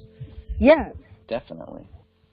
And then, as Dan was saying, these people are just out there, and online, there alone is so much evidence of them making these sick jokes about, oh yes, we did this and we mixed the blood with water. And why would anyone, if they truly believe David was guilty, why would they ever say something like that? That's horrible. You know, if they really cared about that family and their extended family, why would they put that out on a public forum for anybody in the world to see? Yeah, that was absolutely horrible and tasteless. I'm glad you finally joined. I'm sorry that I probably took up a lot of the time, and thank you for being here, Stephanie. I really, really appreciate when you're here. But I gotta hit the road here, so I'm gonna jump off. But thank you, everybody, and we will next one. Oh yeah, we'll be back. Yeah. It will be I was a little late today. It's okay. Welcome, Stephanie. Welcome. Yeah. Thank you guys. But yeah, Thanks the for last joining thing us. I've got to say before I got to jump off as well is does the limitations of that reference to that knife prove a law enforcement cover-up? I don't think that it really does, but there may have been pages upon pages written about that. And the question is, when the final report was written, all we get is a paragraph, was that eliminated? Was that redacted? Was that stripped? Yes. You know, I'm not because saying that there was. they did their homework on it, but why did it not make the final report? And there, I think, is where you start to see a little bit of the underpinnings of a cover-up involved in this entire escapade. Yes. Completely agree. Yes, especially with all the current stuff going on over there. Yeah, the knife is really out of place. I got to jump off as well. Thanks, All right. Thank you, Dan and Catherine. Appreciate that. Thank you, guys. It's so nice to hear you. Yeah, nice. Thanks for joining, Stephanie. Thanks, Greg. Bye, Dan. Bye, guys. Stephanie, go ahead and stay on if you want here. I think we should cover a little bit more about this knife and kind of explain, because I think a lot of people just have not heard about this. They just simply don't know. This knife was found closest to David's left leg, similar to where the gun was found, closer to David's left leg. And obviously, he's not going to put both of those there. There's no reason for the knife to be found. There's no reason for a knife there, first of all. Second of all, it's so out of place. But the fact that, you know, the knife, which is item 8, is found very close to item 1, you now have 2 possible murder weapons, possibly. Right. But so when they looked at the blood on this knife, the blood came from a mixture of 2 or more people, according to the DNA results. David, Kamel, and Rania cannot be excluded from being possible contributors of the mixture, but 99.9998% of the general population could be. So they're saying that the blood had to have come from them, from 2 or more people. That's pretty interesting, and it's pretty interesting how little, again, that the knife is actually mentioned. Item 8.1 is the blood swab inside of the hole of the blade. Item 8-2 is a swab of blood found on the folding side of the blade, and blood is not present on the handle of the knife, which I also found very interesting, that the blood was not present on the handle, which kind of makes no sense. You would expect that if David had shot them and removed her hands, which is the only way I can possibly come up with how they came off, he would have had blood on his hands. And touching that knife, there should have been blood all over it. There was I think there was hair found on it too. Yes, yeah. Item 8-4 is a hair sample found on the handle. So there's no blood on the handle, but there is a hair sample. We don't know whose hair sample that is. It's never explained or never, they don't go, there's no hair test done, period, that I've found to explain whose hair, because there's hair everywhere. And not one it's not test. just like fake hair, it's not just like human hair, it's also synthetic hair from that stuffed animal. Yeah. There's a bunch of that all over, and there's like cotton fibers that I guess came from the stuffed animal as well, and that's all just like mixed in everywhere, and that I believe is from paleo, Yeah. It's completely possible that him being alive really just, and there's dog hair too. Him being alive, he was able to take every single piece of evidence and move it around, except the things that was blamed on him, the things that he was accused of doing, don't make sense. Like this knife. It should have David's fingerprints. It should have. Right on there. If he's the one who had it. Now, if someone who had gloves on was touching it, I still don't understand how there wasn't blood on the handle, but it wouldn't leave fingerprints if you had gloves on. Right. And it's completely, when you're looking at where the knife was found and where the gun was found, it really just looks like somebody tossed them there. To me, Yes, at least. So I'm zooming in on item 8 here for the viewers that will see this later, and then where item 1 is, and you can clearly see, you know, they're both next like to right there. It's so out of place. It's just so weird. I don't know. I mean, even if somebody was staging this scene, it still seems like why is this knife here? Why is this knife left there? It just leads to so many different, so many rabbit holes, I guess is the easiest way to say it. What you end up doing in looking at this case is trying your hardest to come up with every possible solution. You know, even going down the route that he is guilty. You know, and doing this, you're looking at this crime scene and the pictures, and it's like, okay, why is that there? Why are those two right there? You know, looking at the difference in the reports between each officer, between even the slightest little differences, you know, that could just be coincidence, but all of these rabbit holes end up leading you down the even bigger assumption that there's a giant cover-up here. And I really, really hate saying that because I don't agree with a lot of conspiracy theories, but there's a lot of truth in these so-called, like, crazy people that just, you know, they've lost their minds and they're just believing these things for no reason. There's a lot of truth in it. Like,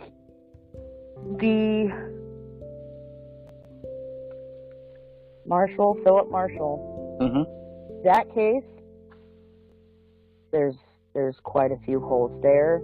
There are. There was,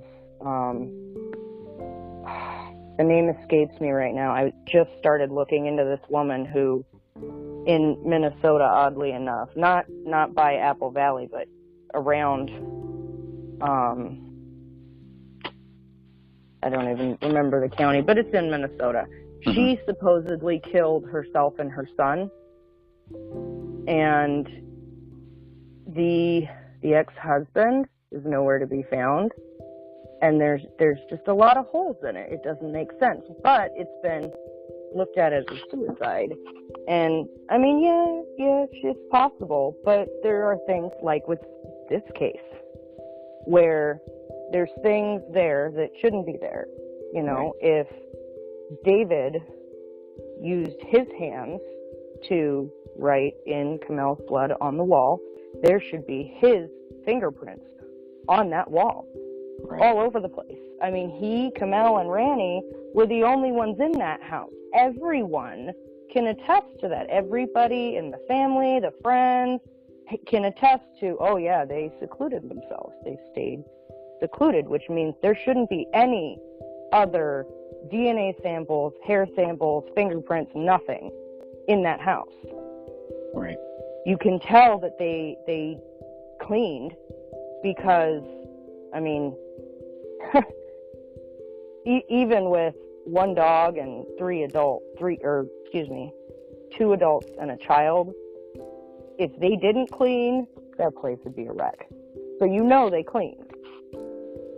Yeah, there was a lot of questions about that, about how the house looked, and some of the comments that I've seen, you know, oh, the house looks dirty and this and that. But, well, you know, we also there's have a point to where it stops, though. Like on certain spaces where you'd expect there to be continued dust, there's a clean spot, you know, or in some of the pictures in the living room of the floor where you can see like blood spatter and hair, there's almost a clear line in several of the pictures of where it just looks like somebody cleaned up to that point or picked something up. And I don't know. I'm not quite to the point where I understand completely how all this happened, but it's just odd. Even the smallest things like there not being blood on this handle. Why isn't it there? And as a good investigator, if they are doing their job the correct way, following what they're supposed to do, why didn't that bother them? And if it did, why aren't there notes on how much it bothered them? I always wondered why, with the knife open, because at first I didn't know that the knife was actually open, and I didn't know that it had blood on it. So I learned that much later. But just looking at the knife, I was like, well, why is there a knife there? It's not really mentioned. And then, once I found that the knife was open, then it was like, wait a minute, that's a clear sign that there is possible, quote unquote, a possible sign of a struggle. That's one of the biggest, clearest signs. And it's not like it's in some other room. It's in the living room. It's right there where these bodies are found. Right How by is the that gun. not? Right by the gun. David. Right next to specifically. David. Right. And not, it's weird. Not next to Kamel. Not really. There's no way that Not it was somewhere next to else. her. No, it is right by David. Yeah. Almost like they were specifically trying to say, hey, he did it, because they didn't leave it on the right-hand side of him, where his hand was missing. Right. They specifically left the gun, item 1, and this knife, item 8. Item 8, yes. Very, on very David's close. left side. Right. That's So all. he wasn't left-handed. Exactly, and they knew that. I mean, it didn't take them long to figure that out. Even when we asked Detective Gummert, do you think David shot with the right, or do you think he was right-handed or left-handed? It was pretty simple. They knew that he was right-handed. There was no indication at any time that he was ever left-handed. So they're right there. I mean, it just goes on and on and on. Now, I do want to wrap this up. I do want to get your final thoughts here. I want to finish up just a little bit on the latent prints that were found on the gun, because there were some that were found there. And there was a latent print found on the magazine. So the latent prints, and I'm reading from page 36 of the physical book, and I don't know exactly what page it is for the digital version. I apologize for that. But latent print results revolved around 2 of 3 latent prints suitable for comparison.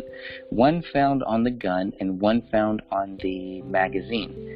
Now, LP1A-1 is a latent palm print on the gun. According to the latent print results, no known palm print for David Timothy Crowley was submitted or found in the BCA files for comparison to the palm print on that gun. So that just proves they could not put any palm prints, any prints of David on that gun. Yeah, they had David's blood. David's blood was on that gun. It was also inside of the magazine of that gun, which, like how we talked about before you joined our call, we had talked about, how did David's blood get on the magazine? He must have been bleeding. So obviously, But did he take it out to reload or something? We don't know. We don't know. But again, it's like, well, how did his blood get there? If he took it out to reload, how was he wounded? Who wounded him first? That's another great question there. So that we know that there was a bloody print found on the gun, on the handle of the gun, but they could not tie that to David. Now, LP1B-2 is a latent fingerprint found on the magazine. However, this too cannot be tied to David due to the limited quantity and quality of information in the latent print. So, nothing. Nothing there. Nothing that shows that David Crowley did any of this. Now, she also says, here we go, Jennifer Kostrowski consulted with Dennis Randall. These are from the BCA, I believe, about this latent print. He agreed that it could be 1 or 2 prints. And that was another thing. There could be multiple prints on that gun. And they say, which was unusual. Coupled with low quality makes it difficult to determine. So here we have the first and the last place that I've ever found that there were 2 prints here. Now, that doesn't mean, first of all, well, 2 prints by 2 different people or what, we don't really know, because what we know is if they could not tie that print to David Crowley, then it's possible, not saying that it's true, but it's possible, maybe not probable, but it's possible that there were 1 or 2 other prints by 1 or 2 other people on that gun. Or maybe it's David's and they just couldn't conclusively say that it was his, but there were multiple prints on that gun. So I don't. See, I thought maybe it could have been Kamel's, because it was her fingerprints on the gun safe, the touchpad thing. I think it was her DNA. I thought maybe. Right? Oh, was it her DNA? Yeah, I think it was her DNA, not her prints. I know that there wasn't blood found on it. I think it was like her just DNA. A nuclear DNA swab. Correct. Right. Okay. Right.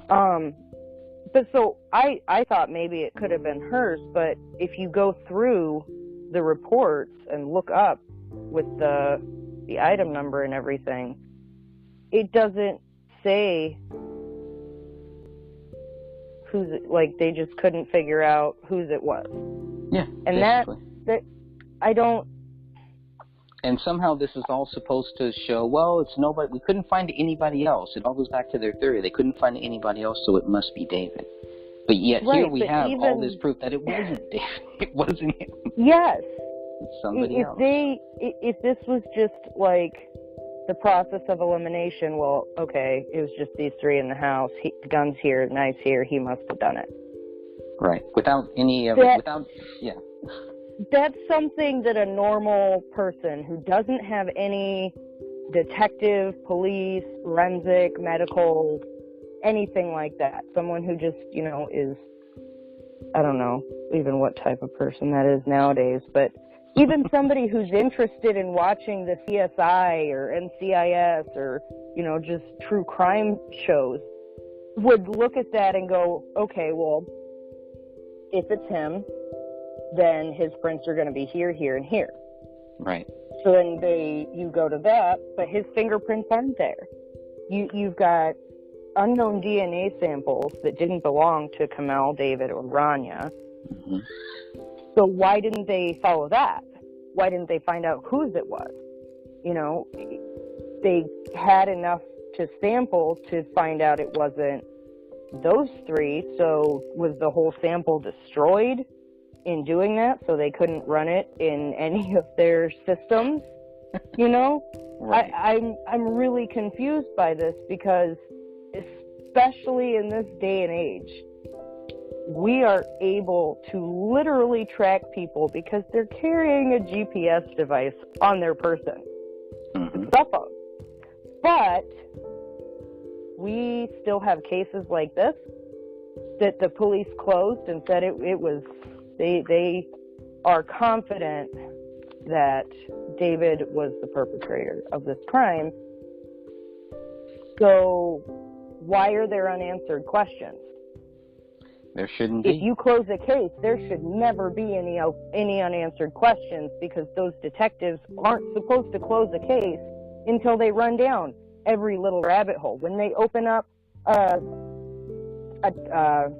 hotline or a tip line to call in, mm-hmm. they have to run down every single lead, even if it's a fake.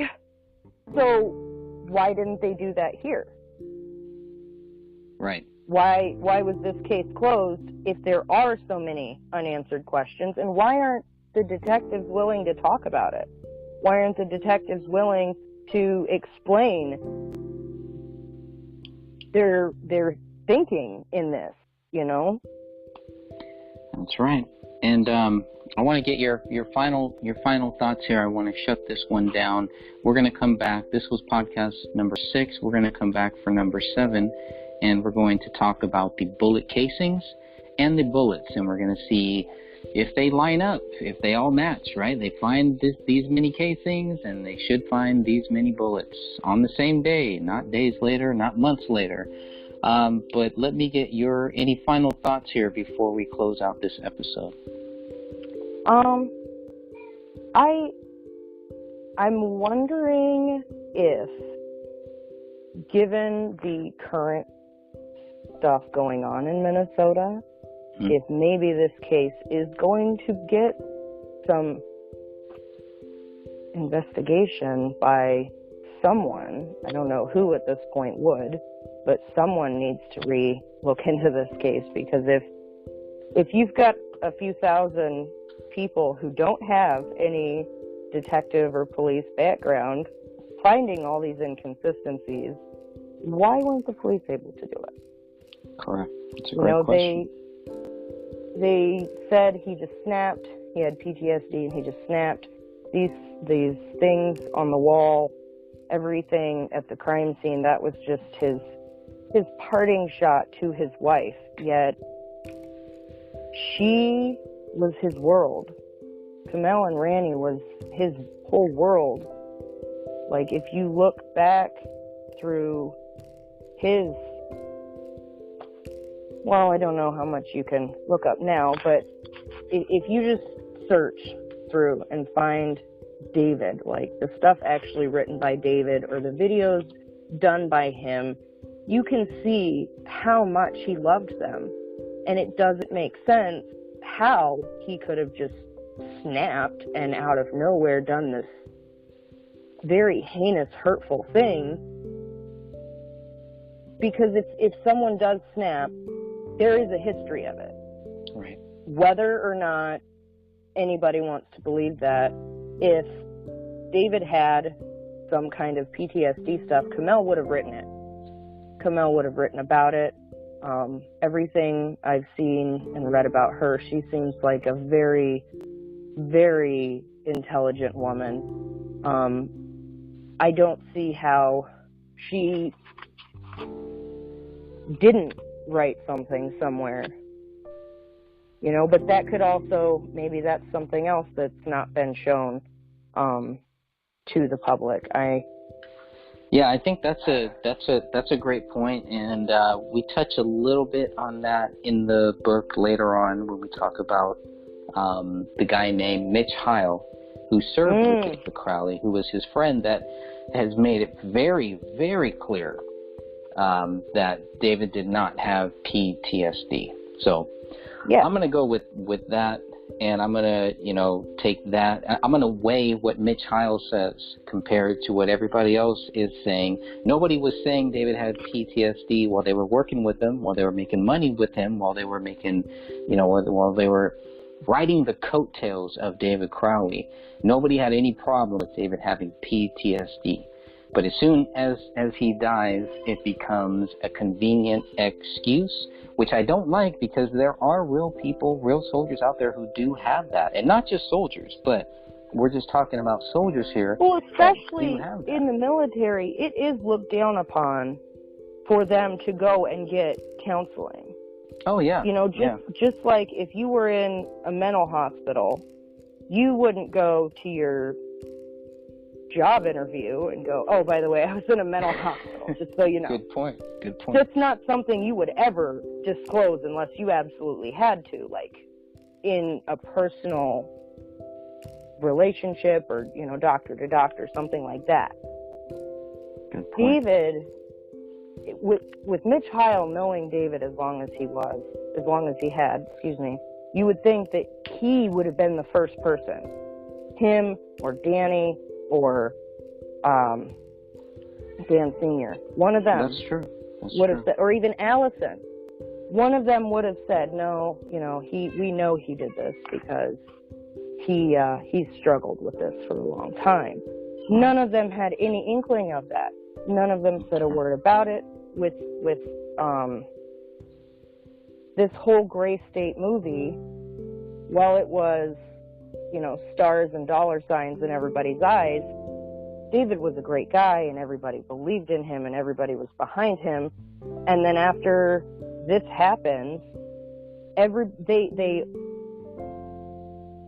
the people that David was distancing himself from changed their ideology from always ask questions, always look deeper, never stop till you're satisfied, to stop, don't go there, trust us, we know what's going on. You don't need to look further into this. That's weird. That in itself is weird. You don't act like that if you don't have something to hide. Well said. Well said, my friend. I think that's I really think that's a great... appreciate you having me call, even though I was quite late. That's okay. I think you're our good closer here. You usually close out the show with some great thoughts here. I think that's a great place for us to shut this one down, and we'll come back, and I hope you join us for number 7. We're going to be talking about the bullets and the bullet casings, and we're going to make sure that everything turned out correctly. So if you've read my book, you will know we're still on the living room chapter. We only got through about a couple pages here, but we will come back next month. And thank you, Stephanie, again for joining me. Thank you for having me. All right. Until next time, God bless you all, and we will be back here next month.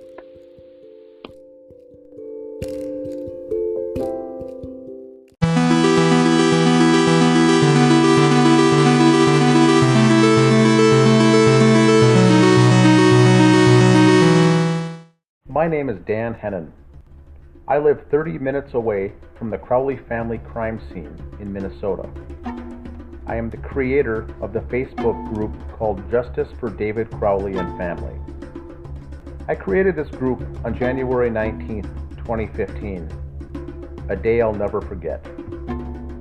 Almost 5 years later, we have roughly 2,800 members.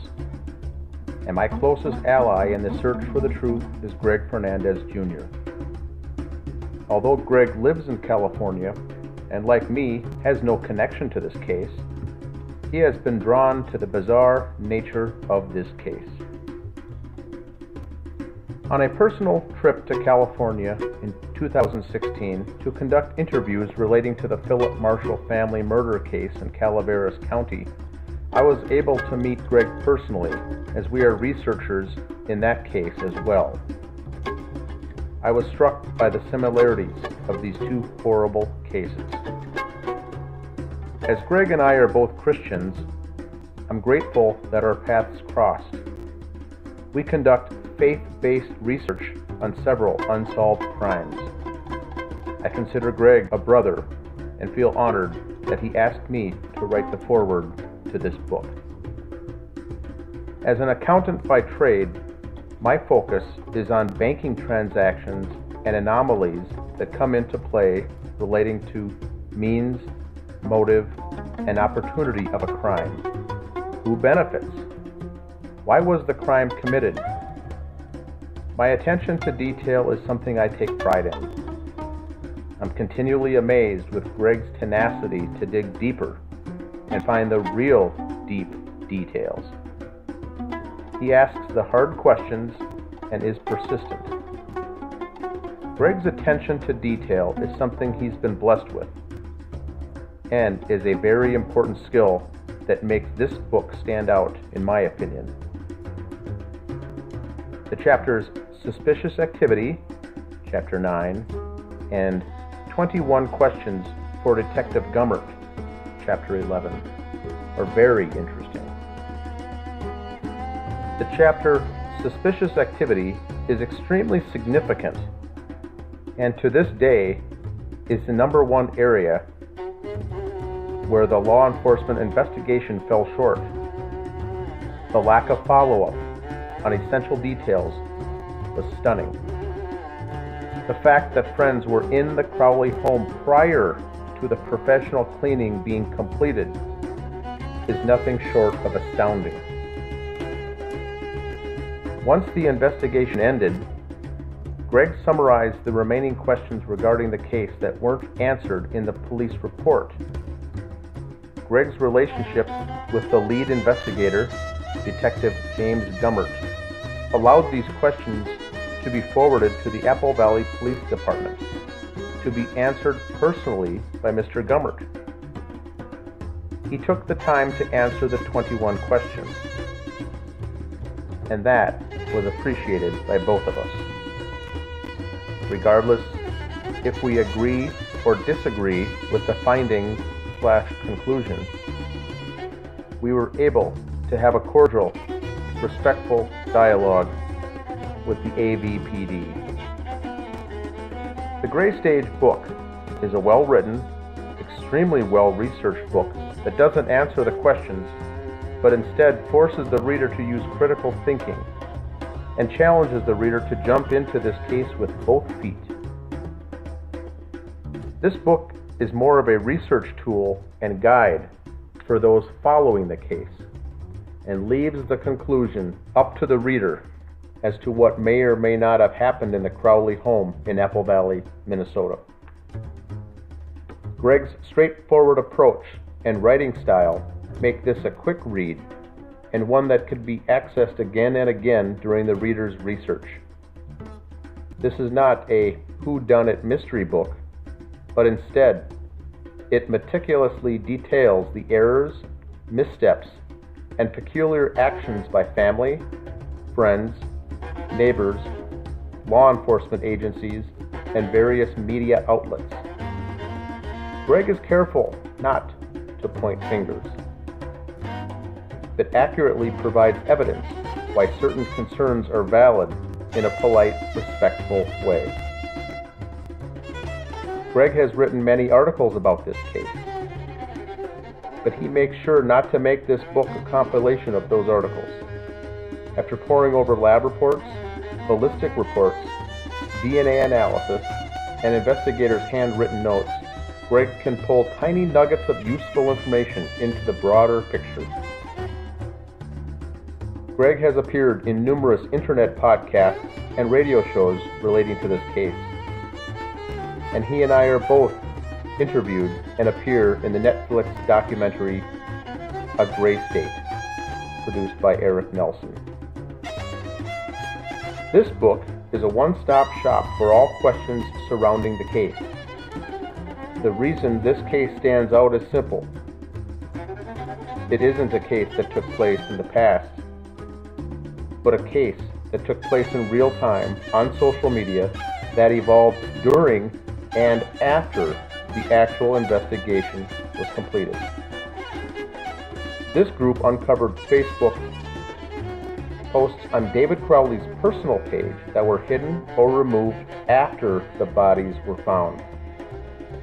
We've tracked the dishonesty that family and friends were caught in the aftermath of this, and have exposed inconsistencies in witness statements provided to police.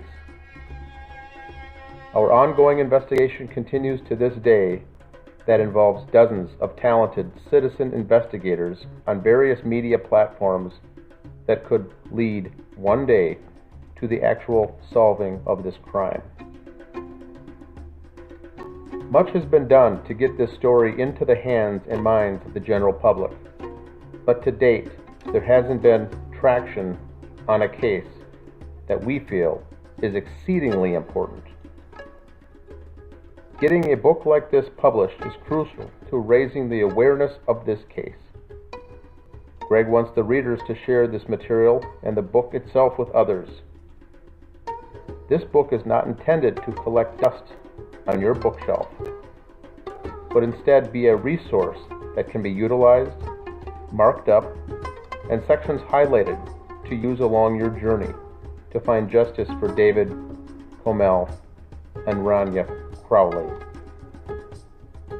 The index to this book alone is 10 pages and provides the sources for each piece of information provided in the book. The title, The Gray Stage, is a well thought out name for this book. The evidence overwhelmingly shows that multiple rooms in the Crowley house were staged following this triple homicide. The living room, office, bedroom, and bathroom show that pre-planning and care was taken to confuse and throw off detectives in this case. Crime scene staging is a physical manifestation of a person's imagination for how things should appear when trying to turn a murder case into a legitimate death scene, says criminologist and death investigation consultant Laura G. Tetler, who is also vice president of the American Investigative Society of Cold Cases. Although it is not clear who committed the crimes in that home, we do know that the scene was in fact overstaged. A mistake often made by amateur criminals, and this should have been picked up by seasoned investigators. Examples include leaving the marijuana on the bedroom dresser, leaving the Quran opened up on the living room floor, writing the Islamic words in English on the wall in blood, leaving an alleged suicide note typed on a computer with no signature, playing a 53-song playlist, playing on David's laptop in a loop in the background, using hollow point bullets for a suicide, removing the dog dish water and water bowls from the home, leaving the rear slider to the patio unlocked and slightly ajar in winter, and finally, taking body parts from the scene, resulting in some to believe that the dog ate them, was all far too much for one to consider plausible. I personally believe the ugly truth will come out one day regarding what really happened to this family, and this book is a big step in that direction. I thank you for reading The Gray Stage and urge each one of you to get this book into the hands of at least one other person. Dan Hennon, October 2019.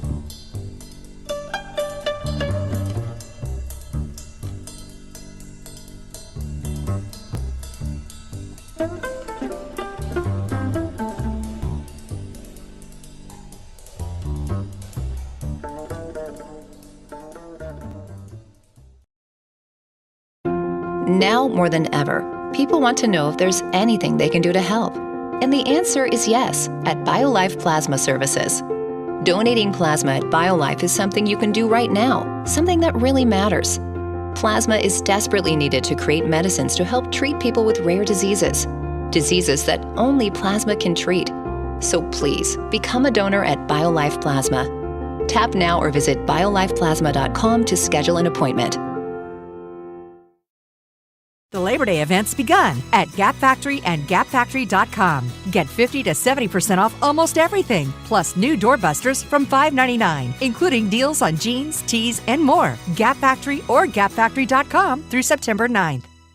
Head into Banana Republic Factory to save on faves with 50 to 70% off everything. Plus, clearance is an extra 50% off. Shop dresses, sweaters, jackets, and more from $19.99. Find your nearest store or shop online. Only at Banana Republic Factory.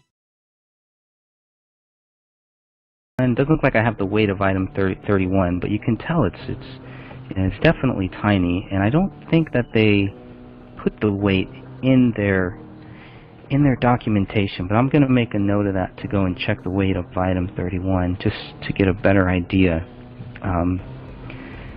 So again, it's not because adding up. Even item 45 up above, the weight of it was 173 point something grams. So that was pretty much telling you that that 45 was the entire fragment. And so, right. Yeah, the only one in 45 didn't hit anything, didn't hit anybody. There was no blood, no DNA. There's nothing like that found on item 45. Correct. It just went straight through the floor. Yeah. Right. Whereas item 31, I'm just going to look that up again. I don't know if there was any DNA or anything found, or if it was even tested, to be honest. I think a lot of us really thought that we would get these DNA results and there would be a lot more testing than what we found here, and that's disturbing, very disturbing, at the lack of the DNA tests that were done here. And for those listening as well, the footnotes that Greg has in this book is very good. At the very back of the book, there's a source list of each of these chapters, and we're in chapter 5 now, and it shows which footnote, which lab report it was found on, and which page number it was. So it lets the user or the reader, go back and cross-reference. Which has been very helpful, by the way, Greg. Oh, thank you. I appreciate that. That was I really hope that helps people to make it easy for them to just go and research whatever that sentence is there. But item 31 was not tested. I'm making a note of that to put that to add that to my book too, because why wouldn't they test that one? It seems pretty odd that they wouldn't do any DNA tests on item 31 as a bullet fragment. Maybe because it was a fragment, not a bullet. I don't know. Lots of problems there. Yeah, can I talk about the very last paragraph you have under this section where it talks about the DNA profile in Joe Cooksley? Let's see. Yeah, then it should be, that next paragraph. For item 45? Next one underneath. Okay. You scroll up, there you go. Yeah, that one right there. Okay. Where it says, additionally, Joe Cooksley discussed running trajectory tests on the spent cartridge of BCA Special Agent Chris Olson. He didn't feel it was necessary, Cooksley wrote in his notes. Now, because I've always questioned why they didn't do any trajectory tests whatsoever on anything, which they should have done on the blood and everything else. But I find interesting that he makes a note of only asking for this one particular item only. And of course, why did the agent say no to, they should have just done it on all of them. But, this tells me that they were fully aware of trajectory testing. And so why it wasn't done is my huge question to Joe Cooksley. Since wasn't he like the head from the BCA? Wasn't he kind of like lead? Yeah, he was the team lead. Throughout. Yeah. So I really found that interesting. So when I read that, I have that highlighted in your book. I all marked that starred and everything. So I'm like going, they did know, and they were fully aware that that's what they should be doing, and they talked about it, and then said no, they didn't feel it was necessary. And there's no explanation of why they didn't feel it was necessary. Yeah, because I could have told them exactly where the person was standing when that thing was fired, and if they were standing, were they kneeling, what position was the person in who fired that round into the ground, and that could have given them a whole bigger picture of actually what took place. And they don't feel that's necessary, and then Cooksley is like, okay. I have a huge problem with that. Yeah, because this shows that they didn't do any trajectory tests, even though we have some people who were early on saying that they did do those tests. Dan, wasn't that mentioned, some strings pointing from somewhere? Wasn't it mentioned in the article, the City Pages one? Or it was mentioned somewhere about they went into the house 1 year later and there were strings still up. We've seen pictures of the house 1 year later. That may have been was that the Alex Wilkinson article in the New Yorker, or was it the Corey Zarowski article from the City Pages? I'm not sure. I lean towards the City Pages one, but I'm not 100% sure. I can pull it up quick. Go ahead. Okay. But I thought that was, once again, I was, expecting them. I was expecting once we got these documents that we would see that they would be able to kind of line up. Okay, David was standing here, and he shot Kamel here, he shot his wife here, and he shot himself there. They don't have any of that. And we know that's not true. We know that whoever wrote that completely fabricated that entire thing. How do we know that? Because we have photos of that house. We have photos of it just days or a month after. We have photos of it from after the cleaning crew took out the floor and painted over the wall. There are no strings anywhere. So if they weren't there a few days to a few weeks after, they certainly didn't see strings there a year later.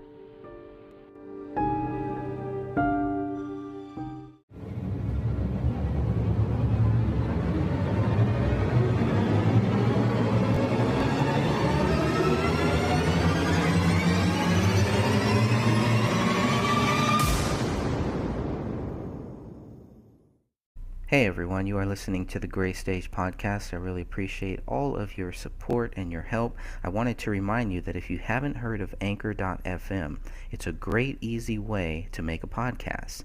First of all, it's free. There's creation tools that allow you to record and edit your podcast right from your phone or computer. Anchor will distribute your podcast for you so it can be heard on Spotify, Apple Podcasts, and many more places. I love it. You can make money from your podcast with no minimum listenership. It's everything you need to make a podcast all in one place. So if you're thinking about making a podcast, go to Anchor.fm and check it out right now. Now back to the show.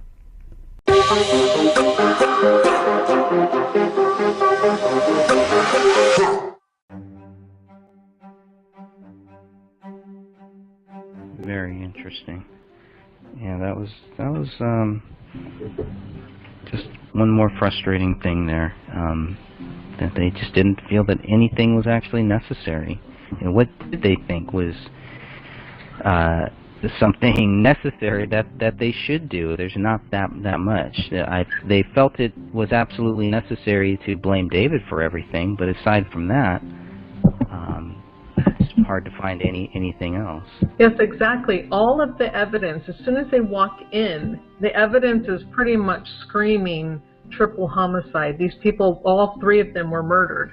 And then to me, and this is my opinion, but to me it seems like then they go out of their way and then they have to convolute what they're finding to create a narrative, and then they have it and then they stick to it, and then they will only find something that could almost back up their narrative and then just walk away and tell everybody, you just have to accept what we're telling you. And the evidence is telling me at least, that what they are saying is it's an absolute lie. Because these are officers who know better. So to me, again, my opinion, I feel these officers are on purpose lying about what they're seeing and lying in their reports and lying in their conclusions. But why are they doing that? If they have no monkey in this circus, why would they go out of their way to blame a deceased person for a crime that the evidence is showing is impossible he could have committed?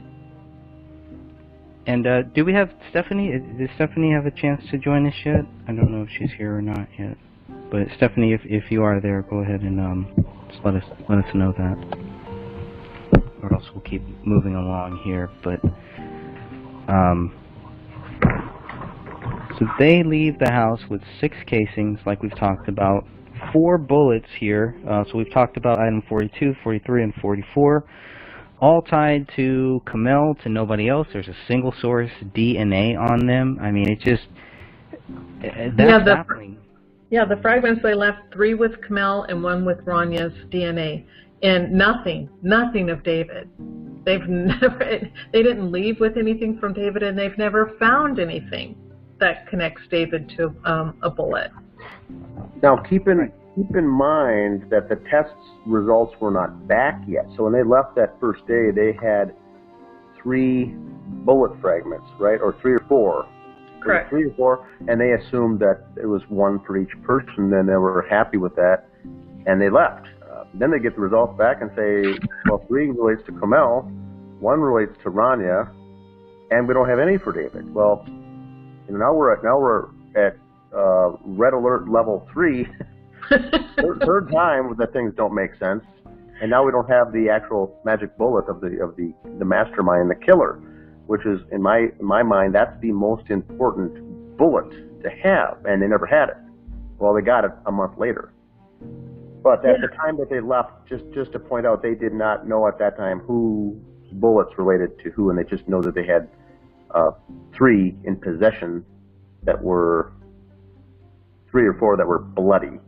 Let's put it that way. The other one in the wall wasn't, but they still, like Greg said, it didn't match the number of casings. And the investigations that I have been researching, you always have to match those up.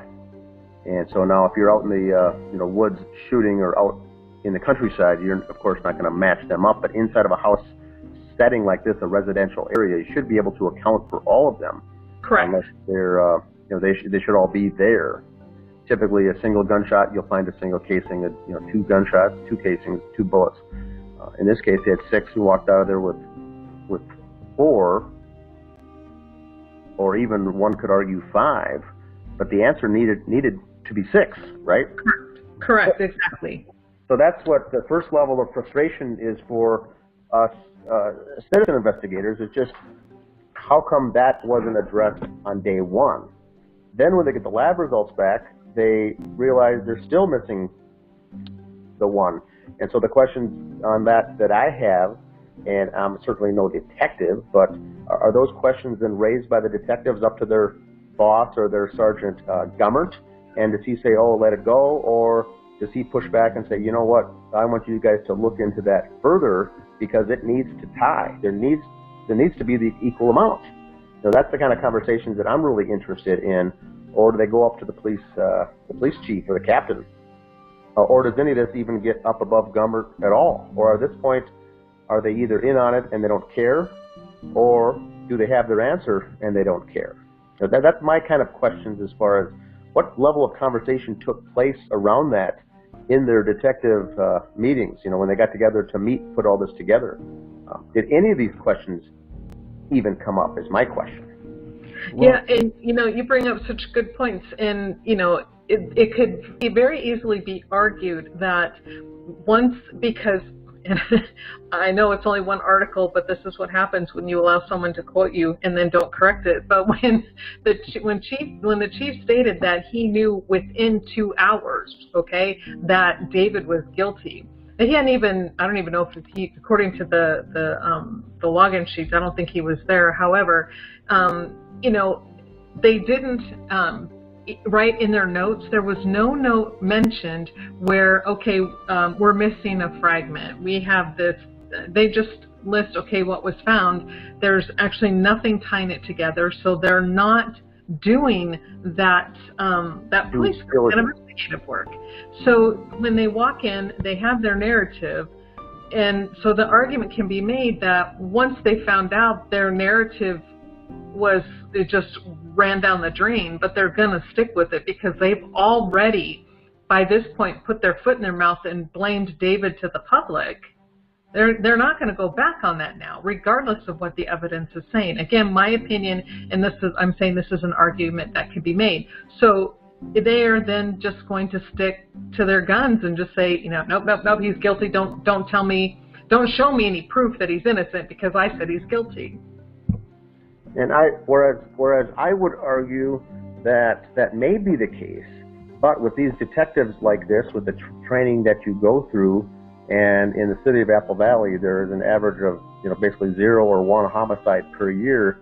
Here you get 3, and now you get to put your education and your training and your college education behind you to say, let's really dive into this. I'm guessing one or a couple of these detectives, I don't want to call them lower level, but they are, as far as Gummert's concerned, would have gone back and says, well, we still need to tie this out. This is what we need to do. I know that's publicly, obviously, you know, he did it, is what they may have been thinking, but 1 + 1 still needs to equal 2. So I think at the detective level, I would have to guess that sooner or later someone brought that up, that some of this stuff doesn't match. Now, we know that it never got any farther because you get this chain of command issue, much like the military, where you don't go over and above your superior. And if he says shut it down, you shut it down. But my gut tells me that there were some questions asked at that point, and somehow they all got negated somehow. And they said, let it go, or we don't have the time or energy to spend on this. My gut tells me that someone along the way would have said to another detective, well, don't you think we should run this past Sergeant? Or go to Gummert himself and say, what do you think? Why aren't we tying these, why aren't we doing these basic elementary steps in a huge murder case such as this? Now, homicide detectives are taught from day 1, from the very first course they take, treat every suicide or homicide, treat every dead body as the murder of the century. You cannot take lightly anything. You treat it as if it's going to be mainstream news, headline news in the national news. You've got to treat every single homicide like that. In this case, it didn't appear to me that anyone really gave two shrugs of the shoulders about this case, and they were on to the next thing. And maybe that's where my frustration, I think, comes in, because that's the sense that I get, that nothing was treated with urgency. Nothing was treated with, you know what, let's go back and double check this. Let's get some assistance. Let's get some extra help. Let's get another set of eyes on this. And so my only conclusion is that he was either shut down from the beginning, or no one cared, or they were all in on it from the beginning. And any one of those situations, I have trouble with those answers. The fact that these are public employees, public servants working for your city, and this is how they act. Absolutely, absolutely. And the whole thing is, like you said, this is when they walk in, all they know at that point, and all they can say with certainty, are there are 3 bodies on the floor. And to assume murder, suicide, and then stick to that agenda regardless of what that evidence starts telling you as you're walking around, labeling it, marking it, writing it down, and then supposed to be investigating it, and then as the evidence starts to show you this is a triple homicide, and yet ignore all evidence and stick to whatever the narrative, how that narrative came to be and who came up with it. There has to, I agree, there has to have been some other officer that jumped in and said, this isn't making sense. We need to look at this again. And, you know, I don't know how they work that chain of command. And as you can probably tell, I am not a chain of command follower. I am always that employee that says, no, you're wrong if it's wrong. You know, I'm like, no, you're wrong. And I'm not going to say it's right if it's wrong. So for me, I'm like, where are those officers? Where are they now, and why are they not speaking up? They had to have had questions. They had to have looked at that and said, you know, maybe I could do this independently, or my boss is wrong, or something. And just to jump in here for the listeners, once again for a visual, I guess, my background, my degree is in accounting, and my training is to account for everything. So I think that's why I take some of this kind of more of a zero tolerance level for some of these mistakes. If I was looking into a case of embezzlement or some bad checks by a small business that were written, and my boss said to me that we have $100,000 of missing funds, checks were written totaling $100,000 that we can't account for, and I come back and say, well, I have 3 checks for $25,000 each that I can account for, which total $75,000. If my boss says, okay, that sounds good, now we have proved the $100,000, I would still say, but we haven't.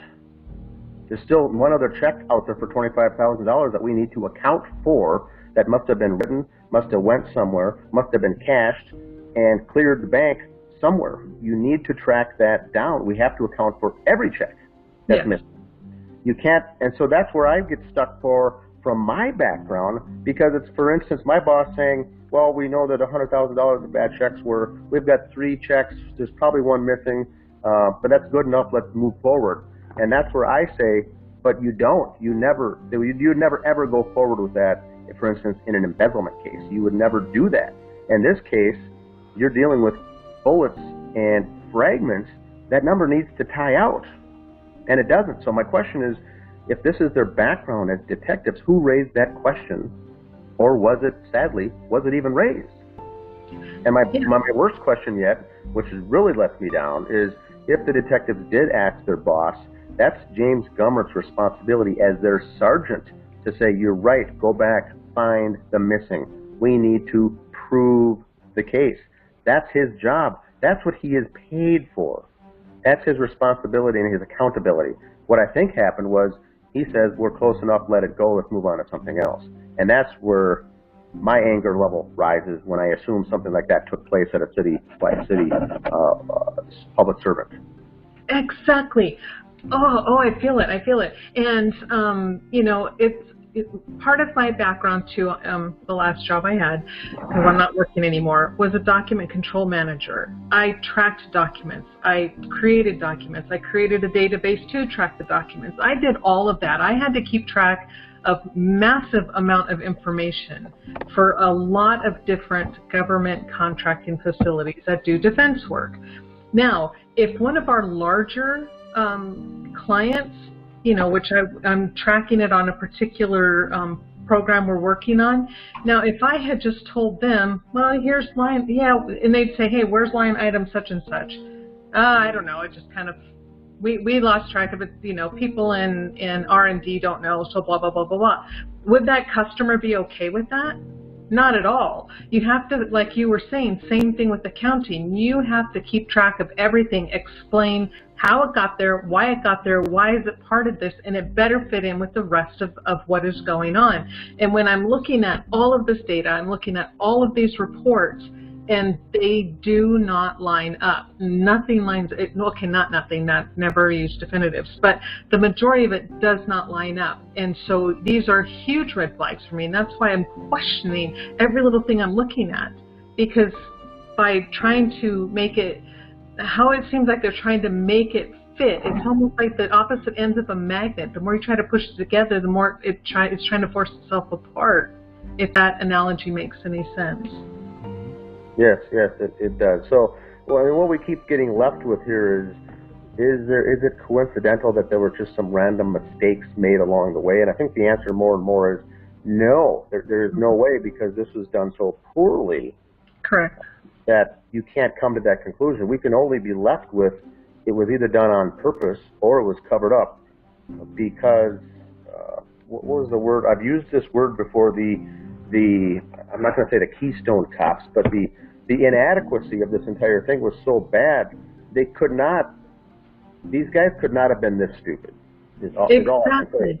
So the problem is they did it on purpose, which could be the case. I can't rule it out at this juncture. Or they did do their best work and it was shut down from someone on the chain of command higher than them, which also a very good possibility. Or the last possibility is everyone on this effort did the best they could. I don't see that. I cannot, right now we can't say that happened. No one could be this dumb on an investigation that they failed this many times. Exactly. A couple of them would make Correct. sense. And that's not even a shot on the detectives on the department. That is that we have so much evidence of failures that we're beyond the whole point of are these things just coincidentally wrong. So now we're really going down a bad road, because the only two options left are they know about it and they didn't care, or they covered it up on purpose. Exactly. So we've got some, and this is a triple homicide involving a 5-year-old girl, which I don't think people understand the magnitude of this horrific event. I'll leave it at that. Right, exactly. And I can only imagine the officers who first got there, well, actually any of the officers, so just anybody who walked in and saw that little baby on the floor. I can guarantee that every last one of them was just struck through the heart. I mean, you can't walk into a scene like that and see a child and then just go, oh, okay, well, whatever.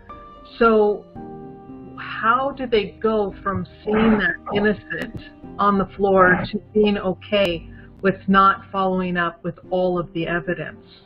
How can they, how did they do that then, and how are they continuing to do that today? And how do they sleep at night is my question. Yes. Yep. So all fair questions, I suppose. Yeah, I think another point is that these officers knew that they were leaving the house and they didn't have all of the bullets that they should have.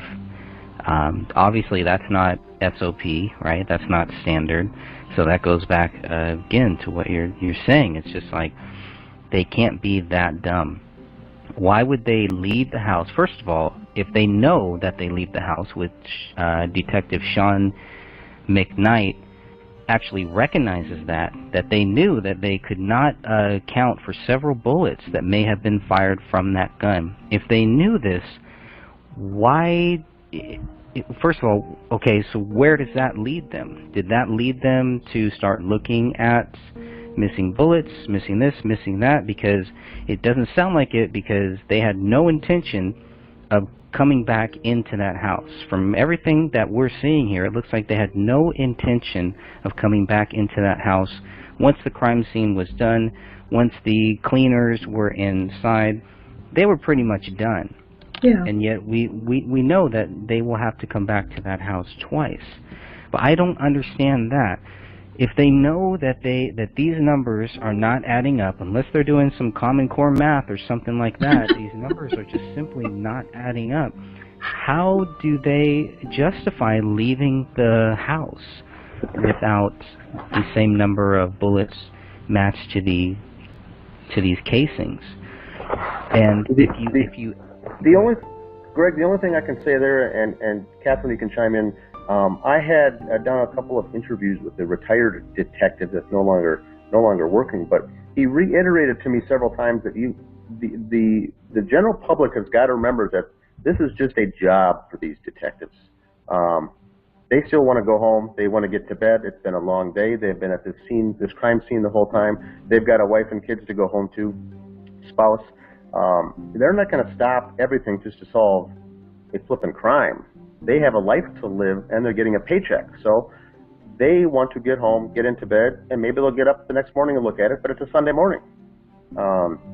He made it sound like, you don't stop everything to solve a crime. You've been there extra hours. You're probably looking at your watch late in the evening, and you want to get out of it. Now, I don't like that tone, I guess, but he said that is what it is. You're there to get a paycheck and put food on the family for the table. You're not there to solve the crimes. Not many detectives are interested in being Sherlock Holmes and becoming famous for their job. They just want to do their job, punch the clock, and go home at the end of the day. And so I think that also is partly true from some of these detectives. I can't assume that's the case, but this was a fact that it was a long day on a Saturday. All day long they were there. And so now it's in past midnight. Does Sean McKnight care if they're a couple bullets short? I don't think so. And that's a sad sight, and I don't think the public understands that. But a retired detective that I spoke with says they're there just punching the clock like the next guy. They do not want overtime, just as an office worker does not want to be told by their boss, we need to come in this weekend and work. Very, very same, very similar. So did they say, hey, boys, let's wrap it up, let's head home, and you know what, let's get a fresh start in the morning and come back and look for that bullet? I don't know if that actually took place. I tend to agree with Greg that I think by the time they packed it up that night and left, they were into the concept that, the BCA was going to handle the rest, and we were going to be more of a filling out forms and assisting on the rest of the investigation. But the main heavy lifting was essentially done. I don't know if they had thoughts of coming back early the next morning after getting some shut-eye to continue the investigation. I believe they wrapped it up. I have no way to prove that, but I also don't think that these guys lost any sleep that night wondering if they're going to find the missing bullets or not. They may have lost sleep for the sight that they saw as far as the mental images, but were they worried about going to bed that night and not having the right amount of bullets? That's the one thing, that's the concept that I fear the most, because this is not a normal job. Being a policeman is not a normal job. You are a public servant. You are a servant to the public. You decided to take this oath to get into this line of work. The rest of us didn't. We all got regular 8-to-5 jobs. But because you took that oath to serve your city, I think that's where you take that extra level. You got to take that extra level to then stay up all night or do what it takes to find the answers or bring in another agency to find those answers. I don't believe that's a good enough answer to say, I've had a long day, I want to head home and have a nice hearty meal and go to bed. So that's generally the way he made it sound. Do you think they kind of pushed it off on the BCA? Because remember, we got the BCA there too. You have the Apple Valley. You have sheriff's deputies there too.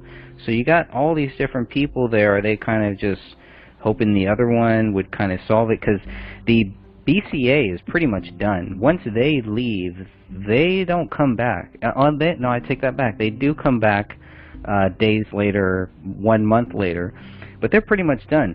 The Apple Valley Police are there on January 18th, on the following day, taking out guns. So they're still there taking out stuff. So if they were going to look for any other bullets, if they had any plans to look for any other bullets, they had a great chance to.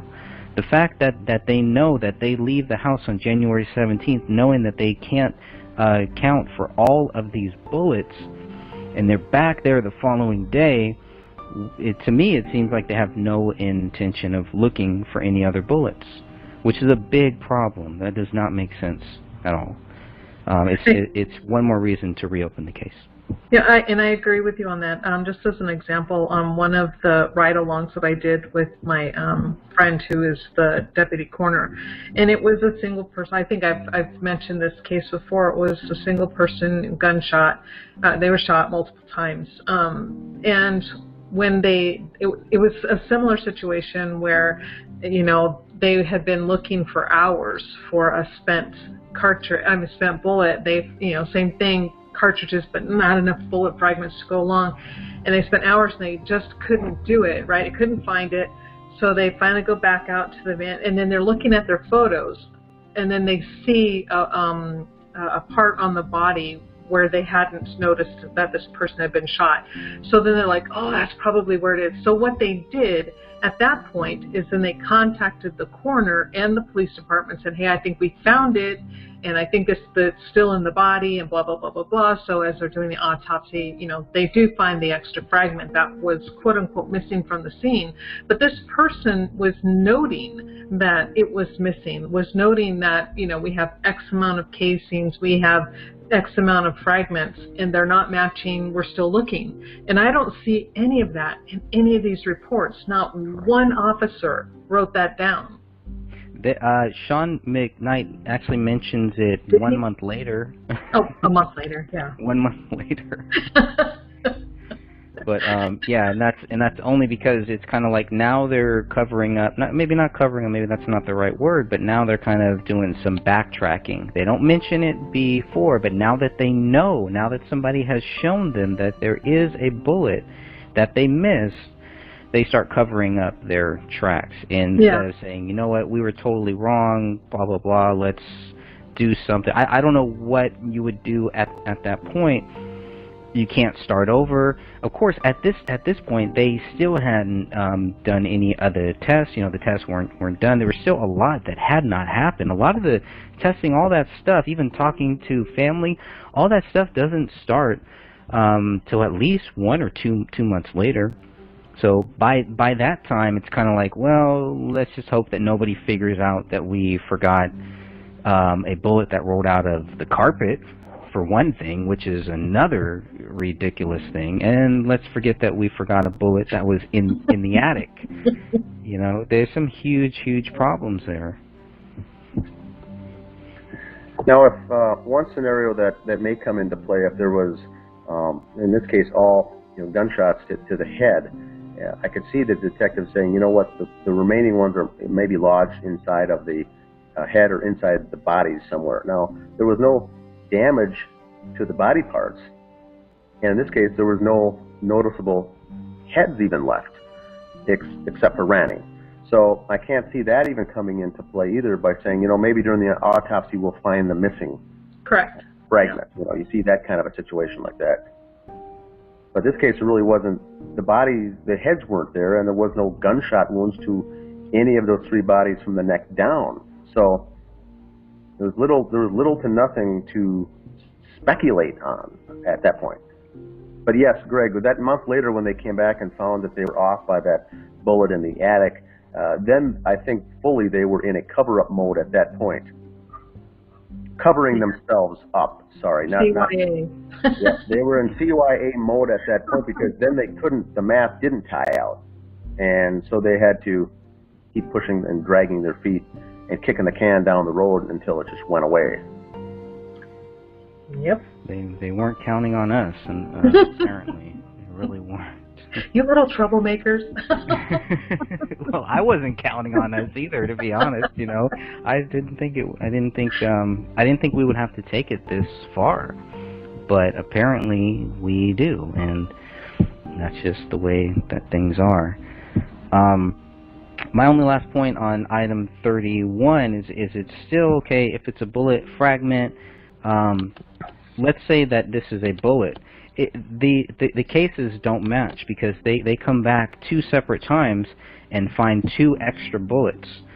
So that would put the bullet count at 7 and the casings at 6. So they don't really explain item 31. Weird thing is, I believe item 31 is the item that they use to compare to the bullet found in the attic later on. So there's still, I mean, now do we have an extra casing? Is there a casing missing here? I mean, any way that I look at this, these numbers are, the casings and the bullets are not adding up. Something is missing.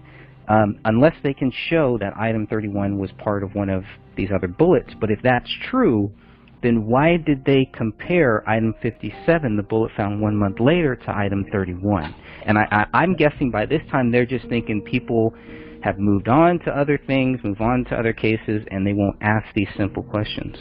Right, and it doesn't make sense because by that point they already had a test-fired cartridge from the gun that they found at the scene. Why did they not test item 31 against 1? Why did they not test 57 against 1? They do, you know, against each other. So I mean, it just doesn't make sense. How they did this doesn't make sense at all. And yeah. Oh. Well, and then they have item 7, which is the unspent round that was found there too, and that one really never gets talked about, and it's just found there. And I'll pull up where exactly item 7 was found, which is another interesting area too. So item 7 is again found closer to where David was, where David's feet would be most likely. No, actually no. It is not where David's feet would be. It is. Okay, it is. It's kind of on the side of where, yeah, it's way on the other side there. So by David's left hand, closest to his left hand. Kind of close to the gun too. But that one also doesn't make sense. It kind of looks like somebody stepped on item 7. I'll pull that one up here too. Yeah, and so and looking at that, that's what caught my attention too, was when you wrote that item 7 is the unspent round compressed into the living room carpet. And yeah, when you look at that, it does. It looks like someone had to have stepped on it. It doesn't look like that little dog had enough weight to quote unquote compress that unspent round into the carpet, because it's in there pretty good when you look at it. But yet again, did it jam and they had to clear the gun, or was it something they were holding and they dropped it and didn't know it, and as they're walking around, they meaning the killers, and then they stepped on it and just didn't even know and ignored it? But this item 7 is just out of place in so many ways. Yeah. And it's one more thing that is not tested. Yep. Now, is that standard? I mean, if you find a bullet there, I mean, I don't understand that. Why test some bullets and not the other? Either test all of them, like you're saying, test them all, or test nothing, right? It doesn't make sense. I don't get that. I was trying to see if I have anything else here. I think I've basically covered everything that I wanted to cover here. I don't know if you guys have any points here. I'll see if anyone in the chat wants to make any points. We have Derek Davis that's joined us in the live chat room here, making some good points. I've chatted with Derek, and he's the one who kind of got my mind thinking about, well, okay, where these casings are found, you know, that should pretty much help us understand where the gun was fired from, where these shots came from. And the more that I looked at it, it's just like, it's just a head scratcher where nothing is adding up. You know, any way that I slice it, like I said, anyway, it is not adding up. So Yeah, and that's the point too, and I'm glad someone else sees it as well, because that's what I was saying earlier. When you see the casing number 30, you know that since his gun ejects to the right, he had to, whoever fired a weapon, if because they're trying to say it was David. We know that's not true, but he would have been standing facing the door and the Christmas tree. You look see where casing number 3 is. Whoever fired that would have to be standing facing the kitchen. Number 2, where that was at, would have to be pretty close to the recliner, facing the wall and the bodies. They're moving. There's constant movement, and so. And this doesn't even, again, this should be a major bell going off in their head. Whoever is shooting is moving. So then they had to have had either moving targets, or they're just deciding to walk around and shoot for who knows whatever reason. But these casings are telling them movement took place, and they don't even think they don't bat an eye at that. They don't even talk about, when I hear you say that, I keep thinking multiple shooters. You have a shooter from the front door and a shooter from the back door. That's just kind of what keeps coming back into my head. Multiple shooters while they're pretty much caught there.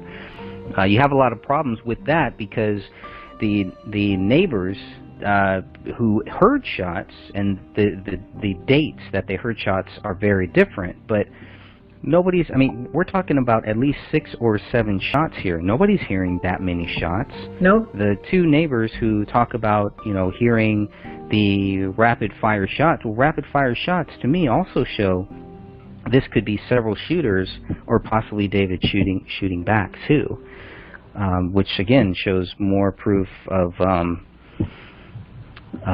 intruder, not David killing everyone. There's nothing here that shows that David did any of this. So how they walk into this crime scene and think that David did this is very baffling until you start looking at who they questioned, what the people that they questioned said, and what it seemed like family, friends, that there was a lot of them that were pretty much leading this story, leading the case, when that shouldn't have been happening. The police should not have been taking them at their word, and it looks like that's what they were doing. This David was crazy and snapped, and that's what the police chief or the police captain later says. They think David snapped, went to a dark place, and killed them all.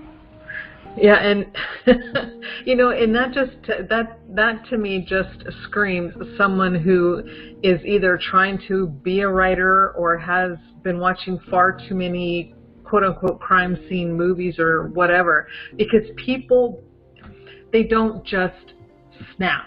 And that's, if you talk to any professional psychologist, therapist, PhD in this field, they will tell you, it's someone like David, he had no history. People who quote-unquote just snap, they have a history. There's a build-up to that behavior, right? There's triggers, there's major losses, blah, blah, blah, blah, blah. Nobody, David just didn't one day go, I'm going to kill everybody, and I'm just going to do away with all of us. And that's what they want us to believe. And right, that is not human nature. Yeah, based on David's views, based on what he was working on, based on Gray State, is what they're really saying. That took him to a very dark place, and all of this happened. Nobody else was worried about David going into a dark place from 2011, when this project first started, up until 2015, even after his death. Nobody was really worried about this project taking David to a very dark place until he was dead, and until they could actually do something with David's project. Then, all of a sudden, he went to a dark place. It's sad, it's tragic, but let's go ahead and still make money off of David's project, and that'll be it. He's a child killer, he's a wife killer, but yeah, let's go ahead and do something with it. And it's horrible that every last one of them all jumped on that bandwagon together. And, here's somebody that they're saying, oh, he's my friend, oh, I spent all this time with him, and immediately jump on the wagon and start screaming, oh, he did this, he's a horrible person. And another thing that irritates me about this case are those who keep bringing up, well, you know, he went to a dark place the last time he was writing, and he's like, the next time I don't do that. You guys know the story. And so now they're trying to say that's what he was doing this time. He must have gone to a dark place because like he did the last time. And to me, that entire conversation is taken out of context. Now, if you're a writer and you were writing something that you're really into, okay, when I actually moved states for a while, I left my home and moved to Oklahoma for 2 years to finish a book. And when I was in the depths of writing this book and getting it done, I didn't eat for days. I sat up writing 24/7, and that's the quote-unquote dark place. It's like, man, I was so involved, and I don't see anything. I forget anything's there. I forget food is supposed to be eaten, and I'm supposed to sleep. And they then turn around and they take David's statement and make it about how he was mentally unstable. He was saying he was afraid. And then fits the narrative of he snapped. When in reality, you know, it could totally have been, you know, his dark place was, oh man, I went 2 days without showering or 3 days without showering. I was so into writing, I couldn't see anything else. Don't let me do that again. Right. And that's a far cry from what Yeah, because he didn't kill anybody those other times that he was going into this dark place and everything. There was he didn't have any issues then. So why all of a sudden would they think that, okay, yeah, that totally makes sense? Right. You know, it's crazy. Derek is also saying that he'd like to see the picture that shows that the hole in the ceiling the day they were there. I know we've talked about that. I still have not heard because of, you know, everything that's happening. The Apple Valley Police Department have promised that they would get me that photo. I'm still waiting for it. So that's where I stand. I know both of you probably stand. You probably lean a little bit to a more certainty. It's been 5 years and you don't have it. I don't think it exists.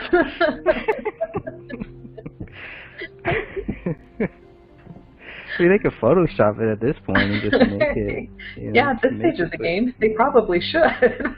Well, I mean, that's the other thing is like, okay, they should have just said, okay, well, we don't have it, or we'll get it to you. What they did was first they sent me a picture of the basement, of a hole in the basement, and I said, no, that's not the right one. So then they sent me a picture of the hole in the living room that was taken 1 month later. So I don't know why they would do that. I don't know. Do they not know what the difference is? Oh, they do. They have. Who was the officer? Was it Bone? Detective Bone? Either Bone or Booth that said that they went back and they looked at those photos and they realized that there was a bullet hole there. Maybe they looked at the photo from 1 month later. Well, and it's really funny because in the writing when item 57 was found, the writing is very clear. It states, it was brought to Detective Bone's attention that there was a hole in the ceiling. That tells you he didn't know about a hole in the ceiling. Correct. This is where we get, Greg, to the concept of kicking the can down the road. They know. They know exactly what they're doing. Well, they're not very nice for that. Nope. Anything else, you guys, here? I'm just checking the chat. Derek, if you have any other comments or any other questions that you'd like to ask here before we shut this down, go ahead and put those in the chat room now. But Dan or Catherine, any final words here? Nope, nothing from myself. Nope, nothing here. I just, again, not blowing smoke up your hiney side, but I really think you did a great job with this book, and it's been very helpful. Yes, I couldn't agree more. Excellent. Very well done. All right. Well, with that, we'll shut this one down here, and next time we'll come back, and the next topic will be the focus on the blood wall and the Quran. We'll talk about those, and maybe we've already talked about the knife, so I think if we focus on the blood wall, the Quran, and then we can move on to some of the other things. This is a pretty long chapter, so we still haven't talked about the floor blood stains and some of the other items that were found in the living room. So maybe we can get all of that done in 1 hour show next time. Sounds good. Excellent. Look forward to it. All right. Thanks, you guys. Thank you all. Thanks, guys. Thanks for joining, and God bless you all. Until next time.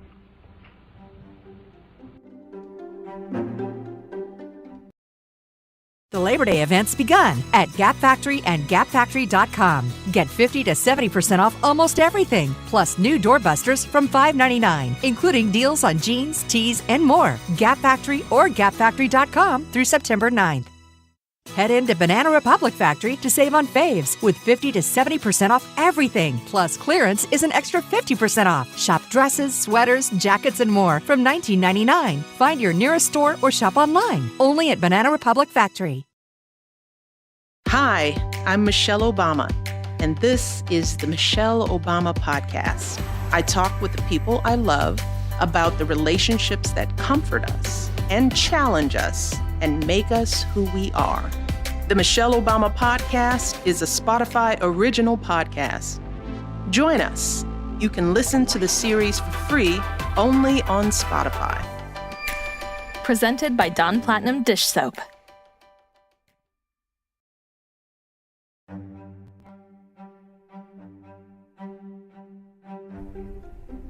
Welcome to episode 8 of The Gray Stage. I'll be hosting. My name is Dan Hennon. Along with me is Greg Fernandez Jr. Welcome to the show, Greg. Thanks, Dan. Good to be here. So today is episode 8. We're going through your book. Your book, Greg, that you authored is called The Gray Stage. And this chapter that we're covering today is a continuation of Chapter 5. Chapter 5 is called The Living Room. We've had 2 parts already. Episodes. This is the 3rd episode just on this chapter called The Living Room. There's so much in here, Greg, lots to cover. And for those following at home with your book, we're going to be covering the blood wall today, and that happens to be on page 41 of the actual physical book. What page is that on the PDF file, Greg? In the PDF, that would be page 57. Okay.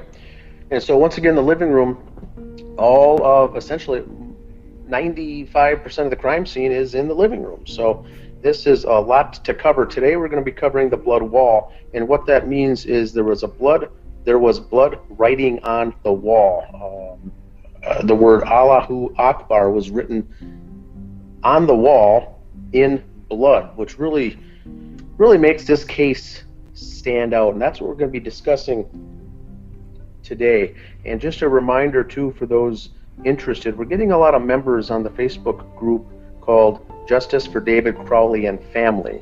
And just this past weekend here, we surpassed 3,700 members. So thank you all for joining the group. We've got a really good group there, and I enjoy listening and reading everyone's comments and an analysis, essentially.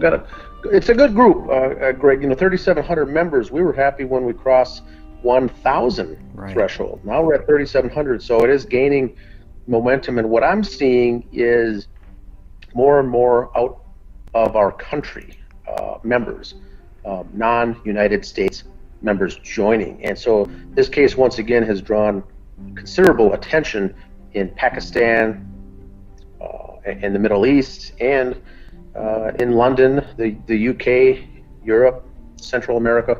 Lots are following this case, and so these podcasts are very important for that reason, because they can listen along and get up to speed, because there's so much to take in.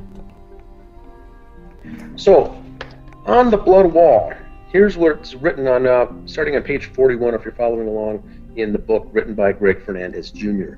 BCA crime scene team lead Joe Cooksley noted, quote, no latent prints observed on writing in blood on west living room wall, end quote.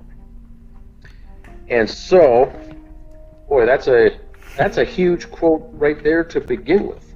Should I continue on, or should we discuss that section, Greg? Yeah, I'd say let's talk about that for 1 second, because that was one of the first questions that came up.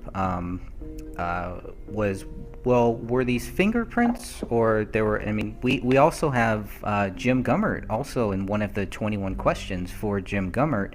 That was one of the questions that was asked too.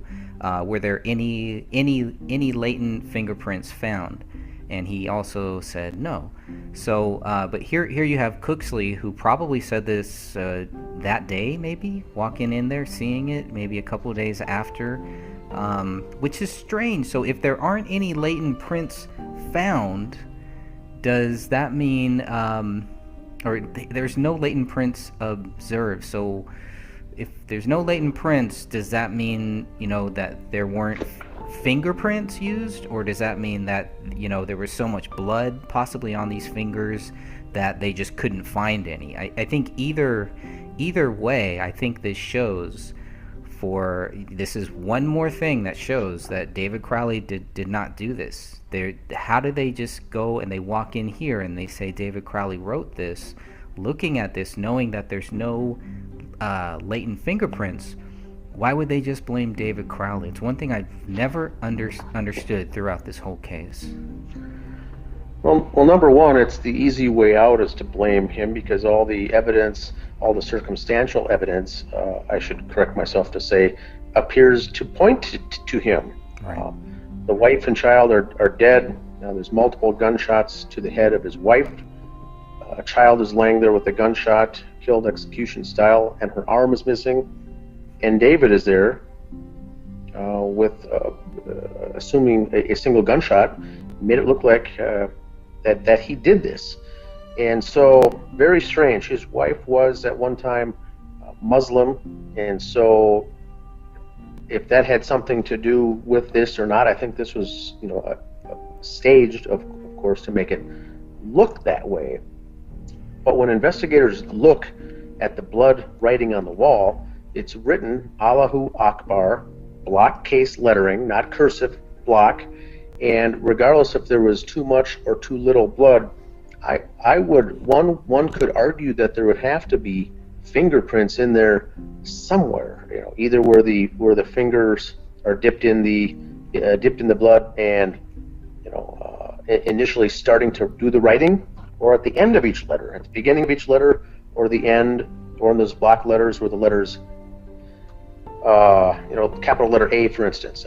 And so you would have fingerprints. And so when they say they found none, the question is, did they test for it? I think the answer is yes, they did. They tested for fingerprints, and they found no fingerprints. And so, like you said, Greg, the first suspect in a case like that, you would think, in this case, points to David Crowley. And now we know he was right-handed. Did he write this? And if so, in whose blood? And so the tests came back that this was indeed Comel's blood. Yeah, but this takes, how many weeks did it take for the results to come back? So, first looking at the scene, you see it's just simply blood or something that appears like blood. Number two, David's right-handed, and his right hand was missing from the scene. His right hand was not attached to his body when it was found lying on his back. And his left hand was in a mummified state with no blood on it. And so the question is, if David wrote it, number one, there would be fingerprints. Number two, how could he write it without a hand? So right off the bat, we already have problems with this. We already have problems. And so when the investigators come in, the crime scene technicians, and they start looking for fingerprints, they don't find any fingerprints. And so one must conclude Did someone write it by a person that had no fingerprints? Doubt it, because everyone has fingerprints. Number two, was a glove of some sort used? Was a latex glove, a dishwasher's glove, someone, we call them a kitchen dishwashing glove, a latex glove, a rubber glove, any kind of glove like that you would wear, or the person doing it would have on, would not leave fingerprint, latent print marks. And so the question, and I think we've got a couple folks joining us here today for the call too, would be the question is, the only way there would be no fingerprints is if someone used a glove. Now, no glove was found at the scene, but you'd have to ask yourself, if David Crowley killed his wife, his daughter, and then himself, what would be the need, what would be the reason for him to wear a glove? And obviously, there is no reason to wear a glove. Only reason you wear a glove is to cover up who did it. And if he did this, he certainly wouldn't have worn a glove. Now, we have photos of the trash can in the kitchen and the other trash cans. There are no rubber gloves thrown away. So I think it's safe to assume in this case that whoever did the writing, which was not David, used glove or gloves and took them with them and threw them away or discarded them somewhere else. And so just by seeing that, an amateur investigator sitting at home looking at this would say, look, I've got no background in criminal justice, no background in law enforcement. Obviously David or no one in that house wrote the blood. So then the question comes down to who else was in that home, and that's where things drop off. There's no follow-up, there's no investigation, there's no looking into who could have done the writing. And so there was nothing on David's right hand. His right hand was missing. And like I said earlier, his hand wasn't found at the scene. His hand was not chewed up by the dog and the bones were scattered. The hand was not found elsewhere with the skin eaten off. The hand itself was missing from the scene. And so we've got much larger questions to concern ourselves with here. We certainly do. Some are saying that the police originally alluded to the fact that the dog scavenged, and dogs scavenged some of the body parts. Well, that's fair to assume, fair to think, but David's entire right hand was missing. Now we have to keep in mind too, if we're going to go along the scavenging route, Comel, his wife, both of her hands were missing, and Ranya's entire right arm was missing. And so if we're going to go down that road of dog animal scavenging, did the dog eat all of those things? And so we've got problems all around here. And like you mentioned, the sergeant of the detective group, the supervisor, was Sergeant James Gummert. So this certainly would have been brought up to him in their detective meetings by the actual detectives on the scene. And we don't know what was said. We don't know how that was answered. We don't know when the test results came back that there's no latent prints on the bloody wall. I'm assuming the detectives would have said, to their boss, their supervisor, what do we do now? Where do we go now? Because obviously David didn't do this. And so our question from our group, and part of this podcast here, is, were those types of questions even asked? If they were, how did James Gummert, how could he have satisfactorily even answered those questions? Right.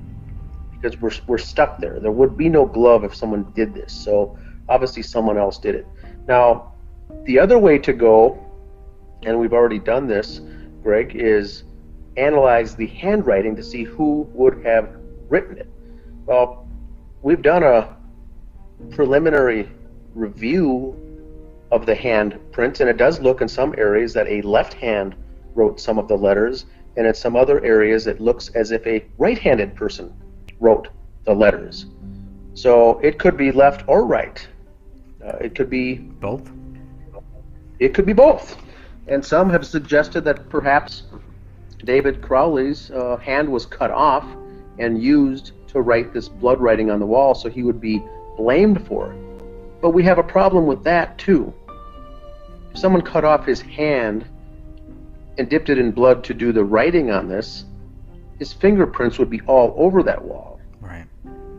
So that's not a suitable, I'll call it a suitable explanation, because unless someone put a glove on his hand.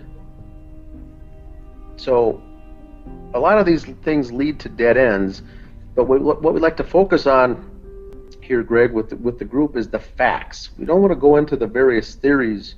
We don't want to go into the opinions of what could have happened, because when you're looking at the facts, there are no latent prints. There are no prints. Someone used a glove. Why would that be? Well, it doesn't matter who wore it. All we know now is that David didn't. And so once again, there is zero proof that David Crowley did this, because we already know by process of elimination someone other than David or Comel wrote the writing on the wall. It certainly wasn't Rania, and it could have been Comel because she was the one bleeding. And that was a lot of blood up on that wall. So if you do a very elementary level investigation, just the very basics on this topic, things don't add up.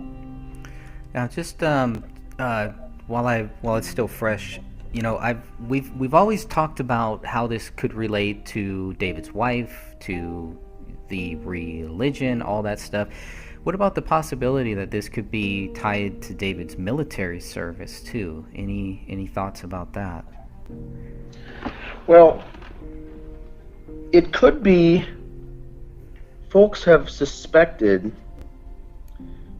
that this is an honor killing, a Muslim-related killing, a religious killing, something to do with his background in the military. But the answer to all those relates to David didn't do it. Right. Now, if we're going to spend the time looking at who could have done it, that's fair enough, and we could set our opinions out there and discuss that all day long, and there's really going to be no real conclusion to that. But that certainly could have been. All that we know is David didn't do this, and someone killed a family of 3 in Apple Valley, Minnesota, around Christmas time of 2014. Now, I believe it's up to those with the badges, those in law enforcement, to actually do the investigation, to come up with who did it and narrow down the list, come up with a pool of suspects, persons of interest, interview and get witness interviews, and actually find out who could have done this. Look into David's history, look into his military past, to see if that could have been the case. The problem is, we aren't even there yet. Right. Within 20... We're just trying to expose the fact that there's evidence all over this case that David didn't do it. And that's not because we're friends and family of David Crowley. We're not buddies with him. We're not fans of his work. There's a lot of new members out there, and just to reiterate, Greg, you've never met David Crowley, right? No, never. Okay, and neither have I. I live 30 minutes away. I've never met the man. I've never even heard of the Gray State. I've never heard of the project. I've never even seen the trailer. And so we aren't doing this to try to clear his name. We're trying to clear his name because he was wrongfully accused altogether. And the people he's wrongfully accused of is the very police department where they live. And so the question is it a cover-up? Is it not? Are they hiding something? Are they incompetent? And those are all fair questions, but the fact of the matter, at the end of the day, David didn't do this. Right. And the family was killed. And that's what we're trying to get across on these podcasts, in your book, on these justice pages. We want justice for this family. We want justice for David, Comel, and Rania, who were murdered in a horrific style. And the problem with all this is that David Crowley was blamed for doing it. And the evidence all over the place points to the fact that he didn't. So there's lots of scenarios, lots of things that could have happened, a lot of what-ifs, a lot of whodunit. But I think once we get it into the public, into the mainstream, and get it into those the people investigating on groups like ours and people looking into this, is to let them know, number one, that it didn't happen this way. This is not an opinion. This is not an opinion of mine or yours, Greg. The fact of the matter is, David Crowley didn't do this. And so we're trying to raise the awareness of a case like this, where law enforcement did get it wrong. And whether that was on purpose or accidentally isn't necessarily the point, but someone killed that family. A person or persons killed that family, and the thing that we're pushing because of the truth and the facts in this matter is that that person to this day or persons are still out there. That's the thing that should be sending shivers down everyone's spine. Now we're going to have you read those couple pages there through my book, but before we get there, I want people, you know, when we're thinking about questions, when we're thinking about things, I got a couple lists here, a couple questions that I want people to think about as we go through this, knowing what we know now or what we don't know. And so these are some of the questions that I had. You know, what proves that David wrote Allahu Akbar in blood in the living room, which I think we've done a pretty good job at covering, and it's pretty much explaining that there's really nothing there. And we're talking within 24 hours or less, within hours of finding these three bodies. Second one, the DNA handprint, latent prints test done, not done, and what they found. We've also covered that too. Those are the two big ones, because I think whenever this story is told, it's always it's always a guess that David did this, that David wrote this, and then it's never really followed up on. They never talk about why they think David did this. And push come to shove, you can see that there's, just like how we've talked about, there's no evidence that shows that David did that. Number 3, why is Allahu Akbar spelled differently on the wall than it is in the notepad, which will be coming up later in a future chapter?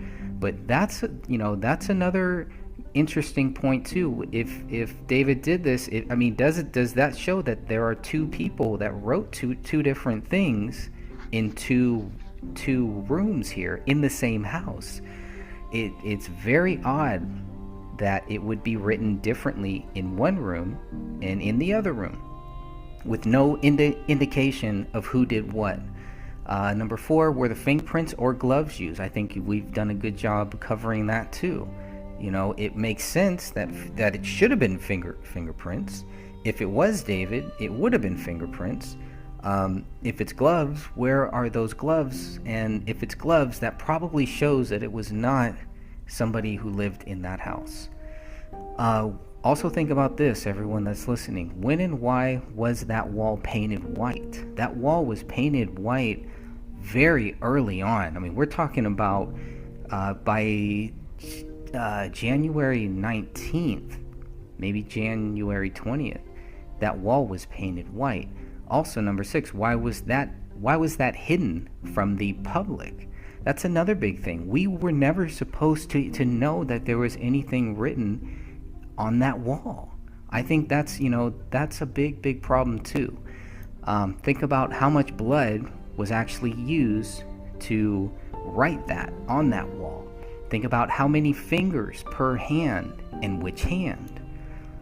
Those are just some of the questions that I hope people will think about before they just start saying, well, David went crazy and he's guilty. You know, these are very simple questions that we all hoped would be answered by reading these documents, by talking with cops, by talking with friends, by talking with family. None of them have this answer. They don't have the answer. And it's very curious. Anyways, just a few things to think about as we move on to page 42. Dan, unless you got anything else to add there. Nope, I'll continue on. Page 42. It starts off by saying, item 11 is a swab of blood writing on the living room wall. Specifically, this item is the second letter A, capital letter A, in Allahu. The blood pointed to a single source, matching Kumail, while excluding David and Rania. The writing appeared to be in blood, Detective Brian Bone wrote in his report, and written with somebody's hand and fingers, as you can see individual finger marks in the writing. Similarly, the B in Akbar was swabbed and labeled as item number 12. However, item 12 was not tested for a DNA source, which is interesting since Joe Cooksley requested DNA analysis on both items. Very interesting here.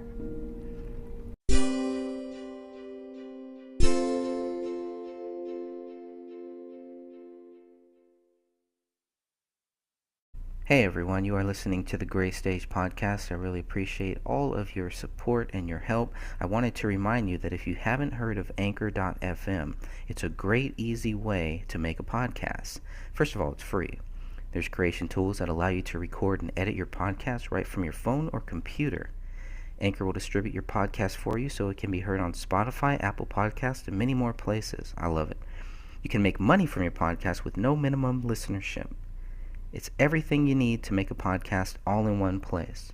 So if you're thinking about making a podcast, go to Anchor.fm and check it out right now. Now back to the show. Yeah, why, I don't know why they only tested a couple of them, first of all. Thought that was kind of weird.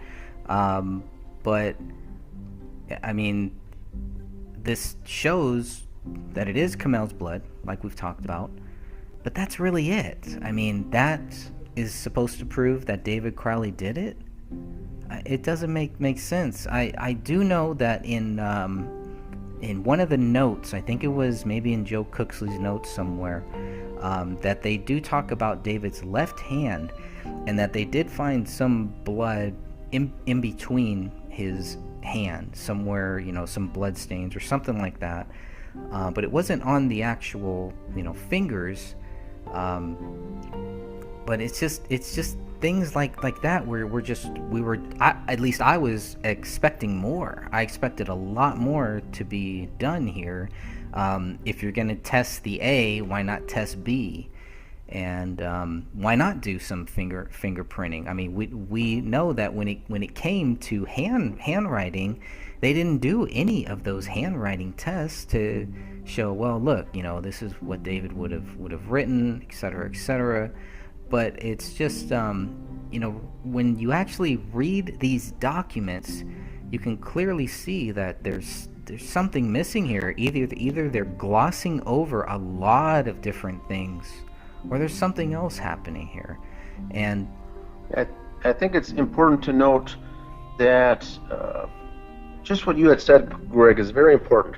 When we get press releases and statements from the press and kind of talking points like that, it's easy to opinionate and put theories together.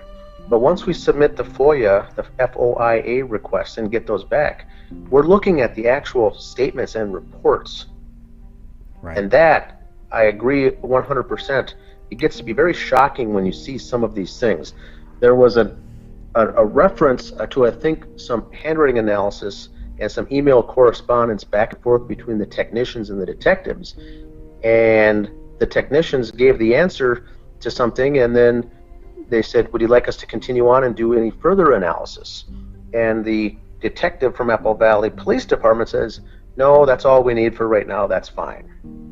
And so what you're stating, and what I believe to be true, Greg, on a case like this, you would want any and all information, and you'd want to dig to the very bottom of everything and overturn every stone to get to the answer. Now they take 2 swabs of blood on the wall, one from the word on the top, one from the word on the bottom, to both be submitted and tested. Well, all they do then is bring back the results of the one on the top. Nowhere does it say that the results were even done for the one on the bottom. So the question that I have is, that something where there would have been correspondence from Apple Valley detectives saying, no thanks, we don't want that, if it was offered, or by the way, you forgot to submit the second one, or inquiring about where the second one is. Thanks for the first one, but please do the second one as it appears that you missed that one. You know, we don't see correspondence like that. We don't see any communication back and forth with the detectives doing all they can to overturn every stone. It's almost as if it's lackadaisical. It's almost as if possibly there's extra charges for getting these tests done, and the department isn't interested in getting billed for them. It just seems like a shortcut was taken on many of these things. This is just a couple examples, but it seems like when offered, they declined to get extra analysis done. But I'd be concerned here if I submit two tests on swabs, item number 11 and 12, that I'd be expecting to get results back on items 11 and 12. Now, in the big picture, that being said, we know it's Comel's blood. Does it really matter about getting that second one back or not? Probably doesn't, because we already know that it's hers. But it'd be nice to see the detectives here fighting for their case, fighting to see, you know, we want both of those back. We want to make sure it's complete. We want to get a level of completeness on this report. We want everything tested. We want to know everything about it. And we simply don't see that. And those are just the facts. That's not an opinion that I'm making. Now, but you're right. He said there's written, you know, it looks like it's written by a hand or fingers. We know that. I think that's pretty obvious. They couldn't find latent, so they can't do fingerprints, although we all know fingerprints should be there. But like you mentioned earlier, how much blood would it have taken? You know, is this something that would have taken a pint, a quart, a liter of blood, and how would you get it up there to write it? Would you have to pour it into a bowl or something, and then, you know, you have to stand on top of that couch, and those are fluffy cushioned couches you'd be sinking in. You wouldn't really have much stability, but someone had to stand on the sofa to write this. And how many times would they had to go up and down to do all the writing to do this? Or like I said, did they have it in a bowl, some sort of thing that they can just that would contain it? But how would they know how much they would need? Was she bleeding that bad, or was another person holding the body at such an angle that it was able to drain it out into something like that? Was there more than one person involved? Those are the questions that I think are all very fair. And yes, this is gruesome, but these are all very fair questions to ask. Yeah, because it isn't like Comel's stomach was cut open. It isn't like we find any other cuts, anything where they bled anything out. They'd have to bleed out from the hands or from her head. But even that is kind of weird because it doesn't really match what the autopsies are saying. You know, just a couple shots. I mean, most of her head is gone. So, you know, how is the blood being taken out? They should have some. I mean, they got theories about everything else. They got theories about this dog doing all of this damage. I'm kind of shocked they don't have any theory about how the blood got out of Comel's body onto this wall. I just thought that they would have more on that. I can understand why they chose this A and this B, because that's where most of the blood, it looks like, you know, there's a lot more blood there. So to me, that makes sense. But if you look at that B, it's almost like it's not a full B. So it's, you know, when did they run out? Did they go over? You know, there's a lot of problems here. There's, you know, you got that clock there too. So someone was asking, well, why didn't they move that clock? We've also wondered about that couch. Did they pull that couch out? Because there's no blood that we can see on that couch either. And unless a person is 7 feet tall, maybe, I don't know how they're going to reach the very top of that ceiling. And so much so that if you look at the image with BCA 4443, there is a little blood on the top of the ceiling. I know some people, one guy, I forget his name, very nice guy, but he did a video thinking that the blood on the ceiling next to this blood wall, he thought that was a bullet hole, which it obviously isn't, but it is blood way up there. So somebody was really reaching, and it just, I don't know if they were pressed for time, so they didn't move that clock. Obviously, I mean, the biggest reason not to move that clock, because you don't want to get your fingerprints or anything on it, but that just seemed kind of strange too. And Dan, I know you did a great video kind of breaking this down about that blood, and about, you know, what it would take if they were on a couch, how they could do it, how tall they would be. But getting the blood from Kamel's body onto that wall, that takes effort, and that takes time too. Yeah, it poses many questions, and all of them are good questions. We've got this Allahu Akbar written in all capitals, and then if we look at the notepad in the office that David had in his office, it says "Submit to Allah Now," that's written in lowercase. And so the consistency here, I almost find it's almost easier, Greg, what I find is to look for the errors that were made. If you look at the errors that were made in this staging, they're all over the place. You would have simply a consistency in writing this in lower or upper, but one could argue David was forced to write the notepad, because he did write that. That's in lowercase, and that looks exactly how he writes. Although the one on the wall is uppercase and doesn't resemble the way David makes his A's or B's or H's at all. And so they've got errors were made on the staging. Now, as far as the clock being there, I think that could have been taken down or removed if the perpetrators had gloves on that wouldn't have left any fingerprints anyway, so they could have done it. One speculation, which I think, and I still think to this day, is they didn't add that U until later.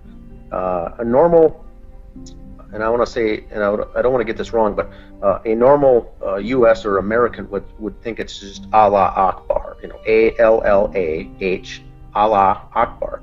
Technically, accurately, it's actually written Allahu Akbar. So it appears what I had, my opinion on this particular case was there was more than one person who did this. The person who did the blood writing on the wall wrote Allah Akbar, and then the person that was with says, you know, you got to add a U there, it's going to look wrong. So instead of taking the clock down, they went back later and added a small letter U above it. So that's just my opinion, but you can tell that mistakes were made here, and they were trying to make this a religious murder, a religious killing, an honor killing, something about the Muslim faith, because, and we had alluded to earlier, if the bodies were found January 17th of 2015, and it wasn't until later, I think it was sometime in March, that the public first became aware that there was any Muslim angle to this anyway. Nothing was mentioned about the note that says "Submit to Allah Now." Nothing was mentioned about the Quran on the floor, and nothing was mentioned about the blood on the wall. And I think one answer was the Alam family, who are Muslim faith, specifically wanted that to be kept out of the public's eye, and I think that the Apple Valley Police Department honored that, and they kept it out. Well, maybe wasn't it a year later when the Fox 9 News investigators came out and leaked this whole story about the Allah Akbar? Was that when it came out? That's when it first came out. Yep. I think Okay. up until that point, they were hiding it. The problem with the family being the ones who said no is that the family didn't even know. They didn't know about this until at least March of 2015, whenever they finally sat down and talked with the cops. That's when they found out about all of this weird writing and stuff. I don't think that they knew about that when this wall was covered over. I mean, they would have had to have known on January 20th at the very latest. So 3 days later, they would have had to have known, hey, there's this writing here, we're going to cover it up. You know, nobody saw that. Judy didn't see that either. She saw just about everything else, but she did not see that. So there were, it just seems like, and even Hendricks too. When I spoke with him, from what he said, when they were there, it was already covered up. He didn't know what that was. Now they were already saying David Crowley was guilty, and they're all claiming that they don't know what's behind this white wall. We find out later what this is, and then all of a sudden their story changes to where, well, it was a parting shot towards Kamel and her family. And that's where a lot of the distance between Kamel's family and David came in. And then you talked with Kamel's dad, and it's like, no, there was nothing really big there. They had their own fights and their own problems and stuff, but nothing like this. David served over there. I think he would know how to write this, and I think if he wrote it in 2 separate rooms, he would write it the exact same way. A lot of stuff. Correct. Like that. A lot of stuff. And it's all very interesting because it's so strange. Number one, I don't think you would write it anyway. You hear of these right. terrorist events that people scream it out before they kill themselves, or scream it out before they set off a bomb. You hear this Allah Akbar, and it's kind of more in the psyche of the American public here that we hear this fear of these crazy Islamic extremists that do this. But I've never, on all my research, seen where that's ever written at a crime scene, or written down, or put on a wall, or written in blood at all. I've never seen it, for sure, written in English. It's usually it would be written in Arabic. So I think the mistakes that were made here is trying to point the finger as to what happened. And like you said, the bodies were discovered January 2015. The whole Muslim angle, I think, was kept from the family until they came into town to have a sit down and meet. That was March of 2015 when the family first became aware of this. And then it was January 2016 when this all became news in the public. And I think what happened there was Fox 9 News investigators, when they broke the story on TV, they leaked it. They got this out, and they were maybe told not to bring up this Muslim angle either. That's right. And they may have done so on purpose or not. But Apple Valley Police said that they were even instructed to Fox 9 News to cover this up. Sorry, not the blood writing, but to not mention the Muslim angle at the request of the family. So your question is now very fair. Why was it covered up? And if it was from the family, that's fair enough. They could have requested to push that.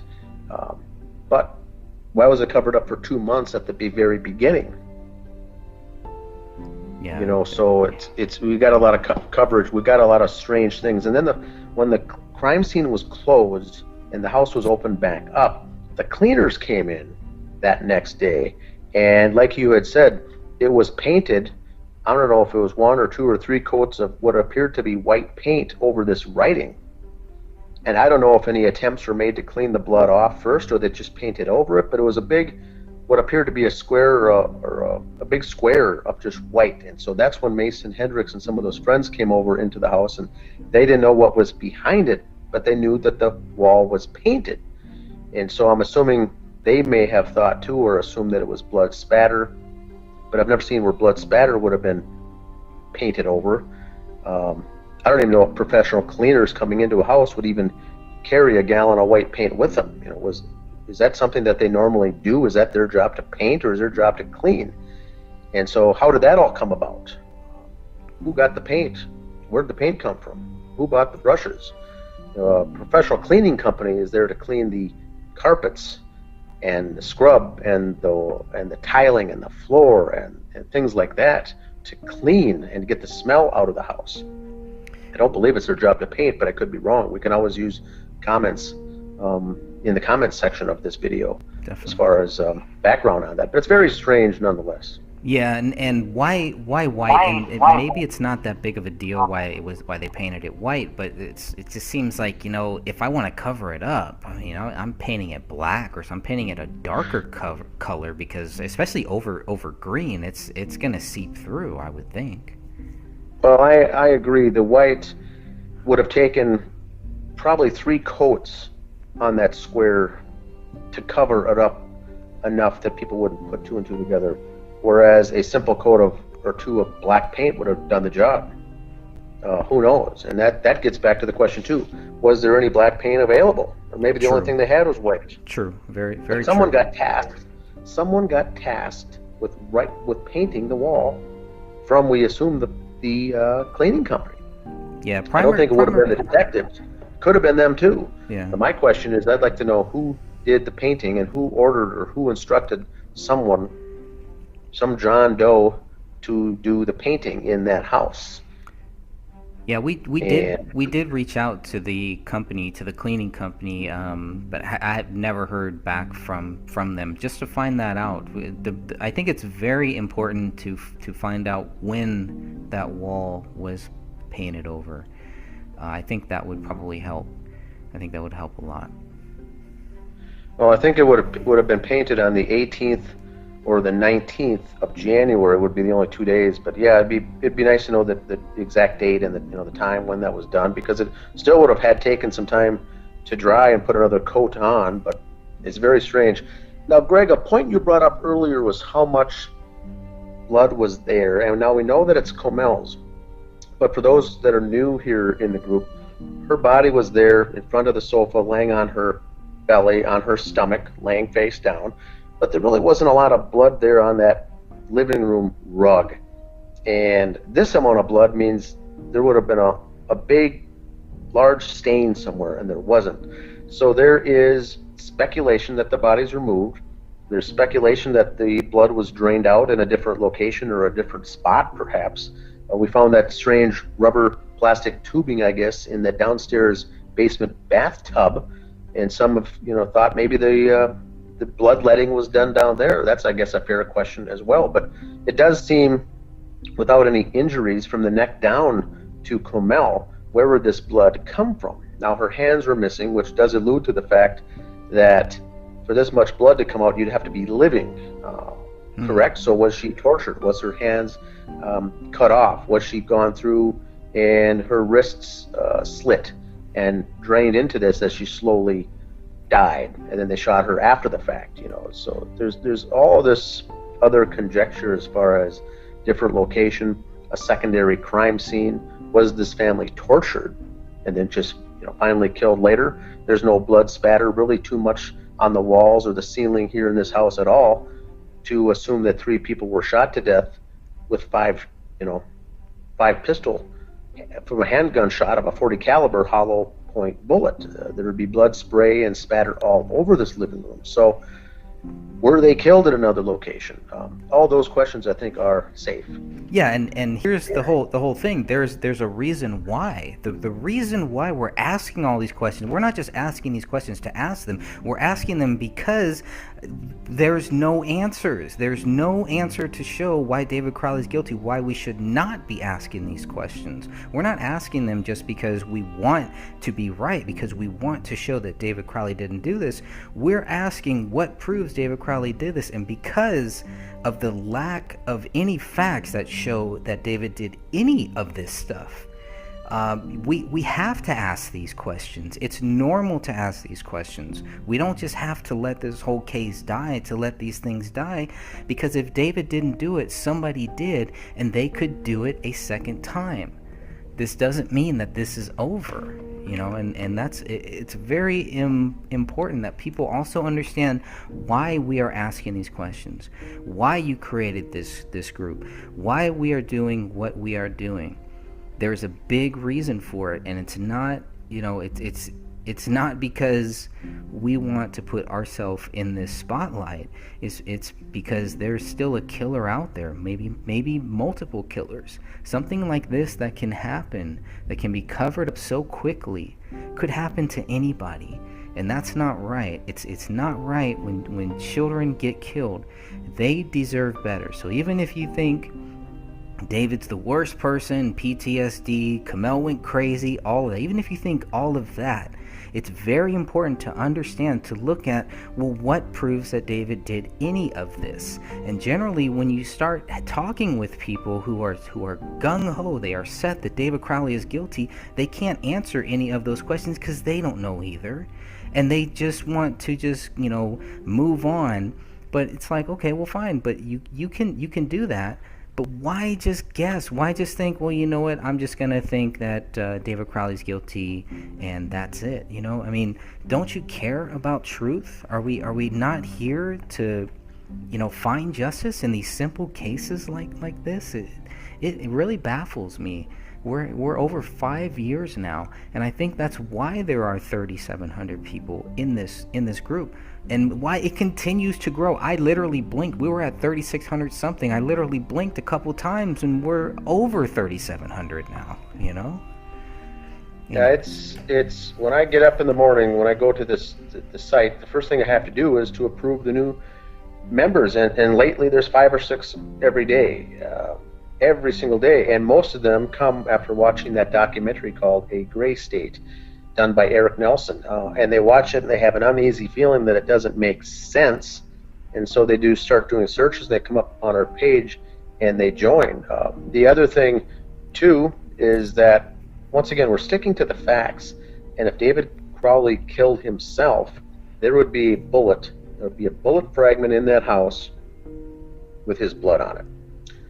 There isn't. There is no bullet. No bullet to this day was recovered with David Crowley's blood after he allegedly shot himself in the head. So we've already got that problem. Big issue. Yeah. Small neighborhood, 6 shots fired, even 7 when you count the one into the basement. That's a .40 caliber handgun with neighbors pretty close to each other. For any neighbor not to hear those amount of shots going off is another raised antenna that it seems goofy. And with all the staging that happened in the house, the killer or killers was not in any hurry to exit the premises. By the time that was all taken to do this, the writing, you had the notebook issue, we've got the laptop running, the music playing, a notepad program that says, "I have loved you all with all my heart," allegedly written by David on a template, on a Word document, text pad, but yet no suicide note.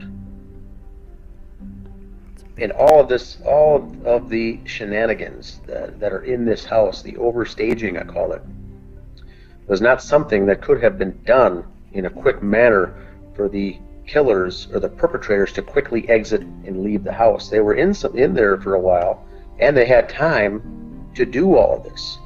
And we know when they left, those front curtains to that picture window facing out directly to the street was wide open when they left. So I think that they were closed when all this was going on. They left it wide open, exited the scene. We know that the rear slider was unlocked and left slightly ajar. And there's a gun laying next to David's left hand, and he was right-handed, and his right hand was missing. And so the whole thing, nothing adds up. But yes, we're doing this to get the truth out. We're doing this to raise awareness so people can look into this, because we've been bamboozled with this official narrative. And the question is, was it on purpose, knowing that the public is gullible, or were the detectives that incompetent to not follow up on this, to not look in any further, to not look at these things? And so those are our two answers right now. It's got to be either choice A or B. There are no options C or D. It's one of those two. And so we're just doing our best to get some of this information out there. Is there anyone in the chat room or any questions coming up, Greg? We got a few people there in the chat, but I think we've pretty much covered it all, and I say we shut this one down until I think we'll do one more show on the living room. We'll go through some of the other things that we haven't covered yet, but I think as far as the blood wall, I think we pretty much, hopefully some people out there will start thinking about some of these questions that we've raised here. Very good. Very good. Well, thanks for your time, Greg, and look forward to this getting out there and being posted on the various pages and for those to watch, because there are a lot of new members, and we do welcome them and encourage them to watch videos like this. Yep, we'll have that video out, and we'll also have this in a podcast version. Always on the first of every month, we always put out a new podcast. Excellent. All right. Thank you, Greg. Thank you, my brother. Hope you have a good day.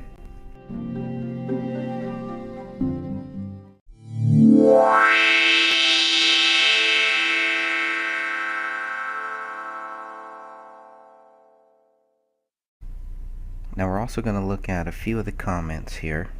We're going to focus on two comments. One made by Sidra Alam, Kamel's sister, and another by Mason Hendricks, who is the friend of David Crowley. So on March 13, 2015, Detective Gunner Brian Bone and Detective Sean McKnight spoke with Dan Crowley Sr., Dan Crowley Jr., David Crowley's mom, Kate Crowley, and David Crowley's sister, Allison Crowley. And they also spoke with Sidra, according to Brian Bone's report. Now, this is the first indication that the family was notified about the blood writing. This is dated March 13, 2015. So that's the first time that any of them know about this blood writing. And you can find this on page 86 of the 94 pages of police reports. Here's some interesting stuff here. Quote, "We presented the facts of the case to the family as of that time," Detective Bone reported. "No details or information were withheld. All information was discussed, and all questions were answered to the best of our abilities." Then we have this blacked out portion on page 86. We know that this is where they talk about the blood wall writing. Even though we don't know exactly what is said, we know that this is the first time that the family learned of the Quran. So it's also probably the first time that they learned of the blood wall writing. Here is a quote about the Quran from Detective Brian Bone. "We also advised the family of the Quran being at the scene.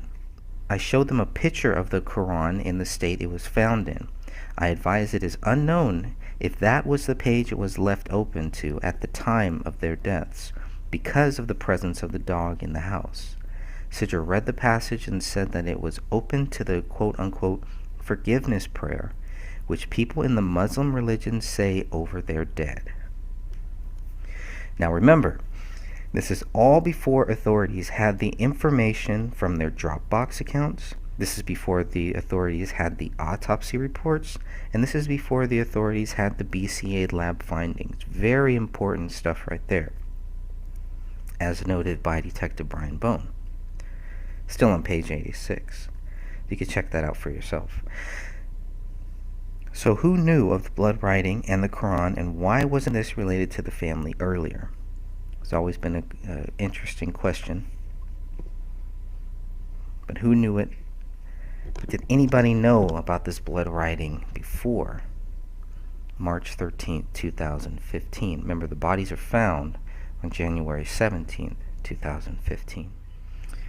Now, the report also doesn't mention the many other pages of the Quran that's scattered throughout the living room. Hopefully Sidra saw those too. If she's seen the images, you'll clearly see that. If she's looked at some of the documents, you'll be able to also see the number of scattered pages around the whole living room. Another question, why would there be a forgiveness prayer? Why would the Quran be open to a forgiveness prayer and then pages are torn out? It's a little contradictory to me.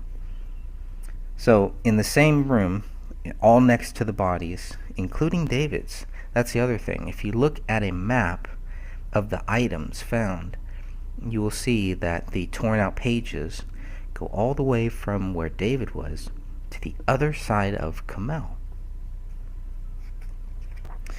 Okay, now we're going to look at what Mason Hendricks stated when he was quote-unquote sure there is something underneath the painted wall. And we'll look at the notes from the Death of a Dystopian article here, written by Alec Wilkinson. Quote, "In the living room, David had done something that the police omitted from their incident report and waited months before telling the families. Months.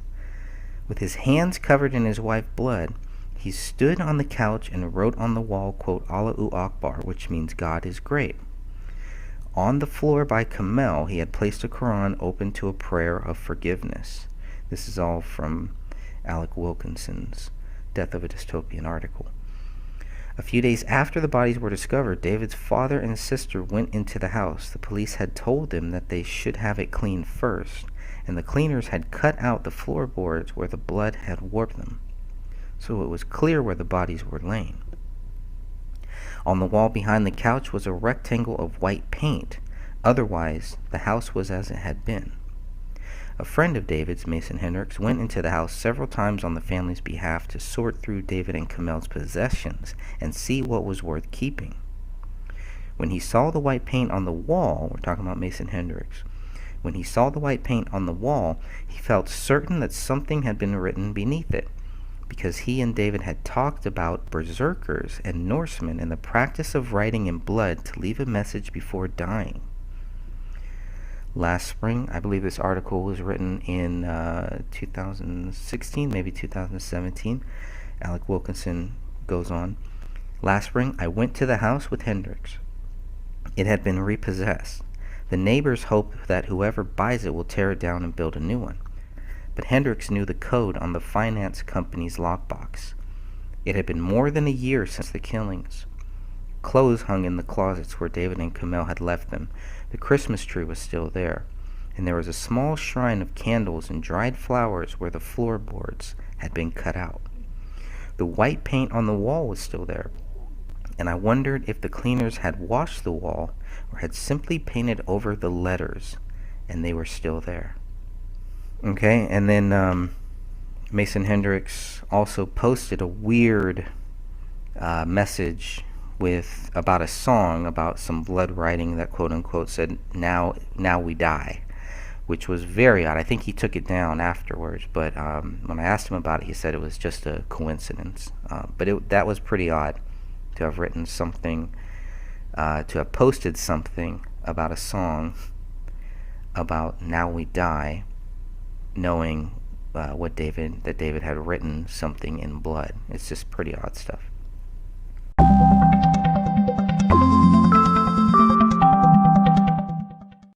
But that is odd that this would be kept from the family, that this blood wall writing would be kept from the family for months. We are now over 3,700 people in the Justice for David Crowley and Family Facebook group. If you have not joined the group, please consider doing so. It's a lot of great information, a lot of great topics, and lots of great discussions. Just make sure you keep it relevant to the David Crowley topic. So you can always go back and check out our previous 7 episodes of the Gray Stage podcast, and I hope that you do. I hope you get to see them all. There's a new podcast that comes out every month. Now you can also get my book, The Gray Stage by Greg Fernandez Jr. You can get that for free online if you go to thegraystage.wordpress.com. And if you would like to buy the book, you can always do that by going to lulu.com and searching for Greg Fernandez Jr. It'll come up. Very soon, I will release it for a worldwide distribution. So that will be available at more places, not just on lulu.com. If you'd like an autographed copy, all you have to do is send me an email to mbstalkradio@gmail.com, and we will work out those details there.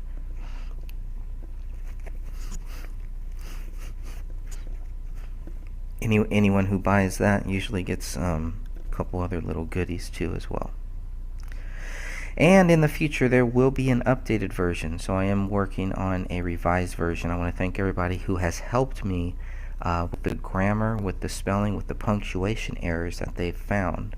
I'm not shy to say that, and I wasn't prepared to spend thousands of dollars to have it professionally edited, so to all of you who have helped, I really appreciate that, and I will be going back and updating that, and I'm going to update it and add some more information in the book too, hopefully like some of the things that we've covered here.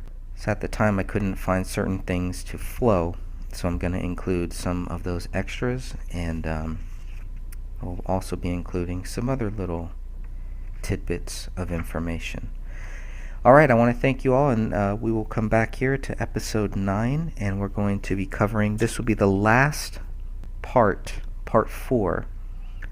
This will be the last part of the living room, and then we'll finally be able to move on.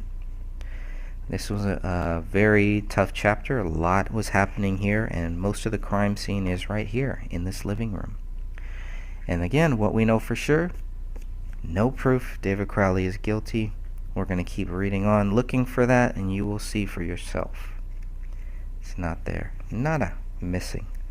God bless you all. Until next time. The Samson Barbecue Grill is the official grill of backyard fun for you and your mosquitoes. Whether you're grilling for one or feeding the whole brood of mosquitoes, our durable and portable grills are perfect for patios, backyards, and engorged mosquitoes. Don't let mosquitoes ruin the moment. Orkin, home is where the bugs aren't. Visit Orkin.com to learn more.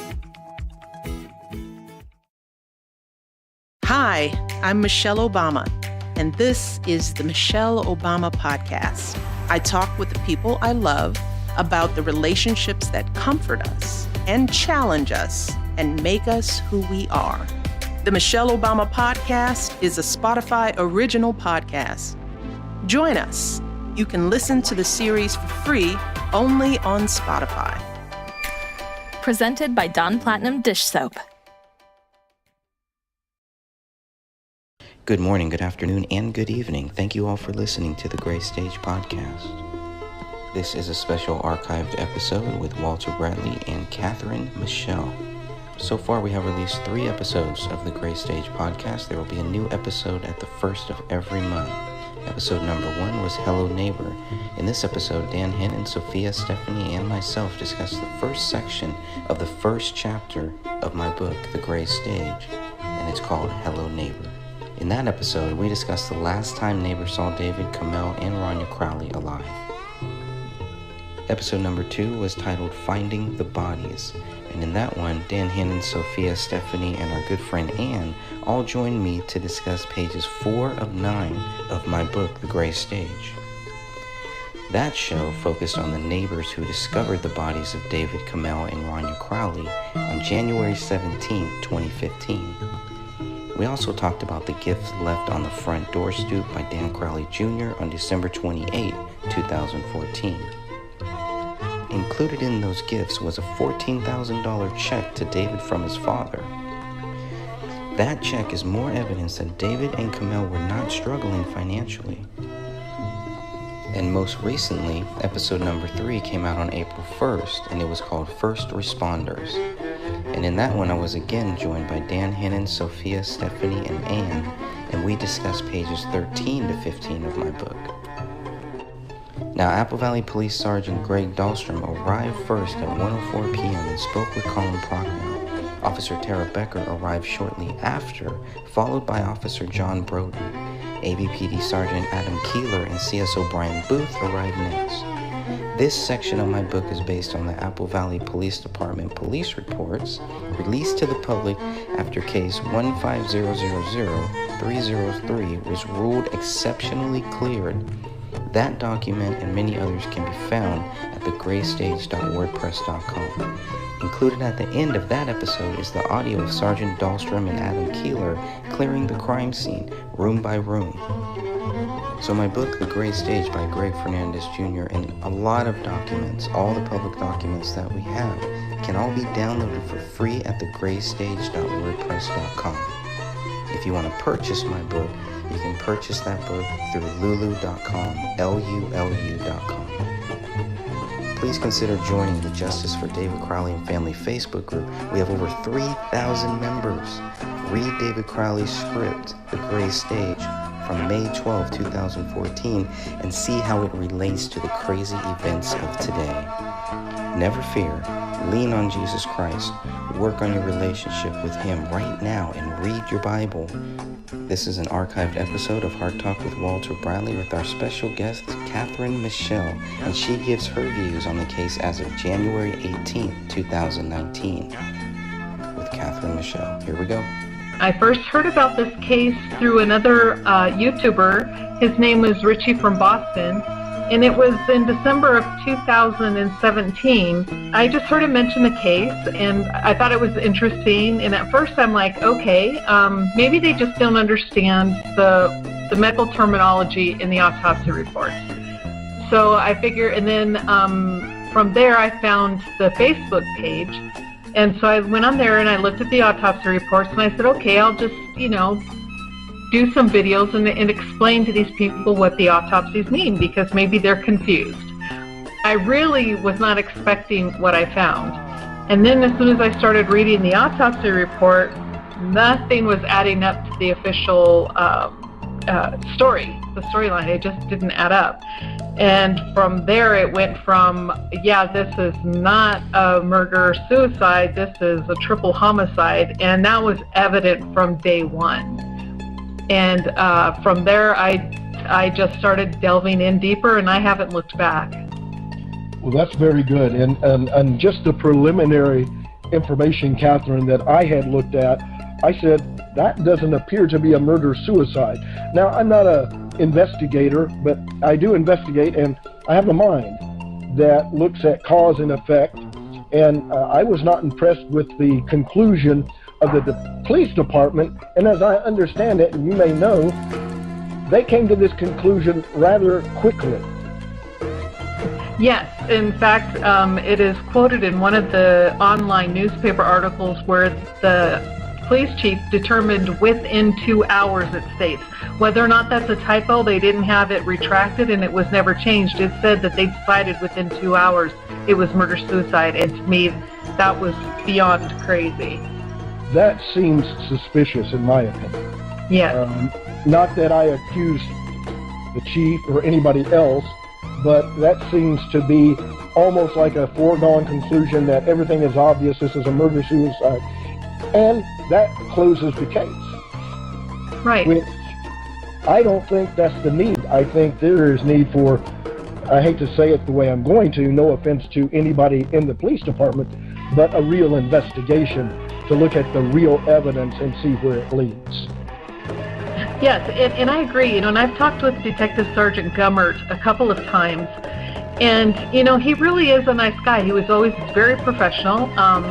He never talked down, never had an attitude. He was actually very polite, very professional. However, it's just the lack of investigation, jumping to conclusions before they even had any reports back. They leave the house with 6 casings and 3 bullet fragments, and then had already predetermined David was guilty, when they still to this date are lacking the bullet that killed him, and they'd walked out that day with no physical evidence showing David was guilty of anything. Wow. And that says something to me. And I've noticed, now this is another case that I was looking at with Greg Philip Marshall, and I told him, these cases kind of line up in how they happened and how the evidence is kind of there, and the police departments, both separate cases, separate time zones, separate everything, come up to similar conclusions in a quick fashion.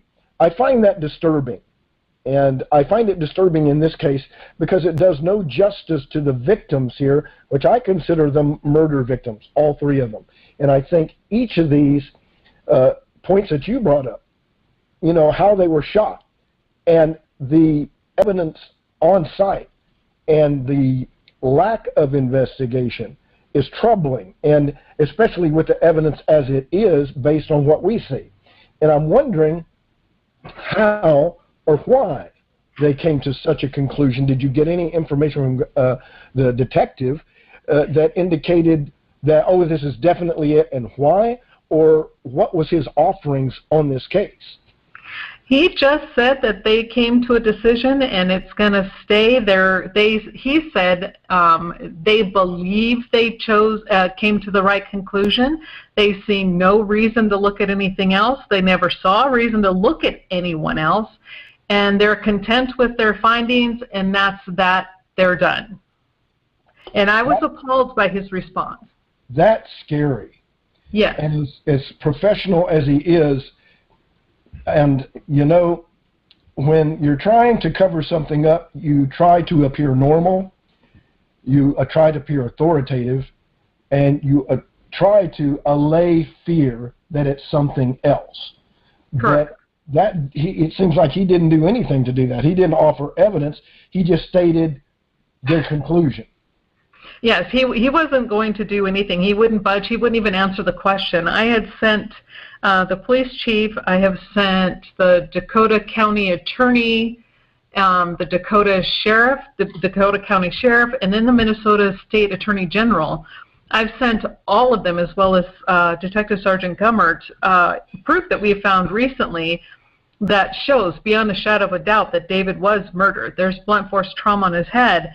And I kept asking him, do you see this? Are you telling me that you and your officers are investigators? Do you see it, or are you telling me you do not see it? He wouldn't answer the question at all. He just simply went back to, we have our decision and we're sticking to it. Okay. And no, in the government in which I served, you deny things and you stick to the party program, whatever it is. This sounds like a cover-up more than a decision and an actuality that they discovered that it was a murder-suicide. Now that sounds like it's covering something, and that there might be a reason beyond what we're seeing, obviously in this case, that they've come to that decision.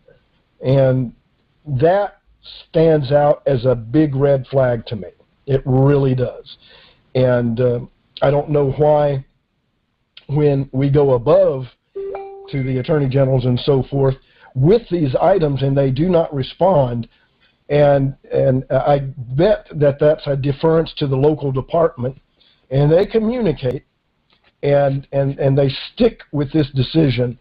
And to me, that's a very troubling sign for a police department, especially when we see conflictory evidence presented like that. And that, to me, is a very troubling thing. Did you get to talk to anybody else, or was there anybody else on record who had anything to say about this case from an official perspective? No, I tried for over a week to get in touch with the police chief, Wrightskull, and he absolutely refused. He wouldn't even take my call. I had to leave a message, and then that's when Detective Gummert called me back, and he's the only one, and he said that the police, this was in a previous conversation, that the police chief was basically too busy, and Wrightskull had asked Gummert to take care of it. But yes, no one else would talk to me. In other words, get this lady off my back. I don't want to talk. That's how it felt. Yes. That's how I look at it. And, I kind of get it that way. Because if he had been at least professional, as you're describing in this, he would have called back and said, I have, by my investigation, and due to certain things you don't know, which we can't talk about, come to this conclusion. In other words, they have evidence of. But the fact, I learned something from you just now, that he had blunt force trauma. Yes. This, along with the other evidence with even out the blunt force trauma, I came to a quick conclusion as I looked at things in my research. I said, no, this was a murder. All three were murdered. Yes. And what purpose would there be, and what motive? And Greg and I were discussing this, and in the time that you're ready to do that, did you discover anything that would indicate why they all had to be killed? I thought if somebody had a problem with Crowley, in his perspective, they could have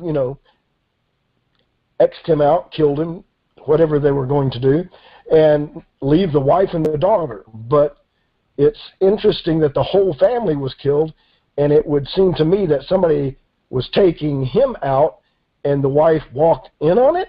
I don't know. What evidence and what things do you purport or can find or have seen that would indicate kind of how this played out? Did they have a scenario on that? Well, a lot of it is just going to be plain speculation, because there's no way for us to know for sure.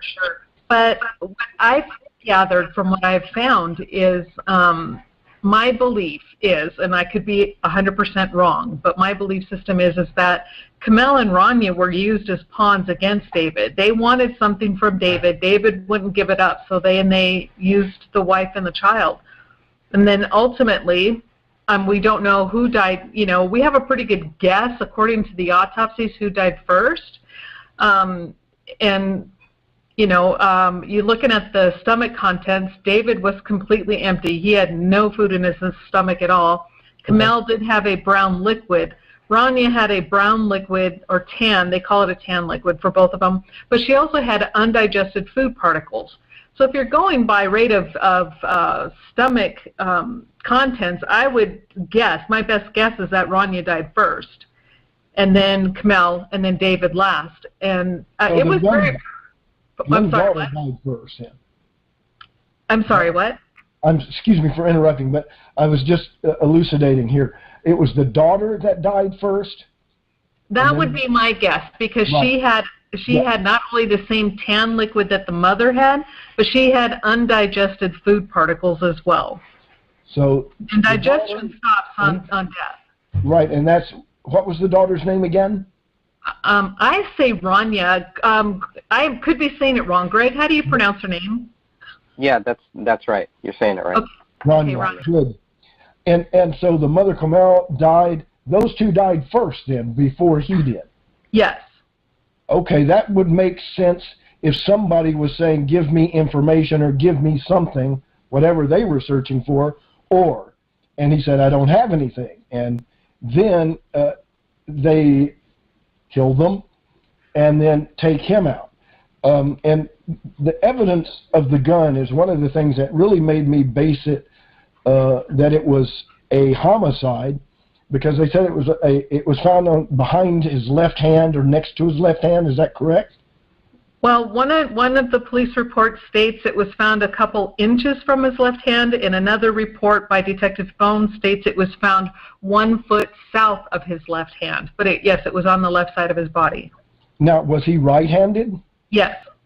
That doesn't make sense. That's an obvious, I think, an obvious indicator that that was either, and that was the gun that killed the daughter and the mother. Well, that, and Greg has done a lot of research on that, and that's something we really, by reading the reports, they're not really particularly clear on that. Really? Because they would have the forensics to go over that. The patterns on the bullet would indicate if it came from that gun. Wow. Now that, I was surprised, I'm surprised to hear that. Yeah, I mean, Greg has a lot of information on that, but the thing about the gun that gets me is that, it was David's gun. It was registered to him. It's his weapon, but yet his prints are not on it. Now, if he supposedly shot his wife and daughter and then himself, his prints would be everywhere all over that gun.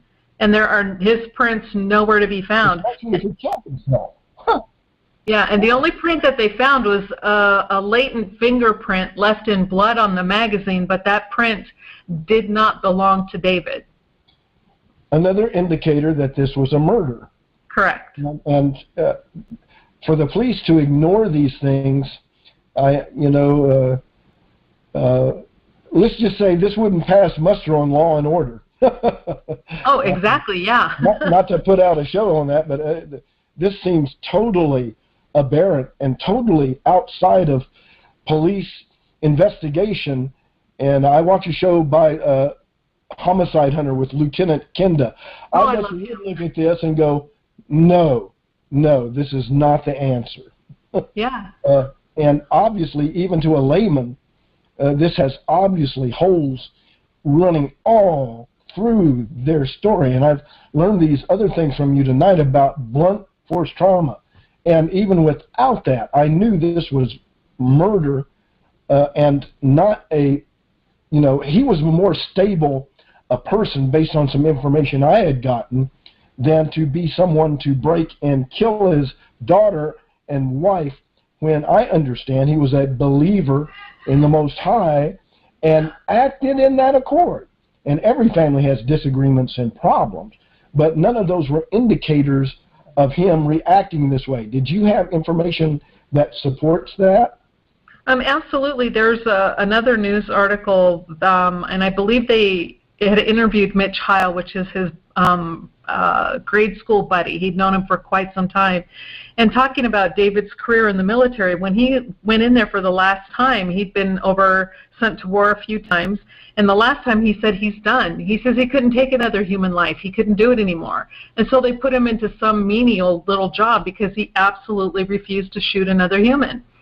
So that, to me, does not ring with someone who's going to turn around and then kill officers' family. His daughter, his wife.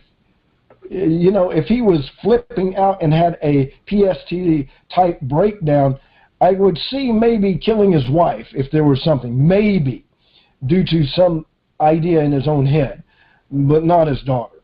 And the realities that I look at in that really shine that he did not do this. And the question is, what is being covered up? He was working on a project, a film project, and I think, in my mind, it might have been tied to something they didn't want published and out there in public view. In my opinion, that's just not knowing what the content was, but based on the idea of what he was producing and getting ready to put out publicly. Did you get any information along that line? Yes, and that's just it. I can't say with 100% certainty, was it, a quote-unquote government hit, or was it really about anger and personal revenge on the part of some of his associates?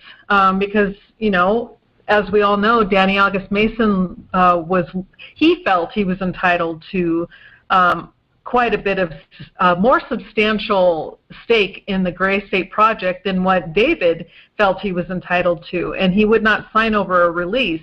He just flat out ignored it and then would write back and say, well, yeah, I know you want me to sign this, and, hey, I need to think about this.